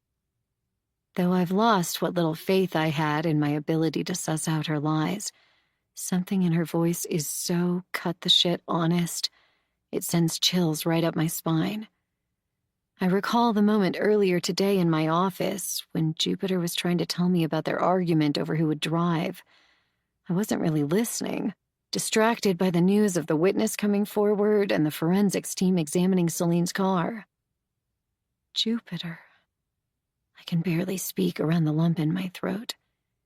Celine nods, her expression somber. She called me for a ride, but when I got there, she knew I'd been drinking. I let her get behind the wheel. I didn't want to, but she insisted, and I was ready to do anything just to get us out of there. An owl calls from one of the trees, low and mournful. I sit motionless, watching her, picturing the scene. Then Colton came out. He had a baseball bat and he was ready to use it. I could see it in his eyes. She drinks more wine, taking a big swig and swallowing hard, her throat working. He took a few steps toward me, the bat raised, headlights shining in his eyes. I turned to Jupiter and screamed, "Go! Drive!" She pauses again, looking up at the oaks as a gust of wind stirs their branches. Instead of pulling into the road, swerving away from him, she put her foot down on the gas and drove straight at him. She licks her lips, glances at me, then turns her attention to the stars. I saw the look on her face when she decided to do it. You can only push a girl so far before she snaps. I don't know what to say, so I hold my silence. Anything I might utter seems too trivial for the moment. Celine puts her wine down and leans her elbows on her knees. I'm telling you this because I want you to understand what she's been through. I let my breath out, long and slow. You've got to be there for her, Tansy. No matter what. Of course, I plan to, I say, but she interrupts like I'm missing her point. You're the only one who will ever know what really happened. She gives each word its own weight, like bricks she's laying down one at a time. Jupiter's going to need that. Someone who gets it. Gets her. Why did you tell me and not Zach? She flashes a melancholy smile at the sky. I love my baby brother, and he tries. God knows he tries. But he's a man. He'll never understand what Jupiter went through that night. Not really. I recall the flash of fury I felt for Zach that morning when we got back from washing Celine's car. When he questioned me, accused me of incriminating myself, it wasn't just defensiveness that made me push back. I was angry at him for not understanding what it's like to be a woman enduring a night that stripped you of all your power. Are you going to take the fall? I don't even know if that's the right thing to do anymore. Celine holds my gaze. I'd do anything to keep her safe. You know that. Zach and Tim say the sooner the better. I pull out my phone. We can call Tim right now, make a plan. Not yet. She sips her wine. I need tonight. You can give me that much, right? It seems churlish to rush her when she's obviously resigned. I put my phone back in my pocket. I'm worried about her. Celine's words are shaky with tears. I'm scared. She's like me. I feel a tear slip down my cheek, hot against my cool skin. My instinct is to say something reassuring, but no words come. Celine pins me with her eyes. Keep an eye on her, okay? I want you to teach her to be more like you, less like me. I'm not sure that's... Please. She goes on staring at me with her huge moss-green eyes. I want you to take care of them both. The little hairs on the back of my neck stand at attention. I've got a bad feeling about this. What do you mean? Jupiter and Zach. She sighs. Promise you'll watch over them. Make sure they're okay. I study her, but her face tells me nothing. Even if you have to serve time, Celine, it's not going to be for— Just promise me. she repeats. It's the closest I've ever seen her come to begging. I promise. I know it's more than a promise. It's a vow. She smiles again, her white teeth glowing in the moonlight. You're the keeper of Rathbone's secrets, like it or not. Use your power for good. I return her smile, though mine's a little uneasy. Listen, can I stay here tonight? Her face looks vulnerable, her eyebrows tilting this way and that as if unsure of where to settle. I'm surprised. This is the third time she's ambushed me, and she's never asked to stay. Then I remember she doesn't have a car. With a sickening lurch, I picture the forensic experts examining every speck, every hair, every fiber. We should have scrubbed harder. Can they tell we tried to cover our tracks? How did you get here? I ask, stalling for time. Can I handle her staying here? It's so much like old times, those long summer nights in her dome. She ignores my question, her jaw tightening. If you don't want me to stay, I can get a ride. Of course you can stay. It's out of my mouth before I can think better of it. The couch converts into a bed. It's pretty comfortable. Her mouth goes from a tense pout to that radiant smile of hers, grateful and warm. Thank you. I didn't want to wake up alone on my birthday. We fall silent again. I can smell the apples in Marius's orchard, the perfume of autumn on the air. Play me a song, Tansy. The smile is still there in her voice. You haven't done that in ages. As I stand to get my guitar, we both look up just in time to see a dying star streak across the sky. The next morning, I lie in bed for a long moment, listening. The house is quiet. Celine must still be asleep. I heard her puttering around downstairs most of the night, so it's no wonder she needs her rest. I move as quietly as I can, showering and getting dressed in stealth mode like a burglar. I make her a breakfast burrito, her favorite. It's got bacon, cheddar cheese, scrambled egg, avocado, and salsa. It's amazing, if I do say so myself. I want her to feel loved, and since I hadn't thought about it being Celine's birthday until she brought it up last night, I have to make do with homemade offerings. I know she won't mind. They're the kind of gifts she likes best. Slipping outside to my garden, I cut a handful of deep violet chrysanthemums, enough to make a pretty bouquet. I know she'll like these, and it's a miracle they're still blooming this late in the season. My yard has mostly gone to seed. Violet is Celine's favorite color. She should have something pretty today. As I shake the dew off the chrysanthemums and arrange them, I think of Jupiter's deep purple top the night she went back to Colton's. A twinge of guilt shoots through me, remembering how angry Jupiter was with me. But I remind myself she was getting back with Colton anyway. It's not like I drove her into his arms. Still, it makes me sad to think about. If only she'd stayed at Zach's, broken up with Colton, none of this would have happened.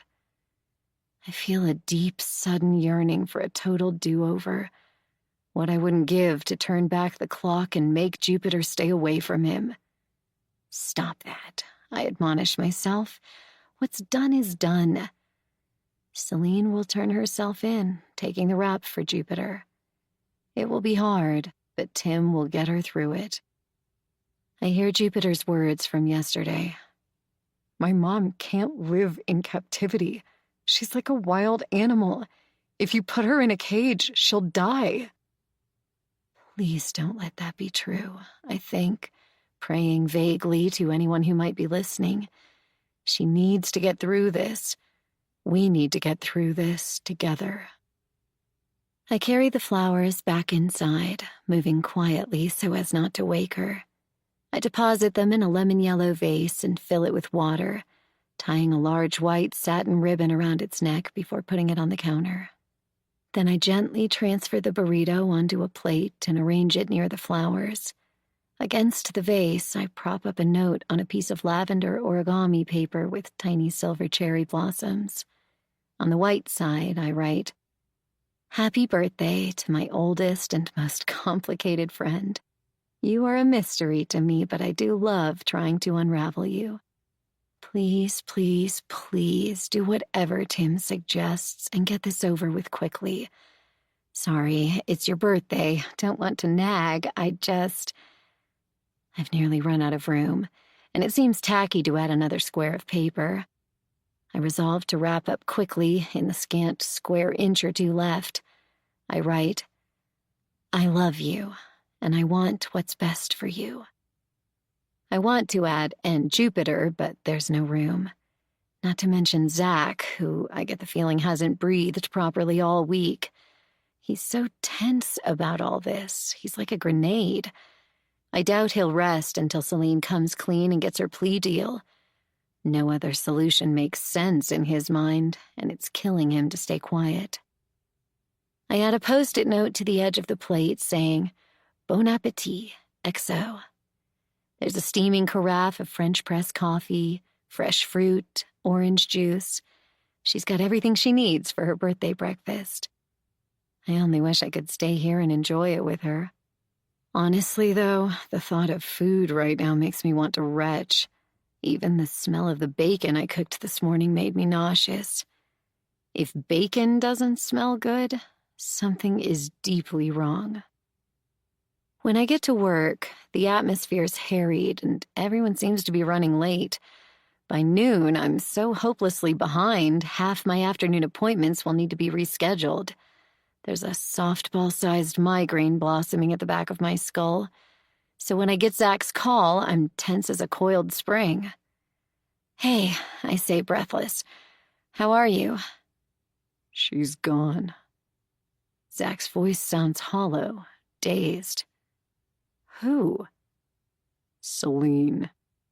The single word shoots down the line. I think she's probably in Mexico. I feel dizzy and sit down, almost missing my chair. That's impossible. She stayed at my place last night. She was asleep this morning. Are you sure she's not just curled up on my couch? His voice rises in surprise. She stayed at your house last night? Yeah, she was there when I got home from work. I rub my eyes, then stop, knowing I'll smudge my mascara. She said she didn't want to wake up alone on her birthday. He hisses out a breath, frustrated. I came home for lunch and there was a note here. She's left the country. Oh my God. I hear a rustling sound on his end, like he's flipping through papers. She left a signed confession in case we need it. Confessing to the hit and run? I massaged my temples, the headache getting stronger every second. He grunts in the affirmative, then lets out a growl of frustration. I should have seen this coming. Are you going to show her confession to the cops? I don't know. He swears, and I hear something fall on his end. It sounds like he's dropped something heavy. Why does she always do this? Do what? I ask gently. His voice sounds more agitated than I've ever heard it before, and the oil slick that's been lurking in my stomach all day feels deeper and darker than ever. Fuck everything up and leave me behind a cleaner mess. He pauses, and I can almost hear him gathering himself, pushing down his anger and frustration so he can focus on what needs to be done. I have class in an hour. I'm going to her place to see if this is real. I know where she keeps her passport and emergency cash. If they're gone, then I guess we have to take her at her word. I nod, then realize he can't see me and murmur, "That sounds like a good plan. Do you want me to come with you?" It's an offer I can't really afford to make, given that I'm already behind on appointments, but I make it anyway. No, you're at work, right? I hear footsteps, then a car door slamming through the phone. Don't worry about it. I just wanted to let you know. Have you told Jupiter? I ask. If Zach shows the cops Celine's confession, that's it. She can never come home. Or if she does, she'll be looking at doing serious time. Cops don't like it when their prime suspect leaves the country, and it won't help that her number one enemy is the DA. I hear his car starting up. No. Let's wait. Figure out what's really going on before we sound the alarm. Okay. Keep me posted. We end the call, and I sit there trying to make sense of this new twist. Why would she want to sleep at my place if she knew she'd be leaving the country the next morning? She doesn't even have a car, and Uber isn't always easy to summon from my place. Cell reception's not even a given. Was this a spontaneous decision? Does somebody really start a brand new life in Mexico without any planning at all? Celine can be impulsive, sure, but that's pretty extreme, even for her. I picture her on a plane, adding too many bottles of vodka to her Coke, smiling at the prospect of a new adventure. It makes sense in a way. Celine's moved more times than I can count. It's always her first instinct when things go wrong, to pick up and start fresh someplace new. Something about the picture won't come into focus, though. When I try to imagine her on a plane, Jackie O sunglasses masking half her face, a secret smile on her lips, the image keeps fuzzing out, like an old TV with bad reception. Is this dark feeling in my gut a premonition, or just too much caffeine? I try to concentrate on work, seeing students one after another, helping them sign up for spring classes and talking them through their ed plans. When Zach texts me with a simple message, Passport and money are gone. I guess Celine is too. I tell myself, that's that. Still, I keep hearing her voice as she sat there on my porch last night. I want you to take care of them. Did she know she was leaving the country the next day? That she might never return? The heavy feeling weighing me down tells me there's more to it than that. Celine has more surprises up her sleeve. I'm sure of it. Chapter 15. I get home earlier than usual that evening. It's a little before 5, and the sun is a massive yellow lozenge at the edge of the western hills. It's warm again today, which bothers me. I prefer gloomy weather most of the time. Mist, rain, snow. I'll take any of that over the balmy, dry weather we're having today. The rain hasn't yet greened up the hills. They're the golden brown of lion fur, and they look as tired as I feel.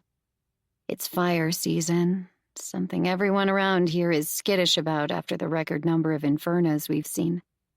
Even the traffic on my way home is a tinderbox. People honking and speeding more than usual. Everyone wired for conflict. It should be a relief when I get home, but for some reason, the sight of my cozy little A-frame makes something inside me tremble. What do I think is going to happen? Celine's left the country. She can't hurt me anymore. I want to feel relieved about that, but what I feel instead is enormous sadness. When I walk into my house, the stillness feels oppressive. I stand for a long moment near the front door, sniffing the air, trying to detect what's different. The house seems to be holding its breath. I put my bag down in the kitchen and do a slow, full rotation, drinking in the walls and furniture, looking for signs. Something is definitely different here than it was when I left this morning. I can't put my finger on it, but it's distinct, potent. My eyes fall on a piece of paper lying on the counter. It's plain, unlined computer paper, and I recognize her looping cursive right away. My stomach lurches as I reach for it. With a pounding heart, I touch the letter to my lips, readying myself for whatever I'm about to learn. The paper smells of amber, Celine's signature scent. It's another one of those Polaroid moments, a mental snapshot I know I'll hold on to forever. I also know this one will always be accompanied by a stab of pain, because what I'm about to read can't be good. Beneath the letter, there are 7 postcards from various parts of the world: Berlin, Paris, Morocco, Amsterdam, Shanghai, Tokyo, and Bangkok. Each one has a simple message, just a couple of lines signed "With love" from Celine. I flip through them, my mind reeling. Then I read the letter addressed to me. Dear Tansy, by the time you read this, I'll already be dead. I've always wanted to write that. You know it's not my style to apologize, but I actually am sorry it has to be like this. I chose you to be the keeper of this letter because you're stronger than anyone I know. Only you can handle what I'm about to throw at you. The downside to being strong and deeply capable, you get all the worst jobs. Congratulations. You're amazing at absolutely everything. Now you get to clean up everybody's messes. That's what Zach always says about me, that I leave him to clean up my messes. He's not wrong. This time, though, I choose you. Know that I have the utmost faith you can pull this off better than anyone. First question. Do you know how fucking hard it is to dig a grave? Answer, incredibly so. It took me 7 hours, and it's not even all that deep. Sorry about that. It's about 3.5 feet, which is actually pretty standard, in spite of the common belief that it's 6.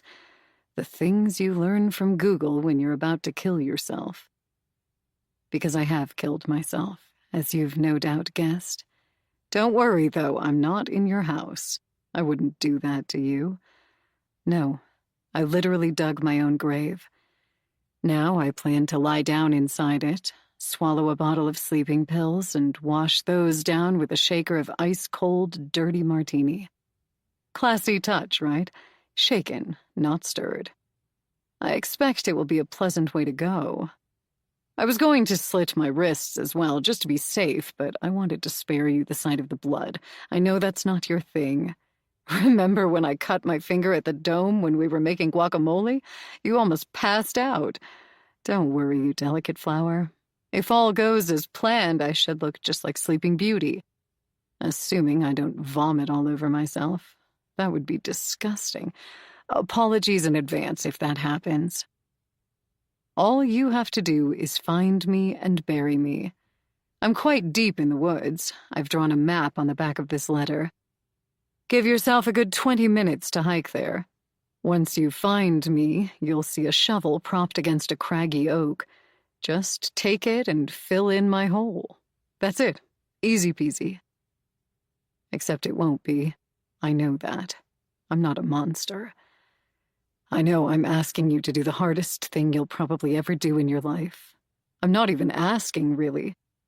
I'm demanding. Please forgive me for this, Tanzanita. Please forgive me for everything. If it weren't for you, I could never take this option.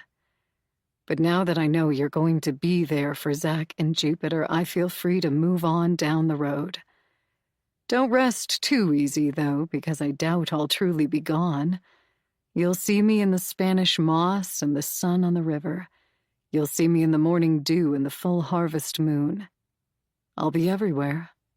And because I love you and you love me, you'll feel me. I think that's how it works. It's a mystery where I'm going or what it will be like. But I know in my bones that a part of me will be here with you, lingering. I'll be with you and Jupiter and Zach. Always. Celine. P.S. Please let Zach and Jupiter believe I've gotten away, at least for a little while. Let them imagine me on a beach somewhere in a string bikini getting ogled by 70-year-old playboys and drinking fruity drinks full of cherries and umbrellas. Tell them I'm in Shanghai or Paris or Morocco. Let them hope.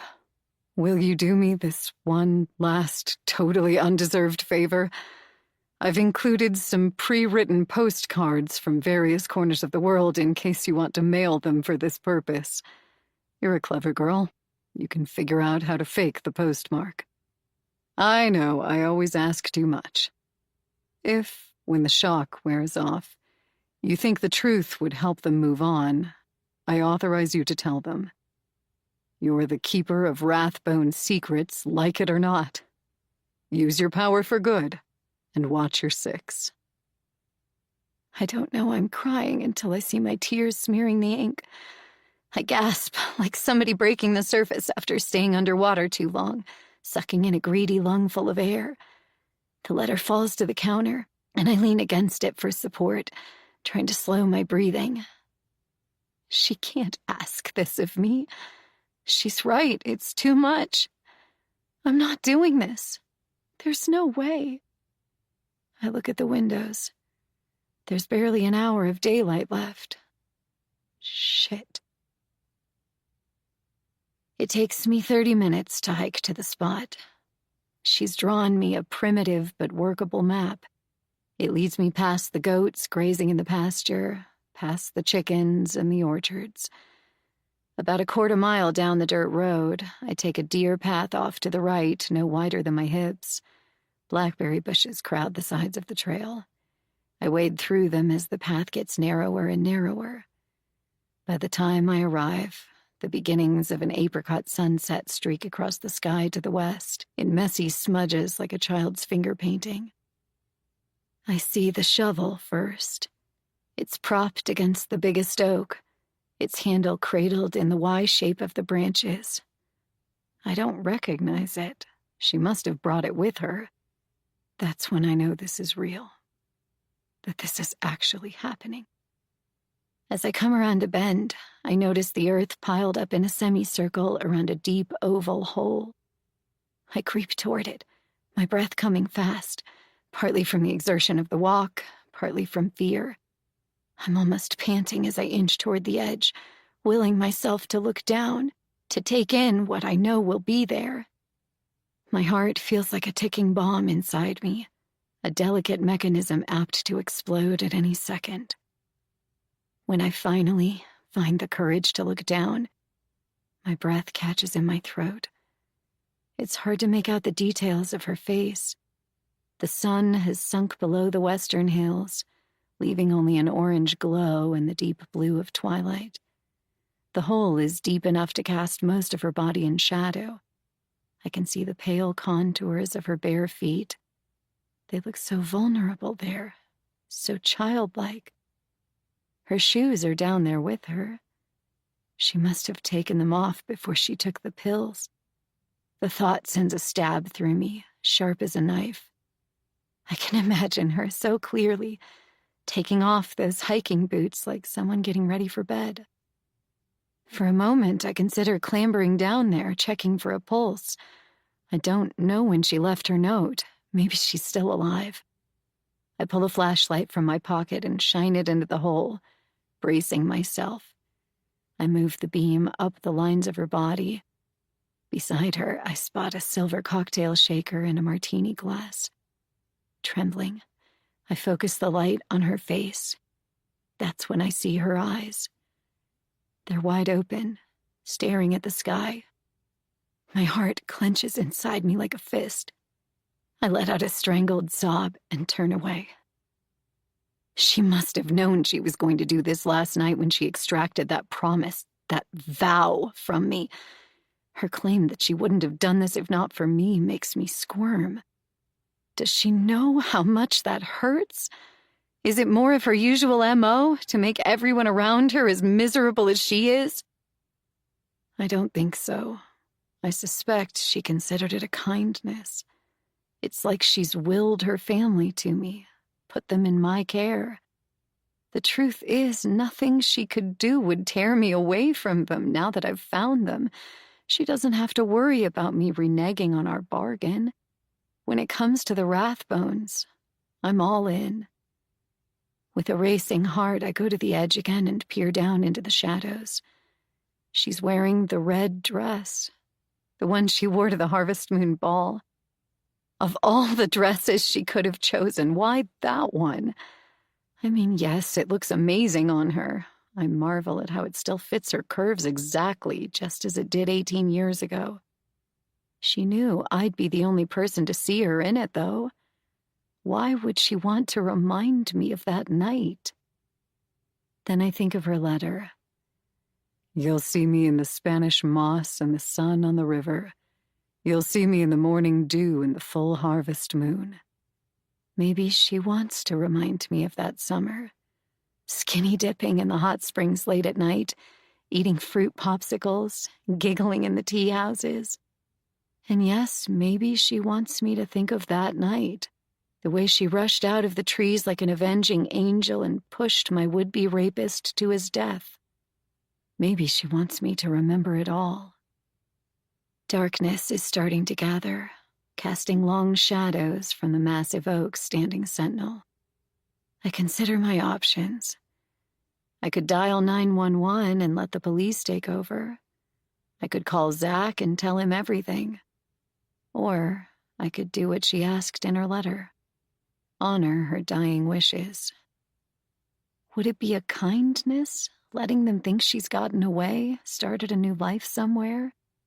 Did Celine choose this option because she sensed Jupiter wavering, getting ready to turn herself in rather than let her mother take the fall? Maybe. She did say I could tell them later if I think it will help them move on. I picture Jupiter, her face still mottled with bruises, those morning glory eyes full of innocence and hope. She's been through so much in the last week. How can the news of her mother's suicide be anything but a fatal blow to that innocence? If I can shield her from that, even for a few days, it's worth it. I grab the shovel and get to work. I've just passed the goats cavorting in the moonlight when I hear a flicking sound in the darkness. It's different from the countless animal sounds I've encountered on the walk back. Rustling in the bushes, wings overhead. The moon is ripe and full, a golden orb hanging low over the eastern hills, silvering the trees. It's bright enough to illuminate the figure skulking near the barn, a man-sized silhouette that makes my heart jump into my throat. My body freezes. I feel exposed and vulnerable, standing in the middle of the road, my limbs still coated in sweat and grime from my exertions. With a quaver in my voice, I call, "Who's there?" The figure emerges from the shadows, moving slowly, almost lazily.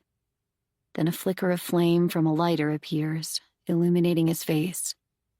Marius, lighting a joint. The smell of smoke drifts over to me. "What's up, Tansy?" His voice is low and smooth, like a late-night DJ. I let out the breath I didn't realize I was holding, and rest the tip of the shovel in the dirt, feeling self-conscious. What the hell am I going to tell him? I can't admit I just buried a body on his property. Christ, he'd freak. I recall Tim's advice from the other day. Rule number 1 in the liar's playbook: stick to the truth as closely as you can. I'm having a shitty night, I admit. How about you? Can't complain. He comes closer, taking another drag off the joint. What the hell are you doing wandering around in the dark with a shovel? You're not burying any bodies, are you? A sound escapes me, explosive and slightly hysterical. At first it sounds like a laugh, but then it turns into a keening sob. Fuck, I'm really bad at this. Whoa, he says, putting a hand on my shoulder. Easy there. What's going on? I had to bury a cat, I blurt, grabbing at the first explanation that pops into my brain. He squeezes my shoulder. Oh, no. Not Diego. No, a different cat. My mind races ahead, trying to find a viable explanation. There was a stray that kept coming around, and I started feeding it. I told you not to do that. He scolds, but his voice is gentle. I nod. I'm a softie when it comes to kittens, you know that. How did it die? Shaking my head, I try to get my tears under control, wiping at my eyes, smearing dirt across my face. I'm not sure. Maybe a rattlesnake?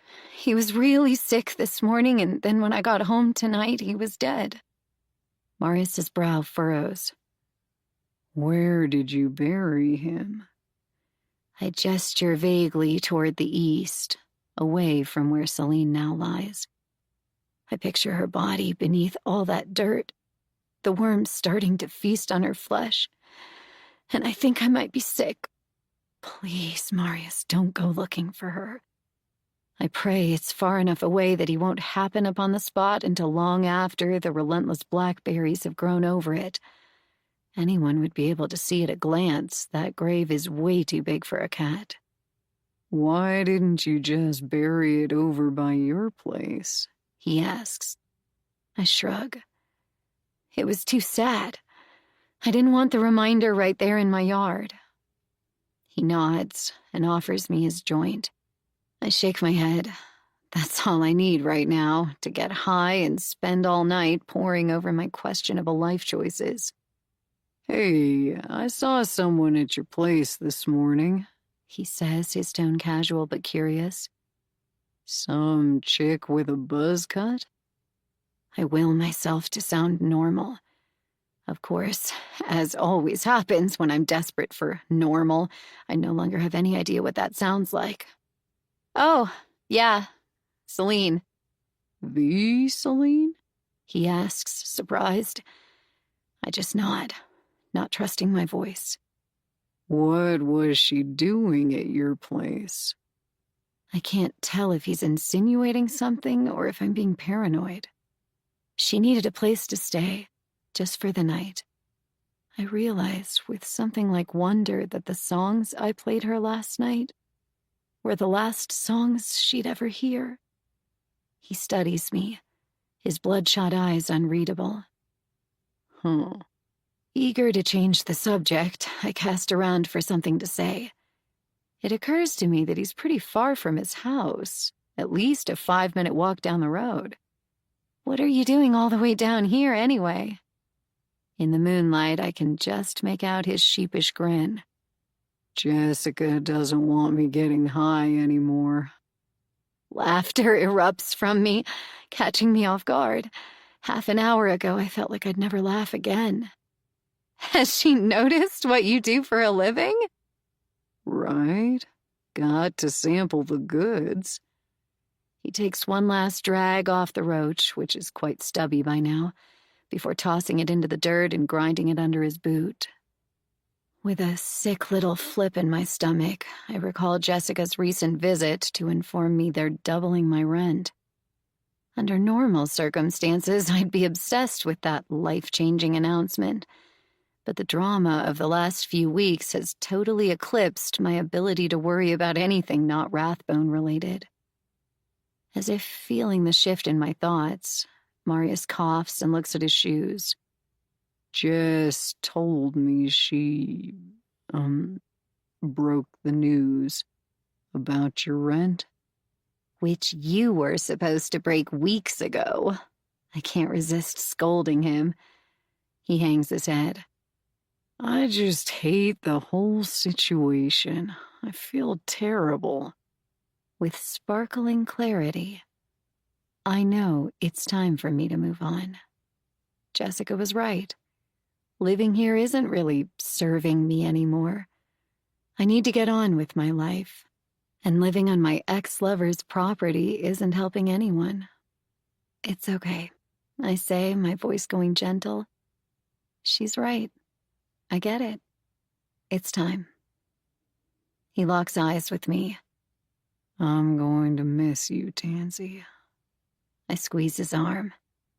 I'm going to miss you too. We stand there for a long moment, studying each other. An owl hoots gently overhead. We both look up, finding its white wings easily against the dark sky. It's flying toward the spot where I buried Celine, gliding over the oaks with silent, ghostly grace. She always did love owls. Maybe it will watch over her tonight. A deep, overwhelming sadness sweeps through me, and suddenly all I want is my bed. I start walking backward, away from Marius. I'll start looking soon, okay? Let Jessica know I'm working on it. Take your time. No rush. He flashes me his crooked grin. I turn and stride down the road in the direction of my house. Not really my house, I remind myself. It's just on loan. I'm going to need a new life. The breeze stirs the trees lining the drive, the silvery leaves dancing and sighing. Tansy?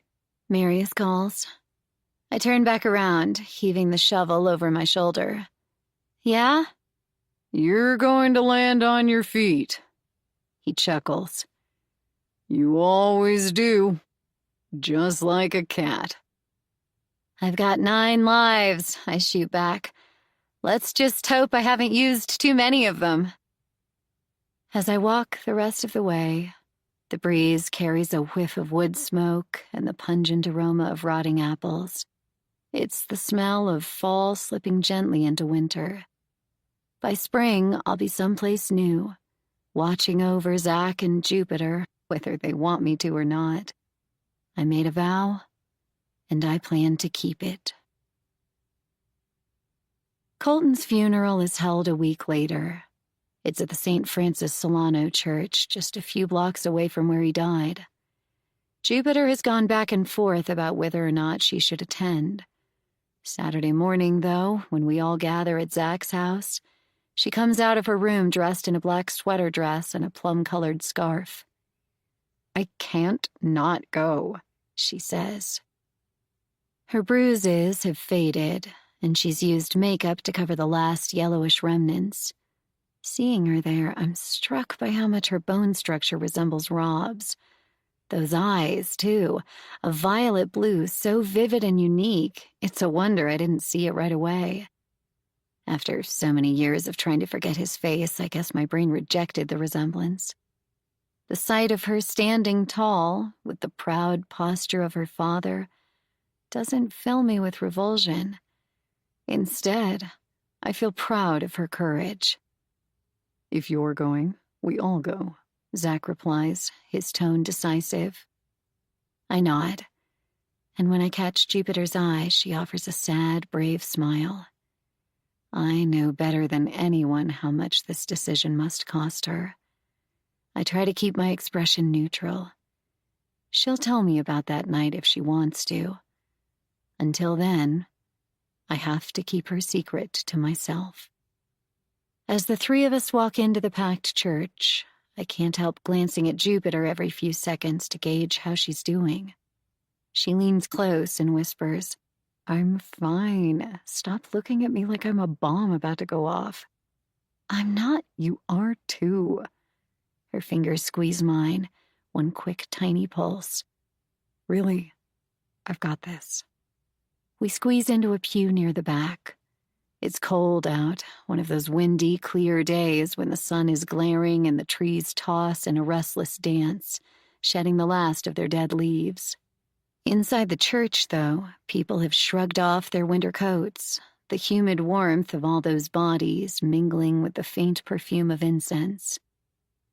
As we listen to the priest speak about the tragic loss of someone so young and full of promise, I peer down the aisle to the front row, where Henry Blake keeps a protective arm around his wife. Though I can only see slivers of their faces in profile when they turn toward the priest, I feel a sharp pang of empathy mixed with guilt. I can't imagine what they must be going through. How could I have thought, even in passing, that I was glad their son was dead? Then I think of what he did to Jupiter, his brutality that night. I remember the determined optimism in her young, pretty face when she stood in Zach's kitchen, her backpack slung over one shoulder, her eyes shining. People change. They have to, right? Otherwise, what's the point of working on yourself? As the priest brings his eulogy to a close, Henry looks around the church, and our eyes catch for a moment. His expression goes from tired to livid as his gaze slides over to Jupiter. Instinctively, I wrap an arm around her, wanting to shield her from the naked hostility in his bloodshot eyes. He whispers something into his wife's ear, and she twists a little in her seat to peer back at us. While Henry's expression is easy to read, hers is less easily decoded. Her face has that disturbing frozen quality of someone who's had a lot of plastic surgery. There's something vacant and medicated about her stare, hollow and broken. It makes my heart contract inside me. I glance at Zach, who sits on the other side of Jupiter. As our eyes meet over her head, I see my own anxiety mirrored in his. "How are you doing?" I whisper into Jupiter's ear. She nods vaguely and paws through her bag until she produces a crumpled Kleenex. I reach into my pocket and offer her a fresh packet of tissues, which she takes from me with a murmured, "Thanks." As the service draws to a close, Colton's family forms a line near the door to thank people for coming. Colton's younger sisters are blonde, slender girls in black fitted dresses who look like they're probably still in high school. They flank their mother in a protective way that makes her look even more fragile. I wonder what they're going through, how their brother's death has altered their young psyches.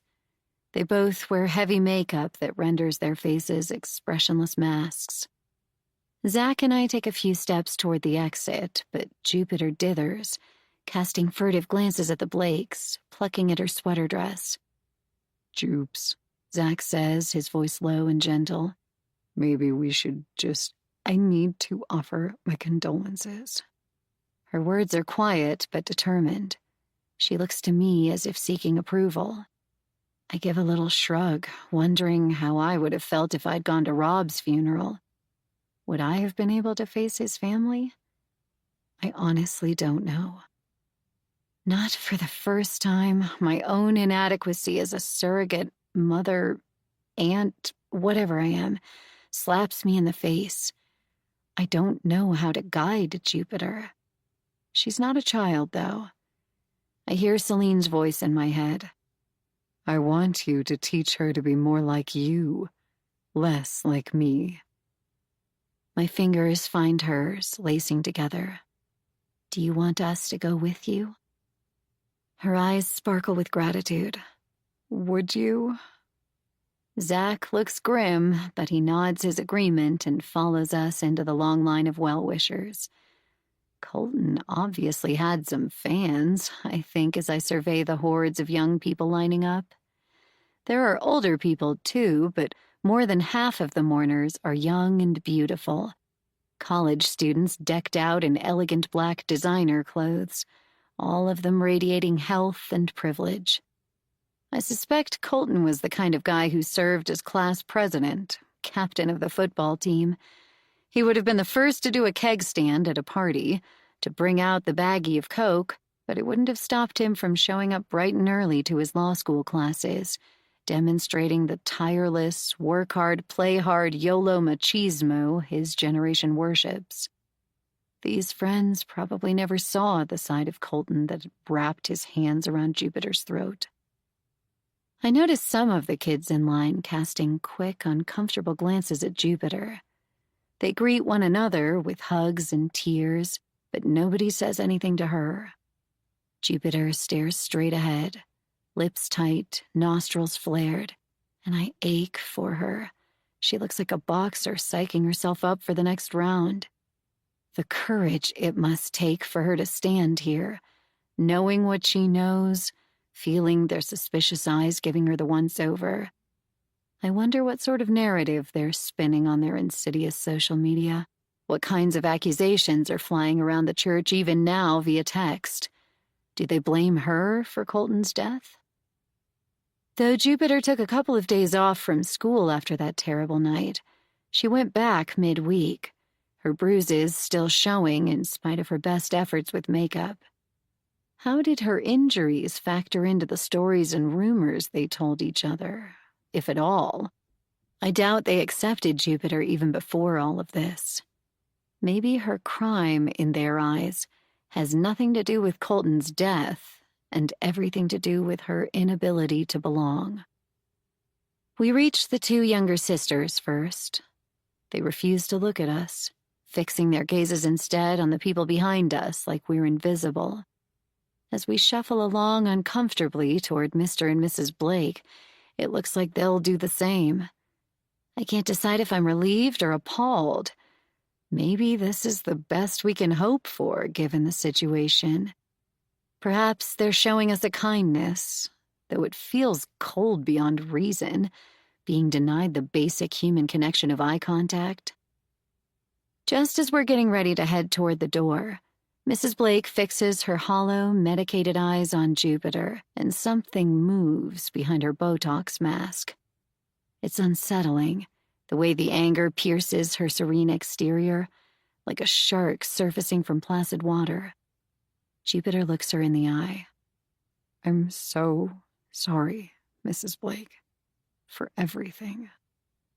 Mrs. Blake's face freezes in shock. Then something in her softens, and I wonder if deep down she understands what Jupiter went through. Her husband was obviously in denial about his son's abusive tendencies, but in this moment I suspect she saw her son more clearly. Maybe she sees the remnants of Jupiter's bruises and recognizes their kinship. She doesn't speak, but her almost imperceptible nod implies an understanding. We leave the church together. I grip Jupiter's hand in mine, holding tight. 1 year later. Jupiter and I go shopping for Halloween costumes at the Goodwill. Celine and I used to shop at thrift stores a lot when we were friends. She's the one who introduced me to the joys of pawing through other people's cast-offs, hunting for treasures amid the dusty figurines and scuffed shoes. The minute we walk through the door, that familiar smell washes over me. Musty old clothes, sunlight, desperation. What are you going to be? Jupiter's wearing ripped jeans and a lavender sweater. In the past year, she's had a few can't-get-out-of-bed days and scattered panic attacks. But overall, she's been weathering the storm with admirable resiliency. I sort through a rack of dresses, pausing to inspect a bright orange monstrosity with rhinestones clinging like scabs to the bodice. Don't know. I'm looking for inspiration. What are you going to be? I'm torn between slutty nurse and slutty policewoman. I turn to look at her. Kidding, she says with a smirk. You should have seen your face. Doesn't really seem like your style, she scoffs. I hate those costumes. Seriously, what is that? The one night when you get to be anything you can dream up and you choose the just add slutty route? I mean, I've got nothing against sexy, but those cookie-cutter basic bitch costumes are the hallmark of a starved imagination. Totally, I say, hiding my smile. This is one of the things I like best about Jupiter, a side of her I'm seeing more of lately. The hyper-opinionated mini rants that come out of nowhere, complete with indignant irritation at everything the world's getting wrong. It's good to see her planting a flag in ideological soil, taking a stand on things. My eye catches on a floor-length midnight blue velvet gown. Oh, look at this. Love. Jupiter reaches out and pets the velvet. That would look so good on you. I check the tag to see what size it is. It might be a little big, but it's in the right ballpark. It's got a sweetheart neckline and a fitted waist.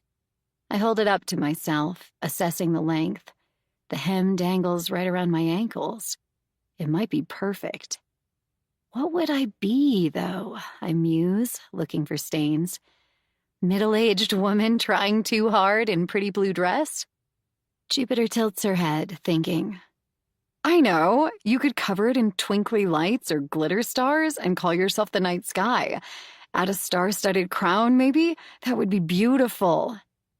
I like that idea. I picture myself in the finished product and feel a little prickle of pleasure at the thought of Zach seeing me in it.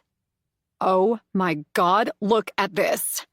Jupiter holds up a silver sequined cocktail dress. You could be the stars and I could be the moon. My breath hitches at the unexpected compliment. Jupiter wants us to have matching costumes. The sense of belonging pumps through my veins like a drug. It's still early days, I know, but I haven't felt this since the years I spent touring with the Insatiables. I'm inching my way into this strange little makeshift family we're forming. Until now, I haven't let myself admit how much I miss being a part of something bigger than myself. The pause has lingered too long, and Jupiter looks at me, confused. What? You don't like it? I love it, I gush. Sorry, I'm just flattered that you want to do matching costumes. She shoots me a funny look. Why wouldn't I? There it is, the sweet, uncomplicated acceptance Jupiter has granted me from the beginning. I swallow the lump in my throat and focus on the dress. It's got a little tear here, but we could mend that easily. I finger a gap along the seam near the waist. Later, once we've purchased our dresses, a couple of picture frames, and a suede bag Jupiter plans to turn into a throw pillow, we pile our bags into my car and climb into the front seat. It's sunny out, but a stiff breeze from the coast has kept the temperature pretty low all day. The front seat of my Subaru has grown toasty in the sun. We tuck ourselves into the pocket of warmth, enjoying the heat after the nippiness outside. I'm just about to start the car when I notice the look on Jupiter's face. She's been chirpy and bright all morning, but I'm starting to recognize how the very air shifts with her mood swings, as distinct as a change in the weather. I pull my keys from the ignition and turn toward her, watching her face for clues. You okay? Tears sparkle in her eyes. My mom loves Halloween, except she always called it Samhain. I know. I recall my own celebrations with Celine, the jack-o'-lanterns and our makeshift pagan rituals. Jupiter sneaks a look at me before fixing her gaze on her lap. It's my fault she had to leave.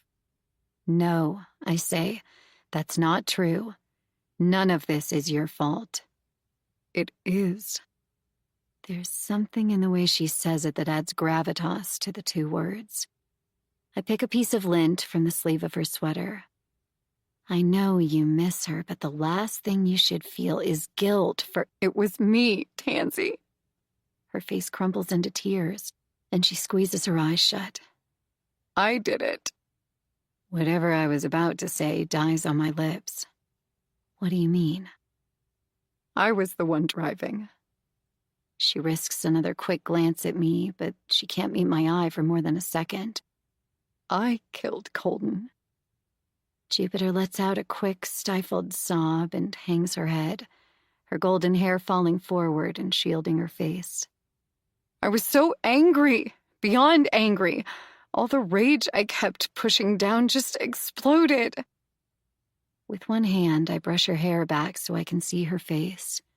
She looks at me, her eyes red, tears streaming down her face. I can see a question in the angle of her eyebrows, the vulnerable shape her pretty mouth makes as she searches for my reaction. He could have killed you, I whisper. Your fury is understandable. She covers her face, crying harder. I pull her into my arms and let her sob, rubbing her back and murmuring soothing sounds, stroking her hair. After a while, she pulls away, trying to mop up her tears with the sleeve of her sweater. I reach behind my seat and find a crumpled box of tissues, yank a few out and hand them to her. When the worst of her sobs have passed, she blows her nose and tries to compose herself. So now you know. I'm a terrible person. Colton's parents are never going to recover. Mom had to leave the country. It's all my fault. Everything.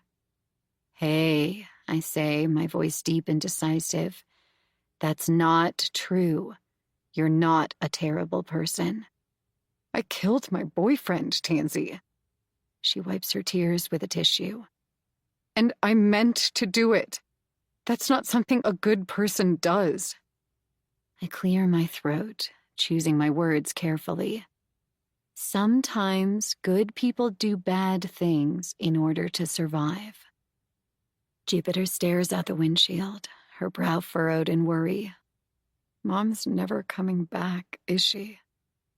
I don't know what to say. If I confirm this, will she guess the truth? Is that such a bad thing? But then I remember my promise to Celine, to let Jupiter and Zach have hope, at least until they're through the worst of it. Your mom loves you so much. I run my fingers through her hair. Nothing will ever change that. She sacrificed everything for me. Her eyes fill with tears again. Maybe I should turn myself in so she can come home. No. It comes out more forceful than I intended. Her head turns to face me, surprised. But one thing I know for sure, I say, looking her in the eye. Your mom wants you to live a rich, full, beautiful life. You hear me? She nods, but I can see the doubt in her face. The best thing you can do for your mom is move on. I'm not going to say forget this ever happened, because that's not possible. But you do have to move past it. I take a deep breath, trying to find the right words, the ones Celine would want me to say. You're fierce and magnificent, a force of nature. Your mom made this sacrifice because the thing she wants more than anything is to see you thrive. If you want to make it up to her, turn your life into a dazzling masterpiece. She nods, taking this in.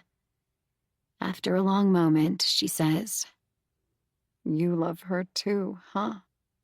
I smile, feeling the sting of tears.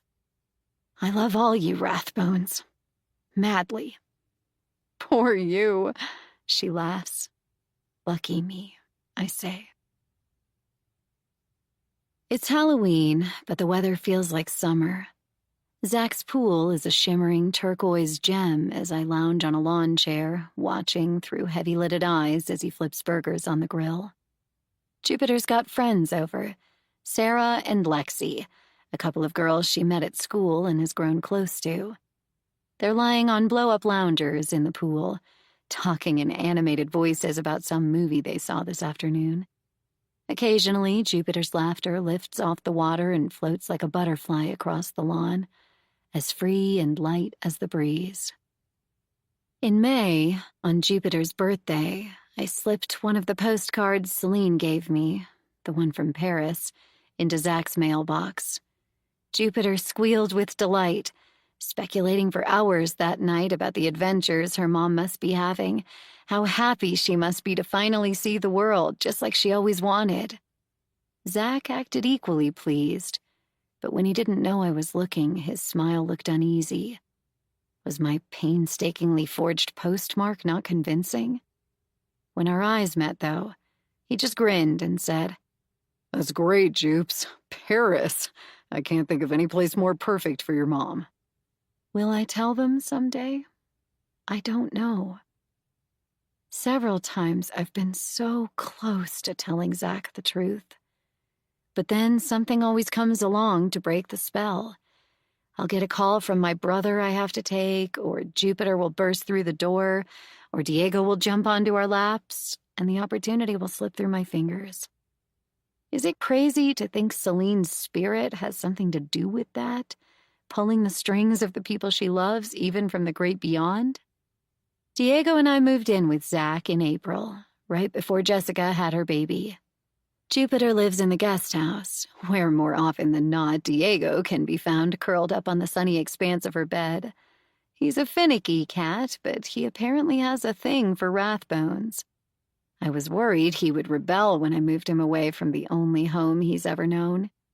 To my surprise, he's taken up residence in the fine old Tudor with a dignified, proprietary air, as if this was the life he was born to lead. A sweating beer from the cooler appears before me, dripping icy droplets onto my bare stomach. I sit up and take it from Zach's outstretched hand. How you doing? He collapses onto the lawn chair next to mine, wiping sweat from his brow with his forearm. You getting hungry? I'm starving, I smile. It smells amazing. The meat's done. I'm just waiting for the corn. Should we make a quick salad? Sure. I take a sip of beer and try to find the energy to hoist myself out of the chair. Tansy. I turn my head to see Zach staring at me intently. Yeah?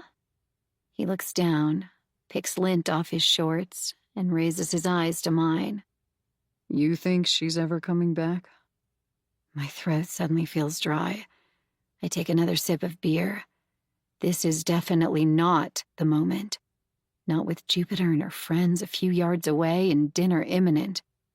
I wonder if the timing will ever be right, or if I'll continue slipping the postcards into his mailbox, keeping up my deception forever. I don't know, I say quietly.